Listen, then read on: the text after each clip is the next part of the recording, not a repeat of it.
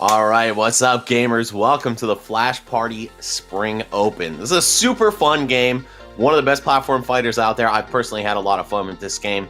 And we got 10K on the line. We got some of the finest talent in all the land for you guys. We're going to have some exhibitions. We're going to have a nice-ass open bracket, man. It's going to be so good. And here to take you through it, my name is Max Ketchum. I'm joined by Austin. What's going on, bro? Dude, not much, man. Everything's been going pretty swimmingly earlier today. You know, we're getting ready for this big tournament. We've been studying, we've been looking at the game, been playing it, been grinding it. It's mad fun, dude. I've been having like a lot of... the thing is that caught me really off guard, Max, is that it's like free to play. You just go on Steam, you download it, you can immediately boot it up and just play any of the characters that you get at the very beginning. Yeah, man, I definitely have sank plenty of hours into this game, and yeah, so I have all the players in this bracket, so I'm really looking forward to what like the absolute peak of this game looks like. Oh, come on, you put a little bit of hours in there. Weren't you top 10 at one point, bro? Weren't you like top 10? Like, hey, man, top 10 NA. Top 10 NA. I'm not going to lie. Japan has this game on lock. You know, if you went to like the global rankings, I think I was like 86th or 89th or something. So there's still a lot of work to be done on the global front. But I'm excited to see if some of the NA players in this bracket can prove me wrong. Because since I stopped playing a couple weeks ago, you know, I've been busy with life. A lot of NA Smash players have actually picked up the game and gotten really good at it. Yeah, they saw the invitational coming their way. Like, you know what? It's free to enter. You know, 512 people coming through to enter this thing, and they have been grinding. We've been getting a lot of players from all sorts of life. People coming from platform fighters, from traditional fighting games, from people that just might be playing the first game, you know, just to begin with. They've been trying to get into this tournament, try to get a little piece of that prize pool of the $10,000 that's going to be up for grabs. And we also got the exhibition match happening later today as well.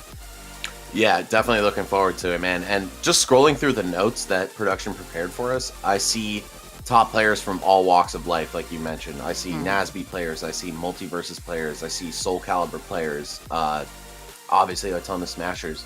So that crossover, I think that's what Flash Party's all about. And I think there's a good flavor of something for people who play every fighting game, right? And even just new players straight up. It's definitely an accessible game, which is good, but the ceiling's very high. Yeah, I definitely agree. Some of those players are going to be seeing later today, by the way. One of the top seeds is MJ, who people should not be a stranger to.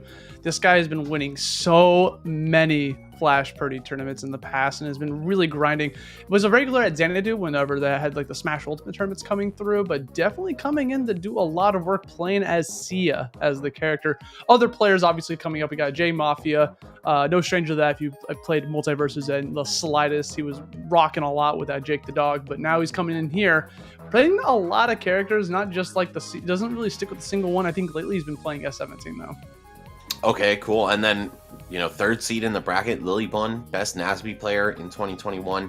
She's just an absolute legend at any game she touches. So looking forward to what she can do. I got to shout out my Nasby dogs. You know what I'm saying? Yeah, there's a lot of them here. Yeah, Mirror Man. I saw Troco. Ouija is in here. Also a top Slap City player. So, we got a lot of crossover. That's really the long and short of it. But I'm going to say right now, my pick to win this event, a little bit of a dark horse in many people's eyes probably, is Tokyo. He's the 16th seed. He's a Jersey Ultimate player. My boy for a really long time. He's actually the person who got me playing this game. I just saw him playing it on his phone one day. I was like, wait, why are you playing Smash on your phone? Why are you playing Platform Fighter on your phone? He's like, dude, it's Flash Party. You got to check it out. And if you guys want to hop on the wave, of course, type !Flash Party in chat. Promise you won't regret it. It's very fun. And it has ladder and great netcode and all that stuff. So, there's something for the grinder out there with this game. And I'd recommend it. Max, we were just talking earlier about how, the game was originally on phone, got ported over to PC, and has crossplay, right? But the thing is, when you play the game on your phone, the netcode's actually pretty incredible, just on your phone wirelessly, which shocks us. We're just how is this so good compared to, all the other games on the market just on your freaking phone? But then you actually go onto the PC, hook an Ethernet cord in there, and then it's just pretty solid. I've been playing this game a lot. I don't think I've run into a single laggy match. Yeah, I think there was one singular time I noticed lag playing this game across. They're just kicking the router. Hundreds of matches. Yeah, right. And it looks like we're going to be seeing Hungrybox up first, just to add to the list of legends who are in this bracket. He's going to be on the Miko, going up against, it appears to be Fluffy's Kamiki. Or, sorry, that's Tina. I just saw the green and autopiloted to Kamiki. Yeah, but, yeah, I'm curious to see what a top Smash player like HBox is able to do in this game.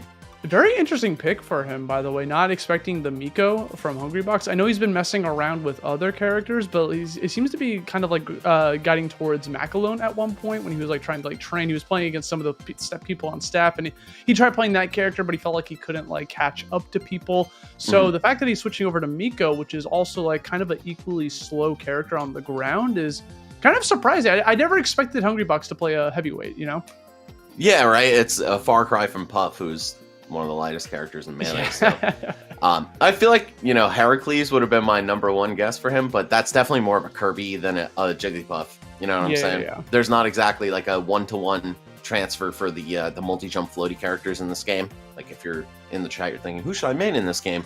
I would say, just give the whole roster a shot. It's definitely not going to be the character that you expected based on their toolkit at first glance, I would say.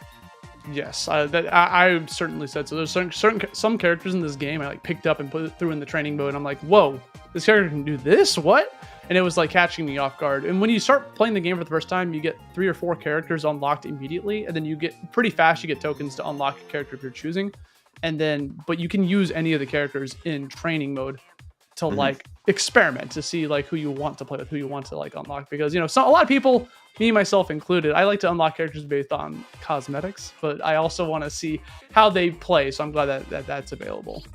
Yeah, I like the window shopping aspect, right? And of course, the more you grind, the more characters you get to unlock for free, so there's definitely a lot of incentive to keep playing the game. And in case you decide, I want a secondary, or I'm getting toward platinum and ranked, and now I need a 3-character roster to be good with, you could kind of sample everybody before you decide who to unlock. Also, another player I want to shout out that's in this bracket is Fane. He's the 7th seed, plays Sia, and dude's really good. I've played with him as my doubles partner a lot, and against him in singles as well. I think he's going to make a good run. He's just not one of those guys that, is a household name from another game. So, got to shout my boy out. And I hope to see him go far. But I also, once again, am particularly curious about how those household names will do, right? Because we all know that in their element, they're incredible at whatever game they're playing, right? But when you kind of level that playing field and you play a game like Flash Party that tests skills from all these different fighting games, plus its own flavor, that's where I think we're going to see some interesting results.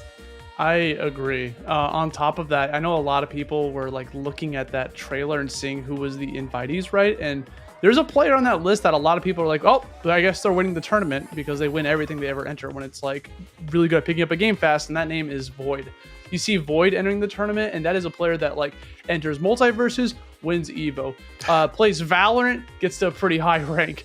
He plays Dragon Ball Fighter Z, got to like top 8. Like he can do a lot of games from all facets of life, starting off as a Smash player and going through all these tournaments. So when he comes over to this one, everyone's just like, okay, Void's gonna win it because he's just a god at platform fighters in general. Or competitive games in general. For real, League, Pokemon, like you name it, Void has probably done well in it. Guilty Gear Strive, chess, like I forgot he played chess. He didn't just play chess, brother. Yeah. He won chess. He won chess. There's a difference between playing and winning, you know? Very true, yeah. No, Void is honestly inspirational as a gamer overall. Like, as someone who tries to compete in a lot of games myself, I'm like, damn, I wish I had it like him. So we'll see. We'll see who is able to rise to the top, in this bracket full of killers. It's going to be very exciting. And it looks like Fluffy's readied up. So...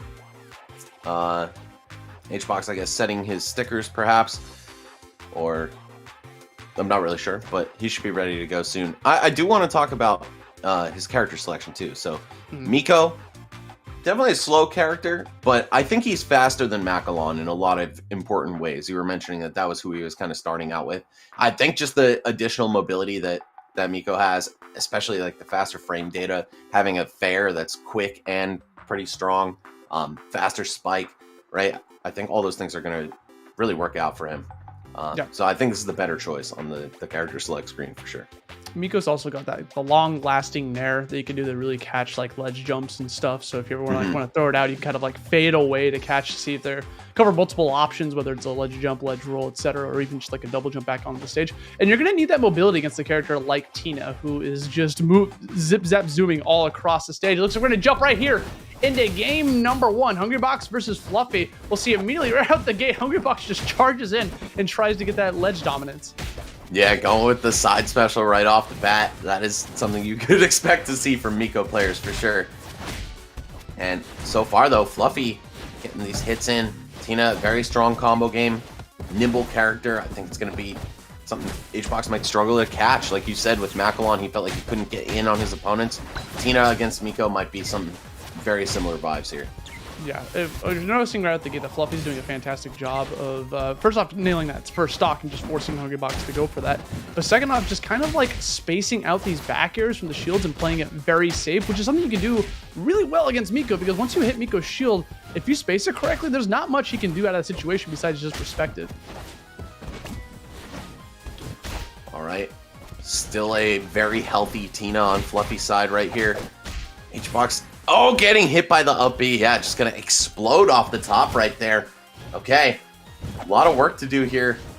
And you definitely don't have the like X factor of Jigglypuff's rest or something like that. So HBox is going to have to get this done the hard way. I'm going for that side special again. That thing's not safe on block. As long as you just hold that, you can get a free punish right afterwards. Kind of shocked he's not running that colorful sticker that gives you that ability to kind of jump out of it to be able to do an additional move. A good call out with that charge smash, getting that hit attack off going and getting that first kill against Fluffy. But right now it is 2 stocks to 1. Things are not looking too hot here for Hungrybox. All right, Fluffy establishing that stage control. Just gonna catch the high recovery. Oh, and HBox once again goes for the high recovery. Gonna get blown up by the charge attack, and we'll see game 1 go to Fluffy quite solidly, honestly. Yeah, Fluffy doing a fantastic job of just going back and forth, spacing out the attacks, playing around the winning con, right? Like the win con for this character, Miko, is he wants a grab, or he wants a fair, or just any hits in general. As long as you play it super safe, there's not much he can do to try to like get back and retaliate. I feel like this is kind of a difficult matchup for Miko, just off of just watching that game go off, because you can just see how Fluffy was just playing around that shield so well. Yeah, I feel like shield is very strong in this game. Like, it never diminishes, so you can't get shield poked. It takes a lot to break a shield in this game. But I think that comes with the downside of out of shield also not being so great, right? And there's a decent amount of blocks done. You can definitely pressure opponents' shields quite well. And we saw that exemplified in that match. Like you said, dancing around the shield. Tina, a mobile enough character to do it, but also with some great aerials on her. You know, can apply that pressure. And HBox contemplating or maybe even committing to the switch to Sophia. Okay, yeah. I mean, this might be a character to try to like be able to compete with Tina, right? Tina is at her core an assaulter, a brawler. She wants to get in there. She has to use her feet and her hands to actually physically put herself in harm's way to do it. Meanwhile, you're going to mess with Sophia, who has a sword, a disjoint. So that's going to be able to give her the advantage of being able to kind of just outspace Fluffy. So Fluffy's game plan that he was running against Miko is not going to be able to work in this matchup based purely on the fact that Sophia's got that sword going, whether it's going to be a forward air, down attack, up, especially that up tilt. The up tilt's massive, and you're seeing Fluffy jump a lot. That's going to be able to get some anti-air action in. Yeah, I think Sophia is just overall one of the strongest characters in the game, if not the best. Oh yeah, that up out of shield is disgusting. Yeah, there's so many reasons, honestly, and I think, like you said, it really does boil down to that range primarily. You just have so many ways to keep your opponent out, but you're also getting right up on them, right? It's such a dangerous combination when you want to get close, but they don't. So unless they have like some really good long range tools, Sophia could be a problem. And you know, I'm gonna just say it. Sophia is a lot like sword characters we've seen in Smash, very similar to Marth, for example. She definitely has her own unique twist, right? But this is a character that should feel at home to Hungrybox because, you know, there aren't a lot of surprises when it comes to the toolkit and just the feel of the character. So I'm curious to see if he's able to step it up with that. The Miko kind of got bopped, so we'll see what he is able to bring to the table here. Yeah, I think Sophia is definitely the correct choice just in terms of matchup. Knowledge and being able to be able to retaliate. So we'll see how this is going to be able to play down with everyone selecting their stickers and everything. For those that don't know, stickers in this game enhance your stats, whether they're the colorful stickers, which give you like unique moves, kind of similar to customs, or you equip like the red stickers, the yellow stickers, which are going to be like attack up, defense up, mobility up, stuff like that. So you have to equip all those stickers to be able to go and customize your character for the next game. And that's exactly what we're going to be doing. We have finished up. We are loading into the game. Let's get this game number 2 and this race to 2. Actually, there's only best 2 of 3 right now in this bracket.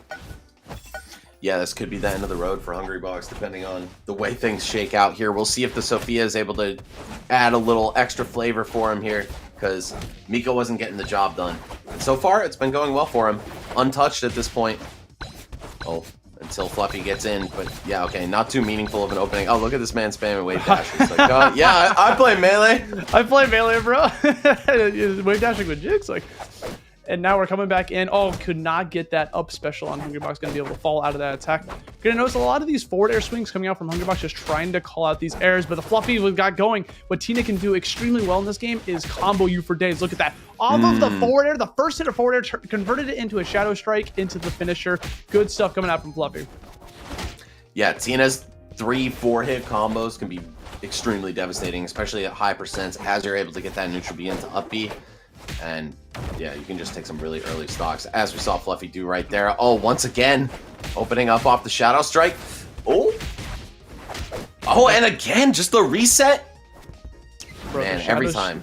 The Shadow Strike's so good as just like a punisher, right? Because when you hit them with the Shadow Strike and they get touched by that, they get stunned for so long before getting knocked into the air that you can do whatever you want. It is like imagination, the combo. Hungrybox going to go for a counter off stage, hoping Fluffy was going to be a little bit aggressive, holding that shield for very long. Eventually, Fluffy's just going to run up there and get that grab. Oh, whiff punish.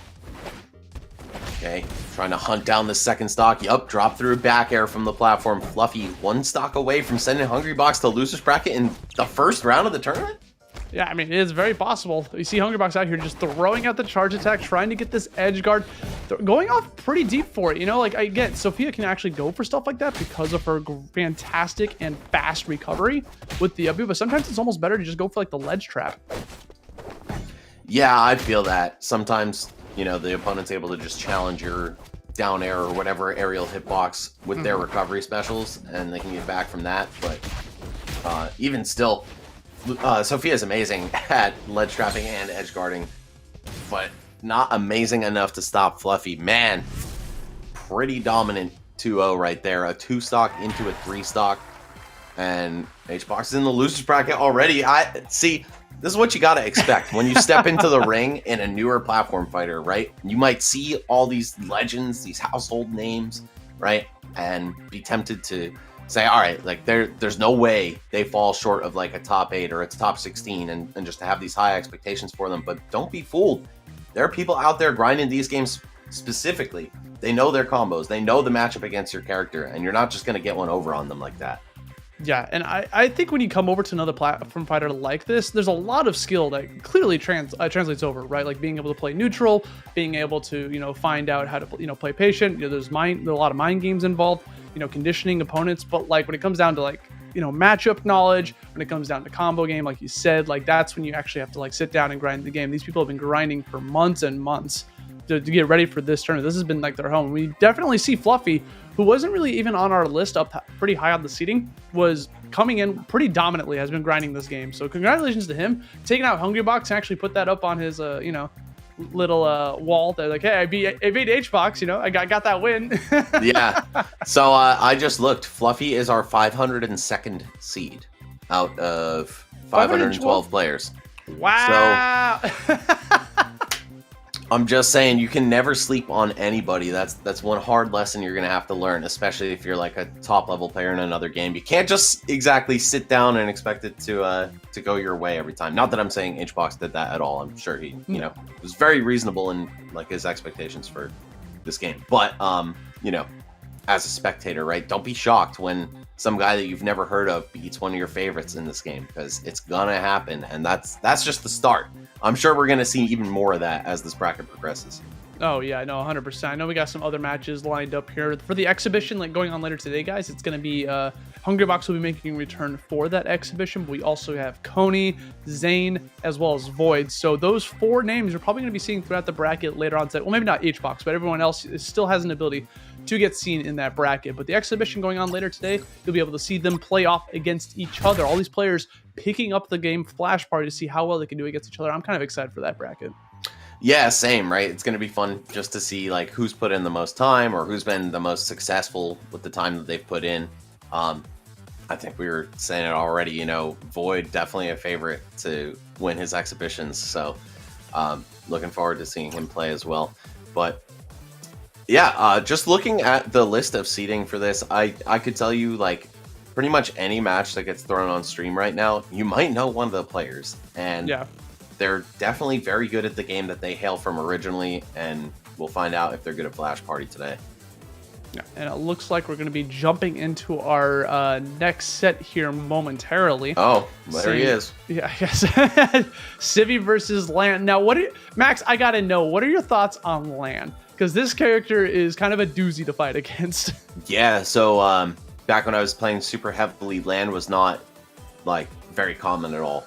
And the LAN players were not very developed. But I posted a tier list on Twitter for this game.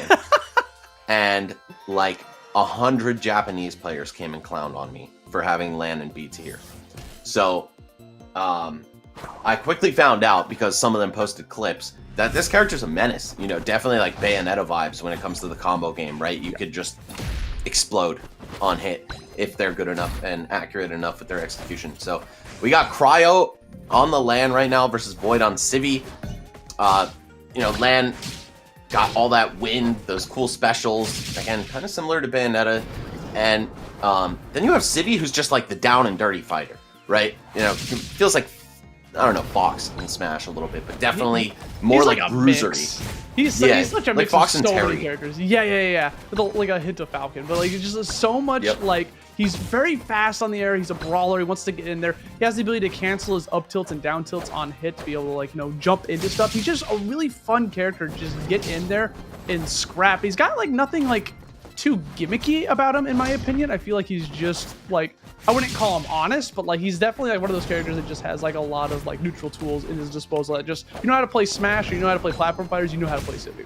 Yeah, he's definitely a what you see is what you get character, which is great. I think originally he was the first character that was given to new players, and you could see why. Like, he feels at home. Void picks up the down tilt back air, but the immediate revenge kill here from Cryo. Oh man, Austin, this is already kind of a barn burner here. Just a minute into the game, we're already seeing this accelerated pace, right? I think we're looking at a much higher level match than we just did. Yeah, definitely cooking. Now, I'm noticing that Void, that forward throw with Civi, with that character, when you get a forward throw at that low of damage, you can chain that into up airs forever. And I would like to see Void try to go for that if we see that here in the future, because I feel like the forward air is really good for knocking him off stage. But I think actually that's what Void might be going for the forward air just to get that stage control. Yeah, it's true. You can edgeguard land pretty decently well. He's not the hardest character to spike, but the forward throw, up air, like air wobbles as people call them, you know, super, super potent for Civi. And you can even end that with a landing up air into the spike. So we'll see if Void's able to land some crazy combos like that. So far, looks like he's actually starting to pull ahead. The first stock wasn't going his way until he found the early kill, and now he's just been in the driver's seat the whole time. Yeah, you're going to notice him going for those side specials, and they're going to try to catch those landings. Something that land can do really easily if they feel like they are having trouble like landing or whatever is trying to land with a nair. Land's nair is so safe on shield and hit that you can do anything you want out of it, but Void's not even given the opportunity to. You saw that ledge trapping. That was like Platform Fighter 101, bro. Just stay on that ledge, catch that ledge jump, and immediately get that KO. Yeah, I think one of the strongest suits for like ultimate players, particularly in this game, is that ledge trapping is a huge part of it. So Void definitely no stranger to having to do that. As we see him dissecting Cryo's land at this point. Down tilt in the down air is disgusting. I love seeing that. I don't know if it's optimal, but it's so cool looking. Yeah, Void definitely looking like he's put his hours into this game. Yeah. Civi is polished, you know, the jump cancels are there. Even, you know, I'm just impressed that, you know, somebody who I didn't know was playing the game is aware of that kind of stuff with Civi, right? Obviously, it's Void. He's going to push the character to its fullest, but I'm just happy he's, you know, putting in that grind. Yeah, always a huge fan to see the players like actually like get in there. Now, seeing Cryo trying to get these down specials on him, gets a fantastic dash attack off stage. That's like one of the downfalls of Civi is his recovery is just not the greatest in the world, but it doesn't matter because he can kill at that percentage. Look how early that kill was from Civi coming in here. I think he was at like 80 or 90 and managed to take that first win going in Void's favor. All right, excellent first game right there. I think we saw a good amount of back and forth, but then we also saw Void starting to figure it out and just turn it up to 11. So game one's going to go his way. We'll see. Maybe Cryo's got another character. I don't think Lan is particularly bad against Civi or anything, although I could see Lan struggling with Rushdown and being like a taller, lighter character that's very easy to combo because of his weight. I do think Civi is good in this matchup. No, agreed. And even if Civi doesn't want to approach, like he does have the ability to kind of stop a lot of his lands moves in his tracks, especially with like projectile. But it looks like we might be getting a swap over to S17 here, Max. Yeah, I'm going to co-sign this one for sure. Oh, Thanatos maybe? Thanatos? I mean, this is also fantastic because Thanatos' long range it does a fantastic job of just like keeping Civi out. Okay, and it looks like Cryo has locked into the Thanatos. Very interesting. I feel like all three of the characters that he showed, Thanatos, S17, and Lan, they all kind of have the same problem against Civi where he's just so much scrappier than them, right? Like Civi can get right up in there and destroy you. They're all tall, especially, you know, Thanatos and Lan, and that's just perfect because if you can hit with rising up airs with Civi, oh my god, it's combo city, dude. Yeah, I mean, just go, and it's also safe on shield too. So if you manage to do the short hop up air and you hit the shields, like, okay, cool, I'm just going to keep going forward, and then you can't do anything about it unless you want to get hit by something else. So like, that's definitely going to be the offense versus defense option here. You're going to be playing, you're going to see Cryo playing as Thanatos. Definitely want to try to just keep Civi out, which he does have the ability to do with, again, with that long range of that scythe. He's got a lot of like large, gigantic hitboxes. They may be a little bit slower than Civi's, but they do cover a lot of ground, and he does have a projectile of his own too. So especially on the stage counter picks as well, if he ends up going to a stage like Civi's lab, like he can easily just kind of camp underneath a platform and throw out a projectile, which kind of like limits Civi's approach options, especially with that platform right above him. Yeah, for sure. Thanatos is just like the master of keep away, but not via projectiles, just via his giant scythe, right? Yeah. And, you know, for the Smash Ultimate familiar watching, Sephiroth is the character I'd compare this guy to for sure. He's especially got like a back air that feels like in that same vein where it's so much range, so much knockback, but just has a little bit of startup. And that's, I think, the theme for Thanatos' whole moveset, where once you're able to get your move out, you're probably safe. You're probably not getting punished, but it does take a little bit for that to happen. All right, we're gonna go over to Jotunheim, the snow stage. This has like the kind of a weird, awkward platform on the left side, which makes it pretty interesting, right? Kind of makes the left side and the right sides different, asymmetrical going on here. And right out the gate, we're seeing Cryo doing a pretty good job of just catching these hits. You're kind of seeing a little bit of matchup unfamiliarity probably here from Void because he's been letting go of shield a little bit too long. Thanatos' hitboxes last a pretty long time, and especially that dash attack has multi-hits, so you just gotta like kind of adapt to it. I think that's what we're gonna see here from Void. Yeah, the duration on Thanatos' moves is definitely one of the scariest things about him. And how difficult it is to edgeguard his up B. We're going to see probably a solid amount of recoveries work out for Cryo just because Void is like stuck in an action at the ledge and he's going to get hit away by the up B. Damn, and that dash attack cleaning up the first stock here. Wow, only 60% on Cryo. It's a much different story than the first game. Yeah, a lot of dash attacks coming up from Cryo, catching Void off guard. That's okay. He's just going to punish that landing lag on that down air with the forward smash. Here comes up special. Good recovery. Void's going to be able to just chill back. But here comes a regrab. But even with the regrab and you have no iframes, it's still kind of difficult to go off there and challenge unless you like jump super far to the right. And with Civi, you're giving up a lot of control. But I guess Cryo just kind of flubbed his recovery there at the end. Maybe a little bit paranoid about what Void was going to do to him. Okay, we're going to see Void get the opening here. Yup, drawing first blood on the second stock. Oh, the accidental taunt. You actually can't unbind taunt, so I don't know if that was on purpose. Imagine emote, just doing it mid-combo. That's one of the things you can do in this game is you can taunt mid-combo.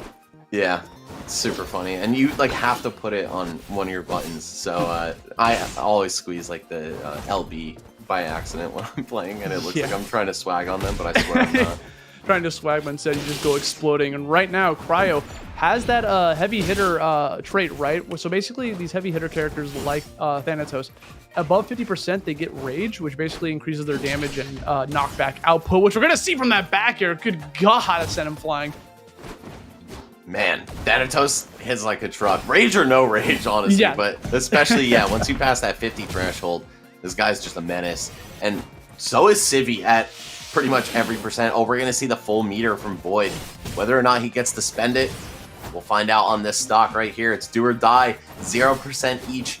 Both players with a completely fresh stock. And this time it's Cryo who's going to draw first blood.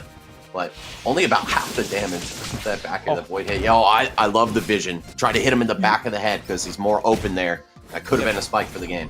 I think he was expecting Cryo to like go towards the stage to go with that up B right afterwards, but just a little bit too overzealous with it. And now Void finding himself off stage, looking out for that projectile, has to air dodge upwards to avoid chilling on that platform. Kind of getting a little bit too hungry with the forward smash, forcing Cryo to the back. And now they're just kind of scrapping right now. They're just trading hits. Yeah, this is so fire. Such a back and forth between these guys. And I'm loving the adaptations from Cryo, right? Game one, not going his way, makes the character switch, and suddenly you're going toe-to-toe with a player like Void. Oh no, misses the parry punish though. Okay, dash attack to send him off stage. What's the edge guard gonna be, Austin? Does he have these?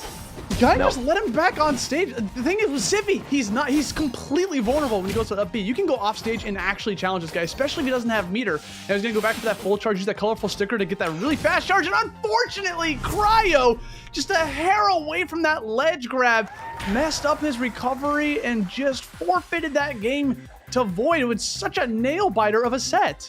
Man, that was so tragic. I feel like he tried to like overspace his up B right there, right? Thanatos, one of the few characters that does not snap to the ledge on the way up during his recovery, right? So I think maybe he was scared of Void punishing him just standing at the ledge or something, but Void knew, like, oh, I gotta respect the hitbox on this move. I'm backed up. There's pretty much no chance it was gonna happen. And Cryo, I think just the fear factor got to him and he drifted a little too far back trying to keep himself safe. Unfortunately, did not.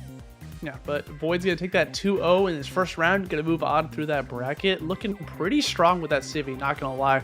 Liking the sticker setup too. He had that colorful sticker that made it so your charge is really fast. Like, it is significantly faster than without that sticker. Because I don't know if you've ever held it, Max, but like, if you hold that for a long time, Civi's like, okay, any day now. Okay, I got it. Yeah, honestly, since Civi's just in like my ladder rotation, he's only my first stock. I don't even charge. I just fight. And it's like, all right, I'm going to just be S17 in like 2 minutes. So, not worried about it. But congrats to Void, though. Honestly, great display of Civi. One of the characters that I think will feel the most native to players of other platform fighters, especially Smash players, like we were talking about before. Fox, Terry, Falcon, kind of all the fun things that make those characters feel like what they are, all put into one. Yeah, and speaking of fun, you already know Void's having a blast because he's one of those players that enters these brackets and he's gonna get stronger as the tournament goes on. Because I can feel him leveling up in that set alone. Like from that game 1 when he was trying to get some combos working, they weren't working just right, to that game 2 when he was actually confirming some stuff, as well as like adapting to Thanatos. You saw the beginning of that match where he was getting hit by dash attack of all things from Thanatos, constantly dying to dash attack for his first stock, and then after that he was shielding correctly. He was doing a fantastic job of not getting caught by stuff, so he was already adapting that fast in a single game. Imagine giving him multiple sets through a tournament. Like, Void's one of those players that's just really fast at picking stuff up, and I think it's going to benefit him later on in the bracket. Yeah, I mean, based on the way the Sibio was looking, he's definitely sank some hours in, yes. But I have a feeling he still has like a time disadvantage compared to some of the other players in this bracket, particularly like the dedicated flash party grinders. I've seen some names that I recognize from ladder that definitely have like hundreds of games played, right? So I don't think he's quite grinded that much. Not to say he hasn't done his homework. So you're totally right, Austin. Like every round of this bracket, Void is going to come into it knowing a different matchup, or like, you know, in the process of learning it, maybe learning some new combos, learning the tendencies of flash party players, because it's kind of a thing in every game, right? Like you'll notice that if you play against a melee player in Ultimate, like Hungrybox, for example, he doesn't do all that many air dodges, right? Like not a lot of neutral air dodges on the way down. And I think that's something that could throw you off because you might be expecting that, right? So as Void plays some more of these homegrown flash party players, he'll start to realize like, oh, they like to do air dash or air dodge in to keep himself alive off stage or something like that. And then once he's able to pick up on those habits that are kind of universal across players of the game, I think he'll be doing really well. And by the way, someone who's definitely learned the flash party specific meta, we have MJ, the first seed of this tournament, playing Sia right here. He's won 5 tournaments in a row. Am I correct? Was it in a row? Just I don't know if it was in a row, but definitely just 5 wins in the month. Yeah, because they have like that weekly tournament that happens like every week online that like Flash Party helps like support and stuff, and he's been dominating there, being the likes of like J Mafia too in a lot of those tournaments. J Mafia used to be like king in this game like a couple months ago, but MJ's been quickly taking that from him. We're seeing exactly why. Did you see that combo? That was ridiculous. Just allowing Vaddix from being able to land whatsoever. That was a 0 to death to kick things off right here. And it's tough. I feel like Sia also just completely demolishes Miko. Like, this is a character who never lets you land. Yeah, you see that up air right there. She's got a good projectile, good footsies up close as well. And I wouldn't really call her a keep away character, but she's definitely good at keeping you away. That's for sure. Yeah, she's not a keep away character, but she has the ability to play keep away if she chooses. And she's also got those meters, right? You'll notice in the top left corner, good God, that's up there. But you'll notice in the top left corner, you'll see 2 different meters that she's got going. She's got the normal all-rounder meter, which is if you had enough up attacks, side attacks, down attacks, you charge up for your super special, which we might see from MJ. But then there's another meter on top of that, where if you just hit him enough times, you charge up one of your specials, but he's not even going to use any of them. He doesn't even get the chance to. He doesn't need it. He just needs the A button.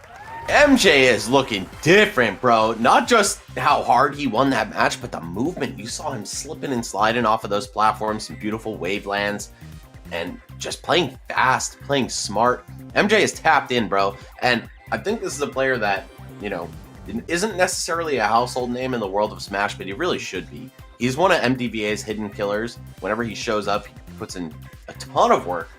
And he also was really good at Nickelodeon All-Stars Brawl at the beginning of that game too. Didn't really like follow through with it later into the game's lifespan, but he was really good with Zim at the beginning. And I think Sia is kind of built from the same parts as his other characters, right? He plays Rob in Smash, Zim in Nazby. Sia here, I would say Sia is like the Zelda of this game, but Zelda with sauce. So I could understand why MJ is feeling good about this character. Yeah, I mean, this Garnett in Multiverses too. He was disgusting with her. That's right. I remember MJ. Again, you see these players just playing all types of games, coming over to, you know, Flash Party, you know, show off their skills, show off like how you can transfer those skills over pretty easily from game to game. But then you can find those players that are like, wait, I actually really like this game, and that's MJ right now. MJ has like dedicated a lot of time to this game. Still competing in other games. You know, he won a Xanadu recently, but you know he does put a lot of time into this game, and we're seeing the fruits of his labor, bro. We saw him like going for those down tilts too. Sia's down tilt is so good at getting those combo starters, and you'll notice that MJ's spacing on those down tilts are immaculate. Yeah, I gotta say that is probably one of the best moves in this game. Sia's down tilt. It's incredibly safe, leads to combos. I mean, that's really all it does, but like those are 2 really valuable assets to have. In your neutral game, bro, like you need it too. you got to remember, like in this game, when you're like on the ground, compared to like other platform fighters, sometimes you get like a million options. In this, you only get the 4, right? You get the up tilt, down tilt, jab, and charge attack for your A button, anyways. And dash attack. Yeah, dash. I forgot about dash attack. But yeah, when you're getting in there. But here we go. Let's see if Vaddix can try to get something going. Has the home field advantage, but unfortunately, he's not going to be able to get anything. We have the character swap over to Tina for MJ. Oh, okay. Wait. Really? Wasn't that just the same costume? I don't know what a lot of the custom costumes look like. The costumes, it looks crazy. Oh, dude. No, I had my stream feed paused because I clicked the default screen it for a second. I didn't realize. I thought we were still waiting. Like, yo, that's a sick costume. Like, what? Thank you for that, bro. I was like, wait, what's going on? Are we in the match already somehow? But no, first stock, MJ gonna clean that one right up. Tina, she's got some crazy offstage play, and it's all gonna end up being a spike for him. Oh no, not the loops, brother.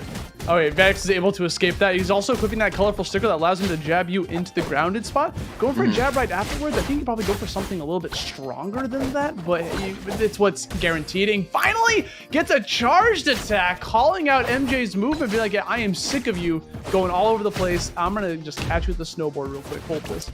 It's so funny because MJ did a ledge dash, right, which is like a technical, melee-esque option, and Vaddix was just like, forward smash! Yeah, it's like, you're gonna land right here, brother. Yeah, like, sometimes keeping it simple is the best path to victory, and Miko is definitely a character that makes you feel that in this game. That said, though, we got some more loops coming out from MJ, and this one is looking like a rap ski. Yeah, it's looking pretty bleak here for Vaddix, just trying to get in there. Gets a side special, doesn't have the colorful sticker to get that cancel instead, but hey, that charge attack, a colorful sticker coming out, throwing out a little bit of a snowball towards MJ to kind of extend that range, but unfortunately, MJ converts that! Bro, with the Kingdom Hearts stained glass at the end. That was crazy, bro. MJ is looking real good, man. First seed in this bracket, and you can see why. Yeah, 100%. The best thing about this is that MJ, known for being a Sia main, but can show that like he can play other characters too, bro. Like, especially if you go like into ranked right now, if you play ranked, it's kind of like Squad Strike where you have 3 characters that you have to pick. So kind of forces you to play multiple characters, which in the end can be very helpful for someone to like learn the game. And look at that ending again. Good God. I agree. A couple people like aren't crazy about the fact that you've got to learn 3 once you get to platinum. I think it's great, right? It kind of forces you to come out of your shell a little bit, think outside the box, get good at the game overall instead of just learning that one character, putting all your time into them, and then, like you said, it helps you because what if you play that character's worst matchup in a tournament match, for example? Now you're out of options and you don't have somebody to fall back on. But because of the forced 3-character roster for ranked, everyone's kind of polished with at least 1, or at least 2, I would say. Like, sometimes there's a weak link in somebody's team, but at least 2 of their characters is going to be very strong. Yeah, and I was one of those people, Max. Like, I was playing ranked, right? I got to plat, and all of a sudden it turned into the 3 players fun. And I was like, oh, what the heck? I was just having fun playing Civi. Like, I don't want to learn other characters. I want to be a one-trick. And then I started playing again, and I actually started to explore the characters. Like, oh, wait. You know what? Kamiki Yuri's kind of fun, dude. I like spamming that up tilt to get those, like, aerial combos, bro. So, like, it forces you to explore, especially like you said, coming out of your shell. That happened to me. So like I actually learned a lot more about the characters because of that force. Yeah, also just gotta say, having ranked ladder in a free game, could you ask for more than that? Guys, if you want to get on the wave, type !flashparty in the chat. And I'm not just out here spamming, bro. I have sank, I would say like 300 hours into this game. Maybe a little less than that, but definitely a lot. And it feels good, and especially when you start climbing that ladder rank, you have something tangible to show for yourself. I would definitely get in there if I were you. And there's more than just ranked too, because like while there is rank for like the singles, there's also the 2v2 rank if you like to play with the doubles. A lot of people like have fun playing doubles in this game. There's also like lobbies in case you just want to play like the singular character, have like your custom rules. There's a battle royale mode they just released, which I haven't tried yet, but like they make it so there's 10 characters like or something like that, and it's like the last one alive wins. I really want to try that mode, but like they just have all sorts of like wacky zany modes, so they're also trying to appeal to like the casual side too. Yeah, there's something out there for everybody in this game, right? Like, and not even necessarily just like the crazy modes. You could also just play unranked friendlies, right, with a random opponent and auto queue into somebody. So there's always players online, and it's a real good time. Yeah, always a lobby open for people to just kind of jump in. The community is definitely active on that Discord too, so they're always trying to like get matches. There's also like a global chat. Like in the game too, you can just like Yep. talk like after you beat someone, say, yo, BGs, bro. Bro, I've seen it all, man. I've seen it all in there. All right, so looks like we're gonna have AFuji versus DemonGalaxy. So I'm not familiar with DemonGalaxy, but you can see right there, NA Teams rank 2. He's got a ton of kills racked up on his player card, and he's part of the Ego clan, which I'm definitely familiar with from my days playing the game. They're one of the more prominent clans out there. Oh, I'm sorry, it's Model Zero, not AFuji. Versus DemonGalaxy. Tong versus Kamiki Yuri. This is strength versus power. This is a very stark difference in the character style here. Tong, one of those characters, just has the ability to drink the drink right there. You're gonna see this glow around Tong that's gonna make it so she can just take a hit for free and completely ignore it. And the only way to beat it is use a multi-hit like that, or try to go like for a grab, or you can just run away and just let the passive damage she takes from it. But you know what? It's not gonna happen. Gets in there, gets the aerial side special, and immediately gets that huge knock power coming in clutch. Look at 45 already, Max. Yep. Yeah, when Tong is drunk, she's an absolute menace. So I think your #1 objective is to rush her down to the point where she can't start sipping. Yeah.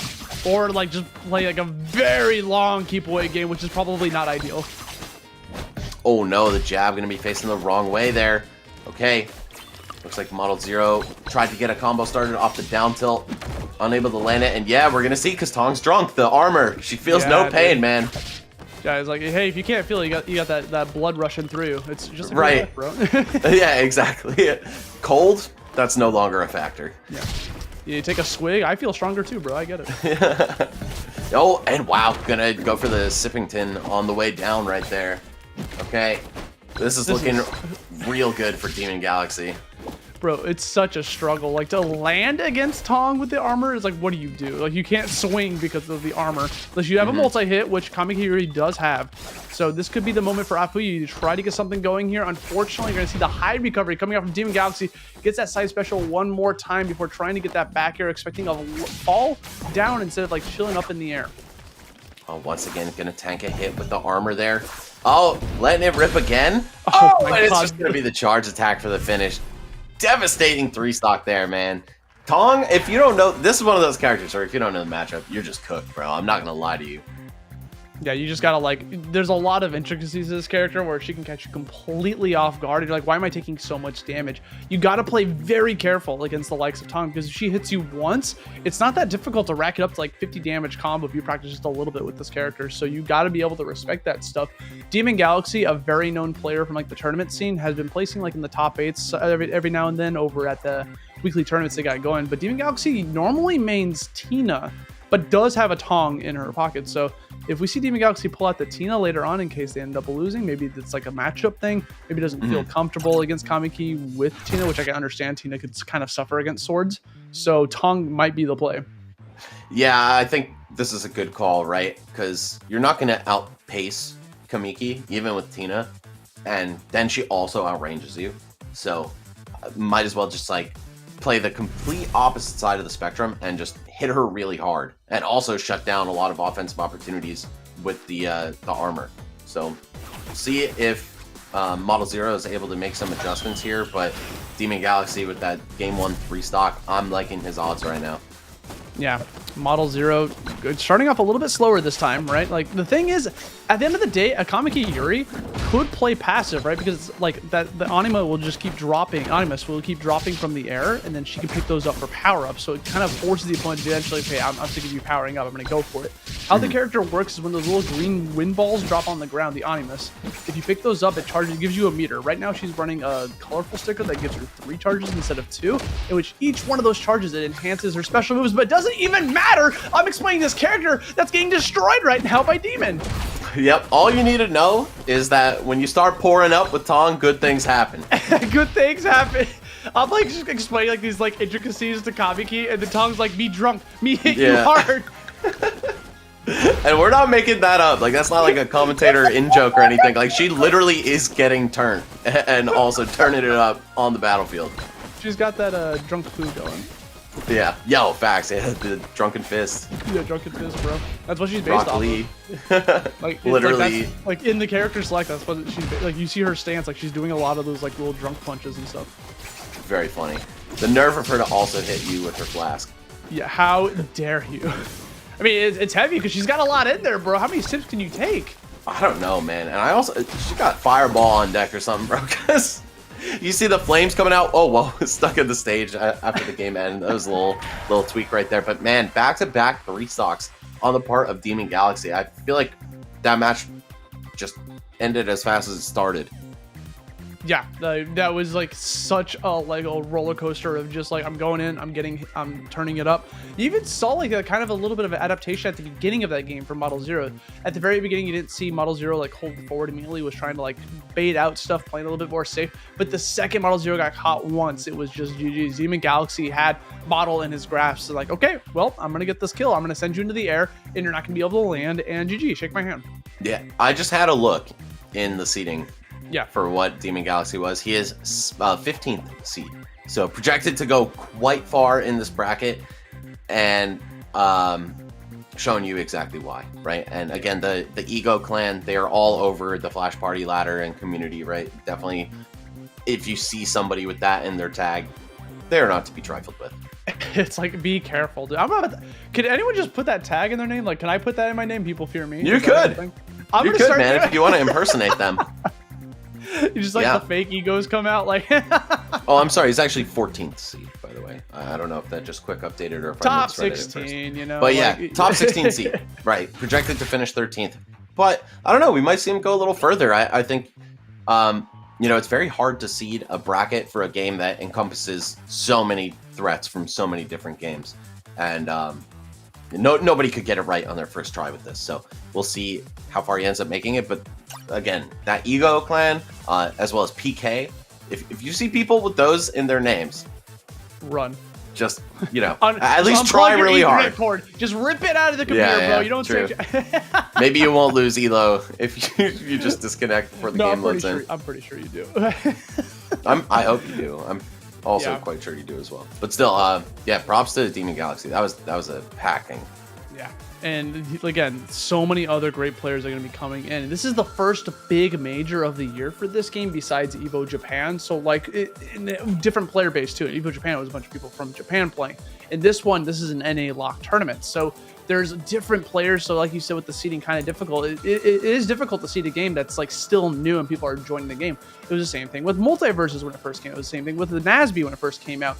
It's always a struggle to seed stuff based on like, okay, well, this player's really good at Smash. And they come to this game to get destroyed. It's like, well, why was he 3rd seed? Like, well, he was good at Smash, you know? Right. So I think the one person that can rise above that, like, ambiguity is Void. He's just that good at all the games he plays. I've ever hyped him up a little bit too much, and like hopefully he's able to deliver. I want to see Void take it all the way. I want to see Zain play, because like Zain's gonna be one of those players that is like, he only plays melee, dude. Like that is like his game. So it's kind of fascinating to see him actually make a jump to a different game. So I'm curious how that's going to be able to work out for him. Yeah, I think the coolest part about watching Zain is going to be that Sophia is very close to Marth, right? Like he will feel at home with this character, but the engine's very different from melee. You know, this plays more like the modern Smash games, but it does have a lot of hit stun. It does have some advanced movement. There's combos. Yeah, right. There's definitely combos in this game, and I think Zain's going to dig that. But we'll see. It's all about a different Sophia right now. We got ShyBaka versus... Oh, that's Coney! I am not shocked, dude, that this guy plays freaking Miko. Like, I saw Miko. Yep. I saw Coney. He's like, yeah, he's going to play the freaking gorilla character, the Yeti. Like, I just knew it. Coney's definitely a heavy enjoyer for sure. You know, King DDD, Ren and Stimpy, Wario and PM, right? Like he's got a lot of options in the heavy department. So, in this game, it's really you play Miko or Macalon, and I would expect Miko for sure. I also think Miko is much better. I mean, you can also go for like Tong, like who we just saw. You know? True, yeah. You know, she doesn't. She's not a big body, so she doesn't register as that to me. But you're right. Okay, we're gonna jump right back into this. Calls out the ledge get up with a forward smash. That was like, I don't know, that didn't feel like me. I felt like they were just throwing that out. That was like, you know what, if you do it, you're dead. And that covered like roll and ledge get up. So good stuff from ShyBaka. Wait, was it forward smash or was it neutral B? I thought it was neutral B. Oh, neutral B. My bad. Yeah. They look very similar. They do. The last slash of the neutral B looks a lot like forward smash. So yeah, that move, one of the best ledge trapping tools in the game. Definitely reminds me of like Lightning Buster from Mithra. You know, it's just a lot of active hits. And And a ton of power afterward. That's something Mithra definitely doesn't have on hers.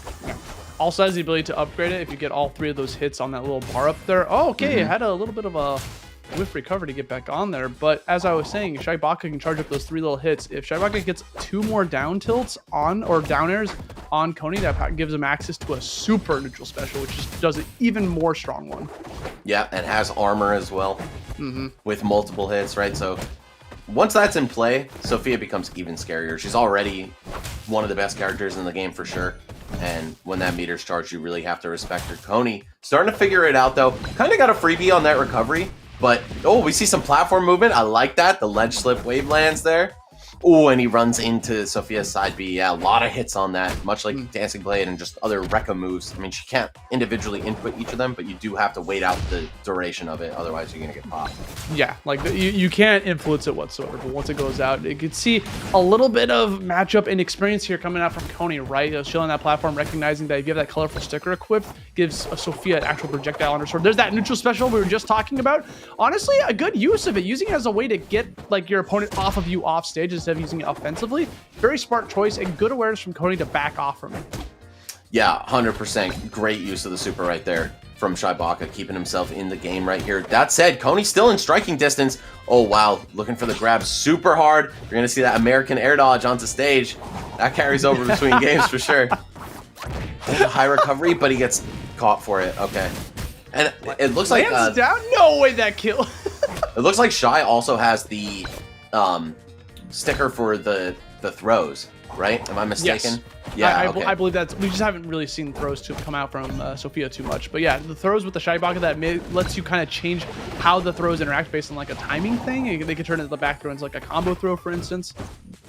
Oh, Coney with the smiley emote. face? I feel like that was unintentional on Coney's part and definitely intentional on ShyBaka's part. 100%. It's like when you emote second, you know, like they're doing it. It's like, whoops, I accidentally pushed it too. Tee. Yeah. Okay, hold up. Coney with a chance here. Almost picking up that edge guard, but well-timed air dodge. A lot of players will just do it immediately out of panic, but Shy held on to it for a second. And suddenly, despite the percents here, this is actually very doable for Coney. Yeah, he's in a scary situation right now. Gets called off by the neutral special, just runs off with it. And there's not much Coney could have done in that situation besides go for like an air dodge, because I'm pretty sure he already used his double jump. Yeah, no, that drop zone neutral B is so dangerous from Sophia. Just like how it's a great ledge trap, it's also a great edge guard because, you know, really the same reasons, right? You're putting this long active hitbox right in front of the ledge. And it also has a ton of knockback, as you saw right there, taking out Miko, one of the heaviest characters in the game, at like 100? He was at 140, so like... Oh, 140, okay. He was burning. What was making that matchup scary was that Coney was at 140, and then he was almost at maximum rage because of that. So, like, if he could have gotten, like, a couple more grabs, like, that would have been, like, the game. Like, because, like, Miko will kill you at, like, 80 with a grab if he's close to this edge of the stage. Yeah, raged up Miko is very, very scary to fight. And, of course, because he has all that weight, you're going to see him at high percents pretty frequently. Oh, yeah, here we go. You're right. Wow, 146. Oh, he did have a double jump. Well, so yeah, he thought maybe he could go for the low recovery. Was expecting a high. That was a game of when you're off stage, you got to think about how you're going to recover. You can go for high recovery, low recovery. If you go for the low, ShyBaka, Sophia in general has that very killer option of just running off and doing the neutral special. Whereas if you go for a double jump, they can cover that option with just like a forward air or something. So like it's a tough situation to be in because I know a lot of players like to go for like the drop down so they can conserve their double jump. But unfortunately, Coney was able to get caught out by that. We're going to jump in here to game number 2, taking us over to Macalone Paradise. Got those moving platforms. Got a quick combo from Coney to start things off. Nair into jab. ShyBaka trying to zone out maybe with the forward smash projectile here, but just not enough to keep Coney out. And also swinging it from kind of close. Now we're seeing Coney in control here, holding down this ledge trap. Nice, finds a grab. What more do you have for us, though, Sophia, with such a reliable recovery? Unless you do it way above the ledge like that. ShyBaka kind of messing up, but Coney didn't punish him all that hard. No, I was actually pretty impressed by Coney's ledge trapping right there. He was doing a good job also of just playing around in that shield. You notice that whenever ShyBaka go into the shield, he would do a fadeaway down air to make it so it could become safe. That time going for the nair, gonna get caught off guard by that up B at a shield, which is such a strong option for Sophia. Yeah, one of the few really dangerous characters out of shield because of that up B solely. Oh, Coney, yeah, able to air dodge right back into it. Not going to be safe on hit. Oh no, Miko with the full charge is terrifying, bro. It lasts so long, and it covered right there. That covered ledge get up, ledge attack, and ledge roll. So like it's such a strong option to be able to do if it's a full charge. So gets a lot of mileage out of charging up that neutral special. Oh, good intuition there from Shy, knowing that Coney would get up and then block. Oh, but the last hit of the up B is gonna pop Sophia away. Okay, ShyBaka once again in a position where he's got to keep chasing down this very angry monkey. Or Yeti, actually. I don't think he's even a monkey. He has costumes where he like turns into like other animals. So, you know, yeah, it just depends what you like you're running. But yeah, his base form, definitely rocking that Yeti. Running up there, going for those shield grabs. He's a big punish coming out. And now you're going to notice that Coney's at 138%. That's a lot of rage. This could kill. Ooh. Maybe. Okay, hold on. That sent him pretty far. Yeah, exactly. Kill. Wait, hold on. Yeah, I was about to say, Sophia, not the greatest horizontal recovery, right? It goes mostly straight up. You can drift a little bit, but still, we're going to see Coney take a nice early stock and a fat lead here. Oh, he wanted everything right there, and he actually got it. The weak down air, not even a spike, just enough to push Sophia away from the ledge. Coney evening up the set. This is our first game 3, is it not? I believe so, yeah. Coney coming back in clutch with the adaptation. The only other close match we had was Void getting a 2-0, but both games were very close. This is the first game 3 we've had. Coney coming back from that game 1, which is looking like a back and forth. That felt like, okay, I know what I'm doing now. And then he just obliterated ShyBaka in that last game. Holy moly. Yeah, that was super clean right there. So props to Coney, turning it up in the second round right here. Let's see if he can maintain that going into the next one, though, because now ShyBaka has gotten to see what Coney playing well looks like, right? And maybe he'll make some adaptations based on that. It was like, oh, that game 1 was kind of easy. Like, maybe I took him too lightly. Yeah, that's kind of like how sometimes it goes like that. But yeah, now we have counter pick advantage going towards ShyBaka, right, with those stages. There's 5 stages in this game, so you can pick any one of those stages based on like how you're feeling in the matchup. They're all pretty good for all characters, but there's clearly some that are a little bit better. This stage felt a little bit smaller, which would be very useful for the likes of Miko, right? Being able to trap your character now, disallow them from being able to run away. And look at this ledge trapping that was coming off from here. The soft hit dare. It was the fact that it was a soft hit dare that still got the job done because of, like you said earlier, Sophia's lackluster horizontal recovery. And he also caught the landing with his down tilt, which, you know, not one of the best moves from Miko, I would say. It almost functions more like a smash attack than a tilt, just because it's kind of slow, but it's strong, and it hit Sophia out at that low angle, very unfavorable for her, and it just allowed Coney to pick up the edge guard. So we'll see if he's able to keep that momentum rolling, or if ShyBaka's got something to say about it. Typically, you know, in other platform fighters, I feel like sword characters are great against the heavyweights until they're not, right? Yeah. And sometimes it could just go off the rails a little bit. That's the whole like point of the game, right? Is like when you have that sword, your goal is to keep them out of your range. And the goal of the other character is I'm going to get through this sword. And once they do, it is so scary. And just like that, going to open them up immediately with that dash attack, gets the grab out of the air dodge, and Coney already has him off stage. And okay, hold on a sec, Coney. I don't know. Yeah, slow down. Yeah, you could have gone for a trap. He was at 20. Oh, wow. Challenging the snowball with Sophia's up B straight up. I actually found from my own gameplay experience, the best way to challenge that with Sophia is side B. You have, again, tons of activity, and you kind of move into him, and it always wins the head-to-head clash. So we'll see. Maybe ShyBaka can pick that up and use like a lower risk option to challenge the snowball. Now, coming back in, tries to go for the grab, but that up B could be used almost immediately after that dash attack. So thought it was a little bit less safe than that. We're also going to the stage. This is Civi Studio, so they got the 2 platforms. People that play other games, very familiar layout, right? And you're going to see a lot of like ShyBaka kind of chilling underneath those platforms. Yeah, we got Civi Stadium right here. Yeah, Civi Stadium too. oh no! The overshoot from Coney. Just not expecting Sophia to keep traveling that far, and we're going to see the emote. Yo, if I know Coney, he ain't happy about that. Yeah, no, he's definitely mad, dude. When Coney plays competitive games, this kid's the naked Tommy! You gotta remember, he comes from League, bro. You gotta remember.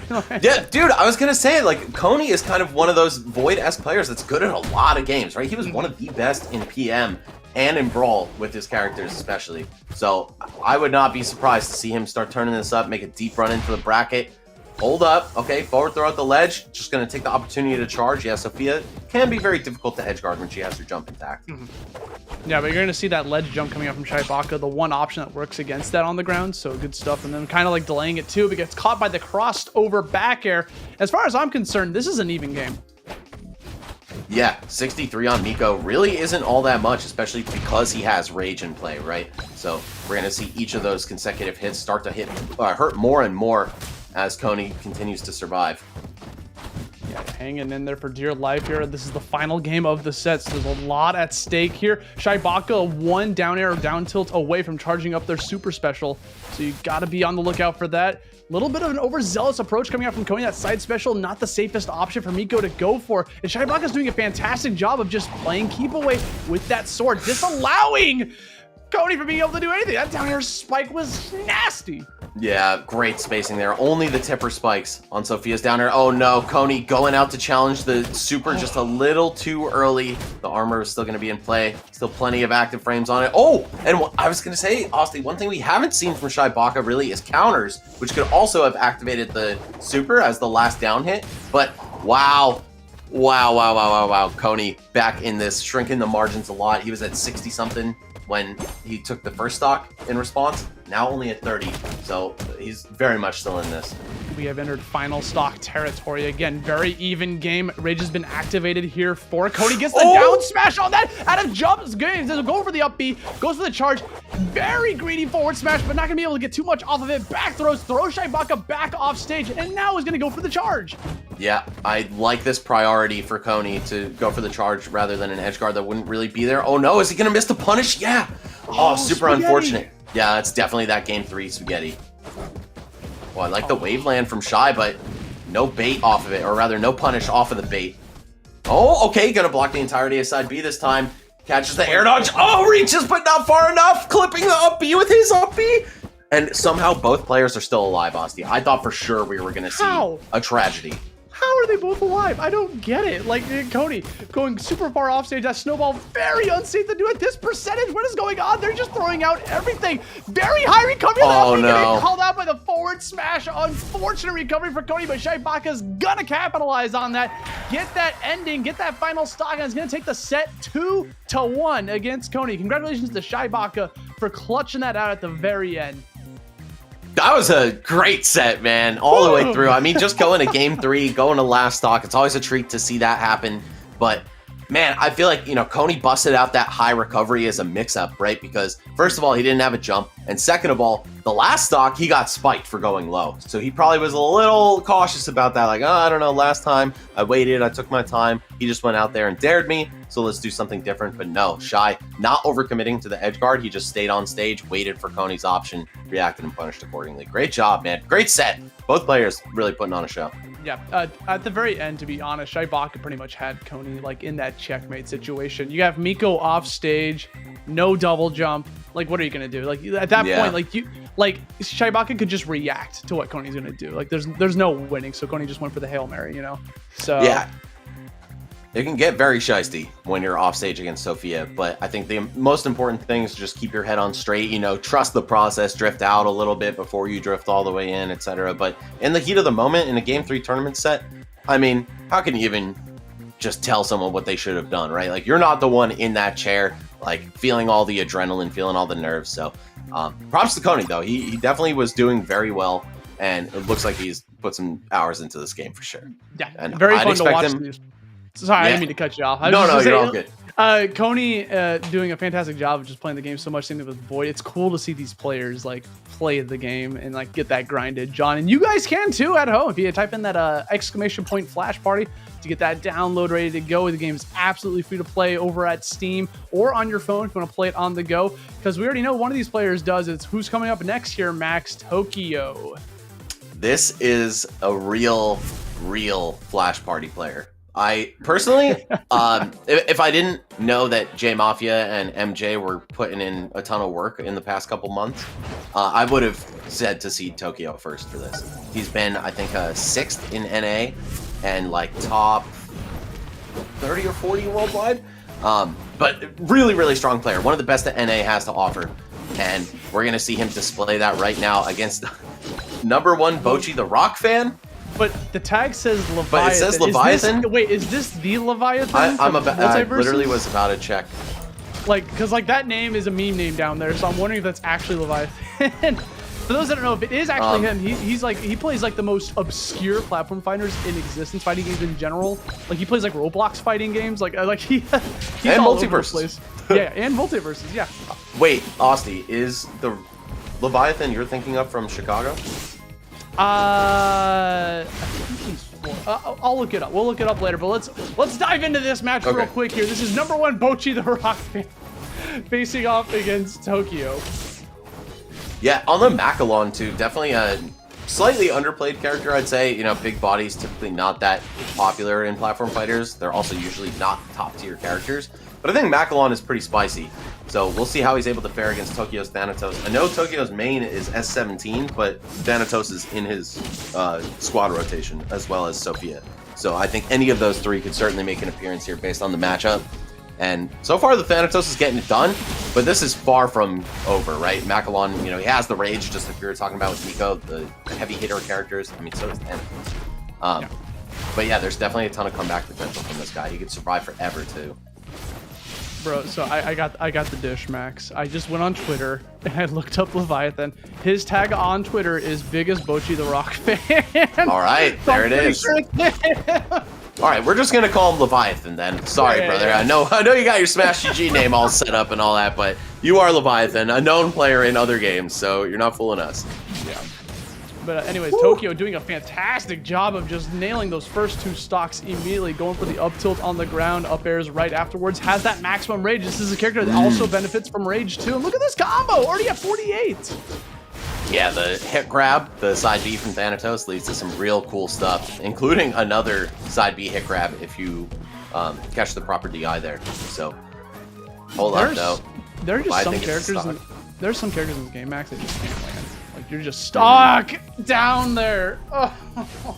Yeah, I would put Macalon in that category for sure. I mean, you have a giant down air, right? The flame breath, but it does not cover you at all from the sides. Kind of gives me like Cloud down air vibes, for example, where you have this very difficult move to challenge vertically, but you're completely wide open horizontally. Yeah, and now we're going to see Macalon, again, just getting kind of obliterated right now from Tokyo's Thanatos. Again, a very strong contender out here. Tokyo been grinding this game on his phone in a car while just trying to get stuff ready to rock here for the next set. And by the way, guys, we have some drops coming in for this game. If you want to see right there on the code, if you type in that code, the N2K one, you get some free stuff over at flashparty. I think that's only activated for today, so you got to rush to get that. We're going to be seeing a lot of those throughout the whole day, which is really cool from the XD, the creators of this game, throwing in these codes for the tournament, people to be able to like download some good stuff. So shout outs to XD for making this game, allowing us to have this crazy tournament we got for $10,000 invitational today. Yeah, that's some serious cash, dude. Like, I really would love to win this tournament. You know what I'm saying? Like, being the person that walks away with the lion's share of that. Yeah, first place, bro, gets 5,000. Like 5,000 alone, 50% of that pot goes to them. As we're gonna jump into game number 2, Leviathan's got to get some switcheroos coming up here. Gonna switch the stages up a little bit. I get why they're probably gonna go over to the Civi Studio, because this allows you to be able to have that platform, allows you to kind of play a little bit more safe from those angles. So we'll see if this is gonna be able to switch stuff up, or if Tokyo is just gonna play the same game again. He knows his win con, bro. Put him in the air. But there's that down air you were talking about, Max. Oh, jeez, yeah. And the parry too from Tokyo. He's tapped in right now. Little bit of damage coming out from Leviathan though, more of an even start to this match. But again, Tokyo, he's probably got the most hours in this game out of anybody in this bracket. Even people like MJ and J Mafia, who have been really good recently. Tokyo was on this game last year. Before it was on PC.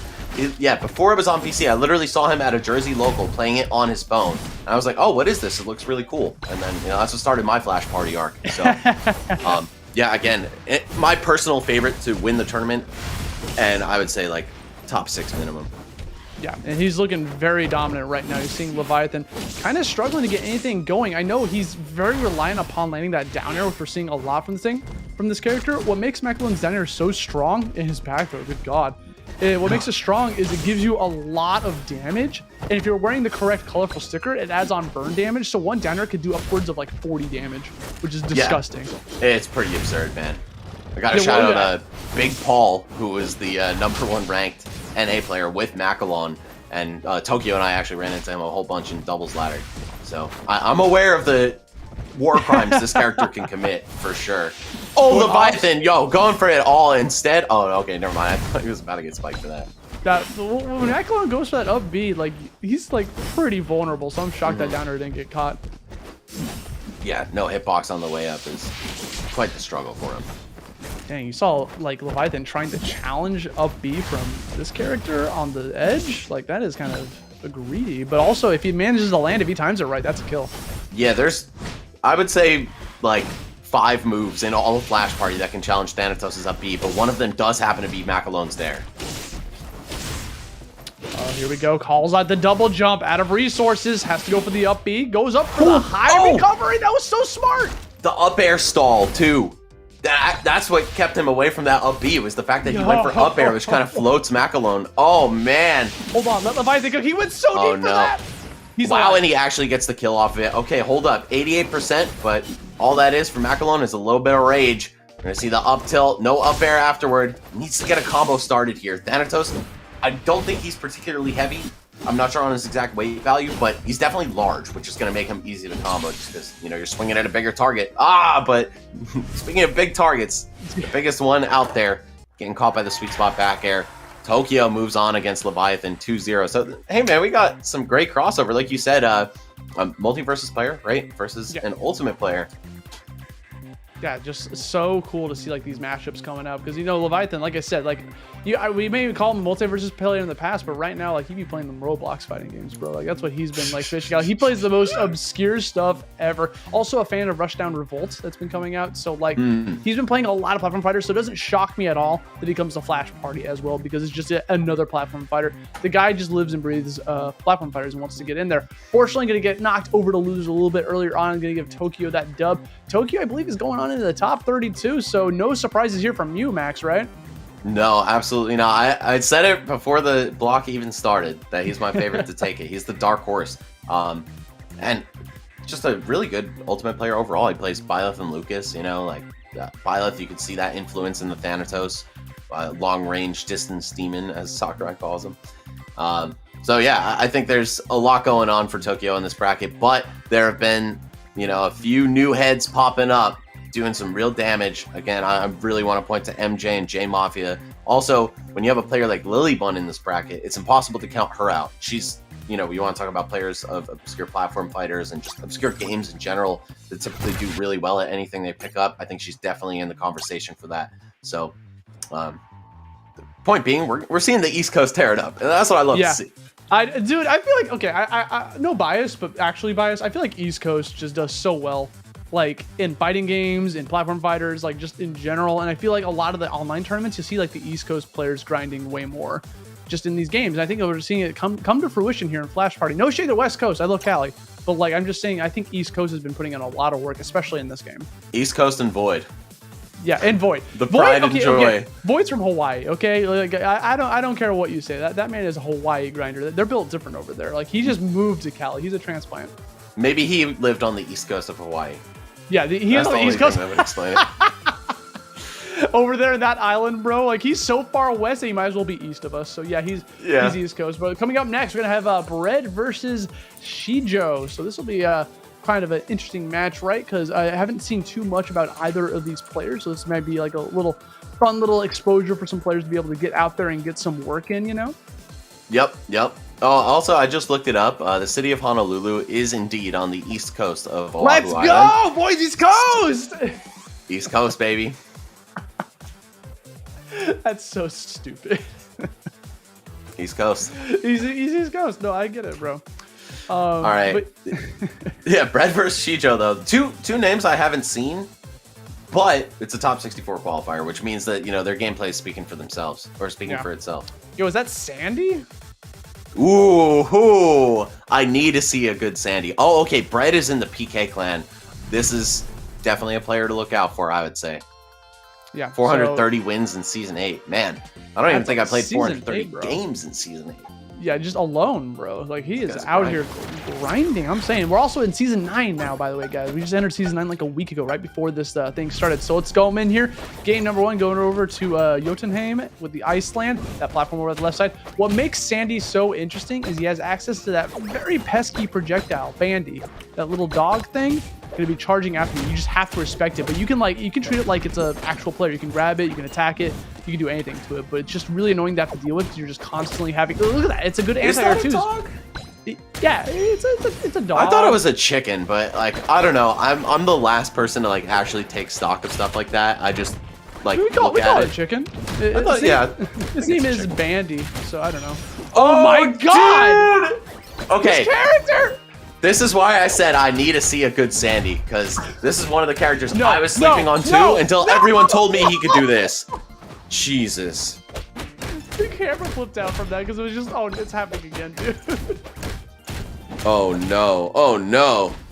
Please tell me there's some way to DI out of that. I'm pretty sure. Oh! Jab 3 into pair! That was a Packington, brother. 10% dealt the whole time? And my homie's got the Sherlock fit. Oh my god. Yeah, bro. Yo, he's got the monocle. Yeah, the costume name is Sandlock, and I was expecting a Warlock, but it's Sandlock Holmes. Sandlock Holmes out here like trying to discover what happened in this murder because we just witnessed a crime here live on stage. That was the fastest 3-stock we've seen literally all day. Yeah, like you're the one who did it, bro. Yeah, who are you looking for? bro. How about the mirror? No one suspects the detective, bro. In those murder mysteries, they never suspect the detective. Man. Dude, if you're Shijou, how are you feeling? Like, I'm feeling very scared, or like I'm about to pick up Sandy. yeah, I was like, yo, maybe this is the true brawler I should be playing. This character is completely nuts with the combos they can do. I am pretty sure a lot of that might not have been true. I feel like there's definitely situations where you can try to like DI out of that, but I'm not too familiar with Sandy's combos to actually make that like a justified like 100% answer. It feels like you should be able to DI out of that, right? Like, Yeah, but also it all happens so fast, right? So yeah, it's tough. Even if you have that direct matchup knowledge and you know the counterplay, it might not be so easy to do it. Either way, we're gonna see this match just get run right back, and oh my god, I don't think we even got to see Shijou play, and I don't know if we will again. Wow, what is going on? So these combos that starting off with Sandy is the jab, right? The jab can lead into imagination. So your number one priority against Sandy is not to get caught by that jab. Because the jab can convert into side special, which can convert into down special, which is a long aerial combo, which can then convert into up special. So like it all comes off of the jab. So jab is like the number one tool you gotta stay away from. Yeah, I'm glad you're so tapped into the Sandy meta, because this is one of the characters I know the least about, right? Like I feel like that average ladder player with Sandy is just so far behind Bread. I have played against some Sandys that have done stuff like this to me, and I need to know what the hell is going on. Look at that. Look, Shijou able to fall out of that combo, but it doesn't matter because he's off stage. There's a down air coming out. Bread is starting to collect it right now. 2 stocks to 1. Look, might see a second, third stock potentially. Yeah, it's certainly possible. We see the jab start. Hold up. Oh no. Are we going off the top? No. Okay, maybe holding down at least that point in the combo is the way out. Because now we're starting to see Shijou figure out the DI and just keep himself alive. But that said, it's too little too late at this point, Austin. You're down 3 stocks to 1. You're down a game. It's just looking kind of Jover. And I was just looking for these up tilts, right? Because the up tilt will actually, that break shield. You saw like Shijou's shield actually got pretty red right there. Very scary situation to come out. Oh, facing the wrong way, couldn't get the grab. That would have been spelled wonders for a character like this. Civi gets a lot of options out of a forward throw, especially off stage like that. He's just searching for it. I think he just wants a stylish ending. Oh, we're gonna see the assist come out from Sandy. Yup. Oh man, I thought it was gonna lead to an opening, but the fact that he can have the chicken or dog or whatever it is come out and do his dirty work for him and then convert into death combos. Well, this character might be a problem, bro. I think Bread might be a problem for this bracket if people aren't keyed into how you're supposed to DI out of this stuff. Oh, there we go. The Shoryu is gonna drop. Dash attack gonna be able to finish it off. Not a second, third stock. Shijou showing a little signs of life here. It might be a little bit too late though, but here comes the combos. Up tilt to up air. This is the try and true here for Civi, but you know what? He's gonna back off. He's gonna send off his little fiend to chase after the opponent. And what's really awful about that assist when you're like fighting against it is it jumps at you when it's close to you. It doesn't jump until it's right next to you. It's so annoying to have to deal with as like an anti-air. Yeah, it's a very smart AI. Yeah. Science has gone too far. Yeah, dude. Imagine Nana was smart. Yeah, exactly. And had a mind of her own. Oh, wow. But just the raw show where you're going to get it done. Bread. I think that might have been the most dominant set that we've seen so far, right? Like yeah, 10% I would in the first at least game. game one. At least game one. That was 5,000% the most dominant. Game two, you know, we saw a little bit of a comeback coming out from Shijou, taking at least one stock, but it was still pretty dominant game two. Yeah, I mean, a 3 stock into almost another 3 stock. Definitely rough, but I think Sandy is just one of those real knowledge check characters, right? Because Shijou, you saw him start to figure things out later into the match, right? Where it's like, oh, okay, like this is how I DI out of that. But the first time you fight Sandy, I feel like you're guaranteed a trip to the loser's bracket. Yeah, he's just got so many options that convert into up special, which is his big kill move, right? Like whether it's the jab or just a raw side special, like a little like gap closer from like you know, in the air that can convert into it too. So he's got a lot of things that can convert into it. You just got to be aware of all those options and understand that shield works against it. And if he hits your shield, you can then get a punish off of it. But then comes in the assist, and that's when it gets really tricky. So you can't run away from him and let him breathe for long, or else he can start. He's a setup character too, so you got to kind of like rush him down, but rush him down safely. You know what I'm saying? Right. Hey, a set play character with touch of deaths? Are we playing Marvel or are we playing Flash Party? I don't know. Yeah. Yo, is that another code down there? That's a new code. Oh, let's go. Yeah, I'm about to redeem it myself, bro. Hold on. No. Yeah, please collect your drops. Please download the game, !Flash Party in the chat. Trust me, it's worth. This game is very fun, right? Amazing online, fun roster. Feels right at home if you play Smash or other platform fighters, right? It's going to feel very natural and intuitive, but it has its own meta, it has its own tech, right? All this stuff that you can figure out only by playing hands-on. So please, I encourage everyone to check it out. It's on Steam. It's on mobile, you know, iOS and Android. So go ahead and check it out, man. What are you doing if you're not playing? Like, you saw that Sandy? That could be you. That could be you. That could be you, the one doing out there being a Sherlock Holmes trying to solve that crime with the freaking all those specials that lead into the up one. But solve the crime that you committed. Dude, you're so smart. How'd you know? How'd you know it was you, bro? Dude, if I'm that Sherlock Sandy, I'm just like finding some random dude to frame and being like, yo, I'll hit you with this combo if you don't go along with it, and then show him that clip. Yeah, just like you pull out your phone and like, by the way, I can play it on this phone too. Like, right. I can hit you with that combo on my phone. And yo, that said, like I feel like a lot of people, you know, when I've shown them Flash Party on mobile, like I was playing before it came out on PC too. Right. They're like, oh, like, you know, the mobile controls must be so scuffed. And dude, I'm like a princess when it comes to my controls. I'm very picky in particular. Like if it doesn't feel right, I'm not even gonna touch the game. Flash Party nailed it with platform fighting controls on your phone screen. Like it literally you play feels on the screen. Yeah. Yeah, Wow. no controller or nothing. Yeah. Yeah, And it actually feels good. It feels really good. Yeah, like sick. I haven't played on the phone, so you have like a C stick for your A button. So if you can tap it for neutral A, but then you can swipe it for like up, down, and forward, right? So it actually ends up working out really well.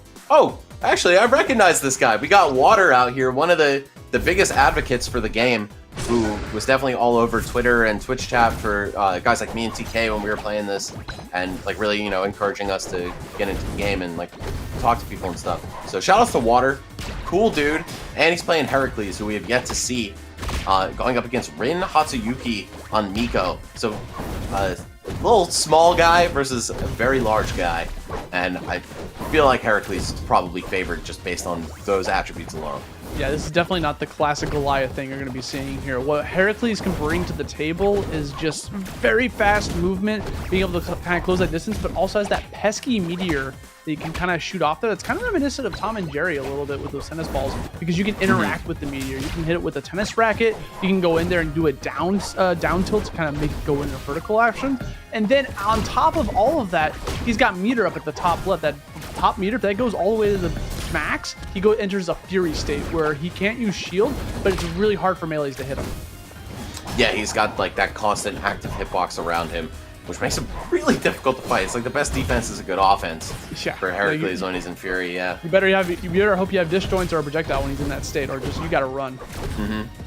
So far, Water, really dominant start here. Not even past the 20% mark when he took the first stock from Rin. And there it is. We saw the actual grounded state coming out from the jab, but because he was in the Fury state, he wasn't able to get anything off of it because he tried to do it and he took a hit for it. So it doesn't last too long. It's only like 5-10 seconds or so, but like it still is enough to like mess with players trying to like go after you. Yeah, it could be enough to take a stock sometimes too, or at least like get you out of a bad spot.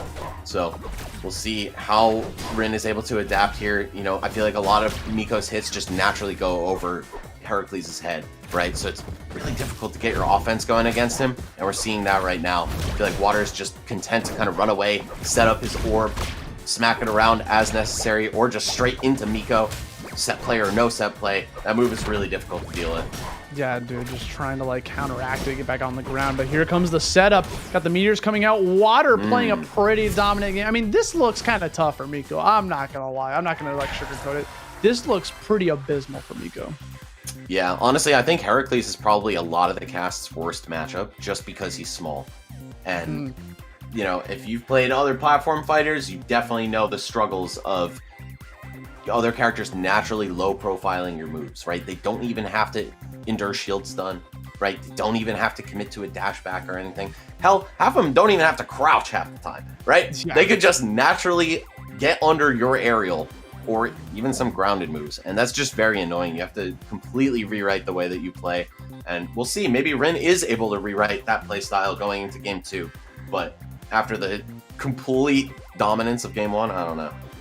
Yeah, it's a little struggle there. I feel like all Heracles is missing is a pancake move, bro. Like just to get down to the ground, just smush yourself to make yourself even smaller. But yeah, he's a hard target to like lock down.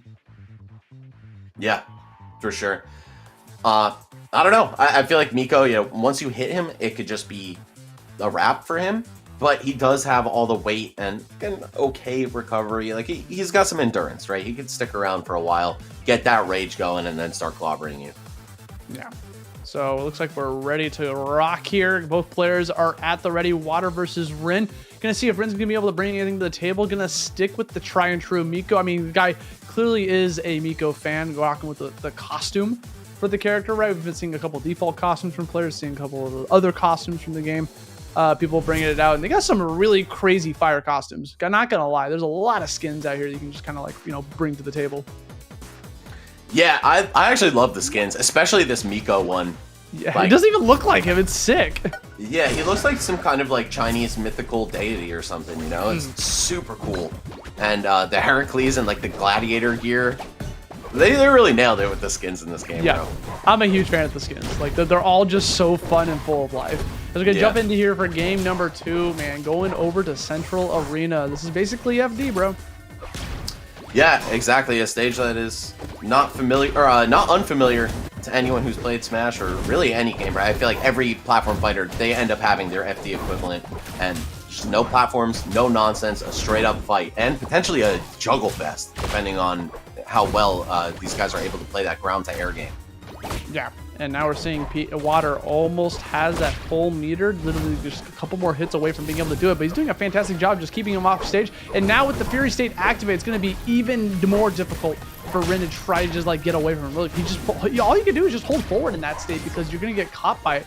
Because the downside of Fury is that you can't block, but you don't need it. You don't need that block.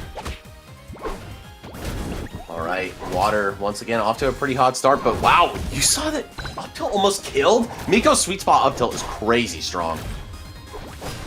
Yeah, looking pretty great right now, trying to get the up attack on the ground, getting some aerial combos on top of that. Look at him, he's looking for the up tilts himself. Rin trying to catch, you know, Water potentially laying down on the ground or anything coming out. He's back off stage again, 91 damage. What can he do? He's just struggling to get any sort of semblance of stage control. Yeah, it just looks like every time Water's able to find time to get the ball out, Rin just cannot get a word in edgewise. Miko too large of a target, too slow and exploitable out of disadvantage. So, oh, hold up, Fury mode just popped too. This could be the end of the stock very shortly. I think the one downside to Fury mode, though, is that it can sometimes mess up Heracles' own combos. Yeah. And it might have cost Water an opportunity there, but we'll see. Looks like he's still doing just fine, though. Not phased at all by the fact that he's at 95 against the full rage Miko. He's just content with his stock lead, and he's going to apply that safe pressure. Dude, that just landing on top of him with that down special, too. And it said showing no fear. I mean, this Heracles is pretty light. So you're playing against that max rage, too. That is a scary situation to be in. Has the all-rounder ability ready to go as well, so you're going to have to be on the lookout for that from Rin. Got all those attacks ready to rock here. Oh no, there it is! Super, yup, just a full screen carry. You're done, dude. Like, so that, for those that don't know, that is the move where if you land enough up attacks, side attacks, and down attacks, you get a full charge and you can do your super neutral special. Other characters have that as well, like we saw it from Sophia in an earlier set. That's the one where you make a gigantic meteor, and we'll see it right now in the instant replay. Just shoots it off there on the very edge of this stage. It's like, you know what? I'm gonna do it right here. Boom! Drags you. And look at him, he's desperately trying to DI out of that too on the left side. He could not get out. The fact that it like carries you all the way too, right? It's like it doesn't matter how much knockback the move has. It's gonna put you right in the blast zone. You gotta block it, Max, or you gotta avoid it.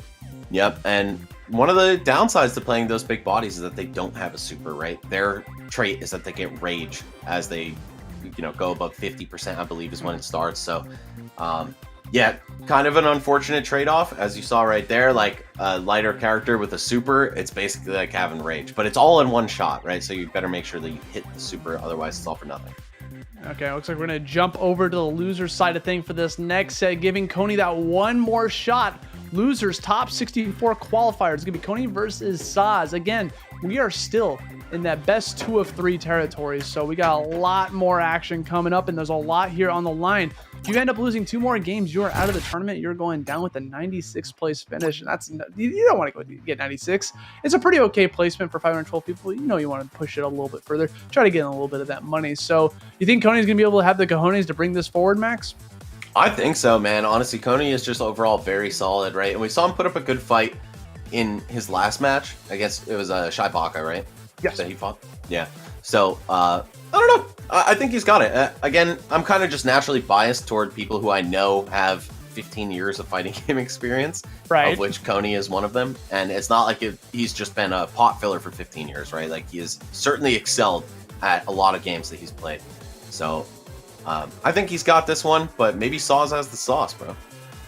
Yeah, I mean, it's in his name, bro. He could do it.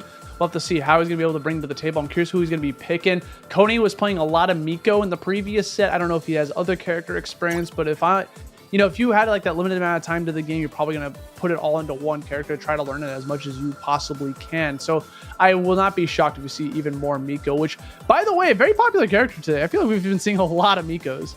Yeah, I think Miko's a great beginner character just because you can take a lot of hits, right? And you can kill very early. So as long as you're fundamentally sound and you're good at like mixing up your recovery and disadvantage and also reading them, just like a basic strike throw mix up even, because Miko has very strong throws and very strong strikes. You could go pretty far with him. But when someone knows the matchup or when they're very polished at this game, it's really hard to keep winning with Miko past a certain level of play. Oh, but we're going to see yet again Heracles versus Miko. I was not expecting to see more Heracles players. Yeah, I mean, here we go. Again, as we saw in the previous one, this is kind of one of those difficult matchups for Miko to be able to play with, right? Against the likes of this little small character that can just stay in your zone. But we'll see if Coney's going to be able to bring to the table or if we're just going to see him kind of get rocked. Right now, starting off pretty even. Nothing too crazy we didn't see from like the previous set, right? Yeah, exactly. I've definitely got faith in Coney's ability to pull this off, man. So far, like if we see an even start and he's not just getting slapped up, that I think bodes well for him, especially because the longer matches go on, I think the better heavy characters like Miko do. Yeah, okay, there's the Fury State. I don't know if Coney knows about the Fury State. Might have to just chill back away from it. Okay, he's kind of avoiding it, trying to challenge it. I don't think he knows. Yeah. He's going in there. It's a matchup thing. You got to play against a character and then you'll figure it out. Yo, but hold on! Parry into the full charge neutral B right there. Yo, do you know the actual name of that move? I have no idea what it is. Is it Charge Strike? The neutral B? Star Strike. Star Strike. Okay, yeah. word. Honestly, I was hoping for something a little cooler because I was gonna like, come on, it's pretty. start screaming it out. You know, like, Star Strike is pretty cool though. Not the Star Strike, you know. I'm not dunking on it, but you know. Yeah. Like for something that cool, you wanted something a little bit more extra. But here we go, 138 damage. Coney sitting at maximum rage. This could easily be extremely bad for Sauce, but Coney keeps giving up stage control to go off, hoping for a big gamble. He's a hard reader, bro. Yeah, he definitely is. Coney likes to take his gambles for sure. And I think when you're playing a heavy character, you have to, right? Because you can afford that mistake. But not at 160%. Oh, never mind. The Nair actually not going to kill there. You're going to see the snowball back on stage. Okay. Coney approaching this with much more patience than Rin was, right? Just blocking the projectile a whole lot here. And it seems like Sauce can't get his offense started once Coney blocks that step 1. Oh, no God. Shot that killed. No shot, dude. Maximum rage. Back throw at 90. I mean, he's a small character, I guess. Oh, and he's still alive. You need to kill this man right now, Sauce. He's so hungry for it. There it is. There okay, it is, you yeah. stopped him in his tracks. His rampage is over, but he's got 2 more stocks. All right. Oh, okay. We're going to see the down B multi-hits right there into the super. Oh, and he's going to fall out before he can get dragged all the way. Okay, Coney, second lease on life here. That, as funny as it is, on the heaviest character, or one of the heaviest characters in the game, that did almost kill him right there. Yeah, thankfully he was at pretty low damage, and on top of that, he got caught by like the top right of it, so he's able to fall out of it way faster. Because eventually, if it goes forever, you can eventually fall out of it. It's just based on like how you get hit by it. Yeah, when you get the juicy, perfect center of it, though, devastating move. Yeah. Oh my! You saw that shield? It turned red from that. Yup. Yeah, all the pressure hitting with both the Nair and the ball right there from Heracles. We're gonna see the down B kill off the top. Okay. Sauce is bringing this back bit by bit, but he is pretty low on both meters, so this is Coney's time to shine, right? Going back off stage, avoiding the meteor. I like that approach, kind of zany, right? Kind of goes for the down, goes for the up air to go avoid the meteor projectile, but now Sauce back in the driver's seat here on the edge guarding, trying to get back on, and we're just going back and forth. Oh no! Coney! Oh, he's alive, okay. Yeah, that was so scary. He is definitely a brave man for going off stage in that position, but Heracles not one of the stronger spikes in the game, but hold up! The Star Strike. Fully charged right there. Coney has definitely made that a core part of his gameplay. Again, like sacrificing advantage state, sacrificing edge guards just to get that charge going, and you can see why. It's all about the long game. You might not get that reward right there. You might not get a lot of damage out of your combo or a good situation for yourself, but it's all to close the game out at the end of it, and that's what you need to do, man. You got to think, how do I land that last hit? How do I prime myself for my win condition? Yeah, and Coney already doing a fantastic job of adapting in the middle of that game, because you saw the first time Fury happened and he tried the challenges, like, okay, I can't touch this. And then the second time Fury happened, he was running away from it. Then that last time he did it, it's like, okay, Star Strike. Like, here we go. This is invincible. Like, I'm just going to throw it out and get the COD. So, very fantastic adaptation from this player who has years and years of experience through so many different types of platform fighters. Bringing it to the table, you can adapt in one game alone. And now we're going into game 2. Now it's up to Saz. It's on Saz's shoulders to adapt to this Miko, this crazy Miko that is jumping off stage at you every single time. Like, what can you do in that situation? And you know, Austin, it just jogged my memory. I forgot Coney was also crazy good at multiverses too, right? Yep. He played Velma. Yep. I mean, who didn't, right? You played the game. You had a Velma. I play a top tier in every single game. I'm by no means hating, because that is the way. Shout out to Sanford Kelly. And look at that. It's funny sometimes, like in lobbies when the game ends, like the character will just like go to some random position. Miko is standing on the air. We saw in the first set somebody stuck in the stage. It never affects the gameplay. Yeah, it's always the ending mark, you know. Yeah. And now where it looks like they're both got those green check marks ready to rock, ready to go. Just waiting on production to bring us into this next match here. Coney and Saz. You know, there's a lot at work, right? Saz could easily try to bring this back, try to like play a little bit more safe, because even Saz himself got overwhelmed by Coney in that first stock and then started bringing it back, especially with that super special. Yeah, we've seen a lot of adaptation even over just the course of that one game, right? And I feel like Coney probably still trying to figure out Heracles a little bit. I know he is newer on the Flash Party scene, but he's been putting the time in for sure. Yeah, 100%. Back throw, tosses him off, 58. This could be, he likes to go off stage, but put him in a very bad position. He was only at 0, but that could have been disastrous if we did that at like 80. Yeah, we've seen now twice that Heracles spike is just really underwhelming in terms of knockback. So it's not like you're going to get super early kills off of it, but if you line that edge guard up and your opponent's got some more damage on him, it's pretty much curtains. Okay, there's a lot of double jumps coming out here, avoiding these fire attacks. Does a dash attack, going back off stage. See how this goes. Down a tilt from Miko is actually a pretty solid option when you're trying to like catch someone's ledge when they're like on there to try to two-frame them or whatever. And it's a pretty solid tool you can just do. Down air? Oh, a little bit too light. Oh, we're going to see the chase with the snowball. No, Saw's able to get out in time. It gets hit by dash attack. Oh, and Coney looking for that forward air. Yeah, that's one thing that like a lot of Smash heavies don't have, for example, is like a good forward air to just go hit you away. Miko does have that, and I think that makes him unique and cool in the realm of, you know, heavyweights and platform fighters. Agreed. They're always just sufficient for the simple forward air. The true Chad goes for the turnaround back air. And Coney's going for both, for sure. Yeah, and he's got the Star Strike on top of that. Gets the grab, forward throw. I think it's like 20 damage or something, but gonna be able to block. Free punish coming out. Oh. He tried to go for something optimal. I love the parry there on the last hit of down B, too. Coney starting to tap in here, almost lapping Saws in percent. Forward throw gonna attack on some valuable damage and get him the full charge on Star Strike. Oh, wow. Oh, whoa. Trying to space it out with that forward smash too, because that attack is a disjoint, but gets called out by the down special while in the Fury state, while that meteor was active too, so you get a little bit more strength. And Saz is very close to being able to have yet another super neutral special if he just hits a couple more up airs or up attacks. All right, there's the dare just to get back to the ground. Starting to get some damage rolling here. No juicy combos or anything, but just these nice stray hits. This good defense from Saz. Not good enough though. We're gonna see the slap send him out there. All right, last stock situation. Oh, the grounding on the jab right there. Yeah, Coney gonna get another free hit off of it. Only 30%, but still, that's like a third of Heracles' stock, and Coney's got the ability to take like another 250 damage in this game. Easily. But hold on a second. Oh, he threw no. Wait, he needed that. That was absolutely necessary for Saz to try to bring this back. So now things are going to look pretty bleak, I must say. Even with the Fury state right now, like he's not going to get too much off of it. He might be able to get a kill. But the fact that he wasted the super special, there it is. Okay, he's still in this. This is doable, but he's just out of meters for both Fury and the super special. So we'll see what Coney can bring to the table here. Gets a back throw, unsafe forward air on that shield. Gonna give him that free grab. So now it's up to him to just try to finish this off.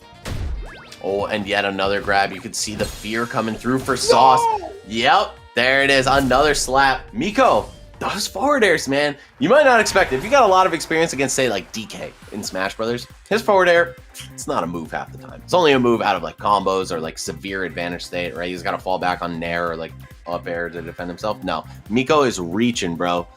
That's a dangerous move, and I think we saw firsthand exactly why. Yeah, he did. He called him out twice with the forward air. Both was a very high recovery because he went for the double jump, and one was a little bit lower. But Coney's edge guarding was on point. When he jumps off stage, he's applying pressure, but he's giving up a lot of stage control. I feel like Coney was doing a fantastic job when he was staying on stage and like holding his ground and making sure this character does not get back to the stage. So congratulations for Coney for qualifying in the top 64 loser side. I'd love to see it, man. A fellow commentator of ours, yeah, right? Dude. Beating the washed allegations day by day. Yeah, one of us has to, bro, because you know how it is out here. It'd be hard in these streets. But guys, that's going to be it for this first block. We got more Flash Party action coming your way, guys. We're just going to take a quick little break. Don't go anywhere. We'll be right back after these messages.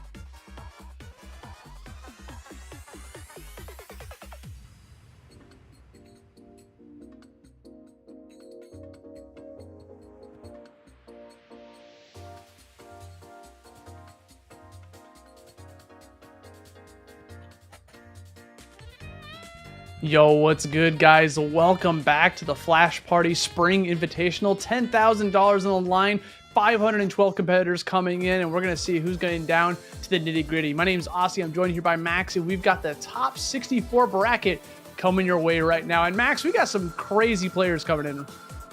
It is a deep pool of talent for sure. I'm just looking at the matches. We're going to have first up Nakat versus KirbyFan. Nakat, a player that I don't think needs any introduction, but, you know, for the sake of formalities, we're going to give him one anyway. Amazing in Smash Brothers, Brawl, 4, and Ultimate. Amazing in Multiverses, Evo Champion, in fact. And to my knowledge, he's played a couple other games over the years. Not sure what I would pinpoint as like other success stories for him, but Nakat's a gamer, and he's a very talented one. So we're going to see if KirbyFan could stand up to that test. But then I'm seeing people like J Mafia. I'm seeing people like Void, LilyBun. I'm seeing people like Tokyo and MJ and Fane, who are not necessarily household names in the greater platform fighter community, but they are very, very good at Flash Party and also other games that they've dabbled in. So I'm really looking forward to this, to say the least. And it's a shame that we can't get every single match on stream because there's so many good players here. Yeah, that's exactly what I was saying. Like, imagine if we just get every single one, because I feel like once we get the top 32, like some of these matches, like if MJ and Tokyo both win their matches, they face off against each other in top 32, and that's something I really want to watch. So like there's just so many like heavy hitters all over the place, and because we're getting towards top 32, top 16, you're gonna start seeing those players start to finally, like, you know, fight against each other at a top level. Yeah, and I already see a potential problem here. KirbyFan plays Sandy. If he's got the combos like the last Sandy that we saw, Bread, then this might be some trouble for Nakat, who's going to be on the Kamiki Yuri. That's been his main since the jump, as far as I know. I played him quite a while ago, a couple months ago at this point, and that was his character. So, you know, again, Nakat, he's got tons of fundamentals, tons of experience in other games similar to this. But let's see what he can bring to the table against one of those characters that if you don't know how to fight him, he's just going to run you over. Yeah, you definitely have to like have that matchup knowledge, and I feel like Nakat might be one of those players that's disciplined enough to be able to like get in there and practice against all these matchups, because right now he's playing a pretty safe game with Kamiki Yuri, right? This is the character that has the ability to play it safe, to have a lot of mobility speed. She's got fantastic ground speed, aerial speed, and she has the ability to collect all those animus that drop from the ground that heal you for 2%, but the more important part of it is it gives you that meter that you can spend it all, which Nakat just tried to do, and it got blocked. He fell out of the thing, which makes me inclined to believe that Nakat kind of knows how to DI that. Yeah, or at least he's taking an educated guess and it's going to work out for him. He's played against characters like Bayonetta, for example, where if you DI the wrong way, it's just cooked for you, or especially if you don't DI the correct properly, way, you'll die. Yeah, well, yeah, that's true. But yeah, I don't know how much hands-on practice he has against Sandy, but just knowing that concept of like, okay, I can't get touched, that can take you very far as well, even if you don't know the DI combos. The same thing can happen applied to KirbyFan, right? Because if you get hit by the wrong move from Kamiki, you can get comboed to crap as well, right? That up tilt, as an example, is really good for popping up someone into the air and just keeping them airborne and disallowing them from landing. If there's one thing that Kamiki Yuri is really good at doing, is keeping the opponent from landing down on the ground and keeping them airborne juggled forever. That's something a lot of them are going to be going for. Yeah, she's also just blindingly fast, right? And that might be a struggle for Sandy to chase her down. Also, not just the movement that's fast, the character. Oh, whoa, hold on. The chicken solo the right there? The rooster, bro? Yeah, that was crazy. But, Bandy yeah, out here. Kamiki also swings crazy fast, right? And I think that's super valuable against Sandy, who doesn't have a lot of range. If you're able to keep him out with hitboxes, that's certainly a plus. And we're going to see the side special take the first stock for Nakat. Okay, staves off the bleeding. Only 6% on him right now. This is very, very doable. That side special was funny because he landed it, and then in the middle of the combo, he picked up an animus, like as he dropped on top of it, and it made it even more powerful. I don't think he needed it, but it was just really funny to see it happen. Like, oh, RNG favored me today. It just fell right on top of me while I was doing side B. Oh, does it actually power up if it lands on you in the middle of the move? It used it up. Like, I saw the meter go up by 1 and then went to 0. Yeah, so I assumed it did. Wow. Okay, that's pretty crazy. Yeah, I didn't know that. I just found that out today, that second. Fortune favoring Nakat in that interaction right there. Probably still would have killed anyway because it was like 180. I think they were dead, yeah. Yeah, either way, at least you get the free heal. But here we go. Nakat holding down this ledge. Of course, ledge trapping, something he's no stranger to doing. We're gonna see KirbyFan jumpless off the stage, goes for the side B, and okay, able to slip by. Doesn't get spiked through the stage right there. Nakat a little off on the placement too. Try to get that down special on top of that to get some combo edge going in. Nakat going to be trying to use this meter to as much advantage as possible. You notice that Nakat is running that colorful sticker that gives you 3 charges instead of just the 2, so that gives you 1 additional 1. It makes moves like that even more powerful, killing from 118 from the right side of the stage. That move is insanely powerful if you have 2 meters, let alone 3. Yeah, for sure. If you're able to spend all that cash, then Kamiki suddenly becomes a killing machine, something she normally struggles with, which is why I think that 3rd meter sticker is really good for her. Yeah, it might take a little bit longer for you to get your stuff online, but once you do, like when you do get all 3 charges, She's also got that colorful sticker that makes the Animus drop to the ground even faster, like crazy amounts. Obviously, Nakat's not running that. We must be running a different type of one, but that one's also can be insane because you just have constant meter for the whole time. Gonna go for the rapid jab push. KirbyFan a little bit off stage. Looks like Nakat's pretty much in control right now. Oh, and he's holding the forward smash. No, okay. Not going to work out there. KirbyFan a little bit too wise for that. But that said, Nakat really in the driver's seat here. Oh, wait. All right. Never mind. Well, that has to be a colorful sticker, bro. That's Like that was, definitely a sticker, yo, yeah. what am I looking at? Fire tornado coming up? But that's also a really cool thing about this character, or just the characters in general, is the skins change so much about them. Like, because Kamikiri is normally like a wind character, right? But with this red aesthetic, you see fire coming out instead. That's such a cool attention to detail with the skins. This is a really clean costume, too. She kind of got the Alir Fire Emblem hair going on. Yeah, a little bit. Yeah, right. Much less exaggerated. Or Todoroki from My Hero. Thank God. Oh, yeah. Oh, my God. I didn't even compare that one. Just get the fire in you. That's where I thought they got Alir's design from, honestly. You know what? Nothing's original anymore, to be honest. Well, honestly, man, Sandy is one of the most original characters I've ever seen. The chicken on top of having like basically a Shoto's moveset, you know? Like Sans Fireball, I guess. You have the moves of a Shoto. You got an uppercut, you got a tornado kick / like crack shoot thing going on. And of course you have the special cancels on hit. So Sandy's very creative, man. The self-set play character. He's a Marvel character in Smash Brothers. Yeah, 100%. Just being able to combo out of anything, just like it being a set play rushdown. Yeah. It's scary. Yeah, I think this character's very good. I definitely was sleeping on him at first until I saw what the ceiling of Sandy looked like. And often it's his opponents who are going to the ceiling. But Nakat avoiding that fate here. We saw him just play, honestly, some really clean neutral. Not keep away, but keep out, right? Because Kamiki has to get right up on you other than her kind of underwhelming projectile that goes over everybody's head in neutral. She actually just has to get up and get handsy with you. Yeah. The projectile is pretty good for like edge guarding situations if you have them like off stage. Also, if it's powered up, it goes higher and faster and has more knockback and damage, so that can be useful on top of that. Like right here, this could be a good situation to go for, but he's opting to go for the ledge trap instead, which is smart. Did you see that chicken just kind of chill on the platform for a second? Like not moving forward, like, wait, I'm gonna help you out, bro. That AI is disgusting. Yeah, right? Like, it just knows sometimes what it's supposed to do. All right, there we go. We're gonna see the get up attack. Very similar to Smash Ultimate, for example. Get-up attacks are invincible all the way through until the hitbox comes out. So if you see your opponent charging at the ledge, just go ahead and smack them with that. Yeah, 100%. 3 meters on the board here now, 2 for Nakat. That's all you need is 2 to get that big kill. Or a back air, you know, that's hitting him pretty far. Sandbag looking a little more heavy than like one of the lightest characters. Seeing here at the 111 damage part, Nakat bet it all with that side special, which is not safe on block. So far, we just haven't seen KirbyFan land one of these big openings, right? When we were watching Bread earlier, his combo game was disgusting.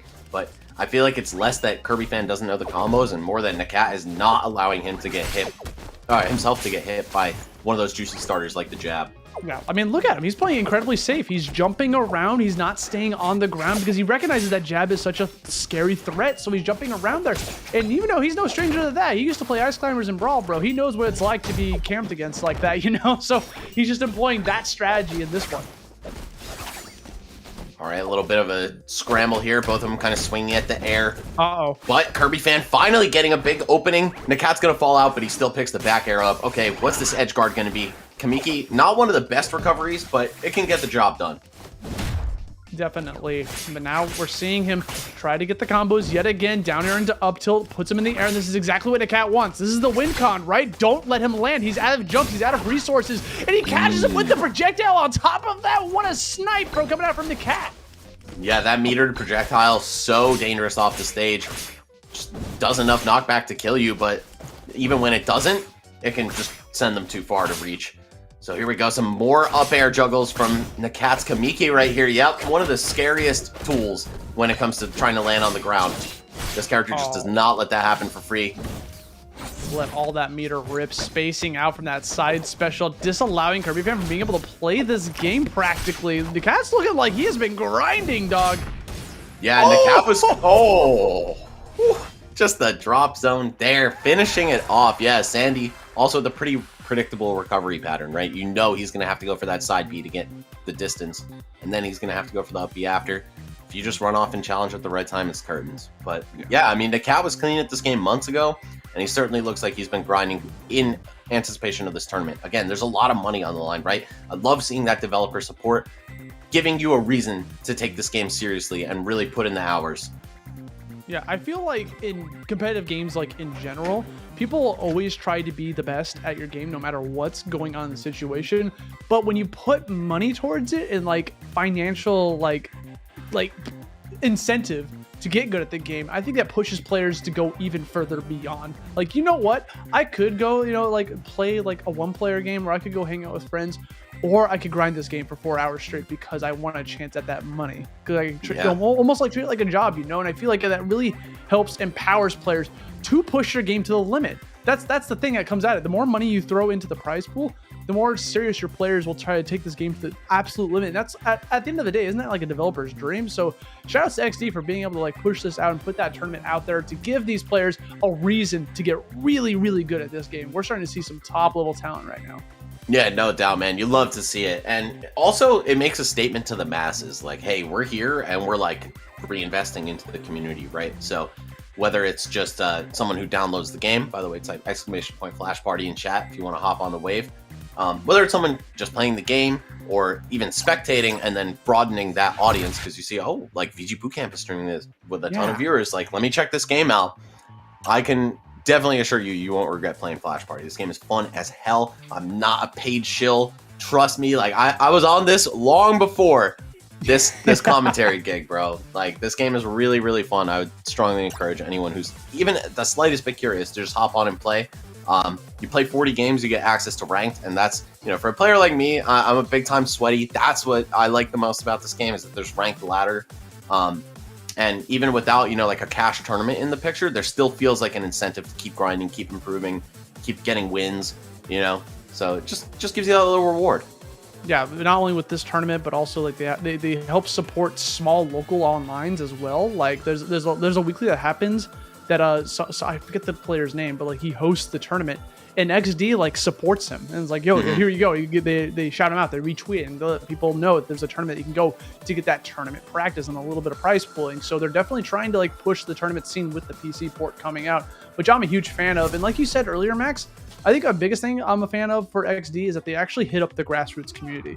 They hit up VG Bootcamp, a known grassroots community, like a legend in the Smash community, as well as picking up casters like us from the grassroots thing from Smash. So like they clearly don't want to just hire random people. They want to hire people that are devoted to like platform fighters in general. And speaking of devoted to platform fighters in general, Void coming out playing every platform fighter under the sun with that Civi already in top 48 winners side. Look at him go, facing off against AverageJoe's Sia.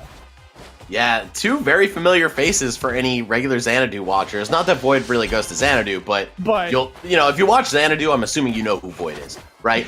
But AverageJoe, the DK player from Smash 4, I don't think I've seen him around in Ultimate too much, but he's still here and he's still gaming. So I'm very surprised by the character choice. I would have expected like Nico or something.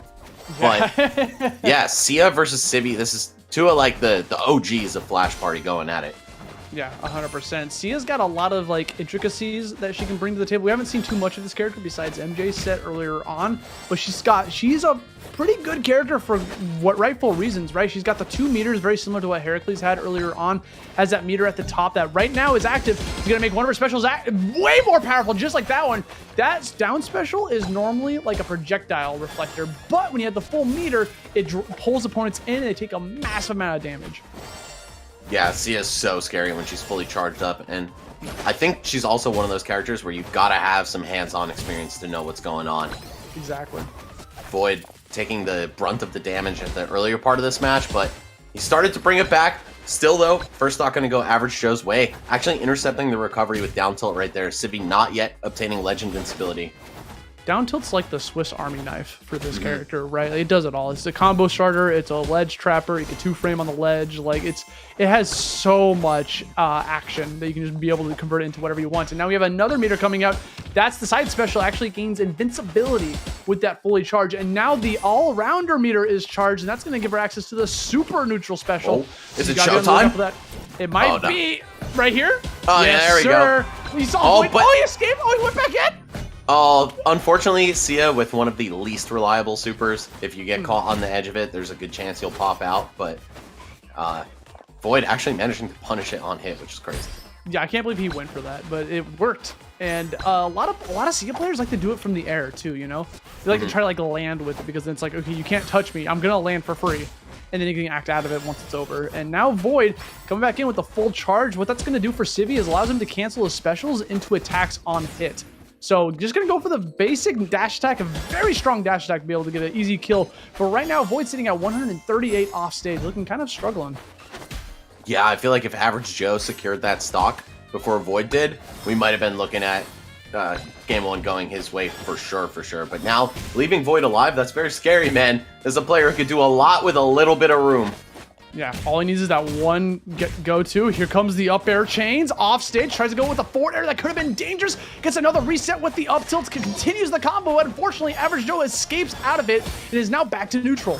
Yeah, great DI on AverageJoe's part, but hold on. Yeah, we have the double meter coming up. I feel like he's probably going to try to save it for the next stock. Forward throw, not going to combo at this percent.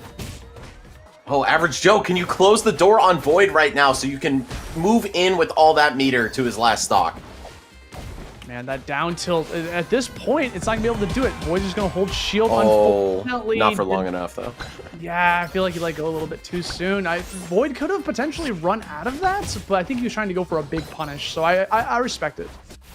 Yeah, I'm also pretty sure he just doesn't know exactly how long the super lasts for, because you've seen him get out and then like go back into it a little bit too early. A little bit of matchup unfamiliarity going on. For sure.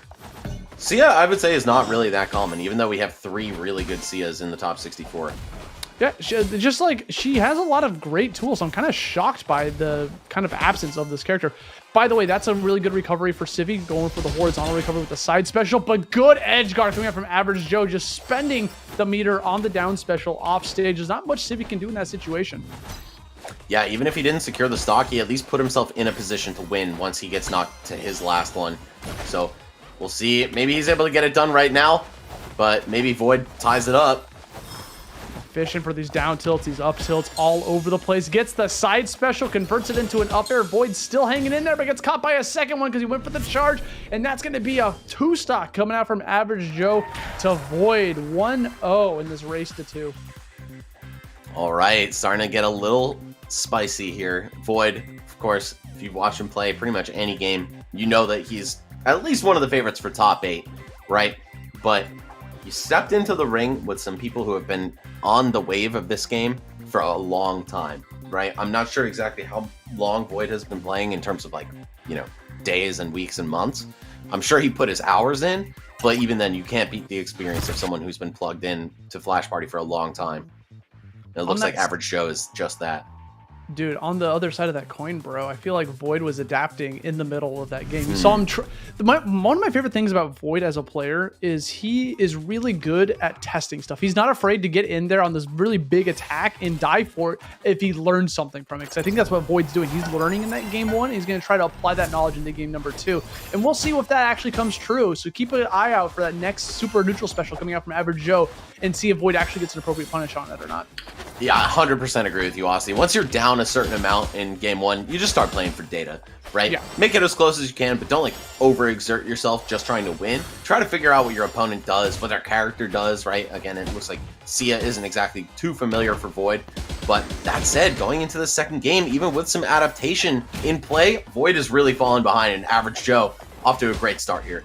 Yeah, AverageJoe's playing out of his mind, dude. Not looking like an AverageJoe whatsoever. 116 damage. Void coming back in with the forward throw. Could not convert. That second up air falls into the super neutral special. That was such a good punish from AverageJoe. He recognized that Void was going to jump, so he just ran in there. He's like, okay, I'm going to catch the landing and let that song rip. Now Void with a full meter of his own, though. Let's see if he's able to do anything with it. I feel like it's a lot less consequential for a character like Civi than it is for Sia and the all-rounders, right? Who can actually just pop you with some giant move. Civi has to get real creative with his meter usage. Yeah, Civi's meter is more like, it's more minuscule, right? Like, it's not like that big overbearing thing. So whenever you're fighting against a Civi and they have a full charge, you're not really like, oh, okay. You don't really change that much. You're just still fighting them the same way. Whereas other characters that full meter, like, okay, I gotta respect this meter. Like, you don't really think that way against Civi. Void almost losing a stock off the stage there. Had to go for a high up B recovery mix up just to keep himself alive. And now AverageJoe actually finds himself off stage. Oh, no. Quick reversal, though. Oh, the angled side B right there. Yeah, that's one of the stickers he can run. One of the colorful stickers gives him that little angle on this side special. I didn't even know Void was running that until just then. That's actually a pretty smart tool for going for the recovery, even though he missed the ledge. Yeah, I think that really is Civi's weak point, right? The recovery. But hold on. Void all of a sudden has brought this very close to even. AverageJoe narrowly avoiding death to that spike. And he's going to finish it off with an edge guard. Okay, Void, one stock left in the winner's bracket. Let's see what you could do, man. Bro, I mean, he could make it cook. He could do it. We're going to have to take some up airs first. Almost 30 damage and double meter on AverageJoe. If Void wins this, he is truly the greatest gamer alive. You saw how patient he was playing upon landing because he's recognizing that he has both meters ready to rock. Goes for the throw punch instead of expending one of his meters, probably saving it for a potential kill. Void going to go for the high recovery because he thought maybe a super neutral special or a down special was coming his way off stage. So, I mean, with that much meter, that's pretty much the win con. Oh, no. Void trying to challenge it again. I think he's going to live, though. No, he doesn't. Wow. Did they buff Sia super? Because, like, I feel like it used to be a lot weaker than that. Yeah, it was also at a higher starting point. But wow, that was crazy. AverageJoe, 2-zip over Void. Again, like you said, looking anything but average out here on the sticks. Yeah, and Void, put in a pretty good showing. We saw the adaptation coming in for game number 2, but you could just definitely tell that AverageJoe knows exactly what he's doing in this matchup. Both times AverageJoe used neutral super special was a case of trying to catch Void's landings, which is where he was struggling with, right? I feel like anytime Void was in the air, it's like, okay, how do I land? How do I land? And then the neutral super special came out and he was done for. Well, we got to see 2 EVO champions who actually won EVO together. Back to back on the stream. Yeah, Void and Nakat. And hey, even though Void went to loser's bracket, he's still playing very well. I could tell AverageJoe is good. Like, he is a good player. That Sia is not to be trifled with. So we'll see if Void's able to make the run from the loser side into the top 8 or potentially even further. Meanwhile, I'm looking at the bracket. I see Nakat is fighting against BiggestYosh, who's someone I actually have laddered against several times. And he's gotten me quite a few. So plays he's Tarara, up 1-0 right? on Nakat. Yeah, Tarara, and I forget the rest of his team, but definitely Tarara. Yeah, I believe he comes from Smash Ultimate a little bit. He enters a couple of locals in his area, but yeah, BiggestYosh, definitely a player to be like on the lookout for. And guys, you should also be on the lookout for this game. It's absolutely free to download. You just type in !flashparty. You'll get a link right there. There's literally, if you're even on the fence about even trying this game, like, it's free to, you got nothing to lose. You're spending $0 just to give the game a shot. You get access to Civi at the very beginning. You play literally one game, you unlock Sophia, you play a couple more, you unlock Miko. And then if you play for more than one day, you unlock Alice, and then you eventually get tokens to pick whatever character you want right afterwards. So it's pretty fast to start unlocking characters without committing any sort of financial gain. If you end up liking the game, then you just, buy some characters, buy some skins, whatever you want to do to help support these developers. But yeah, shout outs to XD for putting on this tournament, supplying it for VG Bootcamp, and shout out to VG Bootcamp for streaming this in general. And if you guys haven't been noticing, there's been a lot of codes dropping that I've been kind of missing too while we've been playing. It's kind of subtle, right? You got to be watching. On the bottom left, they just give you codes. I'm pretty sure they're giving away like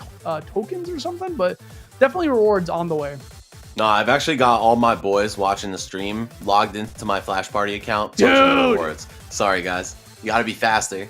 But that's just doing incentive that, to stay plugged into the stream. You know what I'm saying? I'm opening up Steam right now, bro. Yo, LilyBun versus DemonGalaxy. This is about to be. Yo, this is top 32. Yeah, I believe this is. It's second round, top 64. Mm-hmm. So, I have not seen LilyBun play this game at all. I'm just taking it on faith that she's very good at it. It looks like she's playing Tina. She does have an Alice. Oh, okay, Tina and Alice. Very interesting. And DemonGalaxy was playing who before? Same character, Tom. But like DemonGalaxy, right. DemonGalaxy also has a Tina. Oh, I was looking at the bracket. Didn't realize we're already off to the races. No time wasted for these two. Oh my God, the Tina. loops. They kind of look similar a little bit because of the costumes, but like you'll notice the one doing the loops is definitely Tina. Yeah, Tong is much more of a single hit type of character. You know, she'll power up with the Sippington City and then just gain all that armor and hit you really hard and stuff. But Tina, you know, she's like ZSS, right? To draw a comparison to Smash. Very nimble character.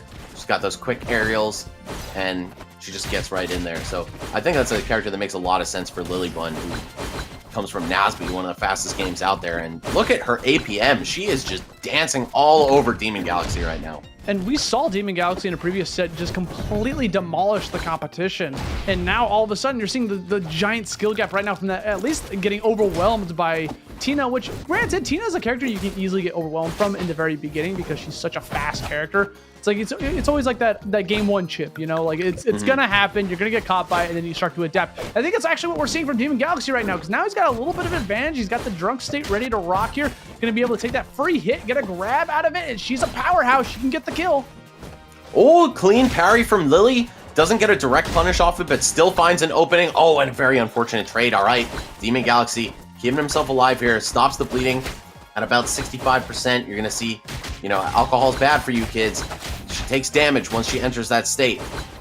Yeah, it's very difficult to kind of like just deal with that whenever you have that active state going. But Lily is no stranger to this. Gonna get a lot of those combos ready to rock, and she's gonna demolish Demon in that second stock. Let's see if Demon can try to bring this back.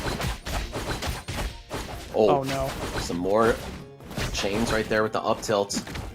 Oh, and barely whiffing a grab. That's going to be a huge opportunity for DemonGalaxy. Clean parry as well. Yeah, Tong, she really does lack in mobility. So you have to have stuff like parries ready to go just to deal with your opponent's offense. Then you can find some big hits off of it.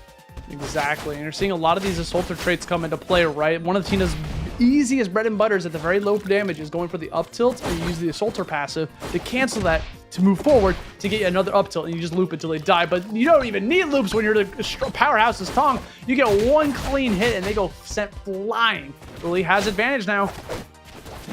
Oh, gonna snatch the ledge right back. Oh my god, hold up, dude. This is Tong we're talking about. Oh god, I'm so scared, dude. DemonGalaxy trying to get back in there. Shadow Strike gets the up air and gets the kill.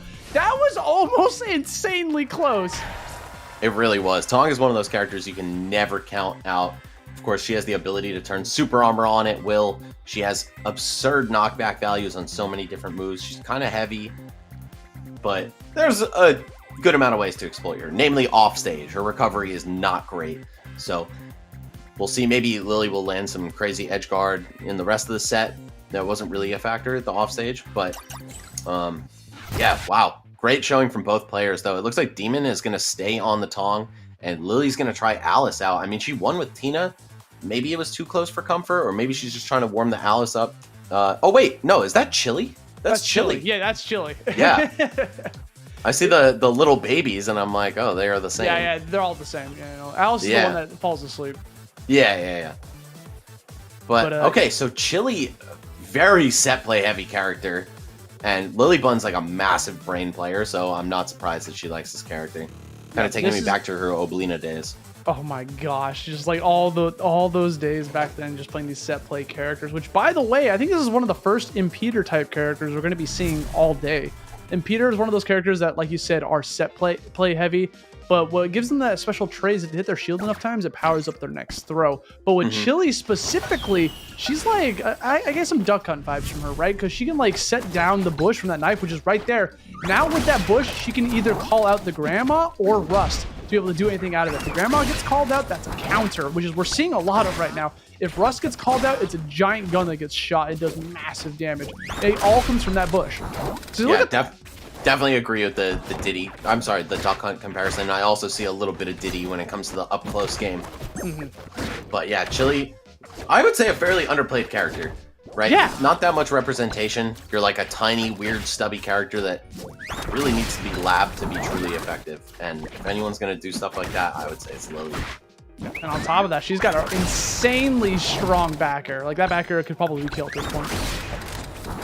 Yeah, even on the likes of Tong. Yeah. Oh, but you are a light character as well, and Tong is one of those characters that really makes you feel the pain for it. And she's got that Sonic Recovery too. The up special trampoline allows you to be able to do anything out of that as well. So you can like attack, set up other specials, whatever you want to do. But the thing about Rust, that gun right there, that guy, he could shoot Chili too. So like you gotta respect it. Like, that is it's like you gotta treat it like it's a grenade, right? Like it can hurt you in the process. So you gotta be able to time it just right. You can't just go out really spamming, you know? Yeah, you gotta be very careful around your own traps, which I think makes Chili require a little more thought than she might initially appear to, right? Like, oh, you just throw all these projectiles? Well, it's not that simple, because you got to be careful around them. I like Lily's strategy to kind of run away from the drunken Tong, right? Because Demon was trying to get in there, so she was waiting for the opportunity to throw the dagger to get rid of that sass. Connects the up air, gets the first stock with Chili. Yeah, I think Tong definitely does struggle against projectile characters because the drunken state can go away so easily. You don't have to get right up on her and find a grab or a multi-hit move, right? You could just take it away with one projectile and then continue as normal. Demon's pretty hungry for that grab. You notice him spamming grab out of shield a lot, which the player of Lily's caliber, she's gonna space those aerials correctly, but not gonna be able to space away from that side special. Good God, that killed. All right, closest margins we've seen so far. Lily with a much larger lead at the beginning of game one. So Tong in striking distance is a scary character to deal with, man. You could just get mopped off the face of the earth at 50% sometimes by her. Which is weird because like Tong as a character is normally the defender in a matchup, right? They're the one that want to kind of chill back, let the other person approach while they charge up their alcohol and stuff. But against the likes of Chili, you have to get in there. You can't let Lily set up. Ooh, the up B to extend the combo. Okay, Lily, I see you. Shield that gunshot, has the drunken status ready to rock. Looking for that dagger. The dagger took out the drunken state, but it doesn't matter because Demon did get the grab. And this could be really scary. Chili's a light character, and we have a Rage on deck too, but gets called out by the point blank shotgun blast. Okay, not prepared for that. And we've seen Demon play around it really well, right? Like taking care to block in the middle of some of his pressure strings or even after hitting Chili. But you can never be too aware against characters like that. Wow, up and down. We see it right there, the offstage from Tong, one of her weak points. And LilyBun going to take full advantage, cleans that one up 2-0 over a player who looked really, really strong the last time we saw him. So, huge stream debut here from LilyBun as she advances now into the top 16. Yeah, and she was just showing off her roster too, bro. You know, going for the Chili, had played Tina before that, has an Alice ready to rock on deck if it ever needs to. Like, she's got tons of characters that she can rock with. Like, she went from playing a rushdown character to a set play character in the same set. Like, how do you do that? Yeah, no, truly a virtuoso of platform fighters. So, big props to Lily. Again, putting on a wonderful show for us. And we saw DemonGalaxy. Like, this guy's no slouch. He destroyed the first opponent he played on stream. So, look out for him potentially making a loser's run as well. It looks like next up, this is definitely a match I wanted to see. We're going to have MJ and Tokyo. So, MJ, the first seed in this bracket, been on a bit of a tear lately when it comes to Flash Party tournaments. 5 in the last month. I mean, like, that's an average of 1.25 tournament wins a week. Are you serious? And then we got Tokyo, who is the man who put me on to Flash Party himself, a big advocate of the game, amazingly talented Jersey smasher. You don't see him around too much at locals these days, but maybe it's because he's been grinding on this, man. He's been like top 6, top 5 in NA several times. I think he even was maybe rank 1 NA at some point. I'm not 100% sure, but he is tapped into this game and has been for about a year. Okay, but Max, I got the most important question here, bro. Okay. If you put money down, who you got? I got Tokyo. Tokyo, is that your brain talking or your heart talking, bro? It's both. But MJ is my dog too, man. Like, don't get me wrong. Like, I definitely mess with MJ, and you know, shout out to Nasby Gang as well. He played that game quite a bit, and he's very good at Smash Ultimate. But something just tells me Tokyo has the experiential advantage. Even if MJ's on a hot streak, like, I don't know if Tokyo is even in those tournaments. You know what I'm saying? And you know what's crazy about this top 64 bracket is both MJ and Tokyo, they won the previous set 2-1. So like they were close sets. So like we're starting to see like these close sets that weren't even on stream. So like I think this might be another 2-1. So MJ fought Light Wisp, but that's the multiversus player? Yes. Okay, so someone who we already know is very good at another game. And then King Meta took Tokyo to game 3, actually winning game 1 against him. And I think I saw King Meta relatively highly seeded. So either way, this is going to be a great set. We have Tokyo actually playing Sophia here. He does have 3 characters. We saw Thanatos earlier, Sophia now, but to my understanding, S17 is his best. But maybe this is like a character counterpick. I think Sia is really good against S17, but less good against Sophia. I mean, we're seeing Sophia rock immediately. So far, MJ's had struggled to get any sort of like semblance in until just now. And that's like Sophia's strength, right? Just being able to like, you know what? Die. Just like go off. Yep. That's her strength, bro. Going off stage, getting caught by 1 down tilt, and Tokyo's already at 86. Oh man, Sia just tacks on so much damage once she gets her combo started. MJ doing great at the start of this. Wow, gonna fall out of the side B from Sophia. Punishes directly with the super. And we're gonna see the first stock comfortably going MJ's way. A little shocked at the side special, to be honest. That's such a like a heavy commitment move against someone who had both specials ready to rock. Or both charges, rather. Yeah, I'm not sure what the rationale was. Maybe just desperate to get on stage here. But Tokyo's starting to fall behind. MJ lapped him in percent. Just now starting to make that recovery. And speaking of, MJ gonna hit a recovery of his own. Gets back to the stage. Sia can be a little tricky to edgeguard. Oh wow, this man tried to parry the entire side. Like trying to pull a moment 37? Yeah, for real. Oh, okay. I like that. Waits till the song ends at the end to try to get that down air, trying to combo into something more meaningful, but couldn't get too much out of it. Again, landing down with a side special. Seeing this a lot from Tokyo. Yeah, it's really good as a mix-up because Sophia's aerials are all one hit, right? So normally it's just going to be easy to parry, but she'll keep you guessing with the side B mix-up. Either way, man, MJ destroying Tokyo right here. He's with the rip emote. What's actually interesting is that Tokyo trying to go for these edge guards, MJ's recovery has been so spot on. Not just mashing out the side special, not just mashing out the up special, but fading away to get away from that threat that is Sophia off stage before finally committing to the special to get back on stage. So you might see it here again, opting to go for the high recovery instead on the second stock here for MJ. Fantastic parry. That's going to give Tokyo a lot. Converted that into the projectile. That was kind of sick looking. Yeah, this is an insane match so far. Truly some high-level gameplay. And Tokyo's starting to make a little bit of a comeback happen, but still kind of a far cry from being in a winning position. They both got their supernatural specials on deck, but it's not even gonna matter. MJ just gets the classic back air, finishes off Tokyo in that very quick in game number 1. And it felt closer than the results actually showed, Max. Yeah, right, especially toward the second half. It was all about MJ at the beginning, then Tokyo started to evolve a little bit, but I'm going to be real, man. It might be time for the S17 to come out. Even if the matchup is less good on paper, I think that really is Tokyo's best character.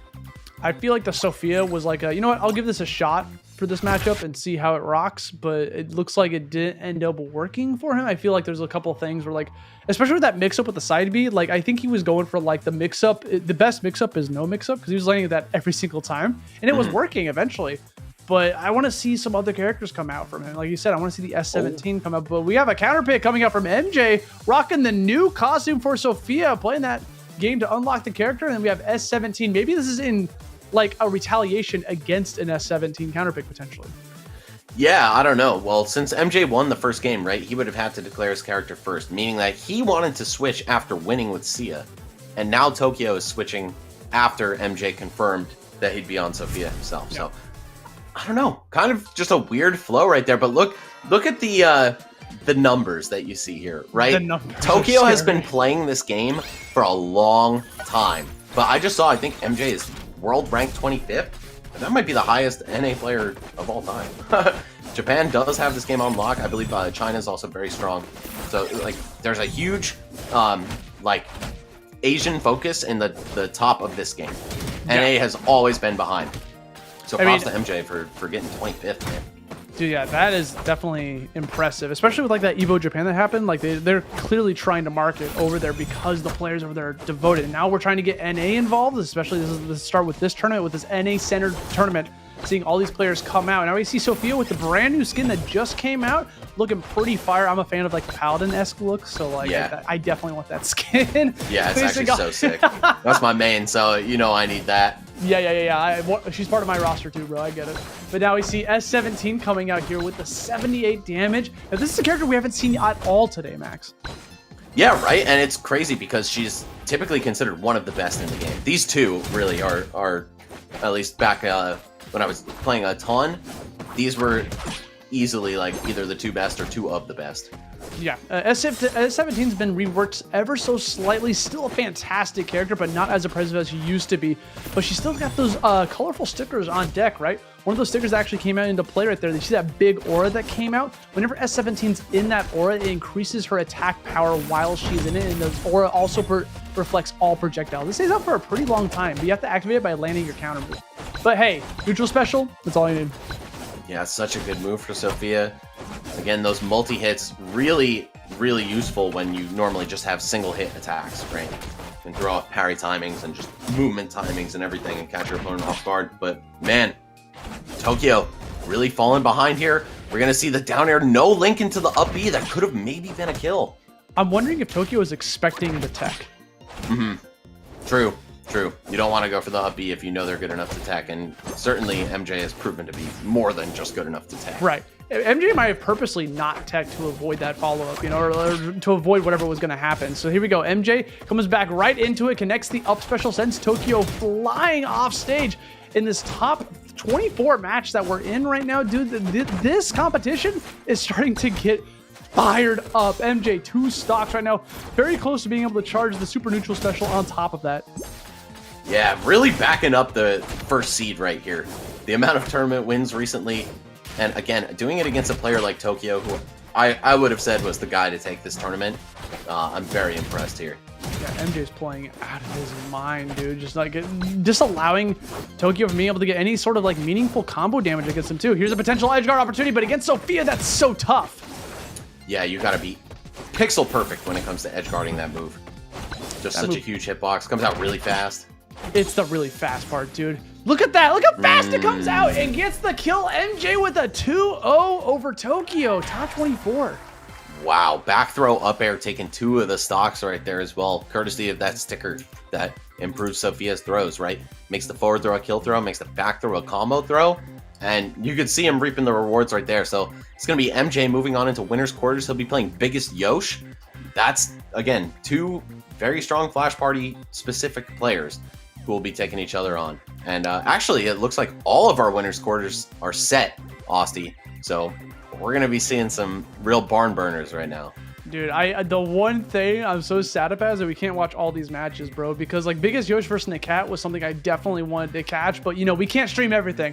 We got a tournament to run here. But now we're entering the nitty-gritty, like you said, winners' quarters. So we got tons of matches coming up here. Mafia sitting up here. No shockers there. Taking out Twilight and Sonic. We have LilyBun, who has been taking out Demon previously, took out Raz. We got Turbo, Swagu, Bread. Oh my God, Mafia versus Bread, dude. I want to watch that. Like, yeah, that is first up, if I'm not mistaken.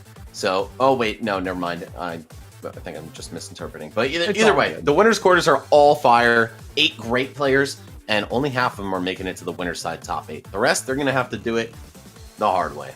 So we'll see who's about to come up right now. Oh, it actually says it right here. It's going to be Turbo versus Swagu. Okay, so Turbo, he's part of the PK clan. We saw the Ego clan and the PK clan both making appearances here. They're very much fixtures of the Flash Party community. BiggestYosh repping Ego, as well as DemonGalaxy, right? Yeah. So tons of players coming out here. We're getting down to like the winner's quarters. The scary part though, Max, is it's still best 2 of 3 territory. So like we don't enter that first to 3 until top 8. So you still got another set to win, be able to qualify for that. So against players like this, like imagine you're BiggestYosh and you have to face off against MJ in the best 2 of 3 this deep in the bracket. Like that's such a difficult thing to like comprehend, but you got to be able to get those 2 wins and you got to adapt really fast.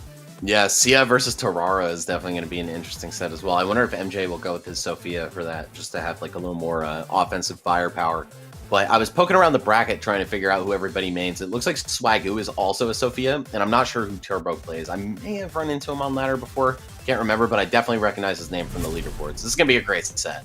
Yeah, very excited. I'm also taking a peek down over in the loser side of things just to see how everyone's doing.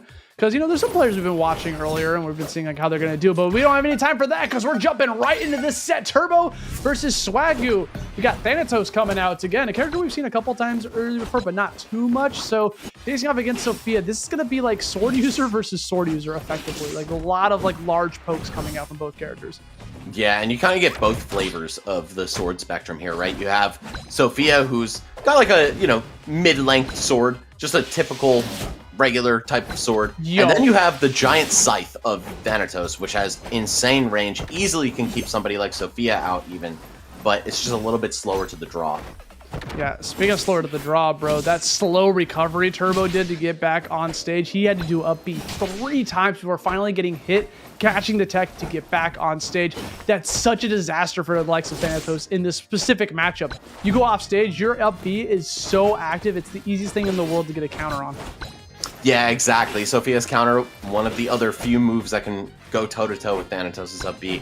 And we saw right there, it's not even perfect, right? Because you can actually whiff the activation like he did right there. Swagu, yet again, not able to connect it in a big spot. Oh, and then back throw up B. Solves all your problems sometimes. Dude, that colorful sticker is good. But that's okay. Turbo coming back and connects the slice and dicing and be able to turn this into a 2-stock match. Immediately just retaliating. Yeah, this has been so back and forth. And I feel like that's going to be the theme of a lot of these top 8 qualifiers, right? Just players adapting, messing each other up one at a time. And hold on, now it's PK Turbo's turn in the driver's seat. Swagu trying to go for the counter upon landing on top of that, hoping that Turbo was getting a little bit overzealous with those swings. When you play against anyone with a counter, you know you got to play patient, you got to play reactive. Because if they commit to it and you don't push a button, which is the hardest thing to do in the world sometimes, but if you don't push a button, you let that counter rock, you can get the biggest, juiciest punish afterwards. So it's very good on him to be able to wait. But now we got a super neutral special on deck here from Swagu on his last stock. Yeah, he's definitely going to need it too, because we saw the up tilt from Thanatos. That is such a strong move. Wipes the stock off nice and early. Turbo in a great spot here, especially just due to the nature of Thanatos, right? That keep away style. You do not have to interact if you're playing Thanatos. Yo, the taunt? What's he doing? Oh no, here we go again. Trying to land down with the counter. Seeing this kind of, I don't know if this is a habit or if Swagu's just like, you might as well keep going for it, but it's yet to work out in his favor upon trying to go for that landing with it. Oh, hold up, back throw up B. A little bit of that Swagu sauce. Yeah, goes off stage, forward air, easy peasy, lemon squeezy, brings us down to a 1-stock apiece match.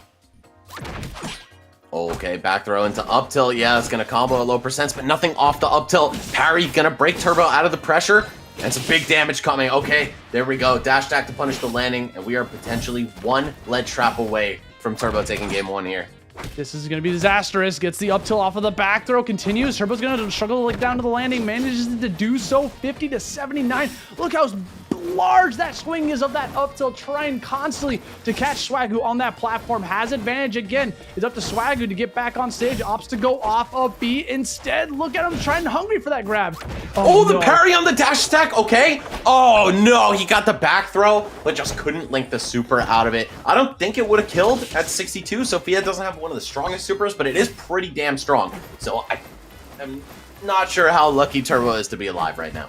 It would have done a significant amount of damage, plus put Turbo in a terrible spot. So the fact that he was able to escape out of that, he better be counting his blessings. Going off stage, I like the recovery, opting to just like hug the wall to avoid that counter from Swagu. You saw Swagu try to go for the turnaround.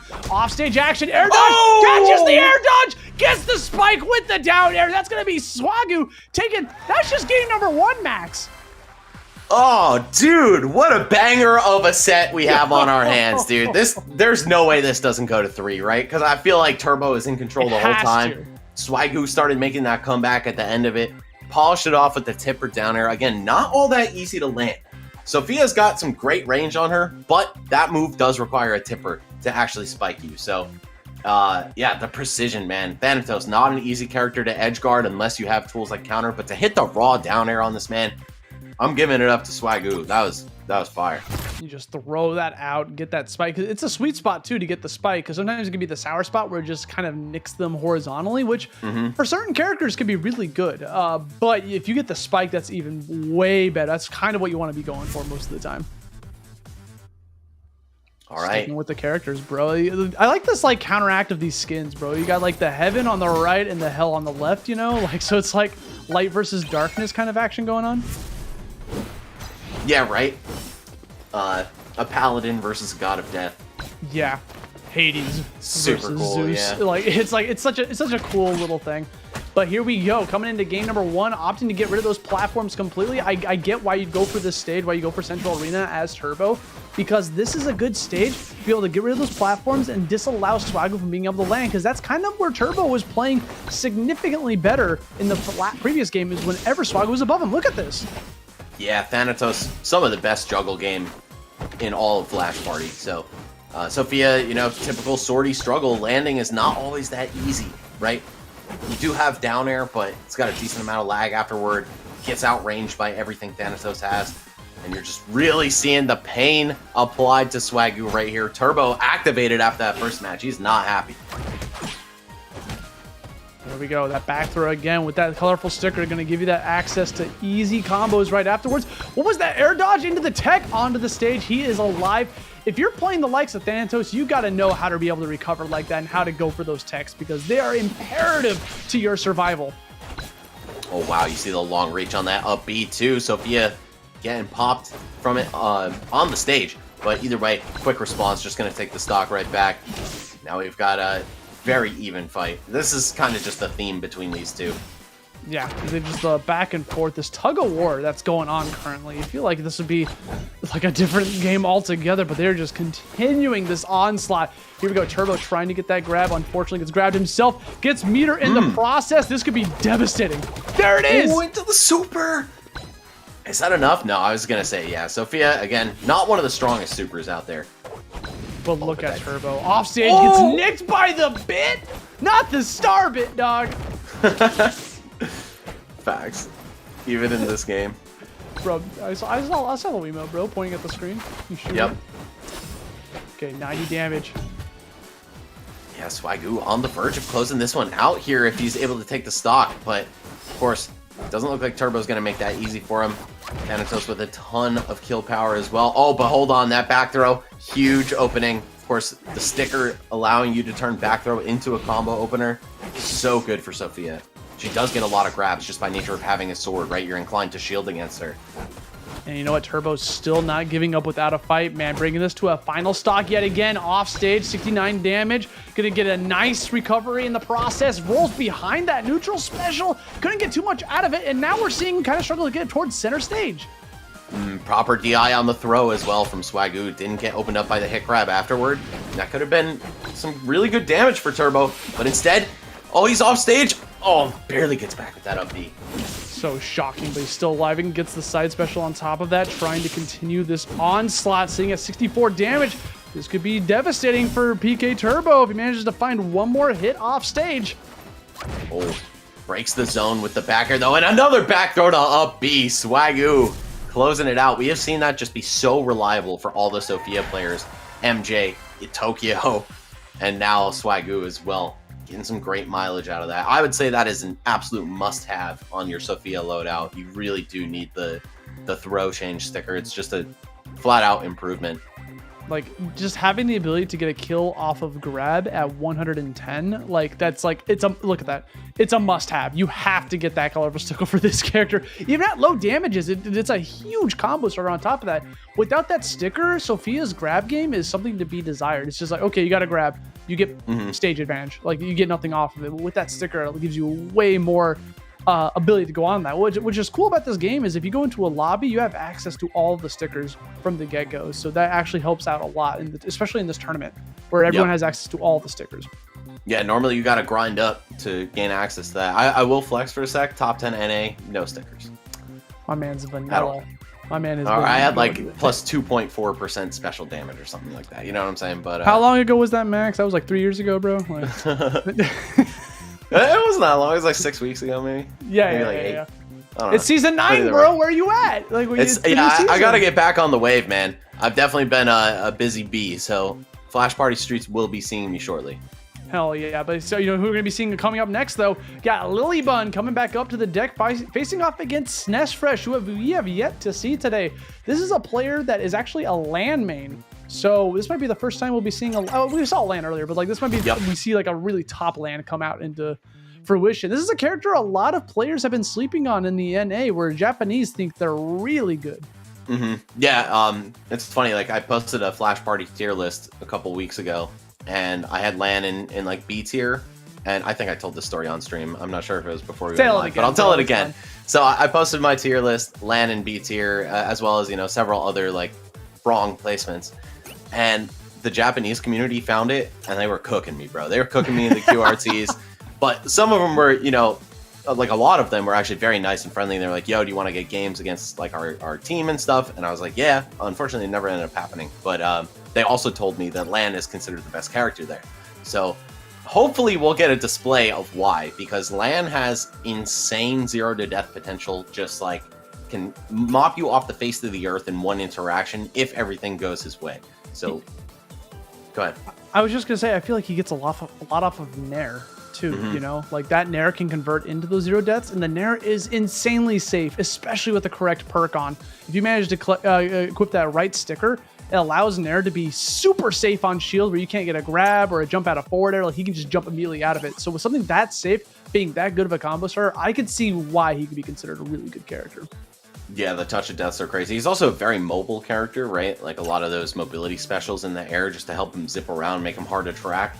But of course, he's not without his weaknesses. He is very big, like a tall character, which makes him easy to combo as well. Also, probably like his fall speed or gravity or something like that lends itself very well to combos, and you can beat him up quite a bit. And also, he just doesn't have like that much hitbox presence. You know what I'm saying? Like he has some really good ones, like the Nair, for example. But I find that head-to-head challenging LAN, you can often outbutton him. So it's not completely free to just open somebody up and kill them every time, and you'll never lose. But you know what is absolutely free is this game, brother. You type in that ! Flash Party, you're going to get that free download, guys. You can go straight to Steam with that download. You can give this game a shot, literally no strings attached. You just get in there and you start playing. And also, we got some drops coming in, ! Drops. We got a new one right down there, PDY, whatever the rest of that code is. But go ahead and type that in. You get some free goodies while you're at it. So you're no longer that freemium player. You get some extra goodies to get ahead of the competition. Now we got the craziest matchup that we have yet to see today. This is going to be Chili versus LAN. Yeah, SNESFresh on the LAN, as we had anticipated, right, from looking into the bracket at his previous matches. LilyBun, we did see her pull out the Chili last set, but I think this is probably a really good pick because you don't want to engage with LAN, right? You know the price for getting opened up can be death, and also being a small character might make Chili a little harder to combo. Yeah, especially with the combo part. Like, again, being that light, that low damage, it can be kind of difficult to get the stuff that you want to get against them. Meanwhile, Lily's going to be playing that set play character, while SNESFresh is just kind of chilling on that ledge. That gives Lily all the opportunity in the world to get her stuff, like, get ready to rock on center stage or on the edge of the stage, right? So right now, we're seeing SNESFresh just kind of struggle to get any sort of meaningful exchange. Yeah, in fact... just getting hit by one right there with the rust at the ledge. The shoddy right to the face, man. You gotta watch out for that, but characters like Chili, that's where they excel. They get the opponent in a bad spot, and then suddenly all the set play tools activate at once, and it feels like there's no escape. For one thing I'm really digging from Lily right now is every time SNES goes for that Nair, she is going for the mad parries afterwards. The multi-parries on that multi-hit, that's how you make that a little bit safer. By the way, you're going to be noticing that SNESFresh is dropping these little down specials on the ground. What that little wind tunnel does is anyone that steps into that gets a little bit of a speed boost. So not only does LAN benefit from that, but if the opponent ends up jumping in there, they also get the speed boost. But it's more significant for LAN, obviously. Yeah, you just gotta be careful, you know, don't want to accidentally power your opponent up. I already have seen Lily snatch a couple of them, and just gaining that extra movement speed on a zoner like this that's already so hard to track down and hit. Oh, and the landing up air to up B to Nair, I believe, was the finisher right there. Wow, Lily showing some routes right here. She's got death combos of her own. Again, this is a Nasby player, not just any Nasby player, the former best Nasby player in the entire world. So if anyone knows how to kill you off a stray, it's gonna be her. She used to be the best Nasby player. She's looking to be the best Flash Party player right now because she's looking like a strong contender currently against SNES. Has yet to lose a single stock against him. Down air into up tilt with this kind of unorthodox character you don't really see from literally anyone. No one's really playing this character in bracket right now, and Chili is just dominating currently with this character. Like Lily coming in clutch, sets up the bush, has the rush ready to rock. That would have caught the roll. I love that set play. Lily could have done anything out of her heart's desire from that. And one thing we also don't see that much is that little grandma on the wheelchair. That's a counter. If you hit that, you're gonna get caught. Just gotta activate it at the right time, you know what I'm saying? Ooh. Oh my god, and Lily yet again. The trampoline to Nair finisher off the top. I'm gonna be honest, man, I didn't know that Chili's Nair had that kind of kill power. Same. You saw her like devious smile when she did that Nair too, dude. She's like, I stole this from you. Yeah. This is like evil Red Riding Hood for sure. Yeah, definitely getting that vibe. I mean, she's got the chainsaw and her like instant portrait. Is this a character swap for SNES? Are we swapping over to Alice? Oh wow. Maybe saying I also would like to have a small hurt box if I'm gonna be fighting a character who has one. And Alice has plenty of range, right? I could see that mid-range game really favoring her against a character like Chili, who's very stubby. Yeah, and SNES has played Alice in the past in previous tournaments, as well as Thanatos, so he's definitely got those characters in their pocket ready to rock. SNESFresh, by the way, coming over from Smash Ultimate to come over into this game, has been attending a lot of locals as well as a lot of Wi-Fi tournaments before coming in here to show off his stuff. But now we got Impeder versus Impeder. This is going to be kind of like the zoning contest right now. Impeder Griffin? Yeah, Impeder. Yeah, this is definitely like a more keep away heavy Ditto, right? Whereas Lan, I think, would prefer to be in that rush down role. So we'll see how things switch up now for SNESFresh. I think fighting fire with fire, you know, just picking a similar archetype to your opponent, it can work out really well. Sometimes it could backfire, but we'll see how polished the Alice is. Really, all it comes down to is he good enough with Alice? Like, is it as good as his Lan or better? Because the Chili definitely demands an answer right now. The difference between these two characters, in my opinion, comes from like the grabbing game, right? I feel like Alice gets such good mileage out of her grab game, so she's definitely the one that wants to hit your shield a couple times to power up the next grab, and she can kill as early as like 60 damage if she's on the edge of the stage with the grab alone. So you're gonna be seeing a lot of that action coming out, trying to force Lily to go for those shields. But at the end of the day, I'm pretty sure it's gonna be on SNESFresh to play the approacher, right? Because I think Lily gets a little bit more out of the set play in this matchup. Yeah, 100%. Alice definitely a mid-range character. Chili a long-range character. She's got those arms, bro. That forward smash goes halfway across the stage. It's something very scary. Also got that cake to be able to throw out to boot. Whenever she throws out that cake, if it's the poison one, it actually shrinks whoever grabs it. That's the one right there. So you got to be careful about not touching that. The other one, the other colored cake, actually makes you bigger. So it's like you either get big or small from them. But regardless, a lot of players, especially in 1v1, like to throw off the poisonous cake because that's just like, you can't touch this. If you, this area is now occupied, you're no longer allowed to be here. Yeah, it's kind of like the Bug's Pie. Yeah, exactly. It's like it's less about what it does and more about like what it's doing for your stage control. But right now, Lily just gets in there, hits them with the chainsaw back air. That just sent SNES flying off stage. Yeah, Lily in firm control of this one. Not really all that much damage, but Austin, you did say Alice has some absurd kill power around the 60% range if she's able to get the throw powered up. That's the issue, though, because so far it doesn't look like Lily's even giving up any hits on block. Oh, man, and you got the bush set up, ready to go. The shoddy right to the back. Yeah. And you're going to notice that, like, Chili also has that ability. That meter right there, that meter is getting charged every time you hit their shield. And that's just like an Impeder trait. So, again, not seeing too many shields from either character, so none of them are really getting anything out of these traits. They're just kind of, like, swinging at each other. Yeah, still the overall flow of the match feels very solidly in LilyBun's favor here. Oh, pivot grab though. Oh, chain grab though. Okay. On the platform. That grab also has a lot of range, bro. That's like a tether grab. Yeah, definitely. And that works out really well with the impeder trait, right? Mm-hmm. We're going to see the trampoline pressure. Jumping for joy. Yeah, Lily just getting several aerials out there. Unfortunately, none of them hit, but I feel like at this point, she's content to just kind of chill, right? Lily's a very aggressive player, but in a position like this where you're a game away from top 8, 2 stocks away from top 8, just chill.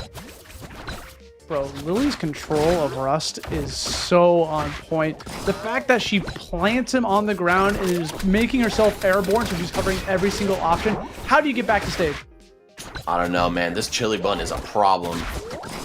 Oh, the up air. Oh, landing up air just is so saucy with this character. It doesn't really have a lot of range, so it's pretty impressive to land, and you get a ton of combos off of it. Dash attack catches the ledge grab? Yet again, the shotgun just gonna miss, but hold on. Oh, the emote. I think she thought it was over right there. The preemptive Tom, bro. You real? Yeah, and I think we're a little out of taunt to get body territory, unfortunately. You got 1 stock, 120%. You're bleeding out right here. Man, you know what? I believe, Max. I think SNESFresh can turn this around right now. All he needs is that 1 grab. He's gonna have to play 2 more stock, and it's not gonna happen. It's not happening. I appreciate the optimism / copium, but unfortunately that one was just cooked. Come on, wow. Man. Chili bun getting it done. I love how she just enters another platform fighter and starts tearing it up immediately. And she's been grinding, bro. She's been entering a lot of tournaments in the past, specifically for this game. Even before this tournament was announced, she's been grinding this game. So it's always a big fan to see these players like pick this game up and be like, wow, they sink their teeth into it and they find out it's a really fun game at a top level. Yeah, no, this game is really, really fun. Guys, please, !Flash Party in the chat. I told you before, I'll tell you again, I'm not some random paid shill. I'm out here to tell you to download this game just because I'm commentating the tournament. I've put a ton of hours. You know what? I'm going to open my Steam up and tell the people exactly how much of my life I've given to Flash What you Party. got, homie? We'll compare. Because I'm pretty sure I don't have as many as you. Let's see. I'm at a 43.9 right now. Flash Party. Oh, you know what? I play on my secondary Steam account because I accidentally botched it and paired the wrong account to this. So I'll have to figure that out. But 1,000. I'm gonna say like 250. That's fair. I just picked up the game like a month ago or so, maybe like a month and a half. Originally, I got hit up to, hey, you want to cast a Splash Party? And I was like, yeah, it's kind of, I played it like a couple times, but didn't really sink my teeth into it. And because I got hit up for it, I wasn't even like guaranteed to be on yet. I decided to pick up the game just to play it. And I actually got mad addicted. And even after this, we're done with this show, I'm probably going to boot up the game tonight because the game is just fun to play. It's so fun. having access to amazing netcode and ladder at your fingertips, just sitting at home at your computer, it's crazy. It's the netcode. That's what it is. I was gassing it. I have way less hours than I thought. 118.7 though. Okay, yeah, there you go. That's still a lot. It's still a lot of time. You cannot hold a candle to some of these players in bracket, bro. Some of these players have been grinding this game. Yeah, and some of them have been around since before even I was playing. I've kind of fallen off the train recently just because life comes at you fast. But I was playing this every single day for almost a month. I remember, dog. I tuned into some of those streams. I was lurking. Yeah, this game's crazy. With the vanilla, bro. No stickers whatsoever. Being pure. Oh my god! You see this next match, Max? You see this? Oh, J Mafia versus Bread. Okay. Ooh, this is gonna be hype. I still have yet to see J Mafia play, but again, this is a player who comes to a fighting game, tears it up, leaves his mark, and then either keeps playing or just moves on to the next one. So, for those of you guys who are familiar with the name ZekeTRP, that is J Mafia's old tag, and you might know him as the best Yoshi in Florida for a long time, even in Smash 4. And in Ultimate. I think he's from the Treasure Coast or West Palm area, but he's the best player in his sub-region of Florida. And rank 1 several times on Multiversus Ladder, singles and doubles, right? Yeah, it was won tournaments as well with Jake the Dog from that game. Has, in this game alone, been playing a lot of S17, but has been playing a ton of characters besides that. He's played Miko, Macalone, Tong, and right now, it looks like Tong might be the one coming out to be able to fight. But this is Bread we're talking about. Sherlock Holmes out here with those combos. Remember when we first saw this player play this character and just completely obliterated that game number 1? Will the same thing happen right now, or is J Mafia got some tricks up his sleeve? Only time will tell, bro, because these are two characters that absolutely eviscerate you on hit, especially when optimized. We've already seen it from Bread. I really want to see it from J Mafia, though, and I think Tong could be an interesting pick because when you're drunk, you won't get 0 to death, right? You'll armor the first hit. But when you have the chicken, and when you have multi-hit moves, you've definitely got some ways to deal with that. Oh, okay, great DI, only escaping with a scratch on him. So J Mafia knows the counterplay. He's seen this before. Oh yeah, I mean, he's played against Bread before in bracket, so like they've definitely like faced off against each other, so he knows this matchup. But the thing is, that's going to be happening. We're seeing a lot from J Mafia is he's actually going for the little Sipperoo to use the armor to get through the chicken Bandy, to get right through him, because like then you can just ignore him, and that's actually imperative in this matchup. We got a set play character like this, that up special not gonna be able to get that sweet spot on it. J Mafia turning the tables on him. Hold on, he's going back off stage. Oh, looking for the throw to back air. That was shiesty, but unfortunately not going to pay off for him. Finally, we see a full combo from Bread, but it didn't turn into a kill, and that's really important, especially in high-stakes situations like this. You've got to make sure that you're ending your combo with something lethal. Okay, got that drink, the Sipperoo ready to rock here, trying to get that up tilt on top of it. We're taking that, you know, that little bit of passive damage while in that drunk state, but that's okay. You already got triple digits. What more is it going to do for you? Instead of thinking about the benefits it's going to reap, almost got that move off of the air dodge. Yeah, unfortunate that J Mafia couldn't land that. Both of them look like they're struggling to kill here. Okay, back air. Oh, still not enough. Oh, all right. Cheers, my friends. Sipping once again. And that's just going to allow Tong a, not necessarily free approach, but a much easier approach. Oh, and clipped by the flip kick right there. Okay, what do you do about this? The pressure from Bandy coming through too. All right, and first stock goes to Bread. J Mafia trailing here, but not by much. Tong, tons of power behind your swings. It's such a struggle to get through this assist, bro. That assist is so good. You just toss it off. It's not that much. The startup on it is pretty fast, too. So you can just kind of throw it, like right there. When you're coming down on the ground, you can just drop it. Helps you with landing against your opponents on top of that. And there's just so much happening here. Gets a side special, trying to get the follow combo. He was waiting for the early air dodge. You saw him, like, just kind of play patient there. Yeah, just accounting for the DI, right? And, okay, forward smash going to close it out. Looks like J Mafia is right back in this. Oh my god, a 50 damage combo. Gonna take some residuals after he goes to Sippington City, but still, that's definitely a favorable exchange for him. Oh, 100%. Okay, I think he was waiting for that second side special to come out, but then went the other direction instead, just to like escape that combo, because there's gonna be time to go for the grab. Gets the spike out of it! Oh, don't get caught by him near the ledge, man. You thought the Shoryu off the top was all you had to worry about. You also have to look out for that spike. Just another way to end it. So that, oh my god, doing it again, trying to get a second one. What makes that combo so dangerous for Sandy is that's just like built into the down special, right? That's the final swing of the down special is the spike, but you'll see a lot of Sandys cancel that into an up special instead because they want to kill off the top. But if you're off stage like that, you just go for the full rip of that combo.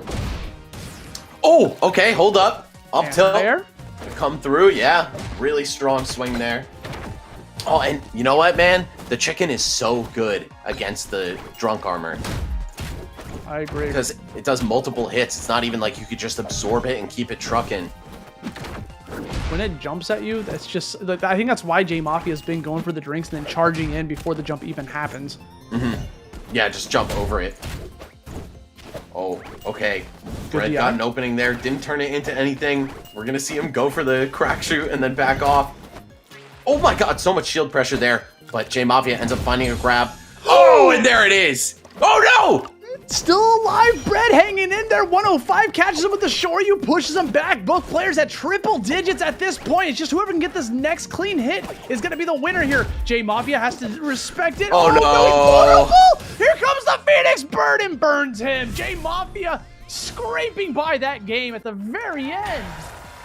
Oh, that was so intense, and it all came down to that missed Shoryu right there from Bread. He saw the opening. He's like, okay, I got a hit. It's time to close the door on this game. But no, unfortunately, J Mafia's DI just too good, too aware at all times. Gonna pop out of the combo and just punish for the kill. And that whole moment got started because right there, what happens is he goes for the drink charge as like a bait, right? That's why he tosses it out there on the edge. That was the down special combo, getting the nice spike afterwards. But on the edge right here, he goes for the drink. Eventually, what's one of these clips? It's coming up, I promise. Yeah, yeah. I just forget which one it was. This was at the very end. But there was a thing where he went for the drink, but didn't finish the gulp. He baited it out to hit him with the side special instead when he had him off stage. So it was a very good bait coming out from J Mafia. And what a nail biter of game number 1 that was. This is a best 2 of 3 still. And we have no idea who's going to come out on top.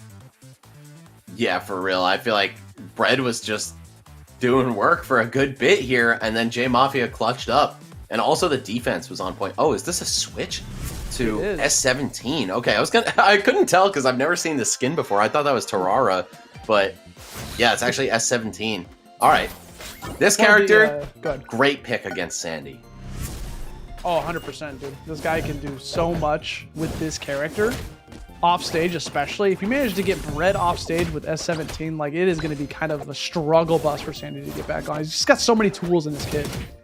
And you have so much range to keep him out, right? Sandy really does need to get up close and personal, but you've got a disjoint on pretty much every single move as S17. So we'll see how this one shakes out. I mean, J Mafia, the fact that he switched characters after winning reminds me of my boy Proto Bonham, right? Keeps his opponents on their toes at all times, because as soon as you start adapting to the character from game 1, suddenly it's all useless for game 2. Yeah, that data is now out the window. We know you still got the data on them. Right.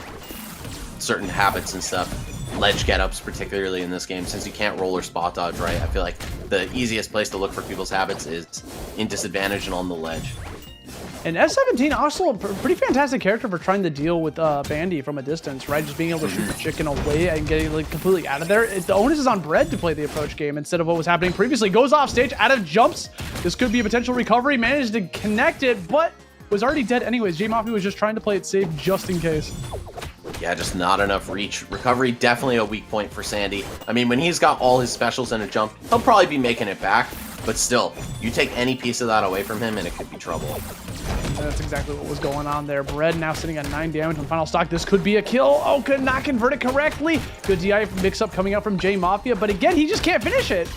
Yeah, and you can see that Sandy's combo game really does fall apart in the face of good DI. So when somebody knows the matchup, I hate to say it, but he kind of falls off a little bit. We saw what Bread was doing in his first round on stream versus what he's doing now, and it's just night and day. And it all comes down to the opponent's counterplay. Dude, it looks like he can react to it too. So like, if he knows which way you're gonna DI, maybe he can mix up the game a little bit to see what he can do. Just obliterated that chicken, bro. It's gone. Bye-bye. Another one. How many you got? Oh, hold on though. Bread back in this, actually taking a very slight lead here. But J Mafia in the background is passively charging up that super, right? The laser, one of the most ridiculously strong moves in the game. So we'll see if he's able to just either maintain the lead and close it out with that, or use it as a comeback factor. Yeah, whether it's going to be the down B counter or just the down tilt, down air, or anything like that. Those are the attacks he needs to be on the lookout for to get that laser in power. But right now, Bread getting a lot of damage off of that combo. Here we go again, trying to one more time. You know, every single time he lands jab, it's going to lead into something. Yeah, unfortunately, not enough in several of these exchanges. Has to find a kill off a raw Shoryu, but still, that's even more impressive than doing the combo, if you ask me. He kind of comboed off of Bandy there. Bandy did that little jump, and he converted off of it. That was sick. True. But, you know, not off like the jab full combo starter. 100%. All right, some clean conversions from Bread, even though he hasn't been able to quite maximize. Now, it's J Mafia on the back foot here, has to chase him down. I don't think that's one of S17's strong suits. She's really good at keeping you away. Oh, parry into up B. Hold the phone, Austie. This is an even game suddenly. Just all you need to know is the correct options to do in a matchup. And you know when you get that parry, you can go for that up special. Some characters have that, and that is definitely something we're seeing come out from J Mafia. Definitely sitting in that lab. And now we have ourselves a one stock apiece match, and it is kind of a projectile war currently. Old Bandy coming in clutch. Only gets one hit off of it, though. Then it's going to be the projectile opener for S17. Such a back and forth here, but J Mafia is actually back in the lead. I'm actually digging J Mafia's option to go for the charge shot on Bandy, because that makes it last longer, and it's an active hitbox for Sandy to run into. Yup. A little bit of set play courtesy of his own set play. Yeah, right. Yeah, exactly. Using it against them. Not going for the shield. I feel like every... Oh! No. Okay, had to cash out with, I think, the Nair at the end right there. Recognizing the situation. Choi. Oh, okay, yeah, you can't spike S17 out of her up B. It's simply too big to challenge. We're gonna see the counter as the hover right there. A little bit of a recovery mix-up. Oh, whiffing the bear just over his head. Hold on, J Mafia with the chance here. Is he gonna finish this one off 2-0 right now? He could do it, bro. This is looking very scary. J Mafia has been holding shield for so many times. And you'll notice that he doesn't go for a punish or a grab because Bread can cancel that jab into anything he wants. So he's expecting to cancel. Gets the grab shoot into the up special. He is still alive. 118 damage. Trying to get that down air. Bandy didn't do anything. Gets back on the stage. Up special action. There's the jab again. It's so scary. Oh, breaks shield shield. You're dead. He's just crouching at you. That's so disrespectful. Oh my god. Dude, I thought he was about to choke right there off the shield break. After he just sat there, I'm like, please tell me you know how to kill him right here. Unfortunately, he did, but because he went for like a multi-hit combo, there was a chance that J Mafia snuck out of that and found a kill. He could have killed off a fully charged smash attack. That's all he had to do, but he wanted to style on him. He wanted to style on him. That was so risky. That's so bad manners. Yeah. Extremely BM from Bread right there, but it's gonna get him on the board, keep him alive in the set here. And now J Mafia looking like he might be about to change characters as he has disappeared from the lobby. Oh, it's right back to the Tong. Interesting. Yeah, I could see the Tong. I mean, honestly, both characters are working. They both have their strengths and weaknesses in this matchup specifically. I think what was happening for J Mafia, especially at the end, is I think he just kind of missed the armor. But hold on. Looks like we might be swapping back. He hasn't yet to lock in a character just yet, but seems to be hovering over Tong, seems to be hovering over S17. We'll see what character he's going to finalize here momentarily. Yeah, I would have to say it's probably going to be one of those two, just based on the way that, you know, he played Miko really is well not in the games pick. 1 and 2. Miko is not the pick. I'm going to tell you that right now. Oh no, certainly not. He's got a Miko. If he does go with Miko, I applaud his bravery. Nah, he's got to go with that 17. Okay, wow. Very interesting to switch off the character that you won with and then stick to the character that you lost with. But S17, she's a great character. She's great at keeping characters like Sandy out. So on paper, I really do agree with this pick. Yeah, it does a lot of damage, especially against that Bandy, playing the projectile game. I feel like you have the advantage of being able to play from like far away with that. And you got to also remember that this is now J Mafia's stage counter pick on top of that. Going over to Civi's studio, this is going to give him the advantage of being able to get underneath those platforms and shoot the projectiles as well. With like in this situation, what does Bread do to play it safe? You know, like if you go for the ledge jump, he can just kind of catch you because of these using the platform above you. This is a tough spot to be in. Yeah, this is kind of what I expected to see a little bit more in the last game, right? Just that forward smash ledge trap. Even if you just go for the same thing over and over again, Sandy doesn't really have options to answer it. The best way out is just like ledge jump and hope that they don't let it rip in time to catch it. Now again, this is a way different J Mafia you were seeing from the previous game, right? This is like what you got to do in this matchup.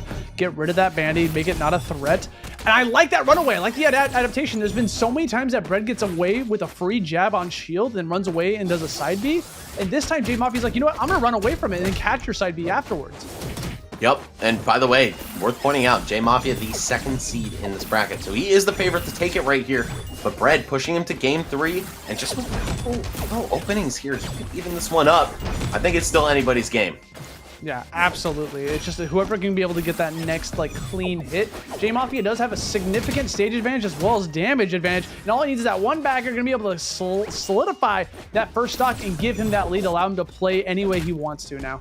Finding the kill there was huge. You can't let this lead get away from you if you're J Mafia. You need to make sure that you finish Sandy off and don't give him any second chances. Okay, gonna get the slight charge on the shot right there. J Mafia maintaining his stage control, baits out the crack shoot. Okay, and now you got Bandy to deal with. Oh wow, his counterplay to Bandy has been impeccable throughout this set. Yeah, and this is what I'm talking about, Max, with this stage, right? Like that platform right above you, it's so hard for Bread to find an opening because of that platform. Agreed. We're seeing him just get a little hasty, right? Kind of rushing in there, taking a lot of punishment for it. Oh, got the little counter stall and the drift back. Very classy from J Mafia, even though S17's recovery is somewhat limited. just having that confidence to back up a little bit and not drift all the way in, and can dodge a spike for you, and suddenly he's up 2 stocks, looking great. All he needed was the mentality shift and the stage shift, and this is suddenly a completely different match. Both game 1 and 2, insanely close. Now we're seeing J Mafia kind of dominate right now. Even if he gets this stock right here, it's still a stock lead. Yeah, this is a veteran player of several games, honestly. I feel like the more time you spend on the screen with a guy like J Mafia, the better he's going to perform. I think one thing that's really fun to note is that J Mafia very rarely does like down attacks, because we're never seeing that get charged at all on his all-rounder, because, you know, like the side specials, the neutral attacks, the projectiles are all so good options. He doesn't really need the down tilt. Yeah, exactly. Down tilt's pretty good, you know, it has its uses, but it's far from one of her like defining moves. And same for down air and counter, right? They're there and they're nice, but not exactly core to S17. Oh, hold on. What is core to Sandy is this combo game, though. We got the double spike, missing a tech, which opened him up again. Attacks on a ton of damage, but not getting the kill there is huge. I think as long as J Mafia has a stock to play with, you know, he's allowed to make that one mistake that puts him in a really ridiculous combo, and then he can still win off of that. Oh, wow. Charge shot, dash attack, not enough. Hold on.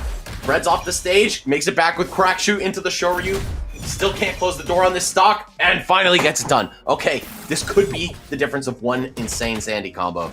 And J Mafia is spamming taunt this whole time, seeing at 160 damage, was going for the ultimate right there. He's getting a little bit ahead of yourself. This is definitely possible for Brett if he manages to catch one sneaky hit on him, so J Mafia can't be overzealous and fish for these kills.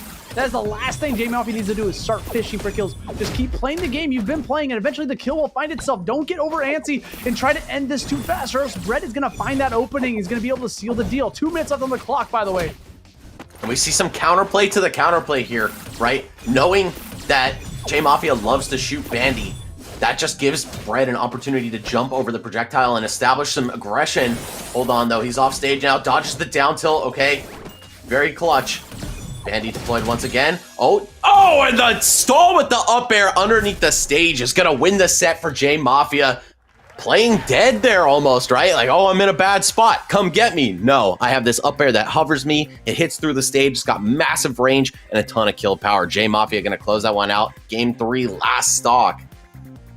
Just a nail biter of a set, dog. J Mafia barely clutching that out at the very end with like so many different kills and process. That's going to guarantee J Mafia a ticket over to the top 8 part of bracket. That's gonna be happening on later on in the day. It's a fantastic spot to be in. I believe he's placed in the money now.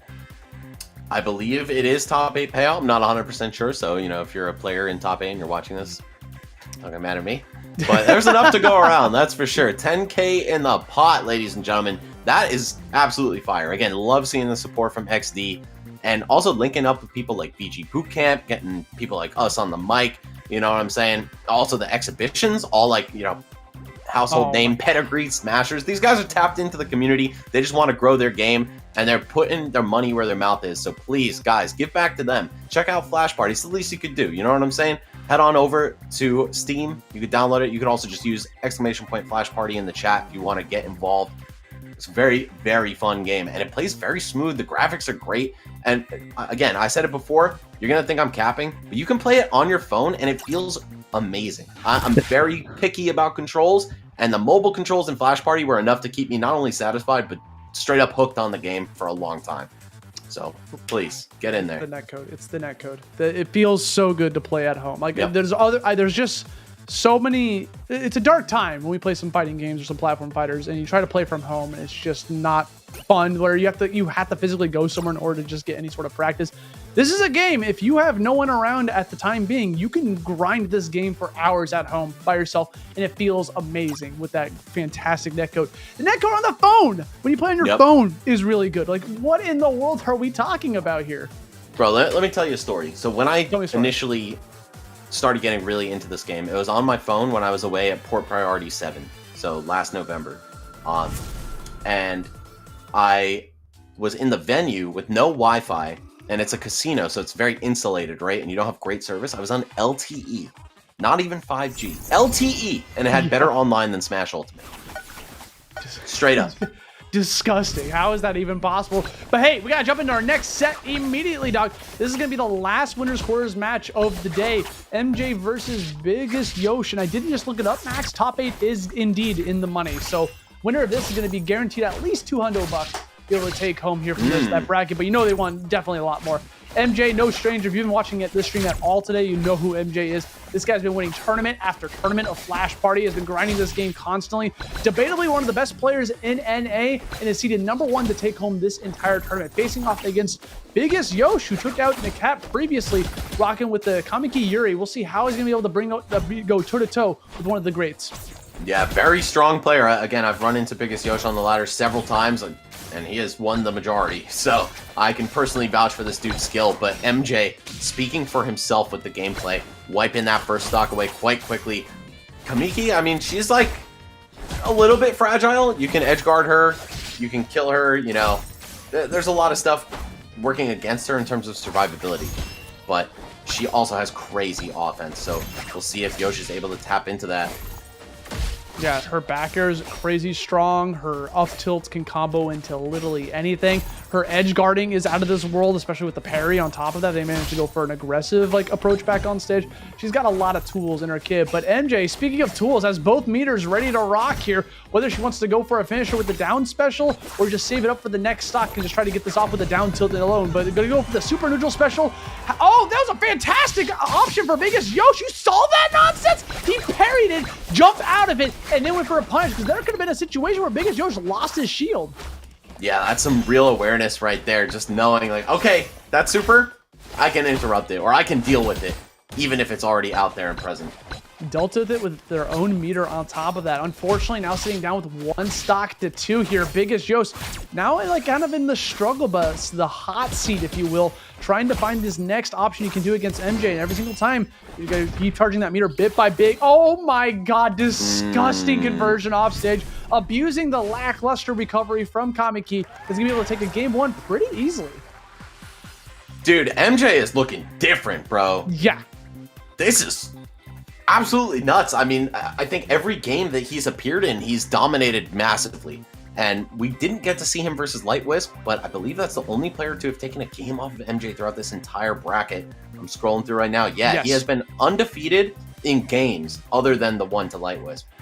Yeah, Light Wisp. I'm not sure who Light Wisp plays in this game specifically, Flash Party, but I know that he was messing with a lot of characters from the Multiverses days. He played a lot of Steven, so maybe like a kind of like an Impeder type of character potentially. And by the way, guys, exclamation point drops. If you want a new drop, there's another new code. They just keep dropping codes all day today. Collect those coins, bro. Yeah, guys, please go ahead and take advantage. You know, they're showing love to you. Show some love to them. Get on Flash Party. Straight up one of the most fun games out there. I'm looking down at loser's side of the bracket. Max, I'm sorry to say, Tokyo has been knocked out. Oh, no. Yeah, Sonic 3167 ended up taking him down. He got finished with a, I believe that's 17th, 13th? 17th. 17th place, yeah. Man, hate to see it. But actually, my other Flash Party homie, Fane, is 1-1 against the same player, Sonic numbers. Avenging. Son numbers. Looking at the rest of this bracket, it looks like AverageJoe is facing off against True Ninja down in losers. True Ninja is up 1-0. Some other players that we've been seeing earlier on in the day. Taking a peek. Void is out. Lost to Dash over in round 2 of losers side of the top 64 bracket. So good showing from Void, making it that far into the bracket. But hey, that's enough of recap for now. We got to jump right back into this game. Here it is. No character switches. Staying on the Sia and on the Kamiki. So I definitely would have identified BiggestYosh as a Terrara player because I think he always has her in the anchor position. But I'm definitely interested in the fact that he's going with Kamiki for solos here. It might be like a matchup thing because even in solos, like in tournaments in the past, he goes Terrara. So often you go for this Kamiki, it could just be like a matchup thing. Maybe he likes having the sword and the mobility against the likes of Sia. But regardless, it still seems like he's kind of struggling to get any sort of meaningful damage because MJ is just kind of dominating the stage. Look at that down tilt. Oh my god, into the spike, into the tech chase. Okay, finally gonna shake some of that pressure off, but the percent lead is just massive. There we go, the forward air to close it out. It's not a lightning kick, but it hits like one. dude. You escape that pressure ever so slightly, and they just keep it continuing on, bro. You're just like done for. Gets a parry into the up tilt. That was a run-up parry. Like, deliberately, he ran up and flickered shield because he knew that that swing was coming at that exact moment. MJ is crazy, bro. Yeah, parries feel really good in this game, by the way. I'm a huge fan of it. Oh, there we go. There we go. You see BiggestYosh getting some games in there. Gets a stock off edge, making this a little bit competitive. Yeah, starting to establish himself. Actually, a little bit of a lead, too. Gonna pick up some orbs, get some heal, get some meter, but no, it's all gone. It's all gone, and now he's just trying to find a way to get back on stage. MJ also primed with the super, ready to go. Will he use it for an edge guard? Will he use it near the top of the screen? Obviously, since it kills a little bit off the top, it could be really good to just catch your opponent landing in the air. But he doesn't need it. He says, I'm getting this kill meterless if I can. But hold on. The counter there from Kamiki, so strong. Not quite enough to take the stock, though. Oh, very greedy forward smash. Unfortunately, going to pay the price for it. Boom, back off stage. Gets that down tilt. So good at catching recoveries and is going to be able to close that out. BiggestYosh on tournament, or on his final stock in winner side. Can he be able to bring this back? But right now, it's looking pretty bleak. MJ still has both meters ready to rock. He's at 52 damage. If anything, he's got to get something going here. There we go. Side special with the meter. Going to increase the amount of damage you can do with it. But MJ just continuously landing. Lands the super neutral special. Puts on a song for us, gets the zoom in finish. That's going to be MJ qualifying into top 8 side, winner's side of the bracket. Jeez, dude. MJ, yeah, I think he's taking this one. I think he's taking it. After watching all of the top 8 winner's side qualifiers, I think MJ or LilyBun has the best chance of taking this one home. They looked simply on another level. Yeah, dude, just so many sets, and that's going to be it for the winner side of top 8. I just want to go over that real quick. It looks like we got Swagu, who placed a little bit earlier, LilyBun, Mafia, and MJ on the top 8 of winner side, but we still got loser side to figure out here, Max. Yes, we have one qualifier coming up for you. And you know what's hilarious about this one? What's up? It's MegaBlocks, the 5th seed, a Smash player, I believe, from Florida. Very strong player, 5th seed, versus 410th seed, Bread, the Sandy. So that means that Bread was a dark horse coming into this. Yeah, it is very hard to see it. Again, especially when, you know, like, the TOs and stuff are mostly sourced from Smash, right? Like, they're not as plugged into the happenings of the Flash Party community.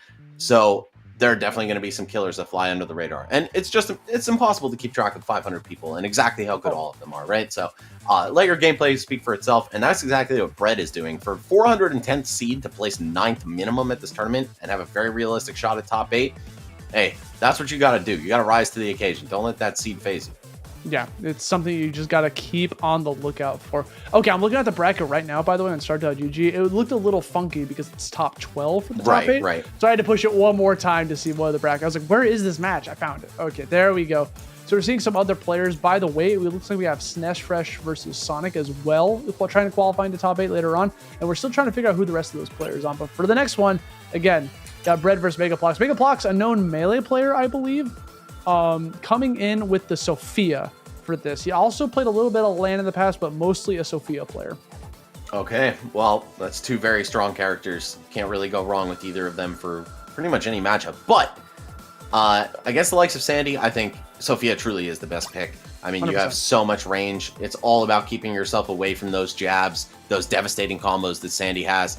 And Sophia not only has the range, but she's also got a lot of mobility. Her swings are very wide, like they cover a good amount of vertical and horizontal space. For example, Thanatos, right? He's only covering one of those at a time, and it can be a little difficult to play that keep away game. But Sophia, great pick for this matchup.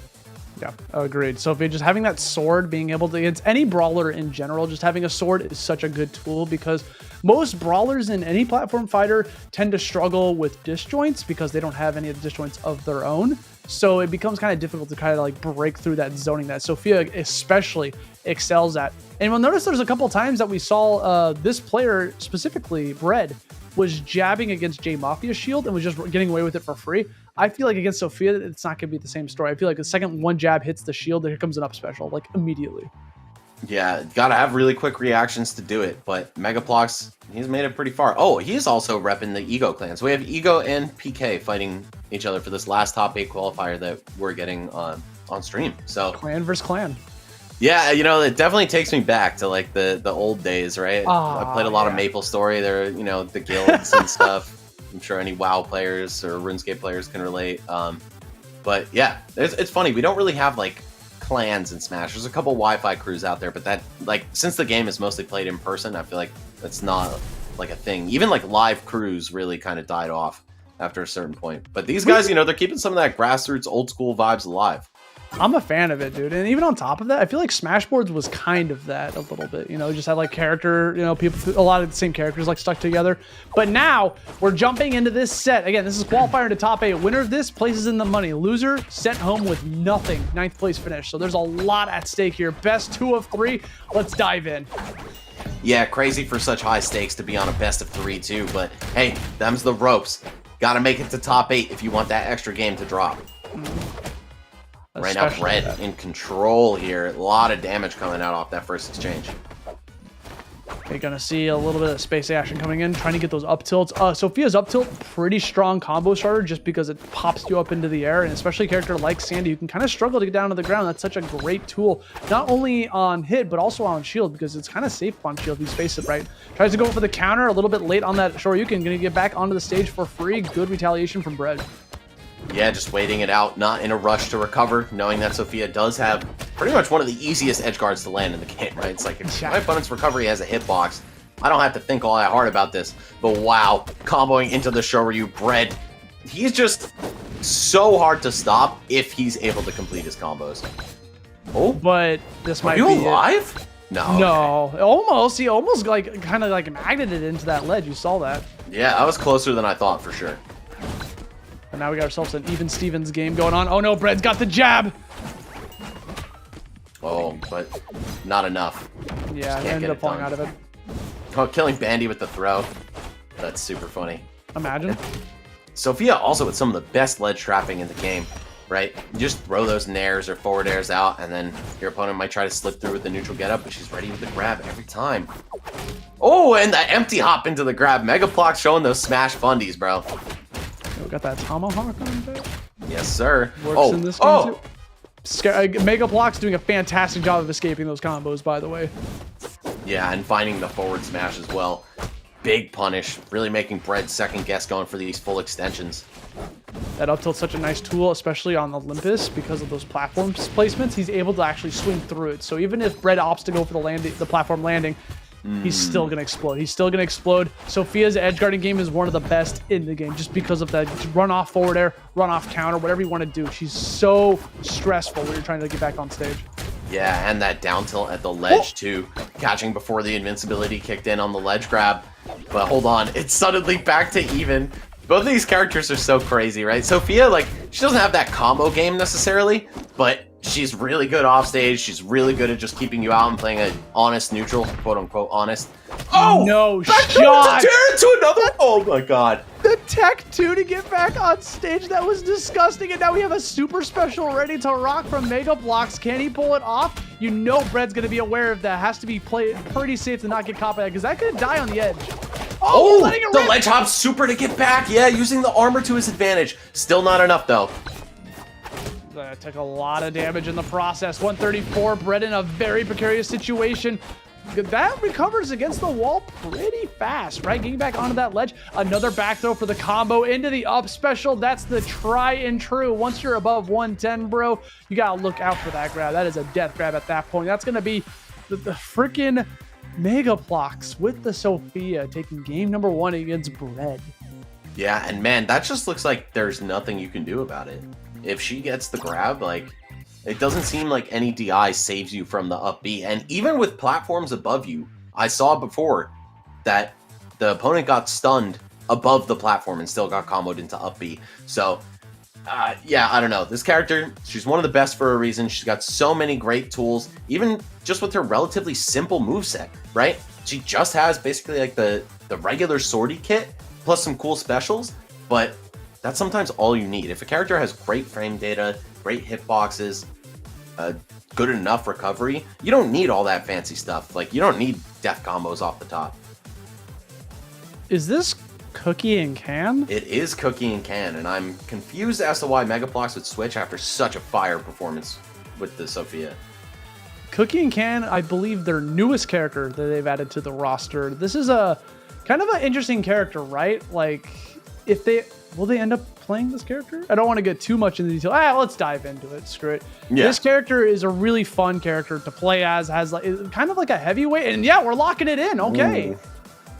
Cookie and Can just has so many tools in their kit to be able to like kind of play like a keep away game, but then also has the ability to kind of like rush in, get the forward airs off of the grabs, and has like the charge shot, right? What's interesting about the charge shot is you can actually charge that by using down B to eat a projectile. So I'm wondering if that works against Bandy, because I'm actually not too sure. Yeah, I'm not 100% sure. I feel like I've never seen these two characters fight head to head. They're both pretty obscure picks, honestly. I mean, definitely specialist picks. Yeah, I never see Cookie and Can, bro. Shouts to TK, man. TK's got a fire Cookie and Can. TK always playing those obscure characters, bro. We fit. Yeah, true. But he makes them work, so yeah, I definitely know. What I do know about Cookie and Can is through TK. So I'd love to see how MegaBlocks can expand my view of the character here. Man, we'll have to wait and see. Yeah, here we go. It has that laser too, where you can actually angle that off stage. Yep. This might be the play, bro. How do you get back on stage as Sandy with no jumps? Oh, just gonna have to wait for MegaBlocks to pick the wrong angle, unfortunately. And now it's Sandy time, baby. Oh, okay, got the ledge tech right there. MegaBlocks keeping himself alive. Hanging in there for dear life, goes for the down there. Gonna get a little bit of that charge shot too, but hold on a second. Here comes the down special combo extraordinaire. Once another one hitting that jab. Again, now he's getting away with it, right? That was Sophia. That was not going to be able to work. That was no way in chance we'd be able to get away with that. But now because you're playing this character, Cookie, gonna go flying to the top of the blast zone. All right, Bread taking the first stock, setting the pace here. And I think it's so important to get that first kill against zoners, right? Just because they have to come to you now. And most zoners are not really good at that. I would say Cookie and Can does fall into that category, approaching a little bit of a struggle for this guy. Meanwhile, Sandy, if you're rushing in at him, that means more openings into these devastating combos, of which we just saw one. Not a kill, but a ton of damage. And if he can get back from this ledge, MegaBlocks might have a chance, but otherwise, it's looking cooked for him. Yeah, things are looking pretty bleak for MegaBlocks. Not sure about this character swap working out in his favor. Maybe he just wanted to try a style with this new character. Maybe we just want to experiment in bracket. But now we have that fully charged shot. This could easily one-shot you. Manage to get caught by it, so you got to be on the lookout for it. We'll see how he's going to be able to play out. Gets the back air, still saving onto that shot. Has to shield through Bandy. We're trying to go for the edge guard afterwards. Wants the grab, but Brett is so slippery, able to just run away from it. Well, and you see at these higher damage values, it looks a little easier to fall out of Sandy's combos. Bread might need to keep it simpler on the punish game. Just go for a kill move straight up, because MegaBlocks is not getting hit by the full extensions. Yeah, it is just not happening for him. Has the full meter ready to rock. Could not manage to get with the back throw. You gotta remember, this character is technically an impeder, so if you manage to hit their shield enough, that throw will eventually kill, but that's okay. Brett's just gonna spawn right in, get the jab into the Shoryu, finish off that stock, and now we have 2 stocks to 1. Cookie and Can kind of struggling. Oh, big combo. Okay, 29 into the reset for another 20. Wow, just the Shoryu getting back to stage. Raw call out on MegaBlocks going for a high recovery. Okay. It's not over, yeah, okay. His combo DI is just too good. Again, it looks like once the players know the matchup against Sandy, his damage potential really falls off. Oh! Hold on a second! MegaBlocks bringing this back? Spikington City? Shall we? Cheers, my friends. And he's got fully charged, ready to go with that neutral special. You're going to notice he's glowing red. So Sandy has to be able to be on the lookout for that. Bread has to be very careful from that shot, even off stage, because he can just shoot that off, and Bread could be done for, especially that low to the stage. Oh no, going all the way up, but yeah, once again, just popping out at the very end. That's going to be Sandy in free fall and a ton of lag. MegaBlocks making a huge comeback here. Suddenly only down by about 20%. This was looking Jover. Trying to get another shot of those. He's got 5 things to tell you. Laser, yeah. laser, laser, laser, laser. Blast. Oh my gosh, now he's got 114 damage off stage. MegaBlocks has the lead technically in terms of percentage, but now he's looking for the Shoryu, runs back on stage, has the conversion, but just challenges it instead off stage, struggling to get back on. All right, stuck at the ledge here. Oh, but finds the back air. Okay, gonna take it to a game 3. Bread hanging on here, but MegaBlocks is making a miraculous comeback right there. Kind of surprised that he didn't end up sealing the deal. It looked like all that momentum was in his favor. You know, you could feel that stress, like, oh man, I'm already down a game. He's making a huge comeback. Am I even gonna get to game 3? But yes, you are, Bread. And I have to point out once again, I don't believe we saw a single full combo into the kill from Sandy, and that just speaks volumes. 1, about MegaBlocks' counterplay to it, but 2, about how much this character has to struggle when he can't kill you off 1 or 2 interactions. Yeah, because that's like Sandy's strong point, is being able to get those really early kills. So when you're being able to DI correctly or play around it, he can kind of struggle to find them, right? Like even right there, like he was waiting for an air dodge to get the Shoryu right afterwards. But can you imagine if MegaBlocks pulled that off with Cookie and Can of all characters? I know, right? Not exactly a character engineered for comebacks. Is he staying? No way. No shot he stays. Like, what? No shot. Sophia did so much work. Bro, this is now twice that we've seen that, right? J Mafia did it too. He doubled down on the S17. Okay, but MegaBlocks not going to follow suit. He's going to go back to what was working, stick to the formula. I agree with this. And I also think that Sophia is very good against Sandy. So just stick with that. Such a dominating game 1 to switch off to, like, I guess I wouldn't call him a meme character, but definitely, like, compared to how good your first character went, it felt like a meme pick. But guys, you know, if you want to click some memes of your own and go ahead and type that exclamation point drops, you get a free code. You can buy a meme skin with that. You know, there's tons of meme skins. You saw that Civvy skin, bro, going with the horse, like. Yeah, there are definitely some funny ones. Like every character has like the really badass skin, the like kind of memey skin. Like there's a lot of flavor. And like the Sherlock Holmes one, so flames. Huge fan. That's got to be his best skin, bar none. Okay, it looks like we're diving in. Let's do it, Max. Game 3. It all comes down to this. This is the final top 8 qualifier, at least of the stream matches. There might be another 1 or 2 still in the works, but this is where we're going to find out who's making it in. Yeah, exactly. Here we go. 1-1.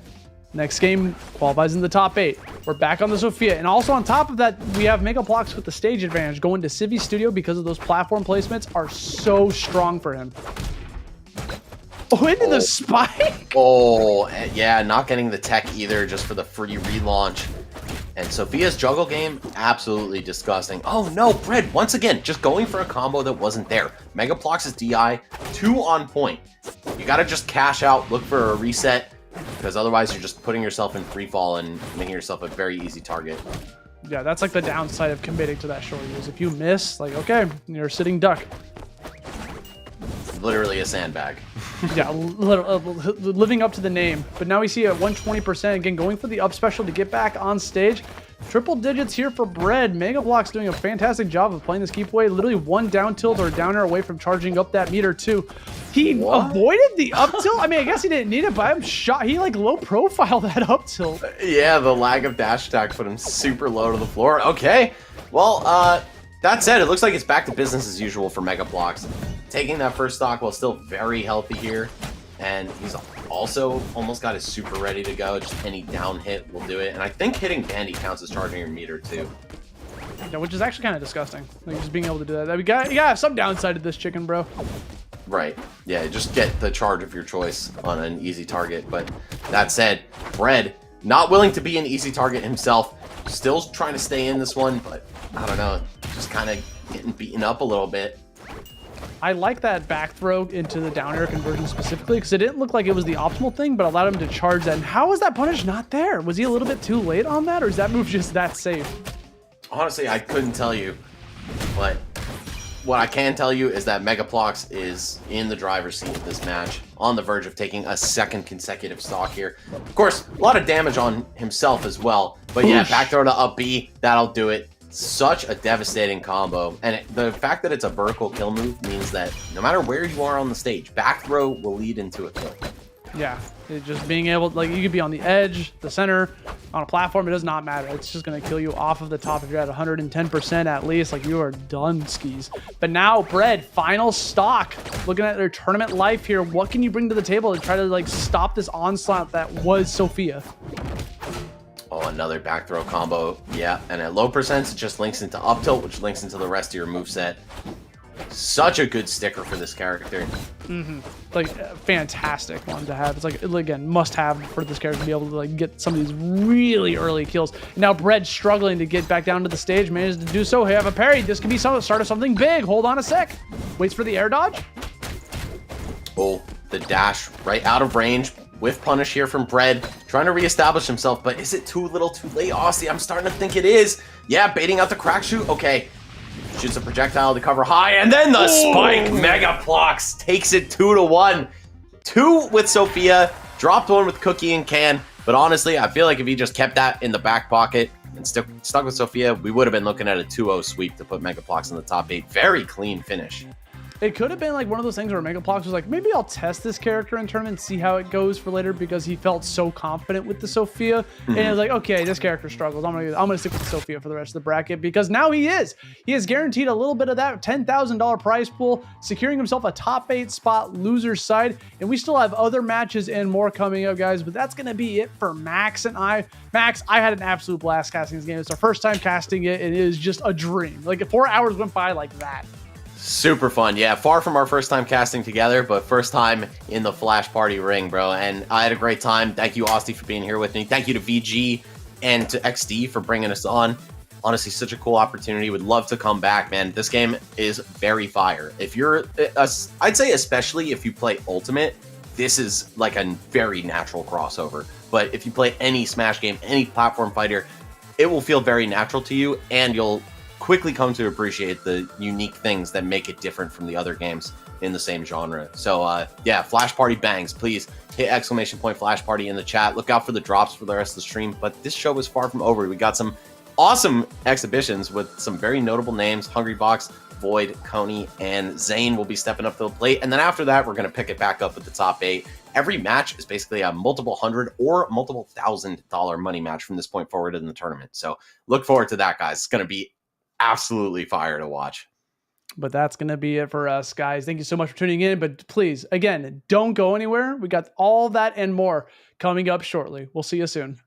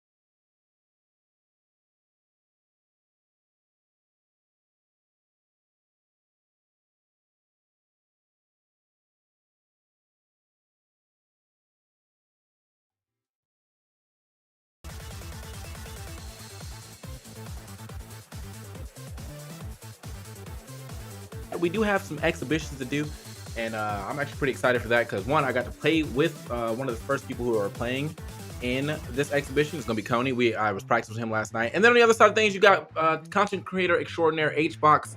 Logic, how you feeling about these matches? I'm kind of excited just because we're getting to see all these players in a different element. You know, all these players generally are from kind of the Smash scene, and now we're seeing them play a different platform fighter.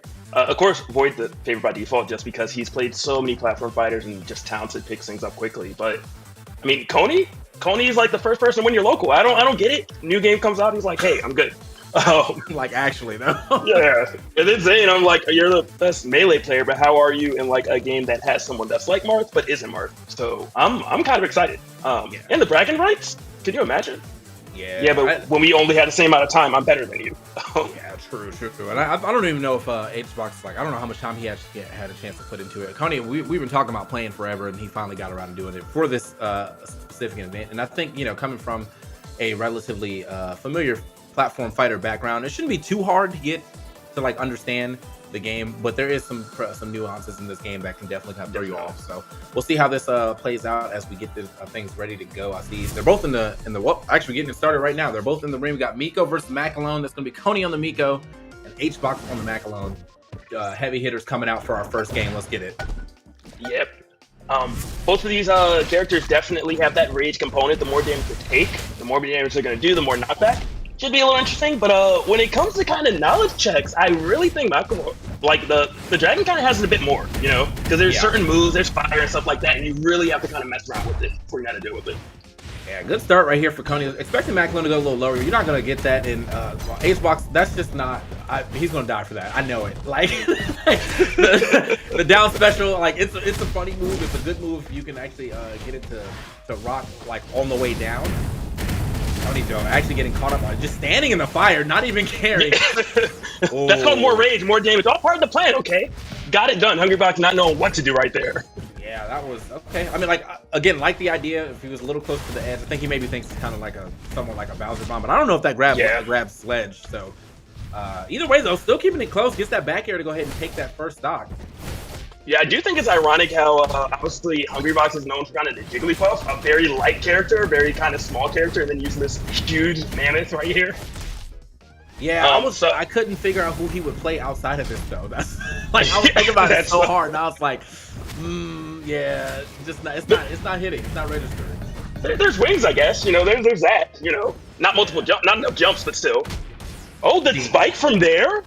Wow, Coney right now saying, hey, I've two-framed quite a bit, all right?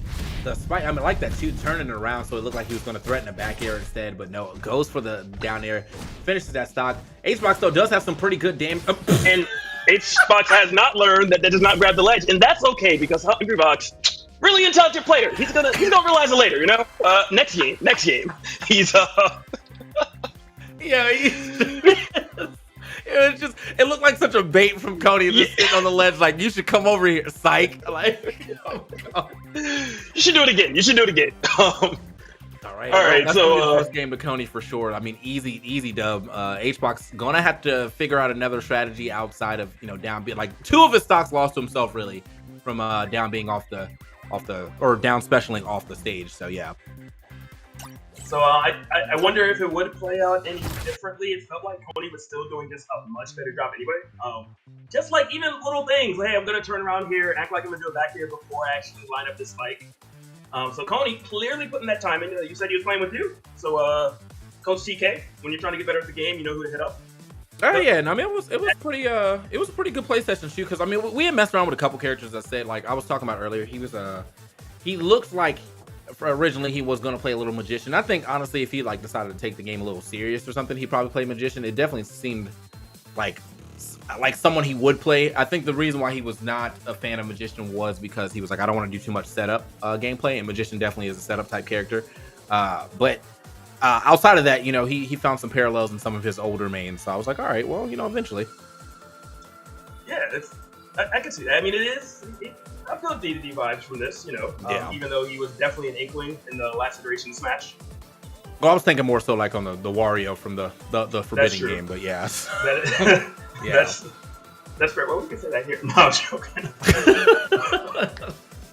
But no, that's definitely a really good point. It's kind of a nice big character that can just press a lot of buttons and kind of have to respect, him essentially. And then on top of that, isn't going to die too early, so it leaves a lot of room kind of for error if you do make a mistake, especially in a game where you may not have as much knowledge as you traditionally do.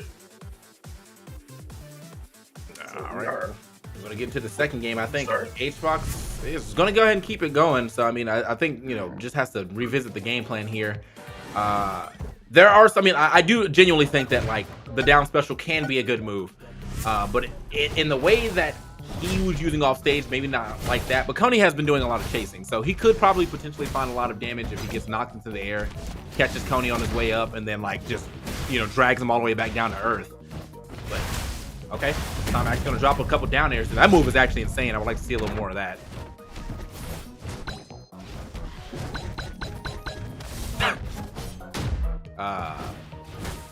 Okay.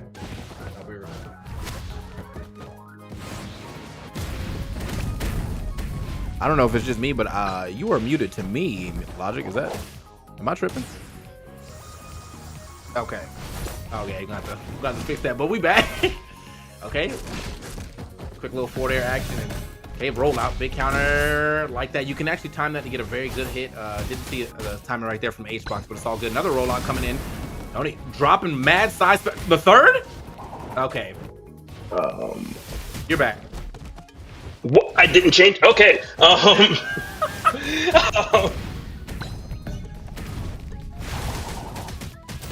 Hey, there we go. Coney with the up special to get back to the stage. Though HBox not far off from getting this stock. Quick back throw here. Okay. High up recovery.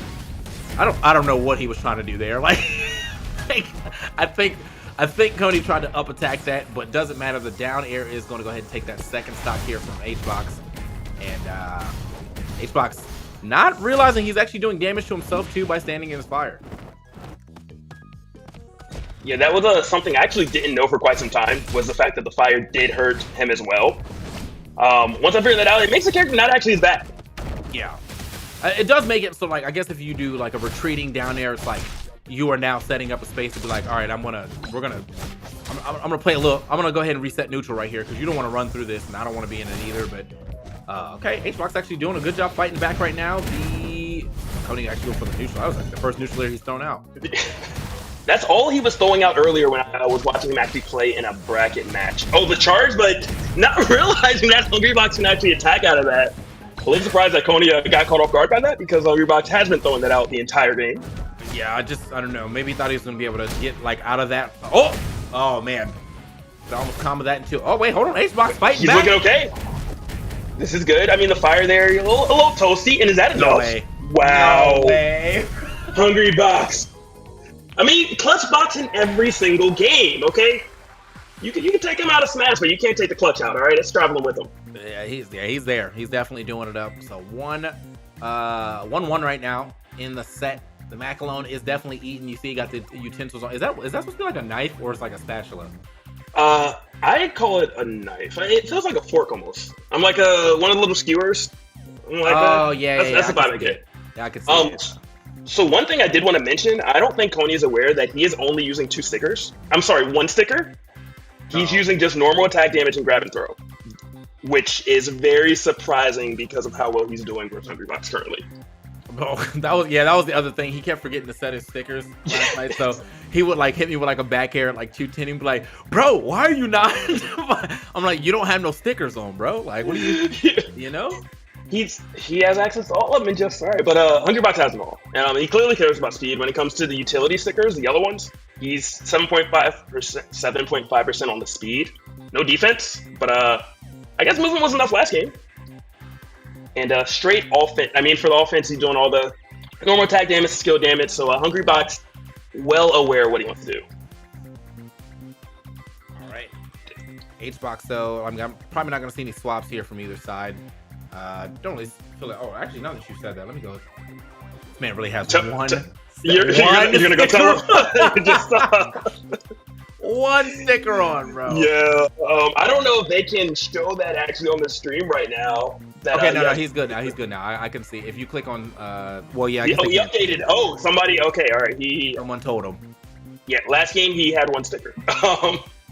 Okay, now so he might win. You know, it might not be a 1-1.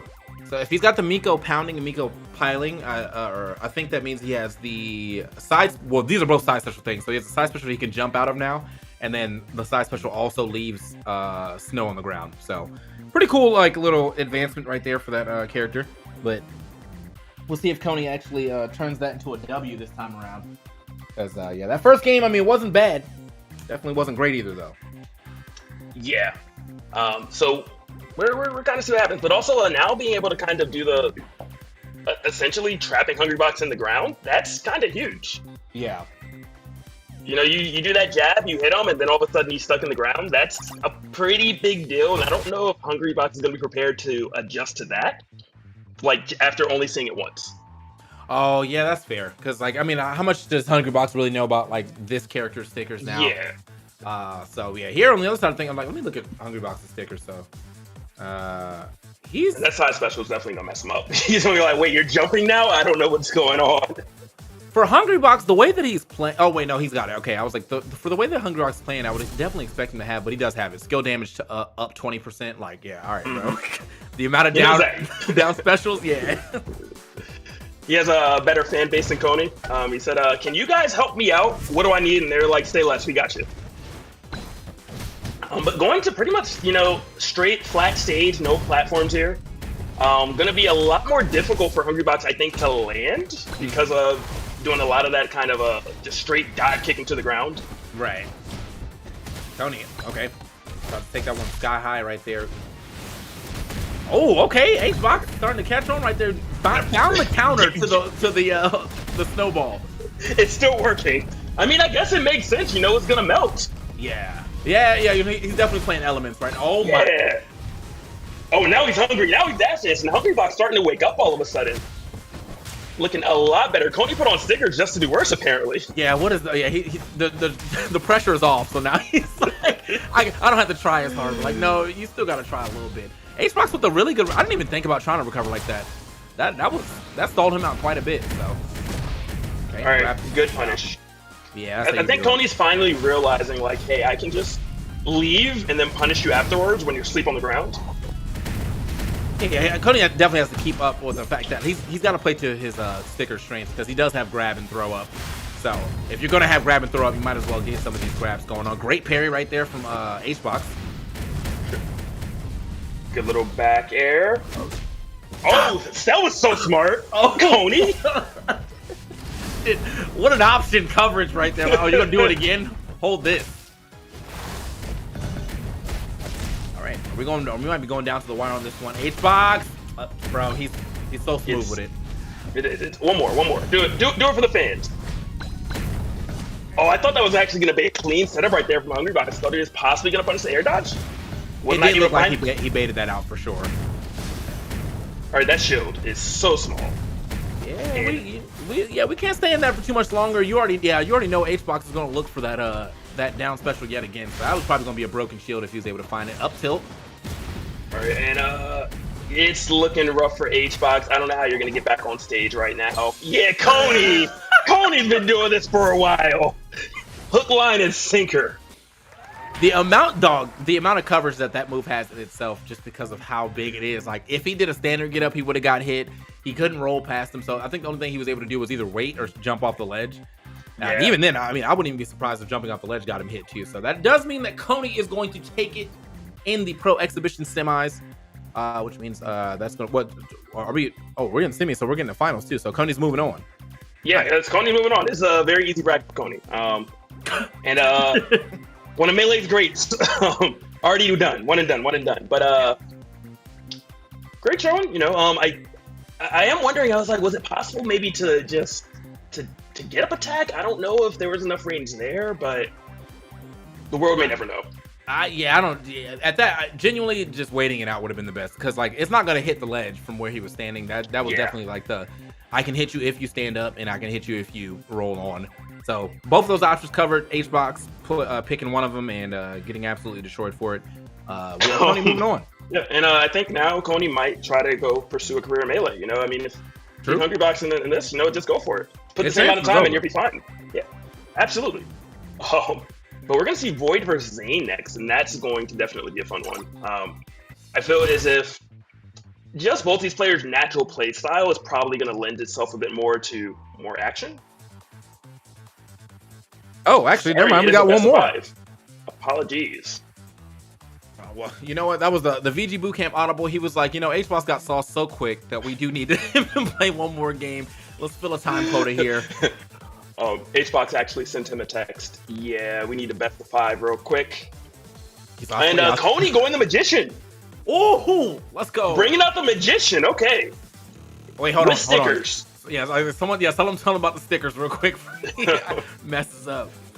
All right, so the Magician's going to be out, as I said. Coney, I think, in my opinion, this would be his main if he decided to start playing the game more seriously. But we'll see if we'll see if y'all agree with me after he plays, in front of y'all. And Coney's using the Midas Touch, so gonna have that golden statue. Man, we were trying to figure out last time. I mean, you can do it, but I don't think he was we never really got it to go. But if you have the Midas Touch out, that means you can still have a silver statue out as well, so you can double set up statues. But we'll see if he gets a chance to do such. Coney, though, pretty good start here. He's got one of the statues set up at the side. One's all the way over there. Didn't get the first time, got the second time though. He knows his priorities, okay? Yeah. I'm interested to know how much HBox knows about this character though, because this is not a very common character, I would think, as far as someone you would see just randomly online. But we'll see. Well, I wonder if you have to know about the character though if you're Hungrybox. He's just throwing out a bunch of buttons anyway, and I feel as if hey, Magician doesn't have the same range. He's gonna lose those thoughts way earlier. He said, I'm going to use the same strategy regardless. If you've seen Hungrybox play, you are not surprised, but it's a good strategy to be fair. Yeah, it is a good strategy. So that's going to be a stock right here from, oh, nice. Look at that. Using it as a recovery. Okay. Is going to go ahead and keep center stage here. Nice. Okay. Nice little string there. Coney's starting to kind of figure it out a little bit more, saying, hey, a couple more projectiles, keep the dragon at bay. Looking great at the moment. Oh, okay. That's the other thing that Coney can, it's a little harder to do, because I think when you're in the sky, you can only go up. But you can definitely use that similar to a Zelda-esque up B and trying to jump into people with it. So if he sees HBox trying to play the range game there, he can definitely kind of hit him with a surprise. Backfired. I like the idea though. Put the statue down. Oh, that was so smart by Coney. And Hungrybox, you mentioned it earlier, GK. How much does he know about Magician? Oh, and not the double, not the two. Are we gonna hit them both? All right, we only hit one. Yeah, I like the idea though. He almost had him trapped into the cage, but either way, Coney though looking good here on the Magician, putting some good pressure. Oh, that was a lot of shield pressure, which also means he has his super throw up. Yeah, and that was clean. I mean, we haven't really seen that come into play at all, but Coney doing it instantly. I guess Hungrybox saying, hey, I'll finally use his block button, not realizing the repercussions. Oh, and no. That is it. It is a wrap. We've seen it a couple times now, but Hungrybox forgetting what, got him here in the first place. Not doing that off stage. Well, sometimes it works and sometimes it doesn't, but I will tell you where it doesn't work 100% of the time, and that's off stage, okay? Oh man. Yeah, that was I loved the set for all things considered though. I mean, really good gameplay from Coney. Pretty solid strategy when it was working on stage for HBox as well, but yeah, unfortunately kind of ran off stage a couple times, so that did not help him out. But we'll see what HBox is up to in the future if he decides to keep playing some Flash Party. Hopefully he does. It's a great game. If you guys would like to play, exclamation point, Flash Party in the chat. Go ahead, download it, give it a try. Free to play, very fun game. We were hearing the stats earlier. Max was saying how long he's played. He actually had me beat. I have 111 hours in. He has 114. So, but with that said, we are going to do a quick break and we will be right back to continue this exhibition.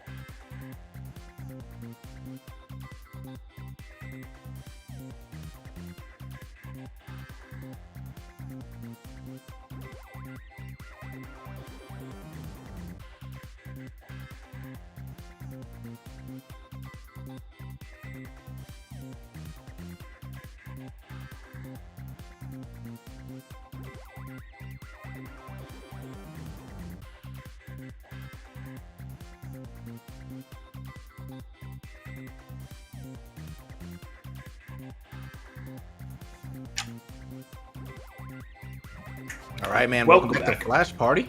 You already know what time it is. We got more matches for you. You saw the first one. That was going to be HBox versus Coney. Would ended up with a 3-1 there. HBox definitely had some good ideas, but fortunately fell to his demise a couple of times to himself. You know what happened? Literally. Yeah, actually, legitimately fell to his demise. So, but here on the other side of things, we're going to have Zain and Void going up against each other. So you got Zain most likely going to be playing Sophia because that character is very, very similar to his main from Melee. And then Void, I'm not sure who he's going to play because, but he is a labber. So if Void had an hour to play, he's going to probably show you some things that you've never seen before. Yeah. Earlier I saw him using Civi. So. Okay.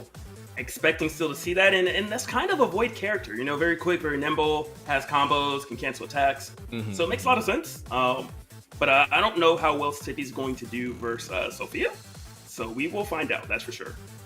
All right, yeah, I mean, I think that's one of the scarier things too, is like if you're not ready for Civi's combos, like the up air strings, like you end up just taking mad damage if you're not, you know, trying to wiggle your way out of that combo. Yeah, it can be a bit of an issue, but as I said, we're going to go ahead and see how that plays out relatively soon. Are we still in the same lobby, or did they swap to the other one? They swapped to another lobby. Let me get out of this one then and go to the other lobby. I said it was in the Discord. 1 second.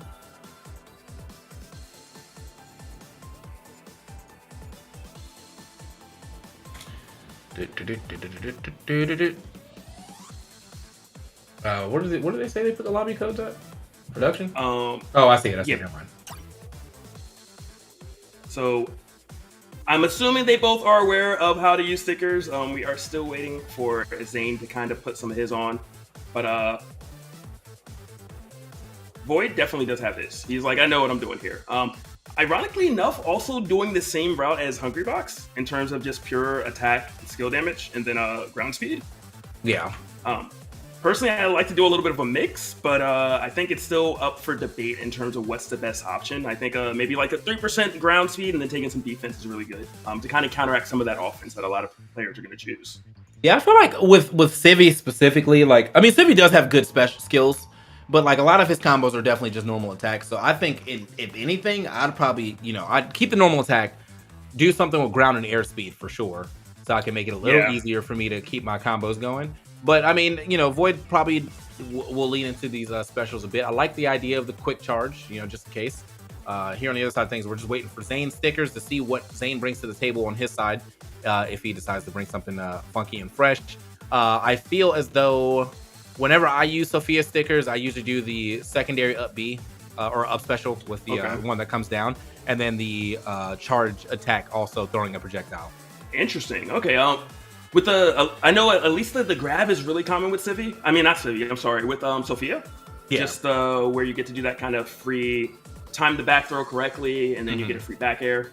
I actually didn't know. I didn't know how that worked. I read it. Oh, yeah. Like, so the way it works, and you're going to see it a lot today because there are some Sophias still in the bracket. Okay. But basically, when you time it's a sticker where you do the forward throw, and then if you time the second press of the grab button again, you actually do it becomes a kill throw.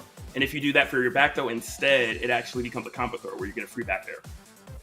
All right. So he's got back air, up B, a lot of stuff. Yeah. He's got defense up on, so he's playing the defensive game and he's playing the attack game right here. No speed changes, just normal attack, skill damage, normal attack, defense, and skill defense, all at 20%. And then his ultra skills are Rising Smash and Pro Swing. So I think he's doing the same thing I usually do.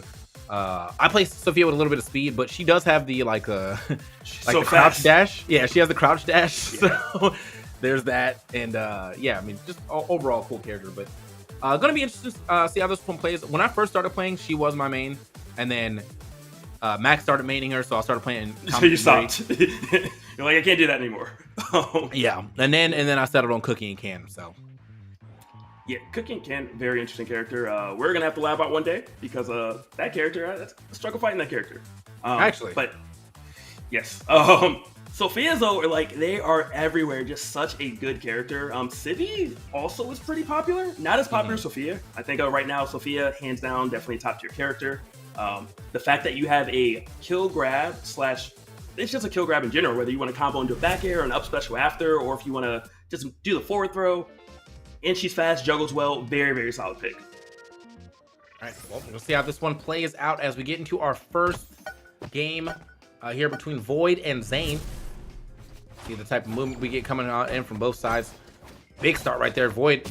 I think that's going to be maybe a slight advantage that he has going for him, which is the being used to pairing. Yeah, and that's he plays. He's an ultimate player, so that we already have that in. While Zane's a melee player, they still have power shielding in there. Different skill mechanic, and this is exactly what you have to watch. Oh, he found it. Oh no, did he miss it? But that's yeah, a little unfortunate. Still clean by Void though. Yeah, knowing exactly how to play this matchup. And he does have the sticker that allows him to kind of charge up that meter very quickly, which now makes it so that he can act out of his B moves, which is huge when it comes to combos. Oh yeah. All right, Void gonna cover low right there. I like that idea for trying to swipe down just in case he comes over the ledge with that down tilt. But Zain very close to actually activating his super special here. If he can get one more. Ooh! Are you gonna make it back? Here we are. Really easy stuff right there. And Void, yes, a labber, clearly, knowing exactly what's going on, made it very far into the bracket as well, by the way. Okay, hold on. He's not still in, though, is he? No, he is not, unfortunately. I almost DQ'd the person that beat him. No. All right, so he needs, all right, as you can see on Zain, if you're looking at his top, like, he only needs one more down attack to be a down tilt, down special, or even, or down air. Down air, yeah. So, like, I haven't seen him drop a counter too much, but the down special is definitely on the table as he does it right there. Going for one there. Someone is watching the stream getting coached by TK, but that is okay. Yeah, here we go. And right now, Zain is just literally just running at Void, just pretty much hitting every single button. It doesn't even feel as if there's any real, concern about what Void might throw out. Yeah. Zain is going to be able to make it past him, looking for that down air still.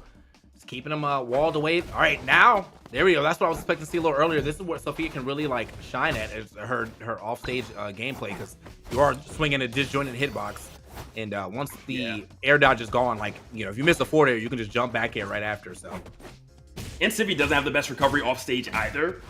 Void doing a good job of not going off stage, or just if you combo your opponent the whole time, doesn't matter. Taking the risk using that was so scary. Zain actually could have ended it right there. Might still get a chance to do it. I don't think there's a jump yet. Yeah, that is a wrap. Zain, beautiful edge guard right there. Yeah, Void put himself off stage one time, and Zain was like, and it's time to die. Goodbye. So, yeah, I mean, it happens. I mean, I see what Void is going for, though. It seems like if Zain jumped, he would definitely catch him. But, Zain has been very resilient with his recovery. He hasn't panicked or anything like that. So, yeah. And, great stuff. I mean, Zain has been doing that literally for years, getting his opponent off stage and then edge guarding them, never letting them come back. Unfortunately for Void, went off stage, tested the waters, and Zain said, "I've been swimming for a while. So sorry, my friend. Maybe next time." Yeah. So let me see what they get into the next time, if they decide to swap or anything like that. I probably won't, but I'm wondering like if maybe swap with stickers, because he didn't, that seemed like a different side B or side special right there from Void, and it just hit like that afterburner kick-esque angle, and it just was not working out for him. So we're see if he puts himself off stage anymore. If he says maybe I'll chill out on stage, just kind of let these combos flourish and win that way, or if he's still gonna risk it. He's still gonna go outside. Maybe he's not deterred. Maybe he said, "Look, I just made a couple mistakes. It's okay. Still gonna go out there." Best platform fighter possibly in the world overall, because Void does play a lot of platform fighters. Yep. And at great success too. I don't know how the first grab missed. Some Z-axis stuff or something. But here, another situation where Zain continuously gets almost there with his special or his super special, but has not been able to use it yet. He needs one more down air yet again, or one more down tilt. That's that dash hilarious. Oh, but you're off stage. You missed the tech, but it's okay. You lived. Yeah. Yeah, that is hilarious. Zane's just like, I'm gonna just dash dance around, and Void's like, that's cool. You can't roll your spot dodge in this game, my friend.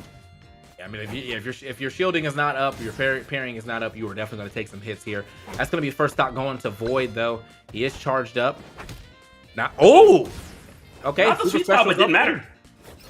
Yeah, Void you can tech in this game, by the way. I just want y'all to know, surprisingly, this is not something I would expect him to be missing this much. Is this amount of text, but Zain now does have his super special online, and yeah, he is indeed using the special throw, so he can get a follow-up off that as well. Yeah, is gonna have to time it correctly though. Definitely didn't do it there. You will see kind of a huge circle, so you definitely know if you did it correctly. And I don't know if Void's gonna give him another chance. Are we gonna go for down air after this? Oh, okay. Oh, Void! Down air not even necessary. Air juggle straight to the right side of the stage and just finishing the plate. That was really good, but went the wrong way. Good for Void to DI his way back in too, because I think if he obviously went to the right, it was it. Okay. But still, Zain doing a good job. He used the super special, fighting his way back right here. Void not actually getting the jump cancel off of that up attack, so does get it this time though. Yeah, every time Void is connecting with Zain, he's eating 2 to 3 hits. Zane's looking so good when he gets Void off stage, but on stage, Void is doing a pretty good job. Void wanted none of it right there. Ran straight off stage, said, "You know what, Zain, this is fine. This is cool. You can have it." Zain actually getting pretty far behind Void this time around. Oh, the upbeat, still no tech, and yeah, that's going to be easy back air there for Zain after the air dodge, but got a little bit of a lead here from Void, who is now struggling to get down on these up attacks. Yeah, Void literally fighting his way down. I'm surprised Zain didn't have that another up tilt space properly to punish him. But he's spacing these up airs, that's for sure. Void saying, you know what, maybe I do need to go away somewhere else, because on top of Zain is not where you want to be. Zain one more time, might be able to run away with this. He's actually put himself off stage. Void now trying to line up a back air. One of Civi's stronger aerials for stocks for sure. Forward air, not going to be enough. Good DI here from Zain. Ooh. Barely spacing around that forward air. Oh! Nice. He's still living. But he's still alive. You need just one more. Even I think an up special right now from Void will actually take it. Zain is... Okay. I was like, Zain is 100% looking for Void to kind of running at him. These are a lot of retreating back airs or charge attacks in front of him. Void is just not coming in immediately. That's what he was looking for, though. He finally found it. Oh, man. That's wild that Zain was so sure that Void would do it a third time. And unfortunately, I think what it might be, just because, Void's limited experience with the game, he might not know really any other ways to take a stop. Right.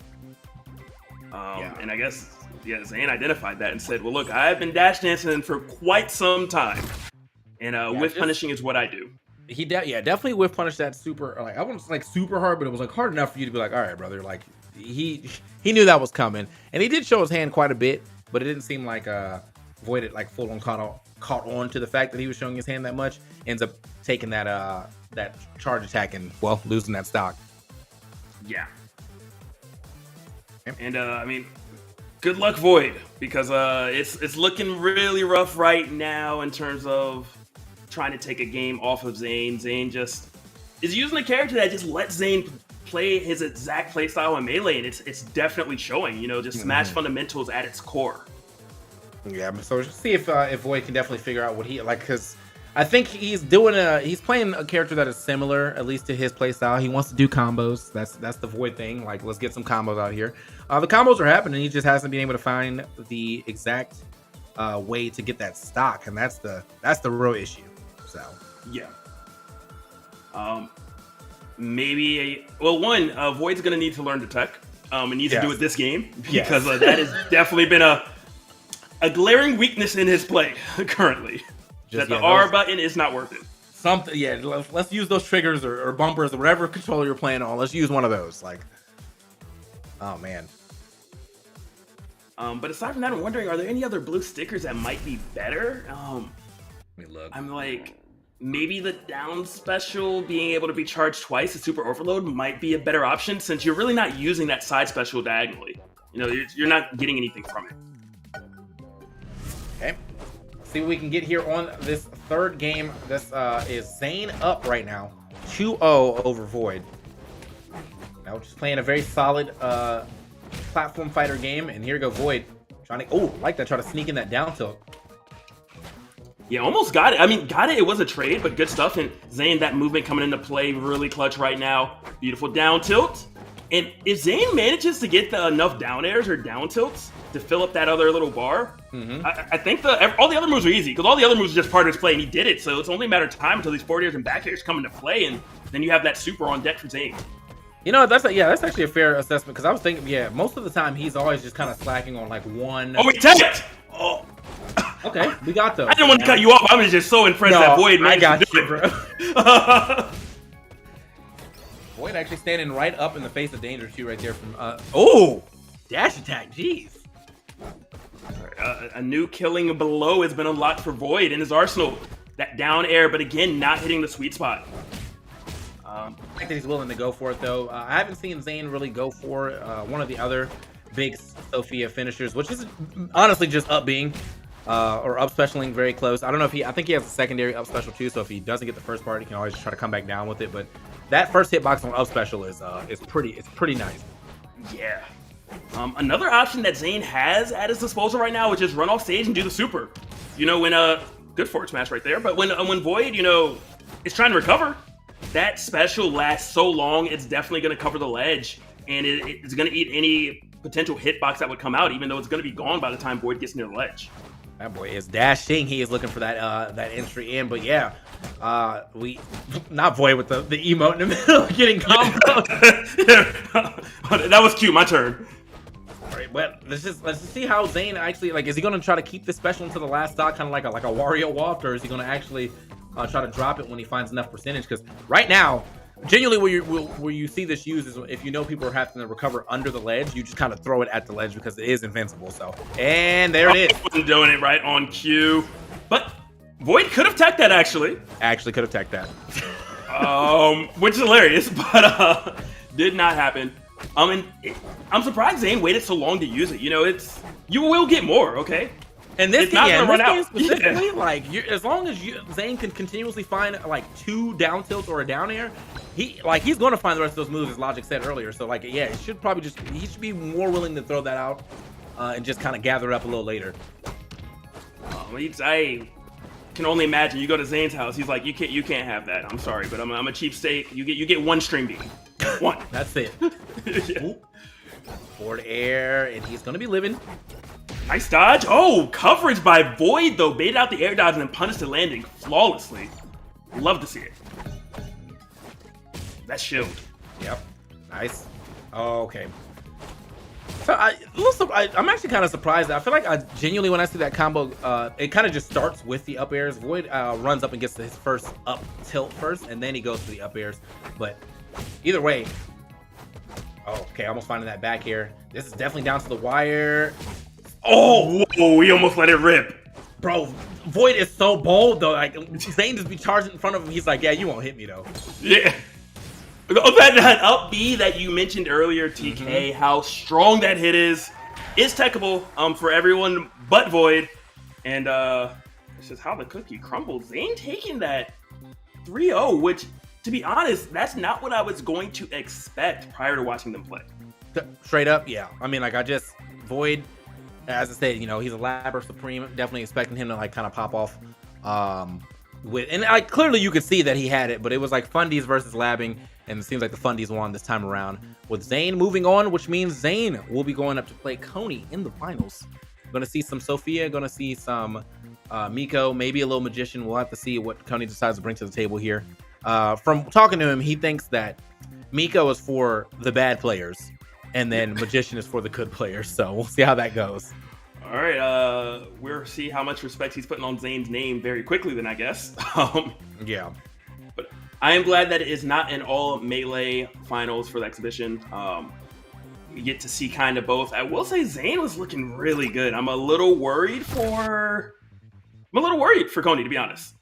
Especially because of the fact that, you know, he's using a big character that's kind of hard to land with. So maybe he just goes Magician right away.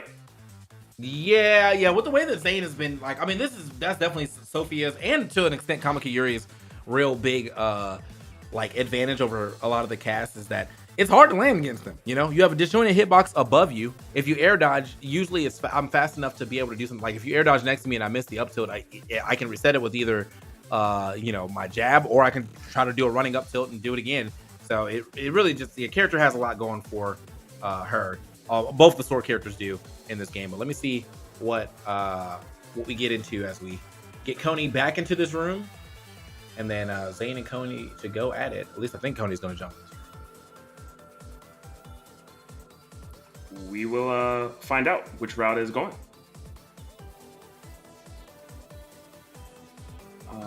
I know that we'll find out momentarily, but I am a little curious.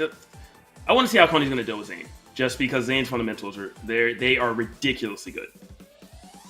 Yeah, I think straight up, like, the Zain fundamentals. I mean, you definitely saw him in full display there. He's like, I've been in this situation before. I'm going to go ahead and transfer this over from every other time I've been in this situation to make it work. Yeah.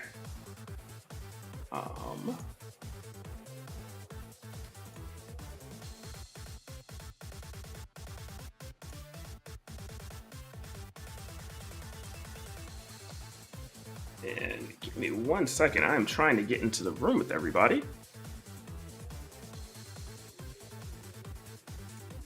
Oh, are we not? Oh, we were in the same room. Yeah, we are definitely in the same room.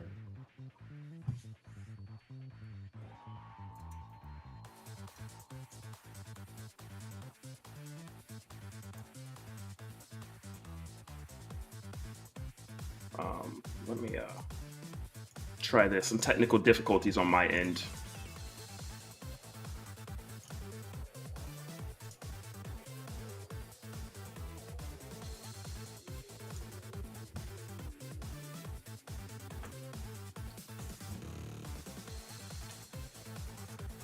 And let's check out those stickers again. And surprisingly, Zain is not using the grab one.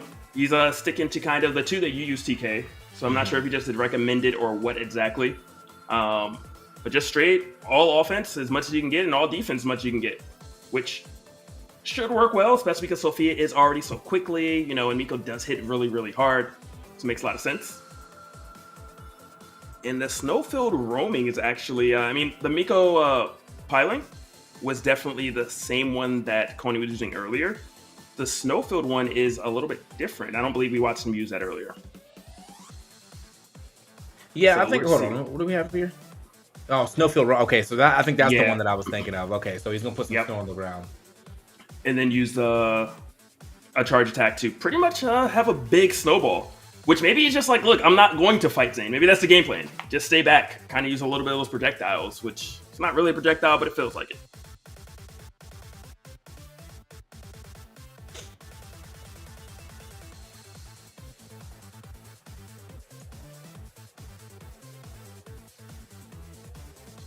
right, we were waiting for both our players to set up and get everything ready to go. I think we do have it mostly set up. Zain still using the same things. Coney, kind of a more well-rounded bit of stickers, but still got that grab and throw damage up. So that's what you're expecting to see.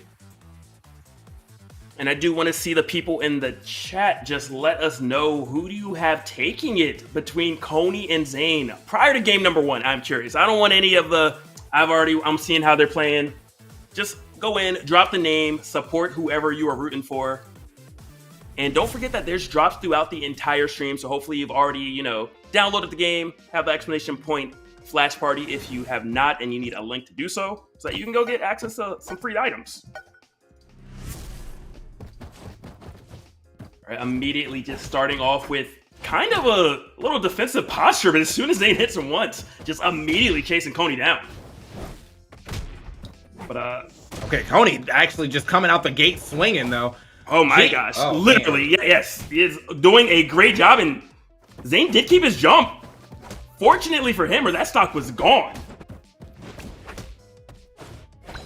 And I kind of like what Coney's doing, a bit of this like, I'm going to whiff punish you because I know you like the dash dance, but eventually you come in and you hit a button, and I'm just going to jump over it and hit you. Ooh. Has not used a single sticker yet.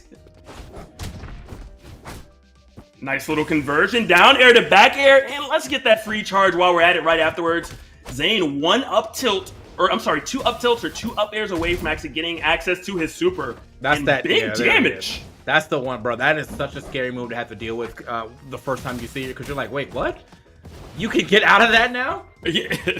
Why did the screen show me how much I got hit? Not even, didn't need a 2 frame. Zain just could not make it back. Wow. Not what I was expecting to see. 3 stocks to 1. Coney over Zain thus far. Zain having a lot of work to make up. Does find that back air. Great stuff right there. And if Zain can maybe slow it down just a little bit and find these up airs, these up tilts, get the juggles going, we might be okay. Again, doing the back throw, not timing the second grab correctly, so not able, unfortunately, to get the combo. Right. Coney, though, now sitting here at the... Wow. Surprisingly, man, what? Zain, I don't understand what happened, bro, because, like, Fundy's alone. Like, I thought he was going to be running it, but, like, Coney really run away with this time. All right, wait. Oh, is that enough? Yes, it is. Oh, there it is. And Zain right on cue saying, what were you saying about my fundies? They are still here. Just took me a second to warm up. The whiff punish right there. Love the dash in, dash out from Zain. Yeah, Coney's going to do it again. Okay, yeah, Coney's trying to put that neutral layer out there. Like, of all the moves for him to throw out right there, like, I feel like he throws that neutral layer just kind of be like, oh, I wonder what this does now. Good charge attack, though, to go ahead and take Zain out and send him packing. That's the power of Miko. Has very, very strong attacks. Forward air, back air. Honestly, like, I feel like almost all of his attacks will KO at reasonable times, except for maybe down attack or down tilt. But everything else, yeah, it's gonna take. It is. And that was beautiful right there. I love kind of the bait right there at the end by Coney. Started charging up, and this is actually, I'm going to forward smash instead. Really intelligent stuff. That is one thing in this game that you do have to be aware of. A lot of moves that you can charge that give you some type of buff, you can cancel them almost every time. There's a few exceptions, but for the most part, that's the case. Tong's another example when drinking to get that super armor buff. So definitely a little bit of a learning curve right there, but Zain probably won't get caught by that again. Those are my suspicions, at least.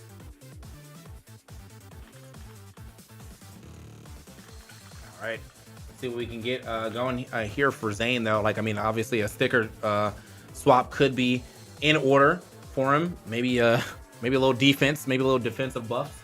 I think when you have a character like Sophia who can definitely edge guard, essentially you're spiking a relatively easy recovery to spike. Like, this is not like the hitboxes for down air should be well over the hitboxes that Miko has to throw out when they're using up special. So if he decides to kind of spec into defense, like, I can see it. But if he decides, I just gotta play a more solid game, then I can see that too.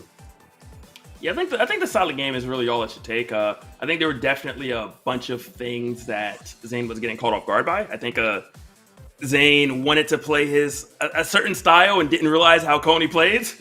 Coney is a really interesting player just in terms of the fact that he understands how to kind of get around most of the scrub killer moves or options. You know, you're going to dash dance. Okay, I can read that. I can hit you. You want to juggle me? I'm pretty sneaky with my recoveries.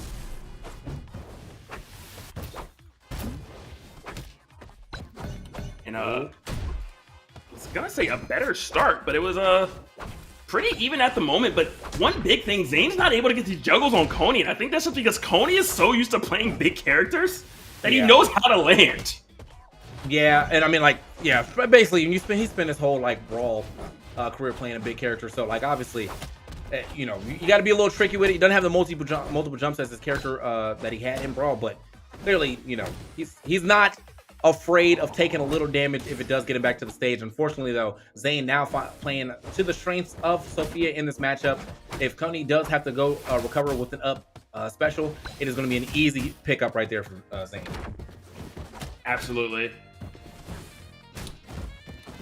Back here coming in, and Coney, I must say, Coney is so good at just kind of making little strings happen in the air. A lot of times people might get one hit off and then they hit the ground, and Coney just knows exactly which moves are going to kind of go together in the air, and it doesn't matter what character he plays. Oh, try the jab. Try to slam in the ground. Yeah, this is a scary spot. That's already charged up. You know that Coney's waiting to fire it off and hits it right on cue. Zain just eating that one.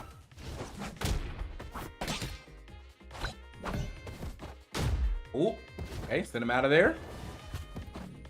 All right, now Zain is gonna go ahead and roll up on to Coney on the ledge, but Coney actually rolls his way out of there. Either way, though, he's got a little bit of rage, so Zain is going to have to watch the way that he is approaching Coney too. I mean, if he ends up getting hit with, I think, a charge attack near that, he try like he's like, you mean this move? They're all doing it. I don't get it. All of them, are they all just listening to you? Yeah, I mean, y'all in the through call or something? I don't know what's going on here, bro. Okay, got a new phone. He's like, new friends too. No. Yeah. Like, which one of y'all got the iPhone? I'm calling y'all right now. All right. A good back air is going to go ahead and hit there on Zain. So Zain now down to his last stock on the second game. Coney looking like he's trying to run away with this with the 3-0 fashion. Try to get that down air in there. I don't think that would have taken the stock, but definitely would have forced Zain in a bad position. Absolutely. Good back air, and Zain still in this 4 short, only 11%. Oh, you went off stage! No! I thought he almost took a stock. Thought he almost did it to himself. All right, back-to-back side specials connecting. Okay, Zain coming alive just a little bit, making use of that disjointed hitbox and just challenging it. One thing, Zain has not shielded that move when really that is an option. You can just hold that shield. It is easy to hit afterwards. But opting to challenge, but instead now getting spiked?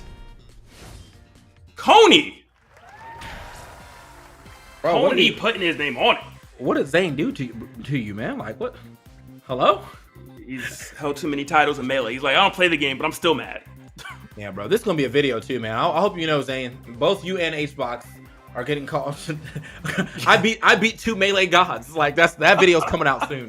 Like, oh my gosh. That Coney is going to farm this. That is for sure. Content will be farmed off of y'all, but yeah, good. Right now, you can see where he kind of waits for the air dodge, and, you know, good read of recognizing that Zain likes to air dodge time and time again when recovering. Waits it out, finds a spike. Can't ask for much more.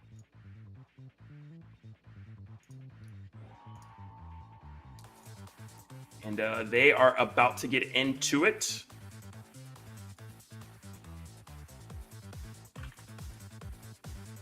Not changing anything on the sticker side. Both of them enjoying what they were using. And just surprised that this is a world where he's up 2-0 on Zain. Yeah, I know it's a different game, but when would you ever think these two players would actually be facing off in a non-smash game?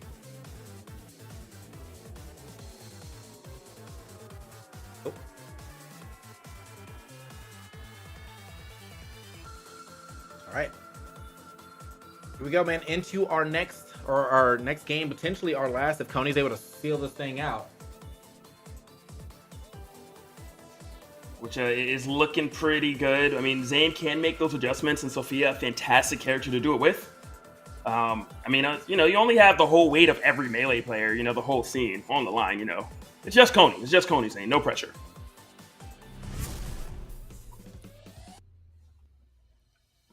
And they are getting into this. Now or never for Zain.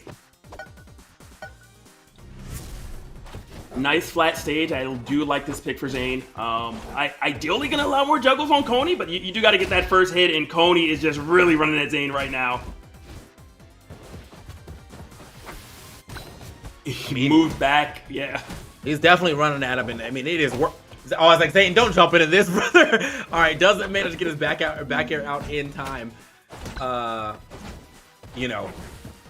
So that does allow him to live just a little longer, but he always has to watch out for the grab and throws. Big thing. Yeah, definitely big. And just as you said, got to watch out for the grabs and throws. Back though, going to take it. Coney, great position. Coney not even really doing that without rage too. Not even really using the character strength. Don't know how that missed, but it did. Fortunately for Zain, because not only would he have taken that damage, he would have been off stage, and Coney is doing such a good job when it comes to ledge traps. Zain's starting to fight back. It does have that super on board if he does opt to hit that neutral special. Only thing he's hitting is a face to a snowboard, apparently, as Coney is up 3 stocks to 1 right now and looking fantastic to take this. Back air. Oh, okay, hold on. We got the big power up on that one, but that actually looks like it can take a stock now if you get the timing right. Could very well do it. Don't be 3 stocks for your last game, though. Yeah, that's going to be actually even a better title for Coney. I don't know. Uh-oh, I 3 stocked the melee guy. Yeah, yes. All the views. Looking for that grab. Yep, there it is. Zain just jumping into the shield, and Coney getting quite... Okay, buddy. All right. It was smart. I respect it. It was smart. It was a little rude, but it was smart. Try to finish. I want to see emo first, though. Ultimate style here. Oh, dodges it too, and still gets my 3-stock for the last game. Oh, I would love to be a fly on the wall right now at Coney's house. What a play right there from Coney. Baits out the super special. Zain, I thought actually was gonna snap ledge, but he was too far up, and Coney gets the perfect distance. You can see it one more time in this replay for that down air. Man, beautiful stuff right there. Just what do you say? Coney picks up games quickly. What can you say? Right. Picks them up fast. Yeah. So I'm thinking, well, first of all, good stuff to the champion of our exhibition. Coney will be walking away with a grand prize of bragging rights and a new video. And then the rest of these players will walk away knowing that they have just lost to a content creator. That's basically what it is. That's video number 2. But kudos, congrats, getting those bragging rights. I mean, defeating Hungrybox, defeating Zain, beating the only 2 melee players. The greats. And kudos to him. I wonder if we're ever going to see Coney enter other events. Just because, he got a little bit of a taste of the game. I do think it's a really fun game. I think he's naturally competitive. And there's a lot of content to be made for this game. So I wonder if we're going to see that down the line. I'd be very surprised, but it would be very welcomed. But yeah, we're going to see if Coney does decide to do that. Up next, as you can see below us, we will be getting into the top 8 of the main bracket. It is time to watch some great matches from the last 8 players of this 5-12 cap tournament. We got a lot of matches that have happened so far, and now we're down to the best of them. Let's go ahead and check out this bracket real quick as we have MJ, Swagu, J Mafia, and LilyBun. First of all, big shouts to MJ. And also LilyBun, another big name out there. And then on the bottom side of things, we have Turbo, Chippy, MegaBlocks, and SNESFresh. So, hey, big shouts to Chippy too. He hit me up earlier, was talking about some, hey man, like, think you might be able to make top 8 if you entered. I was like, I am working, so there will be no playing for me. But yeah, thank you for the vote of confidence. The next one. They're gonna be like, I'm gonna decline. I'd rather just play the next event. I'll make sure I hype you up every time you're on stream. Don't worry about it. Yes, sir. All right. But yeah, MJ is essentially Xanadu, is based in Maryland, and MJ is definitely a local in that regard. So it is really nice to kind of see him doing so good in this game. Yeah. And LilyBun is so good at, I believe it's Multiverse, if I'm not mistaken. All right. That not surprised. Yeah, I think I'm definitely gonna be. I'm sorry. See how this one plays out. So. LilyBun, I'm sorry, it was Nintendo All-Star Brawl, actually. Best player in 2021 for that game, so not surprised in that regard. Couldn't remember which game, but I was like, definitely, I said Nintendo, Nickelodeon. Oh, I was like Nintendo All-Star Brawl. Nickelodeon, there's so many games now, and it just, it's hard to keep up. Yeah, that would have been a wild one. It's like the competition to Smash is the Nintendo All-Star Brawl. But yeah, now we're gonna be getting to this one. Let me go ahead and get this lobby real quick. Let me go ahead and find it. We're waiting for the players. Oh, same lobby. Okay. Cool. Just waiting for the players to show up. Drop a little friendly battle on them. All right. So looks like our first match will be MegaBlocks versus SNESFresh, which is gonna be pretty cool because I think this character that SNESFresh is playing was considered like one of the best. Has some pretty clean combos. Actually has some what I think are considered zero deaths. But here on the other side of things, you're going to see some more fundies being played by MegaBlocks as we set this next matchup. So yeah. And MegaBlocks is rocking the sticker that gives you a projectile, and the sticker that does allow you to get that combo throw or the kill throw, depending on the percentage and if it's forward or back. So no particular surprise there. I think that's definitely a really common setup. And Lan, we have not seen a ton of Lans, but Lan is a really good character. It's just a lot more known in kind of the Japanese scene. So it is exciting to see one make it into the top 8 and really showcase why this character is so good and why the Japanese rate this character so high. Oh yeah, of course. Like I think the combo game for Lan is absolutely insane. I also think that I think the like real downside of Lan is the floatiness can sometimes be an issue. Because I think, when you're a very floaty character in the game where like people can kind of jump out there and get to you very quickly, it does make you somewhat of an easier target. But I mean, that just means you're disadvantaged. Like as long as you can keep advantage going for a long time, then you're kind of circumventing that weakness. So we'll see how this one goes. As we have both these guys from Ego, by the way, one of the bigger little crews here from Flashparty. And definitely making it far, that's for sure. I wonder how that prize pool breakdown is going to work. You're out the crew if you win. Oh, yeah. All right, good start right here from MegaBlocks, though. Okay, get off me. Nice. Gets the double dash, and this is exactly what I was talking about right here. The damage. 68%. You love to see it. That was off of one neutral air. And for the record, SNESFresh is actually using the sticker that makes the neutral air have less landing lag anyway, so it's even safer. Not able to get that up air, that stock would have been gone. Yeah, so he's definitely doing a good job right here of playing the quick distance game and then getting in and getting his little bit of damage. So you'll see a lot of that hit and run. Speaking of hit, almost hit him with the home run right there. Went a little deep, but still covered the bases with the uppie afterwards. 2-frame on deck. MegaBlocks looking great. Not able to get a second time, but still has stage control. Scooped in the back throw, almost enough to go ahead and take him out. Going to get that speed boost as well. No, like that placement. The idea, though, yeah, like, don't you try to roll on, because I'm getting this dive kick. Yes, SNESFresh looking fantastic at the moment. Oh, and that nair, we saw big damage last time. We're going to do it again. We are. Loops are coming into play. Love to see it. 65, one opening. SNESFresh is nasty. Definitely, yeah. It's like he gets the first double dash, and he's like, all right, let's take this up to the sky. So it's nice to see like that first reset into the 65 damage. Tries to maybe catch him jumping down a little earlier right there with that neutral special, but ends up getting caught yet again. Up air. Goodbye, man. I mean, look, take to the skies, all right? Sometimes it's not your choice, though. SNESFresh is like, look, I jump up there whenever I want. Unfortunately for you, you just get dragged along for the ride. Ooh. If it wasn't for that platform, that was definitely odd. And I wonder, was there a little bit of DI coming into play right there for SNESFresh, intentionally DIing towards that platform to allow for the tech? Yeah. All right, that was good movement. Like to see it. Little wave dash back right there into the forward air. But now, SNESFresh though does indeed sneaky up air. Scoop. Okay. Doesn't get too much more off that, but is looking, does have the super special, so see when he decides to drop this. When the 2 frames stop, apparently. Mm-hmm. And I think we're getting close to the point where neutral special will take the stock, actually. I don't know if you need... Sophia? Yeah. Yeah. I think maybe like one more hit, and if you do it at the ledge, it should be guaranteed. But are you going to find the opening? Are we running out there? Yeah, we are. there Yep.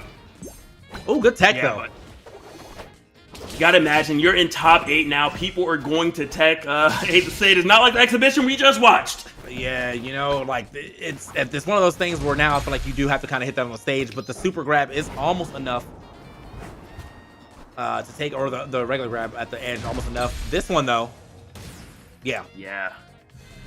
That was a beautiful setup right there. You know, just staying at the perfect distance where you can kind of just challenge your opponent for trying to get up with any attack and saying, hey, you're probably going to get up. You're going to want to shield. I know you're concerned. Here's a grab. And that grab is so long for land. It really is. I mean, that was, I mean, the way that he set that up, too, to put the speed, like, zone right in front of him. The speed zone works for both sides, but still, you know, you're like, I'm standing up into this, and then immediately get scooped up right after. So, love to see it here. Being done by SNESFresh as we move into our second game. I think we are in 3 out of 5 territory now too, so we are indeed. And also, even using that platform to kind of finish it was intelligent because he waited up there and then said, hey, I can drop down with the nair, which I know you're worried about, and you're just so afraid. Land, you know, I think any character that has a kill grab is just so much more of a threat because shield does not resolve it. You know, that's not, you know, that's no longer just your answer. And get into the second game real soon as we got them set up, probably, you know, picking stage or such. But man, MegaBlocks gonna have to figure something out. I mean, it's definitely getting combo to Oblivion here. It's gonna go, I think the biggest thing that he definitely has to avoid is one, the dash, and then a neutral air. Like, those are 2 things he has to play around, because I feel like as long as SNESFresh can hit either one of those, he's gonna get the big damage combos. Oh yeah. SNESFresh also using that aerial lateral sticker to kind of increase a little bit. I believe it's 6% total for him. You don't see that a lot, so it is kind of interesting to see him use it, and if this is a land specific thing or if he just does this for any character he plays. I'd imagine it makes it so land can catch more DIs like a little easier with his air combo. So like the idea, like on paper, definitely makes sense to me. MegaBlocks put himself off the stage there though. Not afraid. Like look, it's on stage I'm concerned about, not the off stage game. Yeah. Nice placement of the double tornado. avoidance. Yep, timed correctly. Gonna see that the Sophias right now, they do not mistime their grabs. That second button press always coming out correctly. Oh, interception and enough. MegaBlocks going off stage, challenging SNESFresh and winning at that. Yeah, that was, I mean, smart too for MegaBlocks to see that too, because that's basically like what you remind you of like a snake, a C4 recovery, where like, you know, I'm running into it so I can get a little extra recovery here. He saw that, he saw it. Was like, you know what, I can just hit you before you hit that, and then send you packing. Speaking of though, oh my goodness, we got the neutral B, we got it. Oh, didn't drop down and do it. I thought we were gonna see it was gonna be lovely. Well, that was that frustration. I guess MegaBlocks meant to do it. He's like, I'm you gonna do doing it this anyway. move? Yeah. Gets that out of there. Catch a little. Oh. Yeah, MegaBlocks' 2 frames have been phenomenal this game. Yeah, that down tilt really doing. He is picking some ideas here, and that's what I was expecting to see the first time. But I think he has to pick the right DI, or pick the right option based off the DI there. Okay, good tech. Yeah, and I even like that. Even though MegaBlocks is going for a hit, and SNESFresh can tech it, MegaBlocks is still getting to the stage first, so it's like just extra damage. Ooh, you love it. The back throw into the up special, the Sophia classic coming in clutch right there. Yeah, he's been hitting a couple of different like based off probably percentage here, but follow-ups. I've seen the back throw back air, back throw up air. I saw him actually go for back throw neutral special earlier, but he fell out. Land fell out of it. So, but I mean, this is a straight turnaround here for MegaBlocks. SNESFresh definitely took that first game pretty solidly, and now we're seeing potentially a 3 stock here. Yeah, I don't even think it's a stage that really played a role. I think MegaBlocks is getting a handle on how SNESFresh plays. And it's looking great. The movement as well. You ended up getting hit eventually, but MegaBlocks now still has to consider that. You can't just run in and just try to force your way in with a dash attack or something of that nature, because MegaBlocks might punish you. You guys back. That's a scary spot where you can die to a forward throw right now. Okay, doesn't get all of it right there. I think that might have been a sour spot. I feel like he should have flown a little farther than that, but still can't get the up air though. Trying to zoom back. Oh, the jeez, jeez. Oh, man, absolutely sent there. Try to get the. I like the idea of the parry grab, but wasn't on the mark. Ooh, big combo, and he's still keeping it up. That move is so difficult to punish, and MegaBlocks punishes it and takes the stock after. That's what you want to see right now between these players. 100%. Like, did you see? It was the slight parry, and then he let go. It was like, oh, there's still more of the move. Let me wait, and then he figures out, and then he ends up getting the grab and the punish. Love to use it. Love to see it. Absolutely. 1-1. I mean, they're definitely going back and forth. I wonder if the stage is going to play a role into this next game. Or if MegaBlocks has just kind of downloaded them and just figured it out. And you can see right here, I believe, yeah, this is going to be when you get that parry that you were just mentioning. Lets it go, re-grabs, and then just finishes their plate flawlessly to tie the set count up. Okay. Beautiful stuff.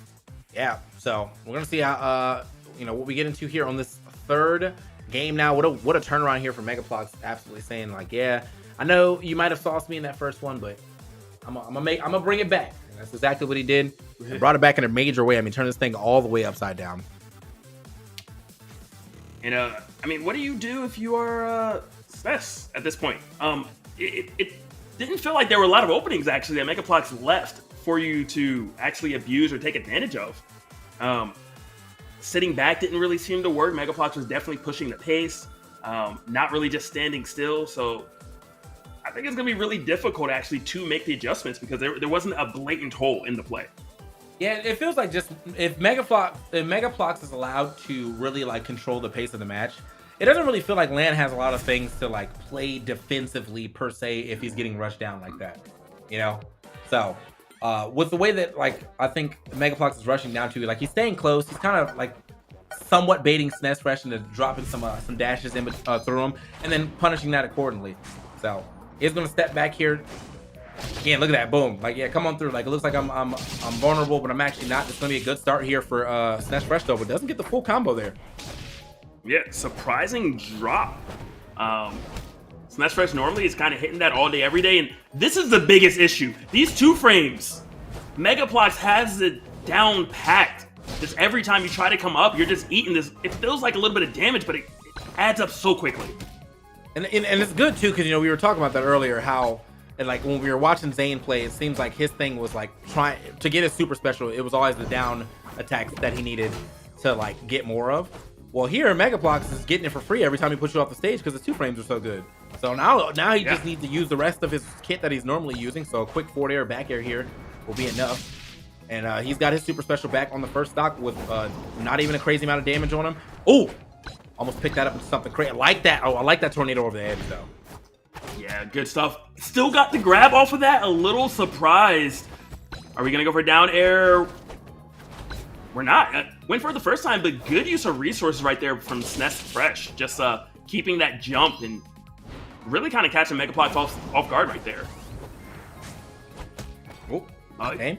I'm gonna run him down real quick, but yeah, missed grab, immediate punish right there with the up special. So again, that first part of that hitbox super strong, as you can tell. And now he's gonna be moving forward with a little bit of a lead here. One side attack away is gonna get tossed though. Get him out of here. One side attack away. You got to get it next time, apparently. Yeah. Ooh. Wait a minute.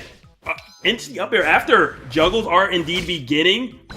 Nice little trade right there. SNESFresh is fine to trade anything at this point. I like that juggle was actually a little cleaner than we had saw earlier too. That was just all neutral airs instead of having to drop a couple dashes in there. But I think at those lower percentages made it work. He made it work out for him. Dive kick gonna get hard punished. Yeah, MegaBlocks has been really, really good about punting that specific option off the ledge. So SNESFresh might want to consider when to use that. Maybe just remove it from the arsenal against this particular player. Throw, and also looking for that jump real quick. Maybe expecting him to try to attack his shield there, so wasn't able to get that down tilt out in time. Ortho, get off my stage real quick. He's going to set up as he can, and the setup does work, but I guess not expecting that tornado to hit, so. Oh, I love it. Yeah, that was nice. Almost got the snipe as well. We're going deep. Not able to find that up B, but I love the pressure that's being pretty much pushed on to SNESFresh whenever he's off stage. Press. Oh, dash attack almost enough to go ahead and take that stock, but 131 to 103. Who's getting this for second stock first? It is down to the wire. The dash attack is going to at least get alleviate some of that pressure. Whoa. Didn't take it, but it felt like it was going. We just calm down and do it. MegaBlocks having quite the read right there. Not exactly sure what he saw, but it did work out.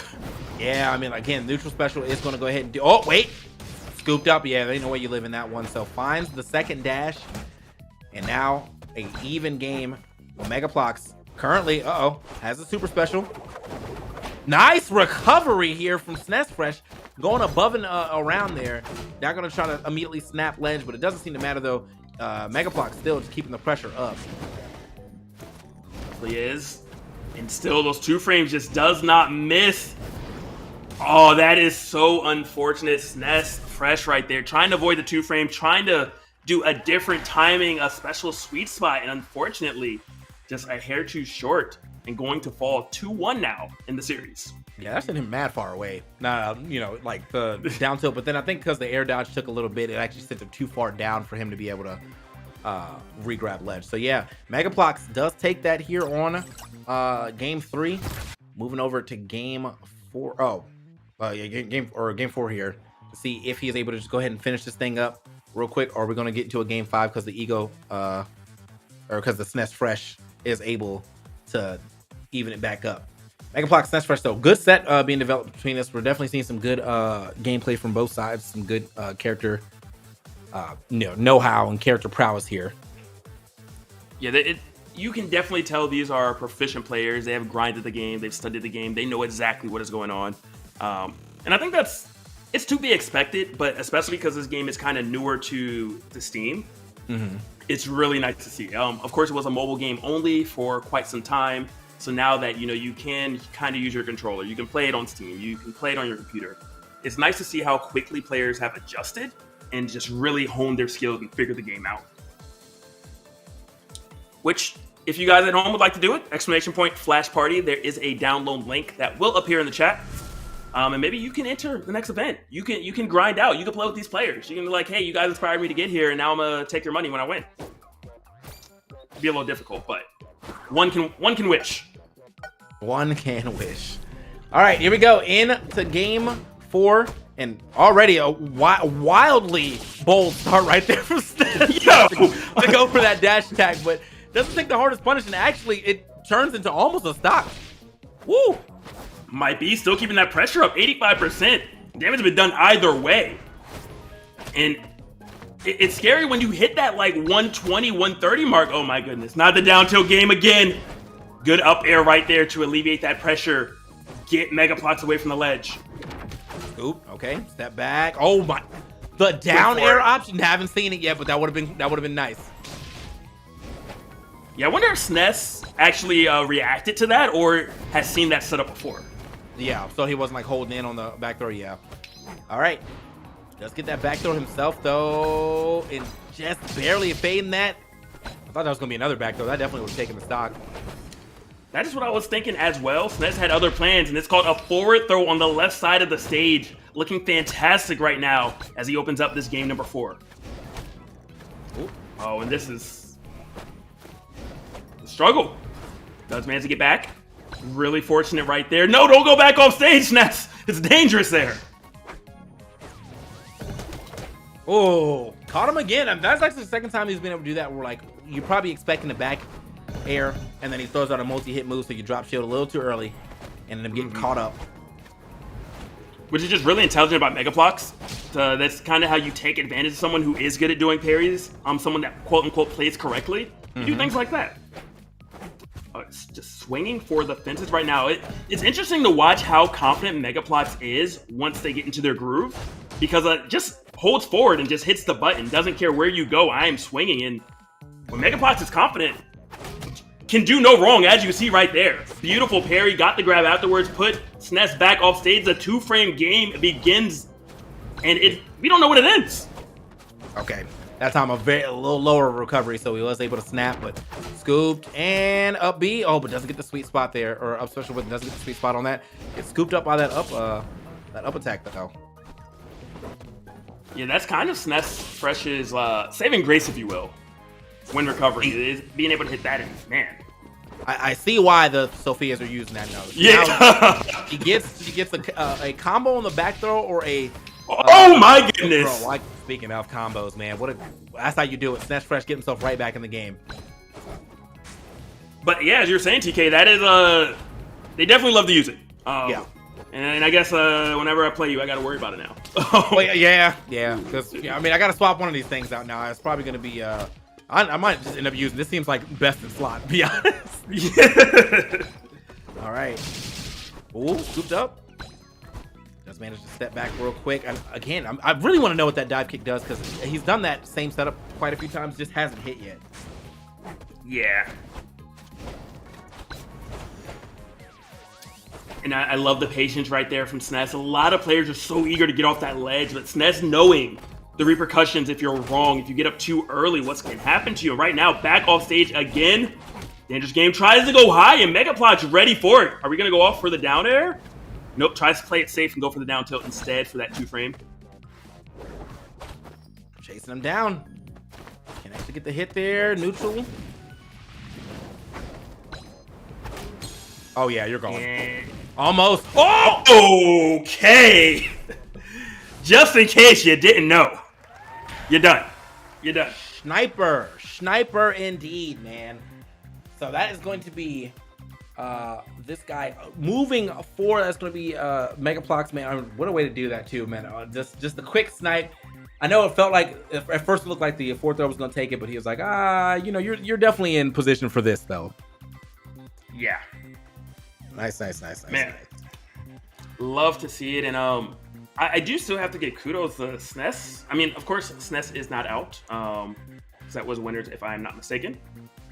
And I am wrong. That was losers. So SNES is indeed out. So MegaBlocks is indeed advancing into loser quarterfinals. So congratulations to him.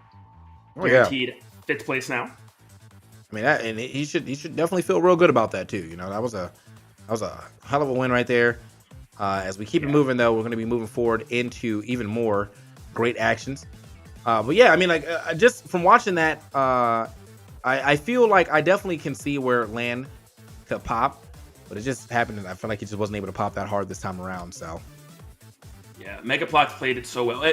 So MegaBlocks played it so to the point where really SNES's only recovery option when trying to land was to go to a ledge, which is awful there because you get 2-framed, but was just getting juggled, and just the chase down was real. And what do you really do when you can't land on stage anywhere? When you go to the ledge, which feels like your safest spot, you're going to eat 2 to 3 down tilts first.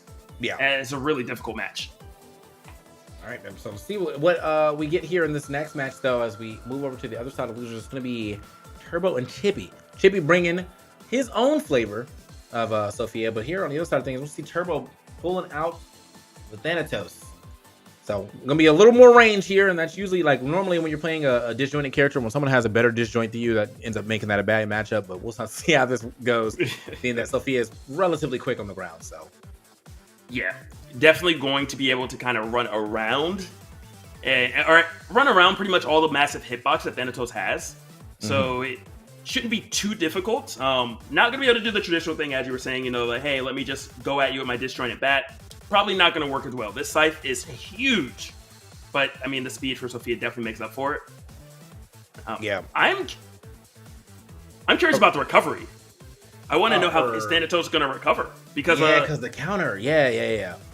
There's the counter and there's the fact that it's really good once the up B gets charged, but you have to charge it. So players will just drop down on top of you, and the moment you start charging, you hit it down there, and that's it. There's nothing you can do.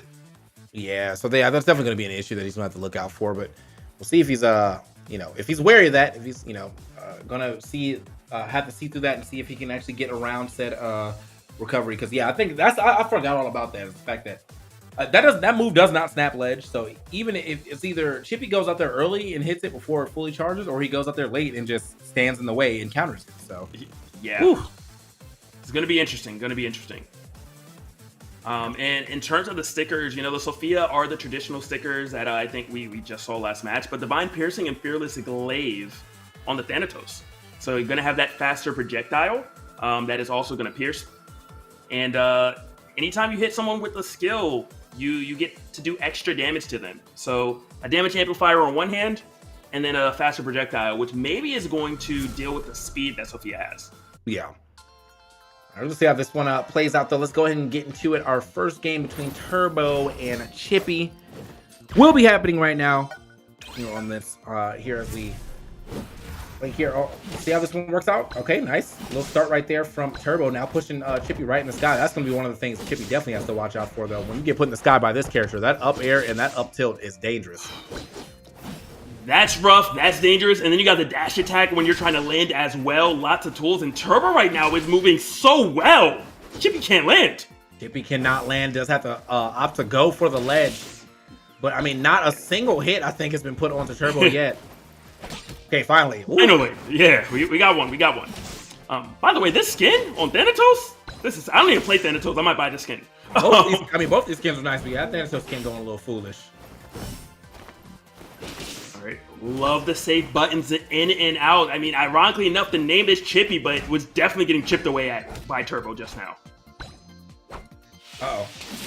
Oh, Chippy going for the double down. I don't even know if he would have been able to make that back for as low as that down air was. So that was that situation where I thought, maybe the counter, you missed the first down air. Maybe drop the counter. He has to up B. Chippy has to force more off-stage situations if he really wants to try to play into Thanatos' weakness. And even the back here. Yeah, that's rough. And then the parry afterwards, and you're in the skies, and we know what happens here. And Turbo is doing this while still being at low percent, so it only gets worse as more damage and knockback is only going to come as Thanatos takes more damage. Scary, that neutral special on deck. That was almost a really good snipe right there. Okay, and Turbo's saying, look, I also can do the two-frame thing. Try to get that grab. I was going to step back one more time, and Chippy, man, just still struggling to get any type of real, damage here on to... Okay, hold up. Forward throw. This could be big. There's the air dodge. Doesn't go for the punish on it. Nice. Intercepted. Waiting for that moment. I don't know if you're going to be able to do that 3 times, but it's definitely a start for Chippy. Uh-oh. Oh, luckily able to get far enough away, but yeah, Turbo. Movement. Here we go. Back throw. Let's get that back. Man, Turbo just avoiding the follow-up, even with Chippy getting the perfect throw. Yeah, that's really unfortunate. And then the dash dancing just to find that beautiful opening for the up tilt. And that up tilt hits so hard if you hit with the sweet spot. Yeah, tried it down there. Very difficult move to challenge. And unless you do the counter, as you mentioned earlier, TK, or you're there in advance. Which I'm a little surprised. I mean, I thought Chippy was going to set it up right there to go for the counter, but okay, scoop. And sending him right out there, getting some free damage, but Chippy now about to get lapped. That back air strong spot too, man. I don't think he can eat another one of those. Yeah, Thanatos hits so hard. Ooh, nice dash out. Doesn't get the. I think he got the timing on that one, but nice. Love to see play like that. Taking advantage of a character's weakness. On stage, Turbo is running things, but when you get Turbo off stage, that is when you get the shine. That's when Sophia does a really good versus Thanatos. Uh-oh. Wait. Oh, the air dodge was just enough to get him to that ledge. I mean, Chippy was definitely going to go for probably the kill shot there. Ooh. All right, doesn't live that. He's lucky that wasn't the up tilt, because That was definitely going to be gone if he get hit by that. Chippy at 120. The block is going to get him through. This is huge. Do we drop down? Do we do it? Do we do it the back air? Is that it? Oh, no! Chippy, the right idea, just poor execution. Unfortunate. However, this is not looking nearly as good going into game number 2 for Turbo. Yeah, because Chippy was mounting a comeback, and you could tell Chippy figured out the win condition. Hey, get you off stage, go for the edge guard, punish this up B before it starts. And Turbo's gonna have to make some adjustments to make sure that is not how he essentially loses the set. Yeah. I mean, like, I think once Chippy like really capitalized, like that was really the thing, you know. As I said, as you said, Turbo was running the on stage, but if Chippy was able to get like a back throw near the edge, it was panic time for Turbo. Yeah. And you know, if Chippy could go back and do it again, all you have to do is get back on stage instead of just holding the ledge. Get back on stage and run off instead. Mm-hmm. And you know, you don't have to worry about this scenario, but it's not how the cookie crumbled. Yeah, that one. So the other time he was able to do a, like, he dropped off the ledge and hit a back air, then double jump. But on that last back air, he did a double jump back air, but he was already so low that he just could not get back to the stage with the up B. So rough, but you know what happens. Yeah, how the cookie crumbles. But again, that was only game number 1. So anything can change. And really, I'm curious to see what adjustments Turbo's going to make, assuming Chippy continues to play the way he played those last 2 stocks. Because those were phenomenal.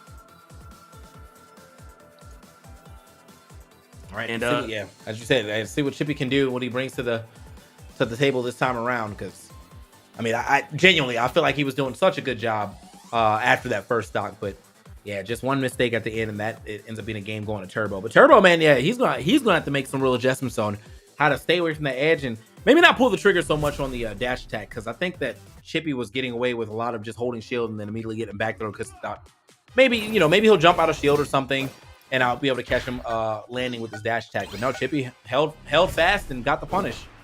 Yeah, and kudos to both of these players. They are both in top 8, but Chippy was a 37 seed, and freaking Turbo was a 44th seed. So they both have grinded their way to get here. Of course, the scene is still very new in terms of competitive scene, so it's not always easy to properly seed players, but they are making a name for themselves today. That is for sure. Yeah, I got a chance to play a couple of doubles games with Chippy too. So yeah, I already knew he was going to be out here saucing, but I didn't know a seed. But yeah, I mean, he's definitely outperforming his seed here, being in the top 8, making it happen. Now just putting on a straight up offense here against Turbo. Back throw. Yep. And the delay to make sure he connected perfectly with the sweet spot of the B. You love it. Not able to get the edge guard right there, but still applying that pressure. Turbo is put on notice, but Turbo does have rage. 118. He got finessed on right there. The air dodge up on the dash attack, and then Turbo thought, all right, maybe I get this gravity lands. Nope, I still have my double jump, hold this back air. Yeah, that's one thing I think they implemented really well into this game. Sometimes grabs feel like they go a little far, but grabs are so punishable. Yeah. That, you know, it's not one of those I can just keep on throwing it out. That's a commitment. Don't mess up. Okay. Low recovery yet again. The roll on. Yeah, still going to be there. Nice air dodge. And again, still kind of juking out Turbo a little bit. You're taking damage, but you didn't lose a stock. Yeah, I'll say Turbo at the very least, though, has been able to not allow this stock to get too moldy right here. I mean, like 22%. He's been able to put on or take right now. But yeah, immediately finds that stock up tilt tippered. Is going to do it for Thanatos. Chippy going to come right back firing. Those up airs, man. Chippy not happy. Oh, smart stuff by Turbo right there. Kind of feigning as if he was actually going to go below the ledge, saying, I still can reach with my air dodge. And let the games begin. And more of a safer back air, not land on the stage this time. It's going to come off the... Not the full-on run all the way across the stage. That was genius. Recognizing that Turbo loves the air dodge in that specific spot because he did not want to get edge guarded. Chippy wisely using the super right there. Smart stuff. Love to see it. I'm a little I thought you had a little more like influence on where you wanted a DI, because if such, why, you know, DIing out was definitely not the play there. Like you obviously want to DI so you can try to tech the stage, because you know, if you miss the tech, okay, you may still lose that stock, but if you go out, you're definitely losing that stock. Like, I think it wait, are we coming back from this? Oh, we did. They drift. Yeah. I think it depends on which part of the super hits you. Decides if you can influence enough to actually go all the way to behind it. Okay. All right, but it is back on deck. And what do? Do you air dodge? Apparently, dude does make it back. Chippy in a prime position right now to bring this set to a 1-1. Okay, send the pack in, but he has another special, so he's got to watch out. This might be checkmate. Oh, okay, gets the air dodge though. Back throw. Okay, I think it probably didn't have enough for the up B there, so. Oh, it didn't hit B? But it didn't matter. Too low. Yeah, it didn't matter. Oh, that animation was beautiful. Yeah, that was you could tell what Chippy wanted to go for. Still got the result regardless. And nice competitive game right now as we find out who is going to advance in this bracket. You know, winner of this moves into that top 5, which is, you know, a decent amount of money. You get a little bit more. Man, yeah, that was really good usage of the super special there from Chippy as well. But yeah, I mean, absolutely ran away with this game this time around. Turbo has got to get back to what was winning some W's before, and that's really just punishing Chippy while he's in the air. Like, you have the range. Chippy has to air dodge past you. If he air dodges up, you know, over the up tilt, you could just up tilt again. And if never mind, hold on. He says, you know what? We're doing the ditto. All right, this is reminiscent. We've seen this in many games. Your character's great, cool. Mine is as well. Let's just do the ditto. $100 money match between these two, basically. The difference between 7th and 5th is $100, and it would really suck to lose $100 over 15 minutes. So he is playing the same thing. Like he said, you know what? I like that. I like those stickers. I like that character. Give me all of that. Give me all of that. Might mess around and put on the same titles later too. Who knows? Oh man, LilyBun says 4 Sophias in top 8. Oh no, y'all are single-handedly getting this character nerfed. Yeah. Thank you. It's a pretty good character. It's a pretty good character. Yeah, remember what happened to all the S17s? It's y'all fault. Anyway. You were part of the problem, man. You did it too. Yeah, that's fair. It was me. Only you, actually. No. All right, but let's see if this ditto works out a bit better for Turbo. That's it. Your stock's gone. Not working out better quite yet. Magnet's not going to save you this time. It's Chippy. Only 19% and almost has that supercharge as well. For that up air, the spacing here from both sides, man, you know, obviously going to be identical, just who swings better. But Chippy, one more time, in the lead, finding some clean back airs. I'm definitely loving the way he's using those approaching up airs, though. That's very reminiscent of, you know, Marth. Yeah. Same thing going. So you kind of just carry that over. Ooh, okay, up tilt right there to try to extend that combo.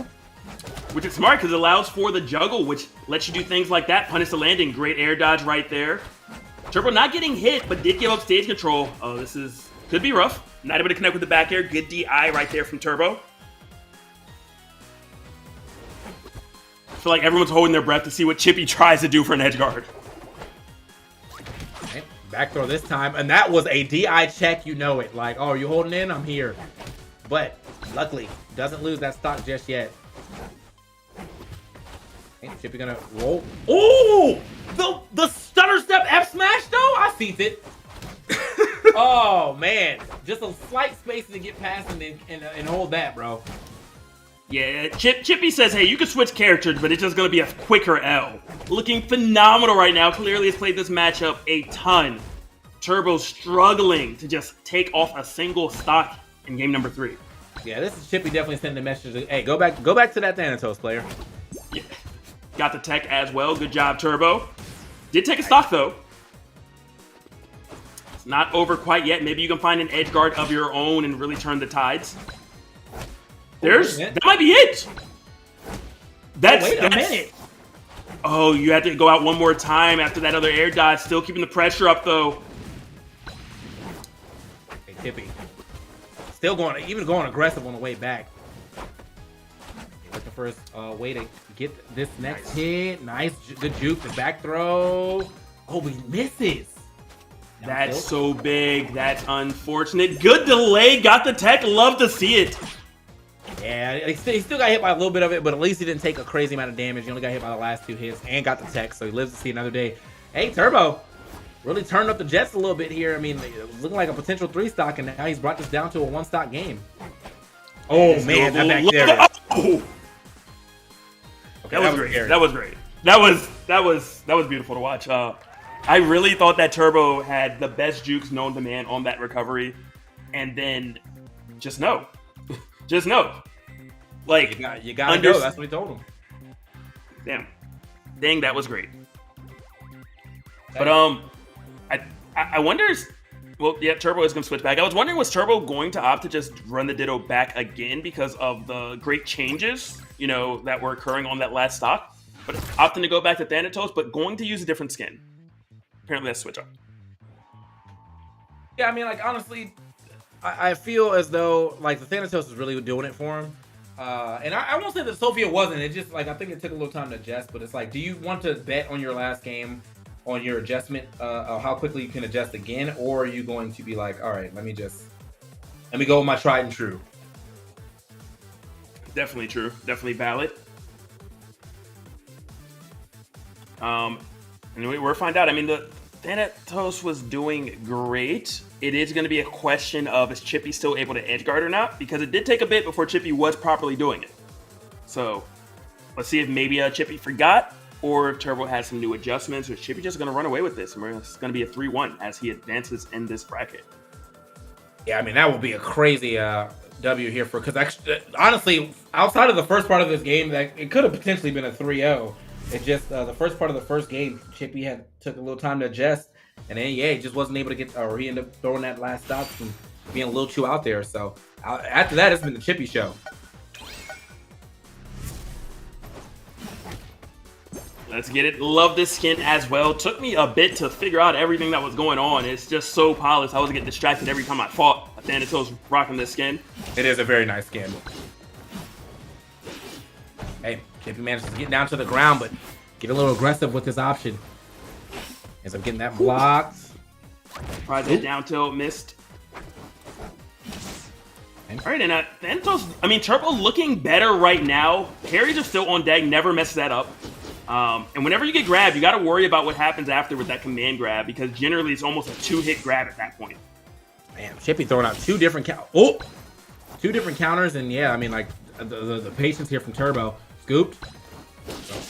Nice, that's gonna be enough. Yeah, the air dodge. Chippy throwing out a lot of air dodges here, but look at his meter. He pretty much needs 1 hit from each one of his moves to go ahead and get that super special going. But yeah, the air dodgers are not doing him any favors. Great spacing there on that up air, though.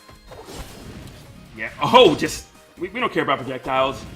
We just bat them away. Great air dodge again from Turbo. Hello? Chippy.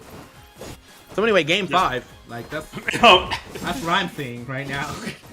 It is it's definitely an uphill battle right now. Could Chippy do it? Maybe, you know, but not at this rate. Turbo is turning it up. Smells blood in the water right now. What happened, bro? I just need to know. Like, how did we get here?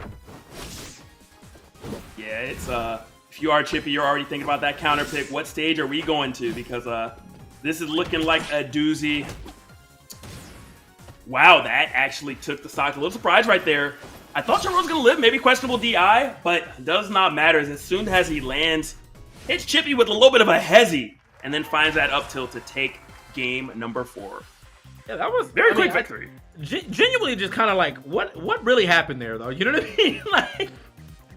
like that was a weird game for Chippy. Like some technical flubs. He hit like a double up air at the bottom of the right side, which ends up like, you know, dropping his second stock pretty quickly. A lot of air dodges were coming out. Like, yeah, he's gonna have to go back to the drawing board on that one.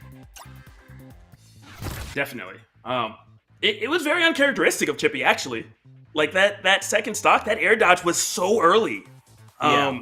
Chippy wasn't doing things like that before. Not sure if it was a misinput or just got a little shook with how the first stock went, or what exactly? Yeah, man, I was. Yeah, what's going on, bro? You good? Everything good? Everything good out here, bro? Realize the pressure. Wait, I can actually win this whole thing? It's a lot of pressure. Oh no, not the pressure getting to him. Well, yeah, man. I mean, I think genuinely, like, he should still be able to get back in this. That was just very weird moment right there for Chippy. All right, let's get into the next game though. Got one more coming at you. And momentarily they will start. Nothing has changed sticker-wise, which does not. I don't think that surprises anybody. I feel like at this point, you kind of have honed in what's optimal for your character or what's optimal for your playstyle, because sometimes that's the thing as well. All right, let us get into it as we get into our next, or potentially our last game here. Or actually, just straight up our last game. Our last game between them. See who's going to be going forward. Oh, that down air would have been clean. Definitely would have spiked for the stock, but would have set up Turbo in a real bad spot. But Chippy, I'm trying to make something happen here. Back on his counter pick. Nice. Oh, okay. Nice little dash dance out to get out real quick. Try to do it again. We have to watch the way you get hit by that side B, as I just said earlier, man, because I used to see them be able to string that into 2 side Bs at lower percentages. Ooh. Good scent, though. Yeah, it's definitely a little bit of a knowledge check, which clearly you passed the test at this point, TK. Yeah. But where they're kind of do this side B, and if you DI it wrong, they just keep on stringing it together, and you're just so confused. Wow. That was almost a stock. The way that he got, he got behind him, so I can see but like it's just, the spacing there. Uh-oh. Speaking of stock, not the air dodges. Him no favors, because like he hasn't been chased up there that much. So I feel like Turbo's not even leaving the ground anymore. He's just like, all right, cool, bro. You're gonna air dodge. I'm just gonna see what punish I can get off of that. Back throw, almost. And nice the time he should have air dodged. that was the time he should have air dodged. Yeah. But, I mean, Turbo is applying a lot of pressure and really kind of masking a lot of the attacks, other than the grabs. The grabs have been pretty direct and pretty clear. But aside from that, Turbo's doing such a good job of moving around and just choosing a different option from different positions. Great spot super right there by Chippy. Kind of equalize the stocks at 2 stocks apiece. Yeah, back here. Luckily, not the sweet spot. Chippy, though, struggling right now in this last game. Boom. Step back. Trying to get that chase down. Nice neutral air, pushing the other way, but Chippy continuously looking for these grabs, and Turbo is really just kind of caught onto that. Almost every time Chippy has got like a hit out the skies, he chased that down and try to get himself a grab there. And Turbo is just slowly running away. That dash tag is going to reach over the edge and push him out past that blast zone. Last stock here for Chippy. It's definitely now or never for Chippy. I mean, it's game 5, it's down to the wire, but Turbo just really seems to have a read on Chippy. Yeah. I don't know, man. Turbo's big brother picked up this controller or something. That's totally different. Turbo's playing. Ooh.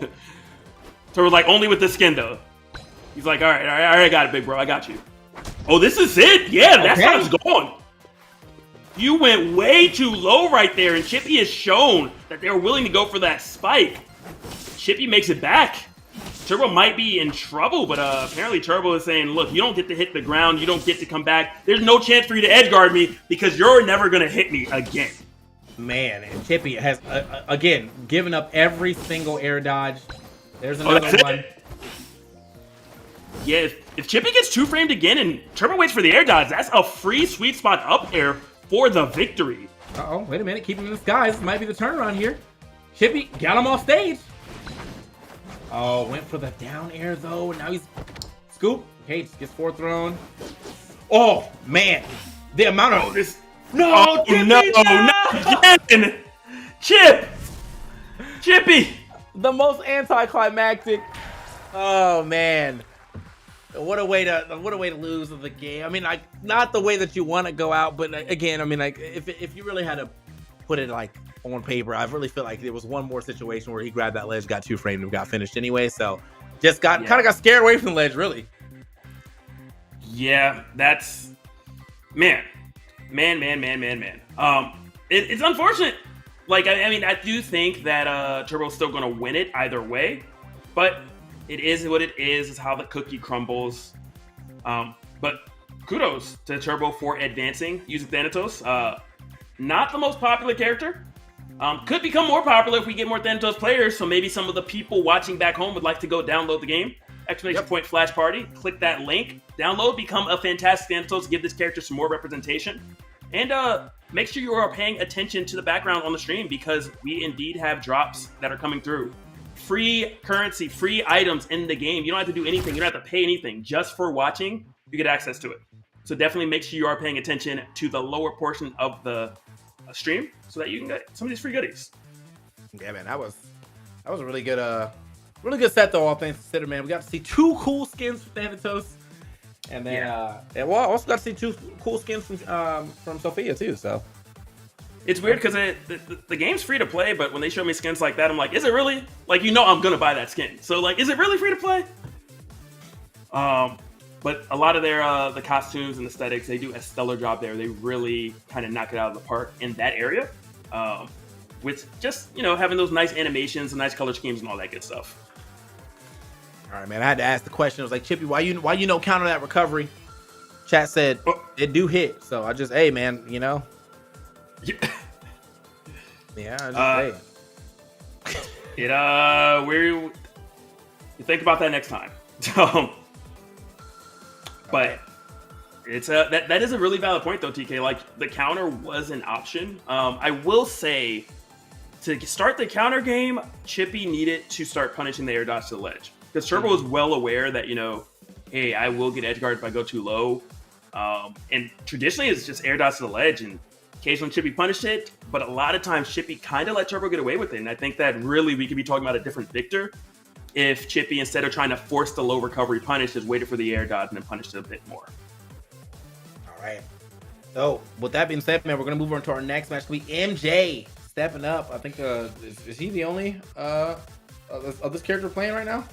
Because, I mean, I know we got like 7 Sophias here somehow, but it happens. I can verify, but I would not be particularly surprised. I know that LilyBun uses Alice. We have the information. We have the technology to figure this out. Okay. So here we go. Let's get into it. See ya. The Cyber Fantasy skin. Versus the Sophia. This I think this is one of the relatively newer skins too. So super nice. Ooh, the movement here. Yeah, that is their latest skin that's come out. And it's all stellar. I mean, you have a sword now. Why would you not play a character with a sword? You know what I mean? Right. Now this character, like when I first started playing, I actually really wanted to play the character MJ is playing, but I don't know, it just didn't register to me that well. But let's see what MJ does. Maybe I get inspired. Okay. Yeah, MJ does a lot of things. I definitely recall this. Character's really fun, but you got to figure a couple things out. That down tilt's such a potent tool. Combos into that up air, and that up air kills relatively early. And then this movement, just such a quick character. Yeah, the down tilt too at that as well. It's like all parts of it is good. So even if you don't, we out. Even if you don't get the foot, like the little splash is still just enough to like kind of stop someone from moving, and it's still like, all right, now I get a chance to do it again. Speaking of, gets the down tilt up air, not enough. Jeez, you're countering what? You're not countering anything. I feel like he held it just long enough to go right past the counter frame too. Like, oh. That was pretty quick right there. MJ missing the tech, but to be honest, I don't know anybody that was hitting that. That came out so quick. That super meter is online for MJ, so it's really difficult to land because you have to keep that in mind that you're going to eat 40-50% or lose your stock if you're at around that 80-90% mark. So just something that Swagu is going to have to keep in mind while fighting MJ at the moment. String. hey. Nice little trade afterwards, and the counter's not working out. All right, what we're gonna do here? We got the concert's ready. I want to know if he's gonna drop it. Okay. This the rinse and repeat on that though. We didn't want to play the instruments for the concert. Okay, we just get them ready. We let them know I'm at the venue, but I'm not actually gonna play it. Oh yeah. It's like It's that break where she's just standing on stage, but like hasn't sang a song yet. But the crowd's still cheering. Crowd's still going crazy, bro. Ooh. All right. Okay, well, Wow. I'm gonna use my special though. I'll tell you that. But didn't take the stock. Almost wonder, was it a waste? Are you making it back, MJ? Yes, we are. Fantastic. Never mind. What the? I thought you could have special and made that back a bit sooner. But it's all part of the concert. Remember, it's all part of the show. Right. Yeah. Well, we still got the concert still on deck, bro. We're just waiting to see what song she's starting with. But Still throwing out that nice little string coming along there. Found it down tilt again. And still saving that special. Did not opt in to use it. I am a little surprised that MJ isn't using it yet. Swagu has been in positions where they have to land without a double jump, and you know it's a guaranteed punish at that point. Oh no. We may not get a song at all. Okay. Air dodge through. Gets the 4 there right after. MJ having, just looking for one more. You know the confirm we're looking for. The down tilts are coming out, and so does Swagu, realizing that. Oh my! I thought he was about That to was go such crazy. a good weight. I did. I was feeling the forward smash. Okay, that's Down to, is that enough? Yeah.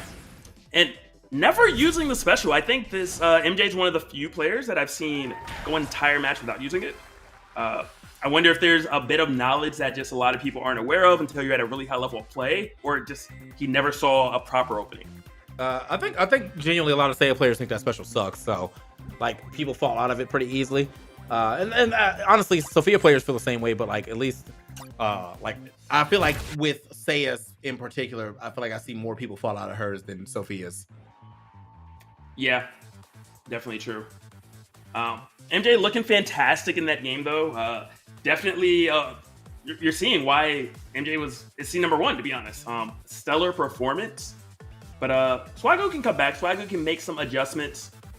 Really figuring out how to deal with that down tilt. That's going to be the name of the game. I don't know what the solution is. It's definitely one of the better tools. Mm-hmm. But it's going to be rough.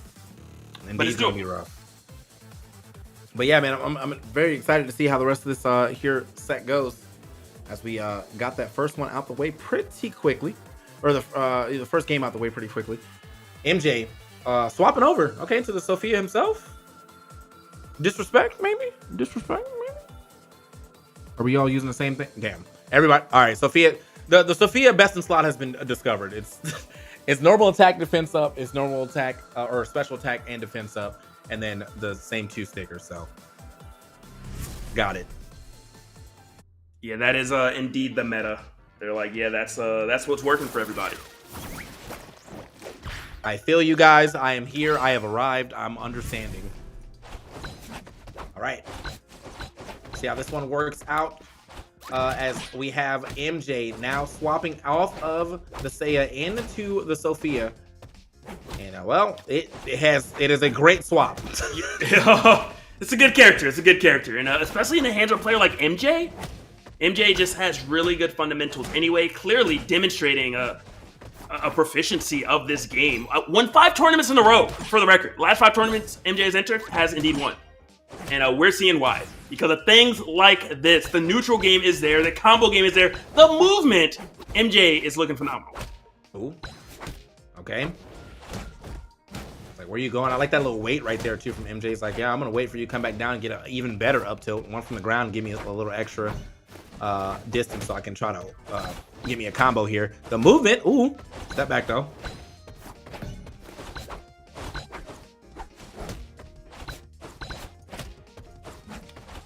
Okay. All right. Again, Goes for the 2-frame, not able to hit. Oh, they have. Oh my goodness, MJ. It's so good too because of the fact that he was able, because of that, he was able to get it back throw the other direction. Wow. MJ, bro. The movement. Nice. Okay. Scooped up, hold that. Up. Yeah, there we go.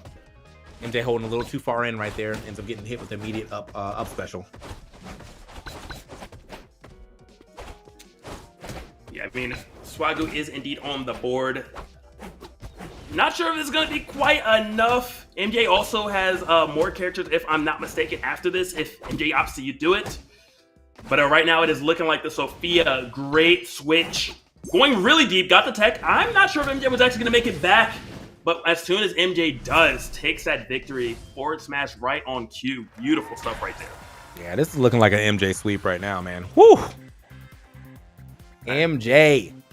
No wasted time. We saw it with the Bulls, man. All right. It's no different now.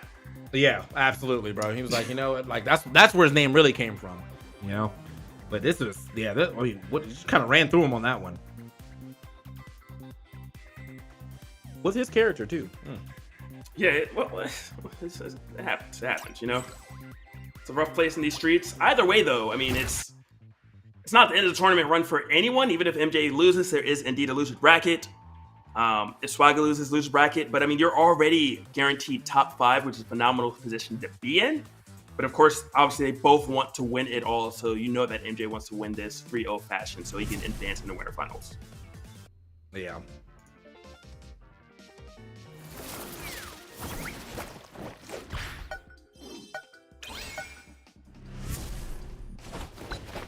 All right. So as we get into our third game here, where MJ's still on the Sophia, is like, you know what? Let's just go ahead and get this thing done. He did win that game a lot faster on the Sophia. I will say that. And I think we're gonna see quite a bit of Sophia versus Sophia matchups too. So. Okay. Swinging, but nobody home right there. We'll try to get that platform landing again. Maybe mix that thing up. If he did get it, he would have got the follow up. Nice. Another one up B. Yeah. Try to get that DI mix up though. Going on the other side. Nice. He's gonna make it back to the left. Oh man, the read was there though. Yeah. And wow, this is a big turnaround. Yeah, here. Swagu. Yeah. Yeah. Swagu all of a sudden just changing it up, saying, yeah, you can use my character. You got one, but let's not forget, I'm here for a reason. I also have not lost a set today. True. But it's going to lose that stock. Definitely keeping it even, looking way better, but you can't let things like that happen. That was a relatively early stock to lose right there for Swagu, and I don't know if you're going to be able to afford that. Oh, I love it right there. The combo strength, similar to what MJ did, but this time with a waveland. Gonna punish that neutral get up. And that's another thing, you know, they did make it a little bit harder to punish neutral get ups in the last patch update. But you know, that forward smash lasts so long, it's relatively easy for a character like Sophia to hit you if they think you're gonna just do a neutral get up from the ledge. Dude, the movement here from both sides too is just so good. Really shows you, like, I mean, I know that, like, genuinely when people see like floatier games, they're always like, oh, it's so floaty, and I don't think that necessarily makes a bad game at all. But you can definitely tell, like, regardless of if it's floaty or not, these people definitely know how to move in this game engine, man. So loving to see that. MJ though is gonna have nice 2-frame. Tries to go for the counter, but nice delay right there from Swagu. Yeah, Swagu, very familiar to that scenario. Not their first rodeo. Trying to put themselves on the board. And I mean, making a great case for it at the moment. Goes for 2-frame, not able to get it, but beautiful pressure, beautiful movement. MJ somehow weaseling in an attack right there to find that up tilt. Ooh. Oh, fell out. That was huge. Yeah, got to live to see another day right here. That should be enough. Yep, the forward air. That is, you know, maybe not gonna be able to fully line up that back air, but the run-off forward air is gonna be enough. Now MJ can still get this W, but Swagu on the same side of things has really turned it up here in this second game or third game. Jesus Christ! Speaking of turning it up, good gracious! Oh man, yeah, that was just we are out of here. That was indeed an ending. All right, you've been playing too long. All right, let's go to the next one. I wonder if MJ is gonna stay Sophia or actually switch back. I feel like I would expect a switch back, but you never know. You never know. Yeah. All right. It might be one of those things where you know, MJ's like, hey, there were a couple minor mistakes, but I definitely would prefer to do this matchup as Sophia. And we'll see. All right, let's see what we can do here in this this last potential last game, or if we're taking this to a game 5, because yeah, that was a very dominant end right there, I'd say, from Swagu. He started off at the beginning, popping off, and he really just like never let go of that lead. So that's what you love to see. Yeah, it's always disheartening when you watch a player end up letting go of a lead and you're just like, you were doing everything right, you switch your playstyle, what's going on? So it is refreshing to see a player like Swagu have the lead and just embrace it, go further with it, not change the playstyle, and continue to do what was making them win in the first place. Yeah. All right, so it looks like MJ is going to go back to his Seiya, though. And that's, good call. Like, you don't want to bet it all on your... Well, I don't know if that's the secondary or if he's like co-maining, but like we definitely saw the Seiya pop off. So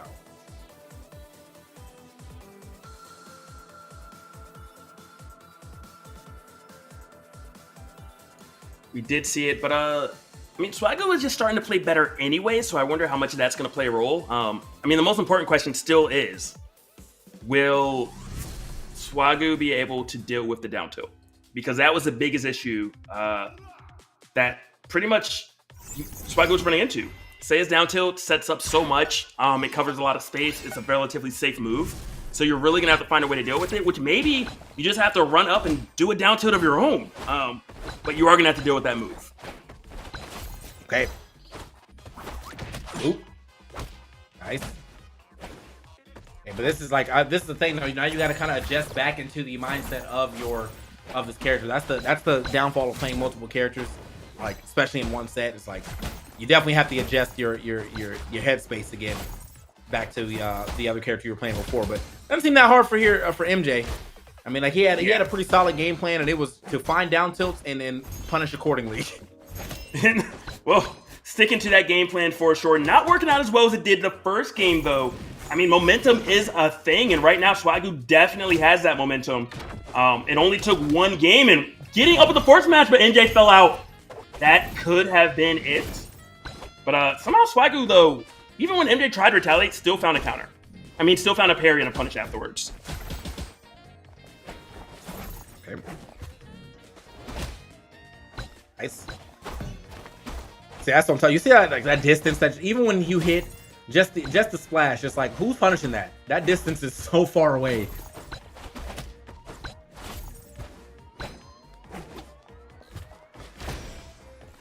Me. Nice. Should be enough. Yeah, the counter into his own counter, but that counter, when you have the full meter, does end up becoming a really good attack. And MJ, oh, wait a minute. Drag downs. Got it again. Is that it? Yeah. Pretty easy right there. Difficult to mess that up. I don't think there's really any DI at that point that'll save your life.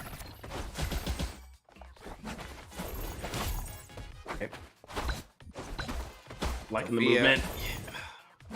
Man, and you can definitely tell that like Swagu is keeping that in mind, that I have to watch out for the sweep, the down tilt, but like MJ, even if they're in the sky, he gonna throw it out. Like I don't care, bro. Oh, the concert! Get off me. Boo! Boo! Get them off stage. Oh my god. This immediately says, nah, I'm good. I need my money back, actually, now we're talking about it. But, looking okay at the moment, but you are going to need to find one of those huge openings. You're sitting at 125%, and get up attack is not the opening. At least not for you, as MJ takes full advantage of it. Takes that stock, looking great at the moment. Let's try to just run in, as in no regard for what Swagu could do, and find a dash attack, ironically enough.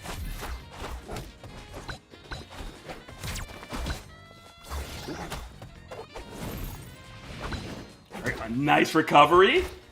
Swagu got the damage, not a stock, but still we are going to take anything we can get at this point. And just MJ just cruising, just throwing that side special in, not caring about much, still moving flawlessly the entire time, and implementing that projectile, which I think goes really underrated. Someone that moves well, has good close quarter combat, but then also throws a projectile just so you have to respect more of the space. Uh-oh. It's getting scary again. Well, are we sticking for this one? We indeed are all-star performance. Left the Coming in from concert satisfied right there. We out. Man, what a way to do that up. You know, obviously platinum, double platinum, no features artist right here is going to be moving forward. Love to see it. Love to see the fact that we're not, you know, again, like I understand that Sophia is a really, really good character right now, so everyone's probably got one in the pocket, but I am liking to see just a little bit of character diversity here. So, yeah. Yeah, it's nice. Obviously, like you were saying, Sophia, probably the best character currently, but diversity coming into play. I mean, even MJ is like, I still got a Sophia as well. But we are going to take a short break. In the meantime, if you have not downloaded the game, make sure you do. It is a super fun game to play. Telling TK earlier, I think I have like 111 hours into the game. So that is I don't know how you did that. I have like 70, and I thought I played way more than y'all. Guess not. I was on a mission. I was like, Diamond 1? Can we hit Master? And then I didn't realize the season was ended, to be honest. But game super fun. Definitely encourage you all to download it. Explanation point Flash Party. We'll definitely bring up the download link. Super fun. It's great to play. Hopefully you're enjoying the action, and we'll be right back.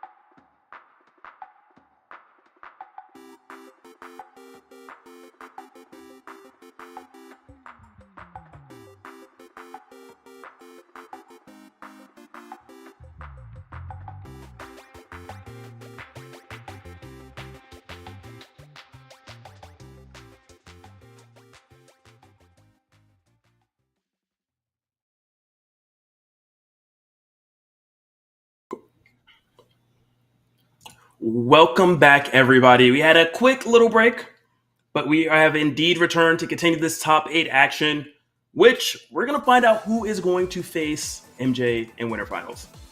It's going to be between LilyBun or J Mafia, which are seeds number 2 and 3. LilyBun, fantastic player, expected to do great things, possibly even win the whole event. J Mafia, seed number 2, but also has played MJ before. So we're gonna get into it, and it's I'm a little excited to see this. Also, the representation, like it's great to see players from other scenes here representing, as we've said multiple times, but that really just tells you how well the game is made, in the sense that if you have fundamentals in another game, it's gonna transfer over, and it still feels very natural. Yeah. So I just said representation, man. We'll see a Chili and a S17. I've not seen an S17 at all today. And then Chili, we were reading, some tier lists, and they said they had Chili at the top. It's like, oh, okay, word, true. So ask LilyBun, hey bro, let me get at least a game of Chili, and here we are. So if not Chili, we will probably see some Sophia, because why not, Yeah, that is fair. Chili is a very difficult character to deal with. Has a lot of kill power that kind of catch you off guard, but can also play really defensively if they choose to. So it's just so difficult to, one, get your hands on Chili, and then once you finally do, it's like, wait, now I might be losing my stock. I might be getting comboed. So very interesting character to deal with.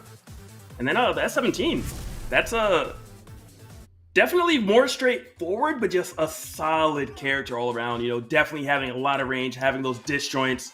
Only has one projectile, but it's enough to bother you and really dissuade you from just running in recklessly. Okay, here we go though. Let's see how this one plays out as we start into it now. S17 was actually the old, the old hotness for a bit.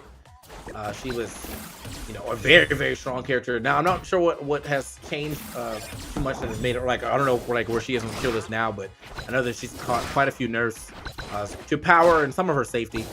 So we're gonna see how LilyBun ends up playing this one out. Finally getting the setup here. Oh, the instant shot. Okay. Yeah, and that's one of the things that makes it a little more difficult. You don't know if it's going to shoot right away or if it's going to be immediate, and it's so rough. Oh, nice. Set that up from D. Watch it. Yeah, I mean, the pressure, you can't even stand at the ledge because of the instant. Yeah. Oh, my. How do you Nowhere is safe. How do you pressure her when she has the hitters on deck? You got to get rid of the hitters. You got to get rid of them first. I don't know if that's even going to be enough, but you got to get rid of them. Good stuff right there. And don't forget, you can't even shield it. Like, you can, but you're just going to make her grab stronger. So, Alice is not the easiest character to deal with sometimes. Okay. Good little get that grab there. Step back. Nice dodge. I mean, it looks like J Mafia is starting to get a better read on the time that LilyBun wants to use and choose. Yeah. But still, it's not that easy. It's still rough. And when you're wrong, you take so much damage. You fly off stage. It's so difficult. Oh, the grandma counter coming through. Oh man. Yeah, you can't even shoot past her, because if you stand too close to the bush, you can get grandma countered. If you're standing far away, you can get shot. Yeah, LilyBun. Oh, the block right there is gonna get a hard punish. Yeah, it looks like J Mafia is like trying to kind of force their way in aggressively, but that's just playing into LilyBun's plans. Like, hey, I'm just gonna hold this shield and punish you. It's not as if I was gonna say there have been too many grabs thrown out, and right on cue, J Mafia does a grab. Grandma holds it. Oh, okay. You can actually hold that now. That's a nice little sticker. But yeah, Grandma's definitely holding it down too, man. The blocks on the charge shots as well. A lot of things going well for. Oh, nice. A lot of things going well here for LilyBun, who finally loses that first stock. J Mafia though, still getting a couple shots in here. Scooped. Get off my stage. Yeah, starting to figure it out bit by bit. Ledge trap scenario, nice. I like that. You just stop the bush from coming out. You just hit the projectile in the first place. It doesn't resolve it completely, but it does make it a little more difficult for LilyBun to kind of get that setup in there. Oh, man. Where do you go when LilyBun is chasing? Okay, wow. You couldn't get any closer to the stage. I am holding it down. Like, where are you gonna jump? Because I'm just gonna be there. And LilyBun ends up taking that one pretty commandingly. with the pressure of of the shot and the grandma bush pressure going crazy. Yeah, it's dangerous game. That might be the fastest round 1 victory we've seen in top 8 actually. LilyBun, a favorite for a reason, doing a stellar job. I'm really curious to see the counterplay, just because you got to imagine J Mafia has something. Choosing to go Miko, feeling as if that is what will kind of equalize things. Not sure that'd be enough, because I really think it is a style that needs to change, some adjustments, and I do think J Mafia is starting to figure it out. Yeah. Let's see, maybe just Miko's a better matchup.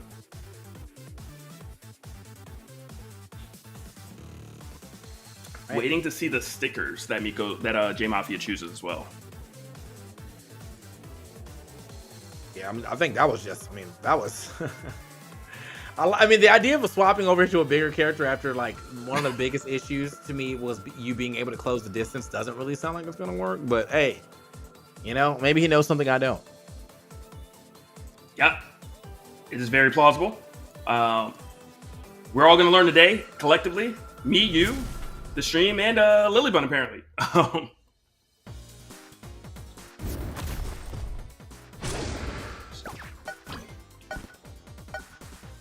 right, let's go ahead and get into it. So see how this one plays out. We are gonna go swap over to the Miko. Miko does hit harder, so you got that at least. But oh, interesting option there. Okay, maybe that's the game plan. I'm not even worried about the guns anymore. Still at 51%, but a heavier character, so it's not the end of the world quite yet. Yeah. Wow. Fights his way back onto the stage. All right. Yeah. Do that out there. Okay, but did find the opening that time. Got to worry about the gun. When's it gonna come out? Ooh, nice. Hey, down attack. Air dodge. Wow, actually gonna fight it. The neutral air actually gonna come back. A couple of up airs, scoop, and that probably has a lot of throw up too. Throw up or grab up. So that's gonna definitely. Oh, you went too low. I was wondering. I was like, I didn't think Miko could make it back from there. But doing a much better job, with the exception of the unfortunate self-destruct. I mean, J Mafia is doing so much better in this matchup.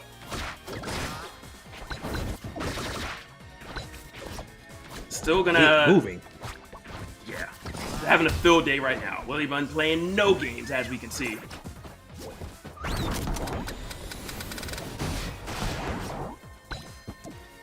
Is that a regrab? I thought it may have been, maybe not. Like the grab, good stuff. Just preemptively putting the shield out. I know it's coming. I just don't know when, but it's coming. It's coming. A little bit of a reset up though. Like I like the repositioning here. Falling up here is actually going to lead into a lot. Almost got the dragged up B. What did he get hit by? Because like the shot didn't get on. It had to be. It's probably charge attack, but it's just man. That's the type of setup I'm trying to see. Yeah. So it looked like the game plan worked a little bit. Hey, let me use something that reflects projectiles. But unfortunately, LilyBun just has so many tools in the arsenal. This is not a one-trick pony. Watch some projectiles. You still got to fight me face up. What? Do we think that was better or worse? Like that was. It was. Overall, it was worse. Okay. However, J Mafia got shot a lot less. You know, you corrected one issue. You just put a bunch of holes somewhere else. Okay. Yeah, I just that was. That's what we're going with. Yeah, all right. Well, we're gonna go ahead and keep it moving here on the. And maybe we get another character swap or. Oh, yeah, we do. Okay. Damn, but that boy got skins though. Jeez. Yeah. I mean, all the fire skins. All the fire skins. That's what it is. Everything looks lit. Now, Tong, I'm wondering, is the thought process here to get the super armor so you can just run through the gun? Because, I mean, there's a multitude of issues, and it felt like it was just the hunter at first, but that's clearly not the case. So I wonder, is it that you think you're not going to get a ton of openings, so maybe it's better to just do the most with the openings?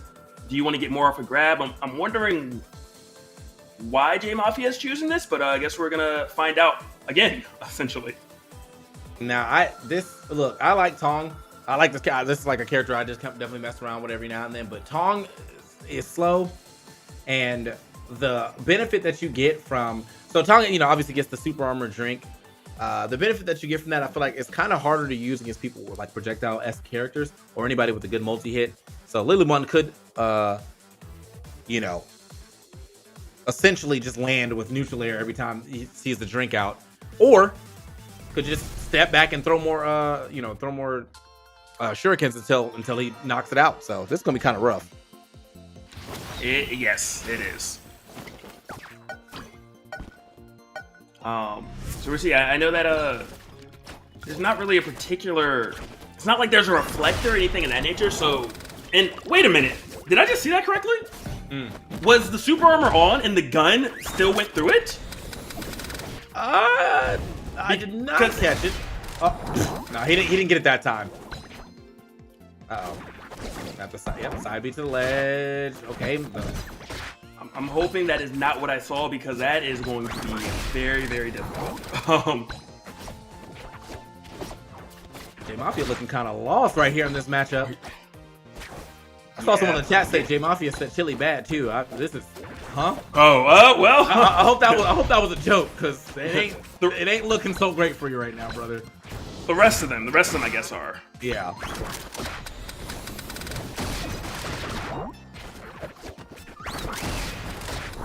All right.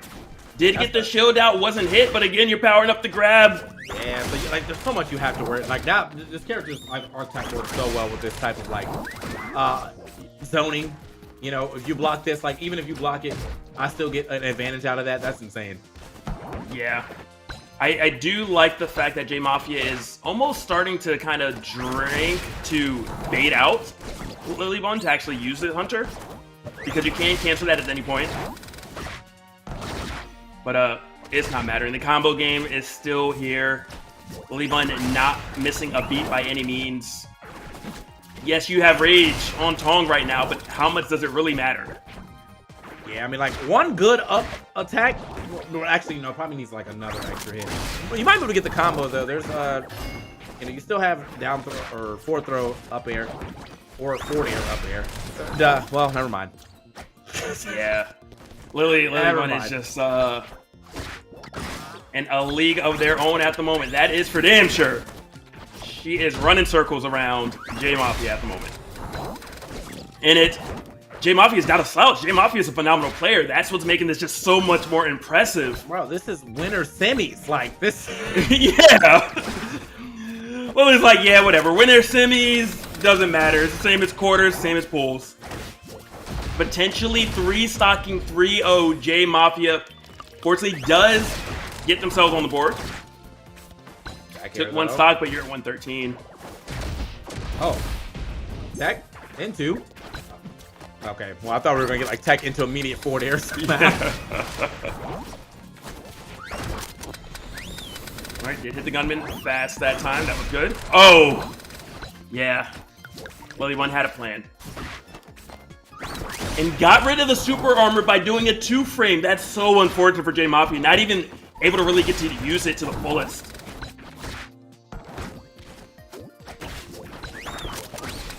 Okay, well, he's at the very least kind of getting through the gunman before he shoots, but it's still... Oh, goodbye. Well, you can get through the gunman, but you can still get chopped up by her, so... Woo! Yeah, that is a... I'm not even going to say just a difficult matchup. That was just rough because LilyBun is so damn good. Wow. I mean, that looked like a rough matchup, though. Well, every character? Oh, yeah, I mean, like, well, he went slower and slower. Like, that is true. That is true. You know what I mean? Like, you went, all right, and then we picked Miko, and it's like, all right, well, Miko's big and slow, and then you're like, all right, let's go with Tong, who was also slow, and I don't know. That's maybe not for me. In my head, I feel like you got to pick someone that got a little speed on them to really like be able to chase her down. So she seems very hard to hit. Yeah. Yeah. Maybe like a Tina or a Civi, or I mean, I guess it's Sophia as well. Yeah, I mean, Sophia, Kamiki, Yuri, something. Just we needed something out there though, but unfortunately, yeah, just wasn't able to find it just yet. So we are going to be moving forward. Looks like we're going to get a Sophia mirror here with Swagu and MegaBlocks. Also, thank you, LilyBun. I wanted to see that, and there it is.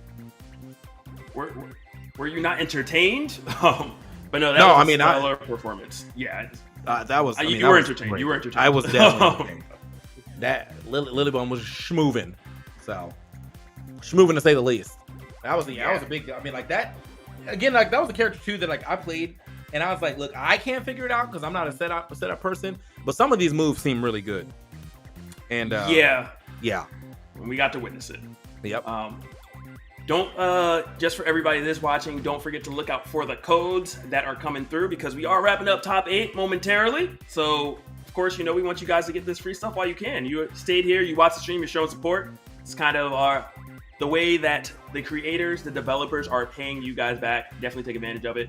If you would like to show more support, download the game. And honestly, download it to show support, but more importantly, download it so you have another fun game to play with your friends because there is a ranked mode. There is the net play is so nice. I'm still a little annoyed that they're playing online is so good with them because I played so many other fighting games where the online is not good. And I'm just like, why did Flash Party do it correctly and no one else did? I don't know why they figured it out, but I'm glad they did and you guys can experience it as well. Exclamation point Flash Party. Put it in the chat. Show some love. We appreciate it. And you can thank me later. All right.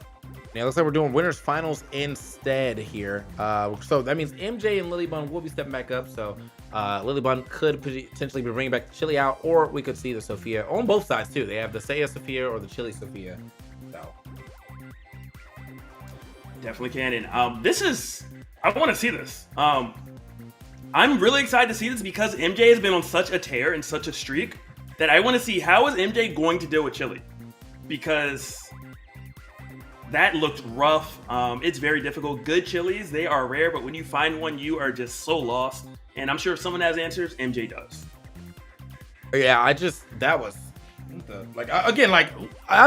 play this game a lot online, I ain't seen no chilies.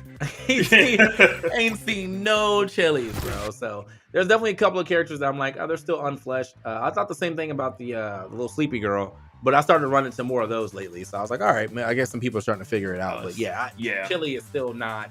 That's just not happening. It's not one of those characters you get to just pick up and be like, oh yeah, I picked them up, I'm good. It's like, nah, you got to put some time in. When you do, it pays off. That's true for a lot of setup characters, ironically enough. You kind of got to put a little bit of time in, but when you do, it pays off because one, your opponent doesn't know what you're doing. But then two, they normally have so many good setups and so many tricks and so many things they could do at any given moment that it's definitely worth the time investment. Oh, man. So we got again, I got to see some pretty cool, I got to see some character diversity here from Big Mafia, but unfortunately ran up against the Chili, which was really running it down. MJ, looking at some other characters though, he's got the Mr. 5 highlighted, which could be interesting. I think Mr. 5 is another one of those characters that also, at the beginning of this game, people were like, no, that character's not that good. And then some people started to figure it out, and they're like, all right, that character actually is pretty juggles. Good. Those down tilt down tilt sets up into the up air. I forget which sticker it is, but one of them makes it so that the side B, you can pretty much control it. A lot of tools that are... It takes a bit, but he has a lot of tools, and once he got fleshed out, he's rough. But I would honestly like the pick. I think if Chili is going to kind of use the hunter all the time, stay away from you. Use a character that has a disjoint, or has a projectile, a character that has a combo game, and a character who also, when they hit your shield, is going to get a stronger grab. So I would honestly like the pick, even though I'm not positive that is the character that MJ is going to go. Mm-hmm. All right, MJ, we got the 7. Oh, all right, he's messing around. Okay, it's like maybe he wants to experiment a little bit too. No, he's messing around. He's not playing that character. Yeah. I do wonder though, what is even in theory the Mr. 5 sounds good, but off the top of my head, I'm like, who would actually be particularly good versus Chili? I feel like you do want a fast character, but is that going to be enough? Because Chili's up close game isn't that bad either. Okay. Oh, that's a nice skin. Wait. Or is that just a load in? Or is he actually about to? Because that. Hey, man. Y'all, I'm believing whatever LilyBun does now, but I'm a LilyBun believer. Yeah. So the Alice. Definitely an interesting character. Played the character a little bit, understand a bit, but definitely not to the level of anyone right now in the top 8. But they do like to use that cake. Some of them will kind of use the cake to make themselves large, so that they have a ton of range on their forward smash and their grab. Some of them will use the poisonous one to make their opponent small, so that they die earlier. So definitely a lot of tricks, and I think they both are still playing around, probably waiting to hear for when they can officially start, and they're going to lock in their character. That's a nice skin too, man. There's just so many nice skins in this game now, man. You know, Yeah. I think I came in right at season 7, so yeah, just like as I've seen it now, I've seen way more skins. I mean, I think they're definitely doing a good job and good justice to these skins. So Definitely, especially the legendary ones like that Tina, where they add those extra animations. It's sick. It's sick. It's not sick when you're getting hit by it because you're just very confused and annoyed. Like, why am I losing to a character that looks this nice and there's also effects on me now? But so yeah, we're just setting up for. Oh, it looks like we are actually. Oh, that's right. LilyBun did say it was between Tina and Chili. So the Tina is out. Tina's out, and that's gonna be Tina versus Seiya. So we got them readied up, which means we'll be loading up and getting into it real soon. absolutely.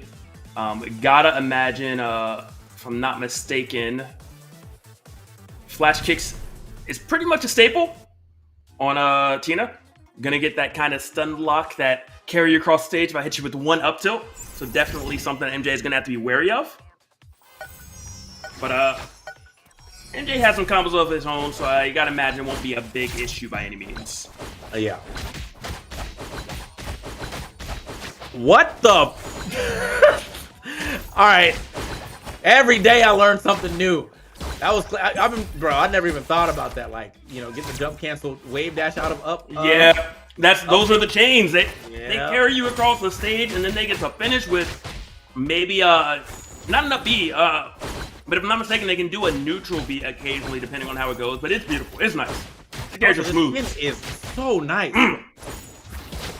Okay. Ooh. That wow, back here. Really fun. Okay.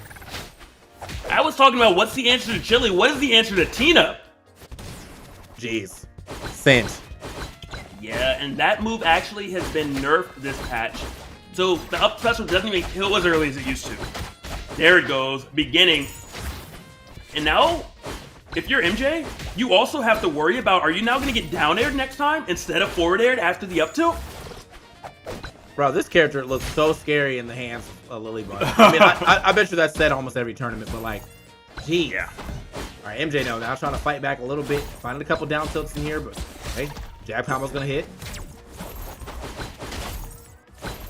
MJ at least does have essentially 2 meters, which can be a little bit of an equalizer. You know, the built-in one that his character naturally has, along with the fact that the one for being an all-rounder. Yep. Mm-hmm. And beautiful using it right on cue. I mean, you're at 91%, but way better than the way things were looking earlier. Ooh, okay. Yes. Oh, I thought we were going to see Parry into a super. Honestly. Oh, into a spike. Great tech by LilyBun, though. Okay, up air is going to be enough, yeah. I expect to see the up B after that, but I guess the up air, like, probably got really good stickers for normal attacks, so. Yeah. Okay, I love the movement and the patience right now, just both posturing up, no one wanting to commit first, knowing how detrimental it could be. This is a beautiful winter finals, okay? I mean, actually, bro, like the movement here, this is the thing that you show when you're like, yo, what Flash Party look like? This is the game that you show. Ooh, turn around too? We're not done. Carry MJ all the way across the stage. LilyBun! LilyBun! Good gracious. I'm about to get kicked out of my apartment. I don't want to look anymore. I don't want to look anymore. That was... Oh my gosh, LilyBun. That was a rampage. I don't know what woke her up, but good gracious, she was cooking, and that was a thing of beauty. And just even the awareness to turn around the up tilt mid-chain, continue the string across the stage, ended in the spike. That was just so well done by LilyBun. MJ is going to have quite a few adjustments to make to be able to keep up with that. Which apparently the adjustment is Sophia. Going to have that disjoint. Hopefully that's enough. But again, if LilyBun catches you, you're just in such a bad spot. It's almost as if it's better to just stay on stage and not go off stage, unless you're at a percentage where you're not going to get comboed into a spike. Man, that character is so cool, bro. See, I wanted to play this character without knowing any of this advanced stuff. Yeah. And now I'm like, well, let me hit an up air. It's up tilt. It's over for y'all. I got something to practice now. Yeah. So, all right, getting into our next game. The Sophia is out. So the Seiya has been put away. The Sophia is out.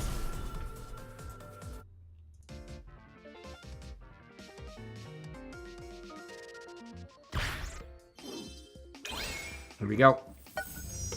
Getting to it. Our second game, LilyBun really running that first game. MJ had like a good stretch of like popping off for a little bit, but yeah, unfortunately, LilyBun really turned that last combo into a full stop. Definitely did. MJ though, definitely you could tell that his confidence has not faltered, so that is good to see. You know, he's still playing a great game, but I mean, confidence isn't the end all be all when you're playing a player like LilyBun. This could have been huge. Did get a little bit of damage, though, from it. Yeah, good recovery, I think, from both sides there. LilyBun. Oh, finding that single hit up air right before hitting the ground. That was insane. Yeah. And we thought the chili was a problem. I've never just learned that LilyBun's a problem. That's what that's what we've learned today. And normally you even see the down tilt into, like, you know, you jump cancel into an air. LilyBun says down tilt, wave land, or wave dash into the up tilt strings, and you love to see it. Oh, way low. Not going to be able to get that, yeah, unfortunately. You do need to be able to hit the wall to get the bounce off. Was way too low for that. Nice. Oh, the turned around grab on accident. Unfortunate. But, I mean, we've been talking about LilyBun this whole time. MJ technically had a lead for a moment.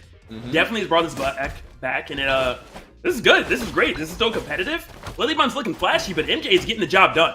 Yeah, definitely getting the job done. Look at that. Got the lead back here.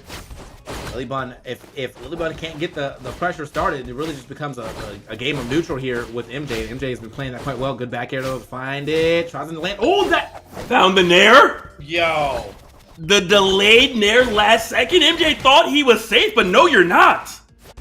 And I thought LilyBun making it back to stage to just low enough, or just high enough to hit the stage there. Does manage to get through. Oh, combo's going forever in that neutral air. Something about when LilyBun gets her opponent on the last stock, she just turns up. Just changes completely. Where it's not going to be enough, but very close. Yeah, that next one's going to be a doozy. For sure. Managed to make it back to the ledge here. Scoops. And up B. Oh, doesn't get the strong hit, though.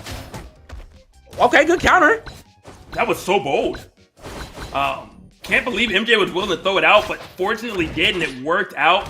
Work is cut out for you, and maybe you can start getting these juggles, you know. Tina, very, very quick, fantastic combo game, but does not have a disjoint. Is lacking in that range department. It's really starting to show here, but LilyBun finally finding himself a nair. The back air yet again.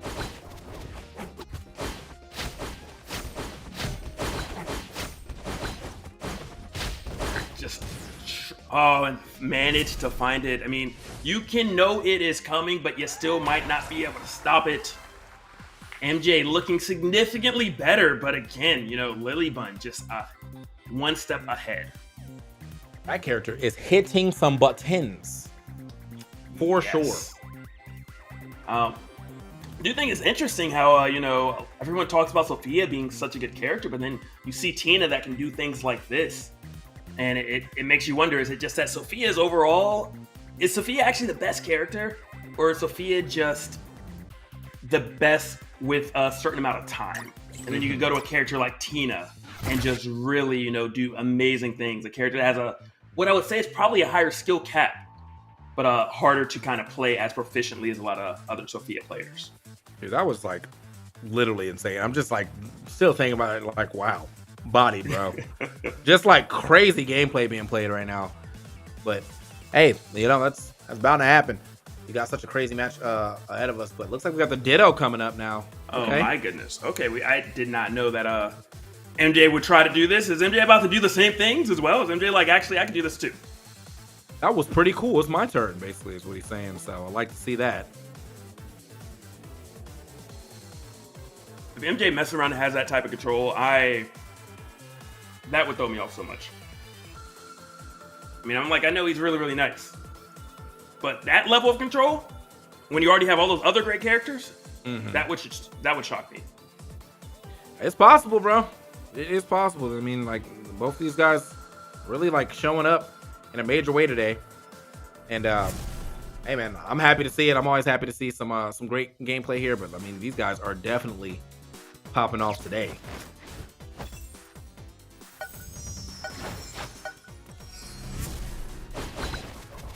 All right. All right, let's go ahead and get into it. Okay, wait, MJ. Someone got some combos too. Maybe a little on the custom side. Lily, I feel like has some very rehearsed combos, but I think MJ probably has some too. I just haven't seen him start just yet. Taking kind of the more simpler route here. Ooh. Okay. Damn. Okay, I was like, you don't die to this, right? You might. Oh, you do. Okay.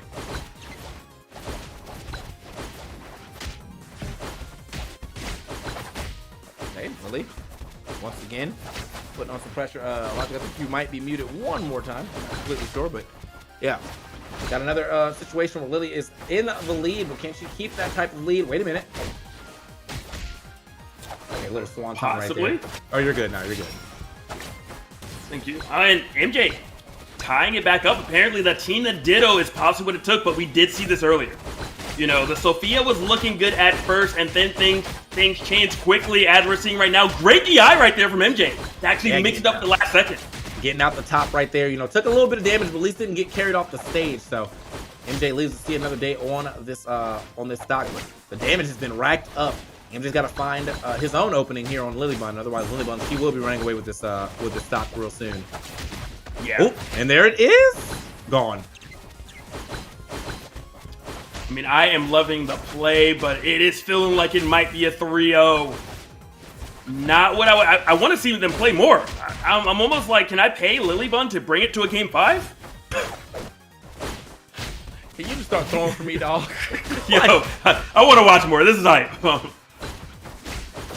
And getting the 2-frame as well. LilyBun looking fantastic. MJ, are you going to go off for an edge guard? Hey, managed to hit that wall and actually put a little hitbox out as well. Hey. Liking the little setups. Yep, found the up special, but you got to do the up air. As we've been seeing, LilyBun is going for the up air because of the fact that it's killing so much earlier than up special. Yeah, it's a little more vertical, so I feel like that up special, maybe near the edge, is where you go for that. But yeah, in the middle of the stage, it's probably an up air angle. Wait a minute. MJ has part of it, you know, baby combos. Yeah. Ooh. They are swinging. MJ finding a neutral air, find a little bit of damage here. Looking for that up air as well, though. Yeah, I think MJ has recognized that very technical player, but not quite as practiced with the Tina combos as LilyBun. So just going for the easier stuff. Small lead, though. Yes. Oh man. It's close. The back air all the way across the screen. Lily's still living, but MJ wasn't worth giving up stage control. No, that's not gonna be enough, is it? It felt like it was. It felt so close. You can't get hit again. This could be big. Off stage, LilyBun goes.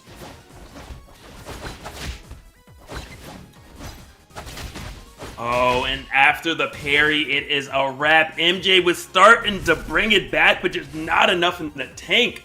However, we see MJ again versus LilyBun. Gotta imagine it's gonna be a Tina Ditto off the break.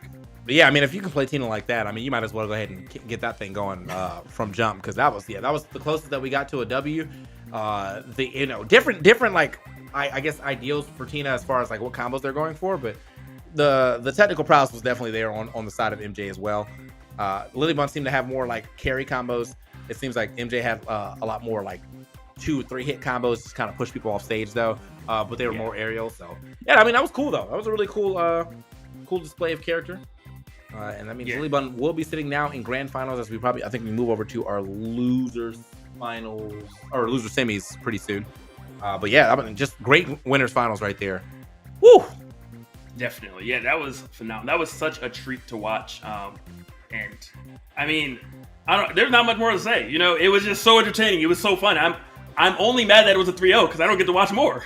Yeah, well, we do get to see more LilyBun later, and we probably will see more of that Tina just in general, maybe from MJ, but definitely from LilyBun in grand finals. But yeah, we got to see who gets a chance to play up against MJ now, who's sitting in losers finals. Things still, you know, respectable placing, respectable set. Just absolutely ran over. LilyBun absolutely run over the competition. It has not dropped the game yet, according to Rickles. Yeah. Speaking of drops. Exclamation point drops. I don't know if you're looking at the bottom of the stream right now. However, there is indeed a code. Go ahead, put that in. Get some of that free in-game. It's not always currency. Get some of the free in-game items from flashparty. Pretty easy to do. I believe when you put exclamation point drops, it actually gives you all the instructions as well. But go ahead. Shows they're supporting you. Take advantage of it. And if you don't have the game, download it. Exclamation point flashparty. You can get the game, and then you can accept the drop. And more importantly, you can practice and possibly do Tina combos like that too one day. All right? If you believe, you just gotta believe. That was pretty insane. I'm really happy to see that though. So, but I mean, that's I feel like she probably just made like several people just think about maining that character now if they're watching. So. Or just playing the game. Anybody that was just kind of watching was like, wait, hold on, you can do this? I'll play. But yeah, stellar performance. Also, LilyBun uses other like we haven't even really seen that much Tina. She's been doing just the chili. So it's so incredible to watch that. MJ going through his list of characters, none of them were able to get the job done. Have a suspicion we will see him again, but we are just waiting to see who is actually going to play him in loser finals. It's gonna be 3-1 over there. Yeah, the Swagu over MegaBlocks. Mm-hmm. That is one person who's in loser semifinals, guaranteed fourth, and then it's just about what's going to happen between J Mafia and Turbo. Currently, it is 2-0 J Mafia's favor. Gotta imagine J Mafia wants to get another chance at LilyBun. But first, you're going to have to get through Swagu. And then MJ, who has defeated J Mafia before. And then you might get a shot at LilyBun. Yeah, I want to know what J Mafia is going to bring to the table if that's the case. Because, yeah, I mean, the chili really just ran over all other characters that J Mafia brought up against LilyBun earlier. So, going to have to really revisit the drawing board there and try to figure out what we need to get that W. So, but I mean, it's like karmic justice, bro. Saying that character was bottom 5 and then immediately getting sauced like that is like, well. That's worse than taunting get bodied. Yep. So, but yeah, we'll be getting to that relatively soon. I see a room code there, but I think that's just where they're playing right now. So we'll be getting there relatively soon, man. Chat, how you guys doing, man? I hope you guys are enjoying the action here. Flash Parties 10K Spring Open, which I feel like, if this goes well, which it seems like it's going well, we'll get even more of these in the future. So guys, if you're enjoying this type of content, well, definitely play the game. It's free. And then on top of that, keep on sticking with VG Bootcamp, where you'll probably see quite a bit of this game in the future. Absolutely. And I mean, it's nice that this is a developer who cares about the community. Obviously, they're reaching out to people like you and me to cast, VG Bootcamp to stream, people that do these in grassroots communities already, do it well. They're saying, hey, let's just go to the community, bring people in. obviously so many different players from different communities are in this game for a reason. They're all playing for a reason. And even there's someone who was streaming a local just weekly. They reached out to him. They really care about the community, and that is something I love to see. And the fact that the metagame is developing, the game's new enough where it is still kind of developing. You're getting to see new things. As you said, you're a bottom 5 character and then you got sauced. It's not that the character is bottom 5, it's that the meta is still developing and only so many players have really achieved, greatness with a certain character, and it's hard to get exposed to it. Always watch out for the metagame developing, bro. That's the kicker. That is indeed the kicker, bro. Like, it was an idea, but we actually got the game right here. J Mafia, I think this is probably game 4. All right, yeah, J Mafia up 2-1 right now as we got that on the stream. So good to see it though. I definitely want to see what happens here at the very end of this set. Turbo and J Mafia.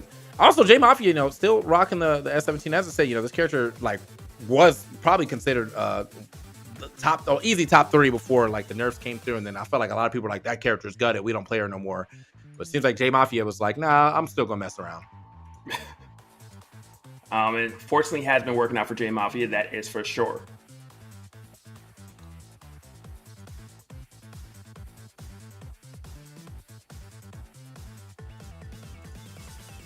Things change so much when you actually have the right stickers too, man. Because I think for her, I have the angled smash or charge attack, and then I have the counter. But it seems like the charge shot really is necessary. Yeah, it's great. So it's now kind of never for Turbo to see if they're gonna have a shot to continue advancing in this bracket, get a larger share of the pool. Cool. All right, and J Mafia right now just controlling that stage so well. Sophia is great when Sophia can get on stage, but that's not always the easiest. Again, that blaster just connecting again. And Edgeguard, gonna be enough? It is. J Mafia up 3 stocks to 1 right now. All right. It's looking rough. It's looking a bit rough for Turbo. This S17 is going crazy at the moment. Yeah, and I think, with a couple of the changes too that you saw, that down attack was not chargeable before. And it also was much faster, but I feel like now that it is chargeable, it's one of those situations where hey, get off this ledge, kind of like the Nest Yo-Yo type deal.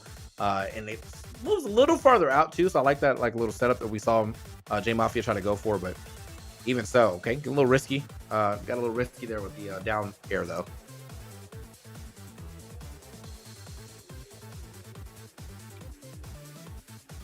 Right in, just trying to see how is Turbo gonna possibly even come back into this? Is J Mafia just continuously just kind of ledge trapping him? S17's so good at this, having so many moves that cover such a wide distance. They last a bit, they linger, and it's just really, really difficult to get off the ledge. As Turbo is experiencing right now. Yeah, just please help. Wow. Hold that just at the way. What do you can't stand or get up? I feel like, you roll in, he has time to pull it back fast enough, and J Mafia is going to run away with that one for sure.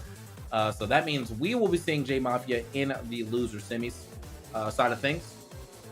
Joining up. Yeah, good stuff. Again, he was seated above our number 1 or 2, and so going to be fighting his way to try to kind of match that seed somewhere as we get into loser semis real soon. And then we have 4 people left in this tournament. Tournament's coming down to a close, and we're going to see who's going to be crowned the victor real soon.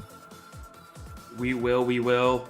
I love seeing the difference in kind of this top 8 play compared to how it was before, just showing there really is a skill difference here, where you do have to put time in to get good at this game. Easy to play, hard to master. I think those are always the best types of games. Yeah. All right, so about to get into it. We're back in the original lobby, and we're going to run that real soon as our players join. Be a good time. Also, I really like the spectate mode too. Now, I gotta give a shout out to how seamless this is. Kind of drop a code, and we're all in here big chilling. Yeah, they did a great job with that. Even they have a replay system, which I think is just phenomenal. That's just in the game. Oh, nice. Yeah, whenever you, if you go to your record, I believe you go to settings and then hit record, you can look at any replay from that season. Anything before a patch update. Damn. Or anything after a patch update, yeah. So, I don't believe you can rewind, but you can watch the whole thing, you can speed it up. I'm like, they did a really good job in terms of if you do want to play, if you do want to get better, they give you all the tools to do it. If you want your highlight videos, you know, just, you don't have to record it right away. Stack a couple up, go ahead, remember which videos it is, or they are, and just go record it whenever you get a chance. Okay. Well, good to know. I definitely did not know that, so that's pretty sick.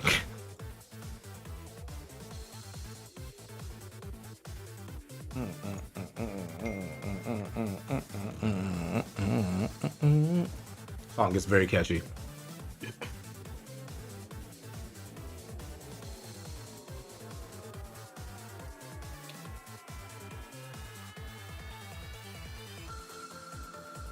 And it looks like we're going to have Sophia versus the Tong. And we were wondering who was J Mafia going to use, and J Mafia actually switching, confusing me, making me a liar, going with the S17. I feel like it was intentional, but it's okay. We'll not hold any judgment. I think that 17 could definitely work here. You know, I think the biggest issue that I saw earlier was just none of his characters really being able to catch Chili, but I don't think that Sophia... I mean, Sophia is fast, but she's also not zoning you. So, at least not far zoning you. Definitely true. And I mean, S17 is, as long as you're not dealing with too many projectiles, S17 can always catch you, because it's one of those things where you don't have to be super fast when you cover that much distance. Mm-hmm. So that's going to play a role. And then also just the edge guarding. I think one of the biggest things is that when J Mafia fell to LilyBun, it's really difficult to edge guard Chili because there's a projectile on stage you have to respect. You don't have to worry about that with Sophia. Yeah. Once Sophia's on the ledge, just, hey, ledge trap like you normally do. Okay, here we go. As we get into our first game. Let's see what we get out of Swagu and J Mafia. J Mafia gonna come through with the S17. Great start right here. S17's aerial still super nice, so good air dodge through, bam.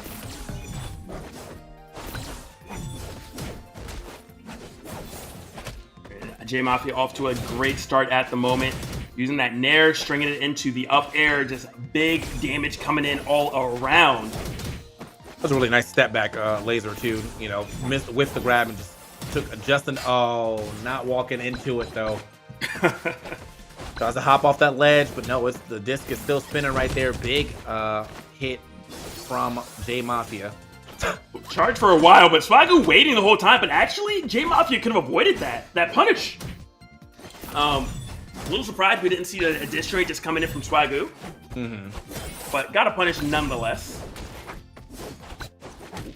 Nice grab there. Well, hold on. Waited out the counter, and wow, J Mafia just not sure how to recover from that scenario after just trying to wait for so long with that counter. I think he might have used his jump or something before, so he was like, all right, I'm just way too low. And yeah, Swagu was just looming over him. So given that stock up, J Mafia, they're going to fire a couple shots here. Gotta love it. Take advantage of your character's toolkit.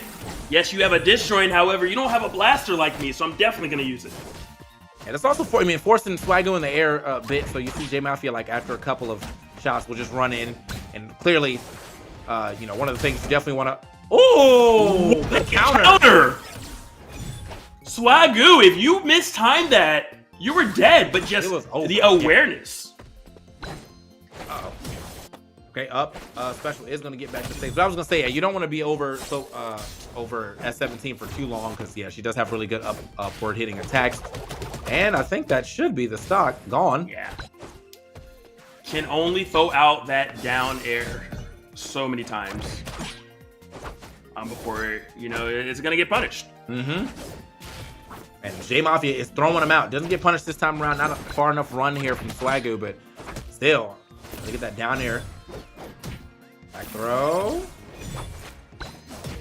Nice. Nice movement coming in from J Mafia. I mean, the character's quote unquote slow, but not always in the hands of a player like J Mafia. Right. Swagu in a great position. Ooh. Oh, not the miss input. Yeah, either that or expecting a roll, but I think even if that rolled on, like, that was barely hitting. He was way far into the middle of the stage. Neutral air. Hey, finding a couple of hits, just kind of jumping on them. This could be the comeback. 103 is definitely surmountable. Oh, that was a good dash back, and that should be nice. That was so well played right there. The back and forth, and knowing exactly what they wanted. Swagu said, I am doing this for a specific move that you're going to throw out, and I'm going to punish it accordingly. Love to see a game plan come together. Yeah, that was super nice. Like the wave dash back to get the grab, and then get in the back throw, perfect timing, swapping sides to get the potential DI mix up. Very smart on all aspects coming in from Swagu. Yeah, beautiful. And I was just thinking prior of, well, maybe, you should throw some more forward airs, some more back airs so that you can get your super up. So maybe you go for head guard. And Swagu said, no, I know exactly what to do. Move around just a bit. My opponent's going to get antsy, and I'm going to punish accordingly. Man. All right. So where are we headed for this next game? That is, we're about to find out. I mean, still, like, J Mafia had a really good start there, but just could not close it down. So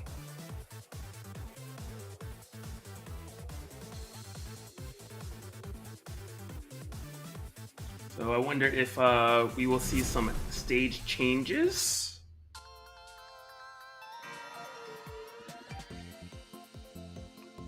It is nice to see these North American solo ranks, seeing just how talented these players are, and they knew it before they even entered today. Yeah.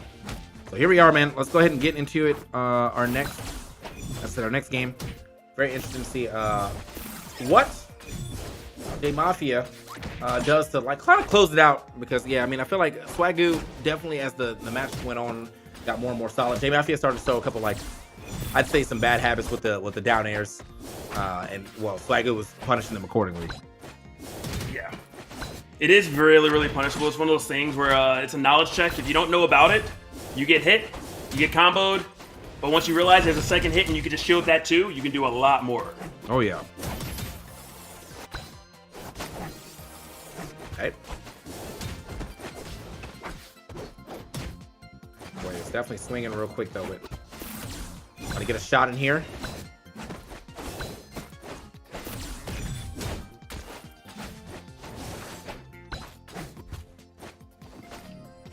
Interesting, not going for the traditional ledge trap right there, but ended up working out as you get Swagu right back off stage.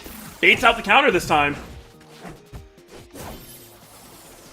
Okay, there we are. Going to stay on the ledge this time. Got caught with it once, then I can't get caught with it twice, but does end up getting caught by that side special. Runs up on him real quick. That means J Mafia is now going to catch a slight lead here, but how long can he keep it?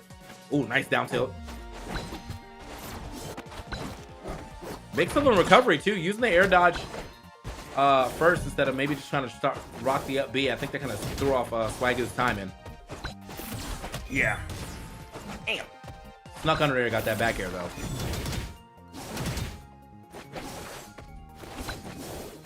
Okay. Hold that. Managed to find it that time. Gonna get a shot. And I do like that J Mafia still throws it out just to make sure he keeps Swagu honest, if you will. Yeah. I mean, because like it's something like Swagu has to avoid at the very least. That down air does a lot of damage to the shield. Normally what happens, you see, is like people block the first part and then parry the second, but you know, if you're not paying enough attention, you may just get caught up. Speaking of, specials on deck here for Swagu. Let's see how he decides to use it here. Ooh, okay, slicing through that, scooped up. Yeah, I think that's an underrated option, is just to attack the projectile. Oh, they both air dodge. I don't know why J Mafia did, but it happened. I'm assuming J Mafia wanted to keep height with him. He was like, just like, I don't want to use my double jump yet, so instead, ooh, okay. Oh, fell out. That's so unfortunate. Yeah, because the idea was good. Oh, third time. Okay, third time. Uh-oh. Still okay, and also J Mafia really close to getting that super. Does take the stock right there. One down air or one down tilt away from actually unlocking a pretty much full screen projectile.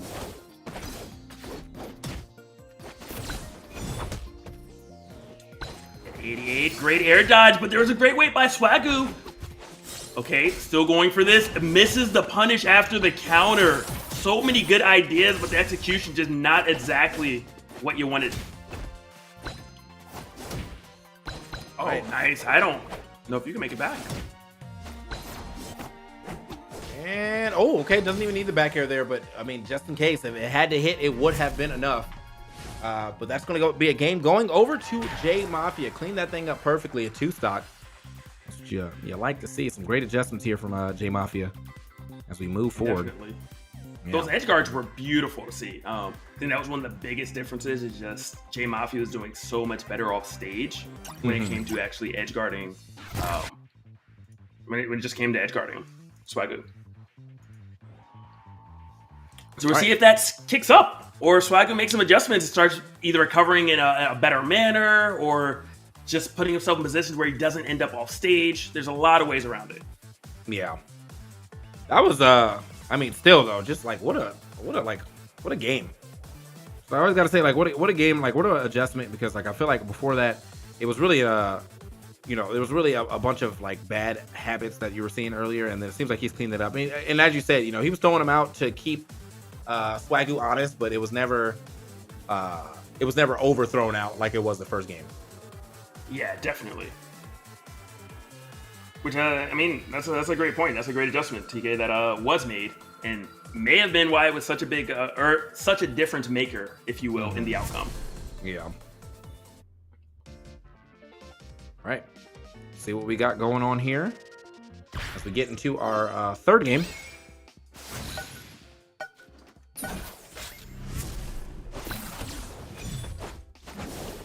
Gonna start off with that little distance builder, that projectile, and J Mafia uses it almost like a slow fireball. Hey, I'm gonna throw this out there and I'm gonna run at you because you have to hit something, whether it's shield, whether it's jump, whether it's attack. You have to do something.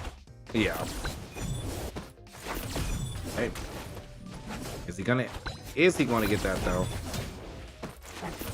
Conversion. Okay, shots up, shots up.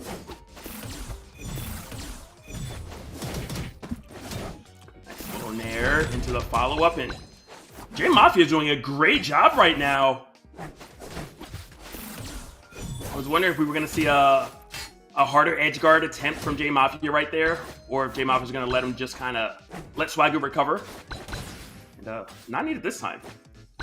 But that seems like the biggest thing. J Mafia right now, every time he gets Swagu off stage, he's sniping out that double jump with a back air or forward air, and just Swagu is now kind of struggling to keep things together. Actually, though, like, I mean, it's just getting kind of ran over, as you can see. Again, running into a lot of the things I feel like he was not running into at the end of the first game. And they're all starting to kind of like come together now, trying to get up that platform, but great coverage from that really good up air of S17, or up tilt of S17. Also, our up air is amazing too, but yeah, that was up tilt. Hold that back air, or back throw. Oh, okay. Man, even with the counter though, like, I'm so far away, it doesn't even matter.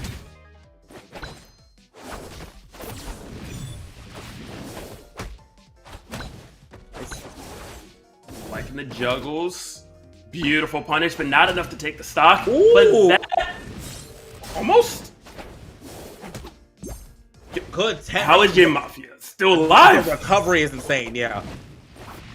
But there was a regrab right there, but oh my goodness.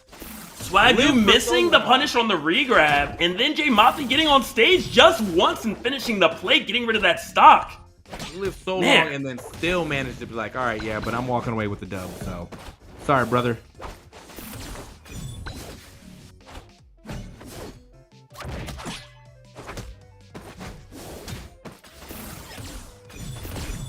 Shot. More time. Still trying to get a couple shots here. Hold that. Oh. Slayer's gonna find it.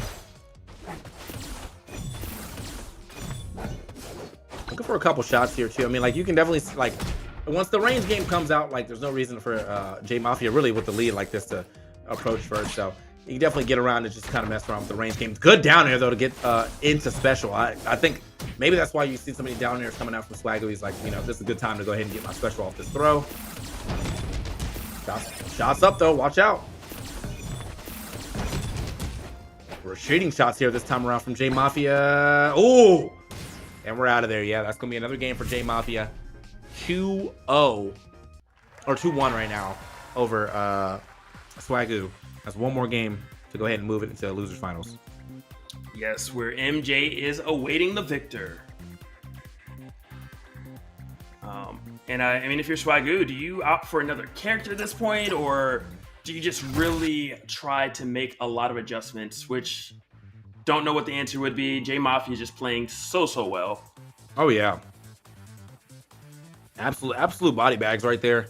For the first part, or for the first part of this match, that's kind of carried all the way over into the end. And so when I got one more chance here for Swagu to figure it out and take it to a game 5, or we're just gonna be out of here, man. It's gonna be on to the next one. Absolutely, I would love. If you're Swagu, what do you really do? I mean, maybe try to throw in a couple grabs if somehow you can get your hands on J Mafia. Yeah, that. I mean, he's got some grabs in there. It's just I think by the time that he's getting those grabs, like it's a little already too far back, you know. So when you're that far back at that point in time, it's just like, all right, bro. I think like now you have to play the chase down game against someone with a pretty good projectile and very long range hitboxes. Not to say that Swagu doesn't, but like, yeah, I think he has to play at this like 1-0 character range more, but safer, and kind of like bait out some more options here from J Mafia. Yeah, I think maybe a stage with a different platform placement may have been better as well. So that you don't have to use a resource such as your jump to actually get over the projectile. You can just use the platform, wait there, something of that nature. But none of that will matter anymore, and that DI was not what you wanted to see right there. I mean, that back air strong, I think Swagu may have had a little more in the tank with proper DI, but that's neither here nor there. Oh, hold that down here, though. A little back air action too. Oh, try to catch him, but threw out too many options there. Didn't get off the stage. That would have been great coverage if he was just off the stage. But, you know, spinning that actually is getting punished by J Mafia, who again starting to build up this lead just a little bit. Back throw. Yep. Is going to tie up the stock count right there. And as you were saying earlier, TK, he's getting grabs. This time, I guess, got it a little bit earlier. Wasn't too little too late this time.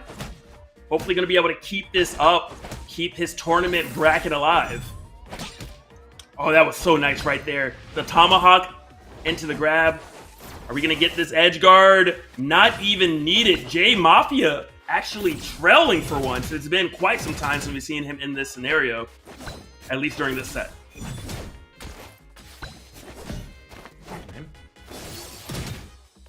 Nice. Back air. A couple up airs actually kind of there it is. That's what we need to see a little bit more from Swagu. It was kind of like baiting out these options. You know, he was under J Mafia. J Mafia immediately trying to drop an aerial, but Swagu was just a little too far away to try to get a grab there. J Mafia should be able to get the stock though, to at least keep this game respectable. Ooh, no fear.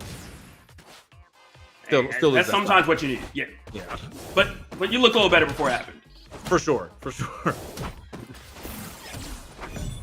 A nice platform usage right there. Didn't really trick J Mafia all the way, but still made it a little bit easier to kind of land and mount some offense. But J Mafia got his hands on Swagu again. You cannot go off stage because you don't know if you get to return against Swagu. I mean, against J Mafia. Yeah. Okay. Gonna find that. Oh, dash attack. Wait, we could be seeing a game 5 if Swagu can keep this type of pressure up. Ooh, there's the grab. Nice. Dodge away. There's no way. I was like, there's no way that back air is that strong. But the second one though. Oh, and then the forward smash, and you're back off stage. It's taking more and more damage. Tried to attack it, not able to get through it. Air dodge, double jumps, good stuff. You made it back for the moment, but you got to watch out for this back air. You know J Mafia wants it. J Mafia actually had it scouted out. Oh, attack. That could have been it. Oh, no. He's still living but though. There's still some hope, but not anymore. J Mafia relentless on that pursuit after just smelling blood in the water, finding a single opening, and just really making sure he finished that plate. Dude, what a game. Like straight up on that one. That was getting a little scary there at the very end for both sides. But yeah, no, J Mafia. He actually, if he had timed he ran off the stage or off the platform, top platform a little earlier. And if he had timed that back air just a little better, he actually got that W like a good 15 seconds before that. But yeah, he missed the timing on that back air as he did the runoff back air from the platform. But still, man, managed to clean it up. That means J Mafia will be moving on into losers finals, going up against MJ. Yep, and guaranteed $1,000 now as well. Woo! There we go. So kudos. I think that's pretty good for staying at home. You know, playing a game, having some fun. Oh yeah, for sure. Like I mean, like you get to the comfort of your house or your home, probably still in his pajamas. It's gotta be, it's gotta feel nice. That feel nice. Getting free stuff whenever he's looking at the screen for some of the drops that keep coming out. Has already downloaded the game, which hopefully all the viewers have done already as well. Exclamation point, Flash Party.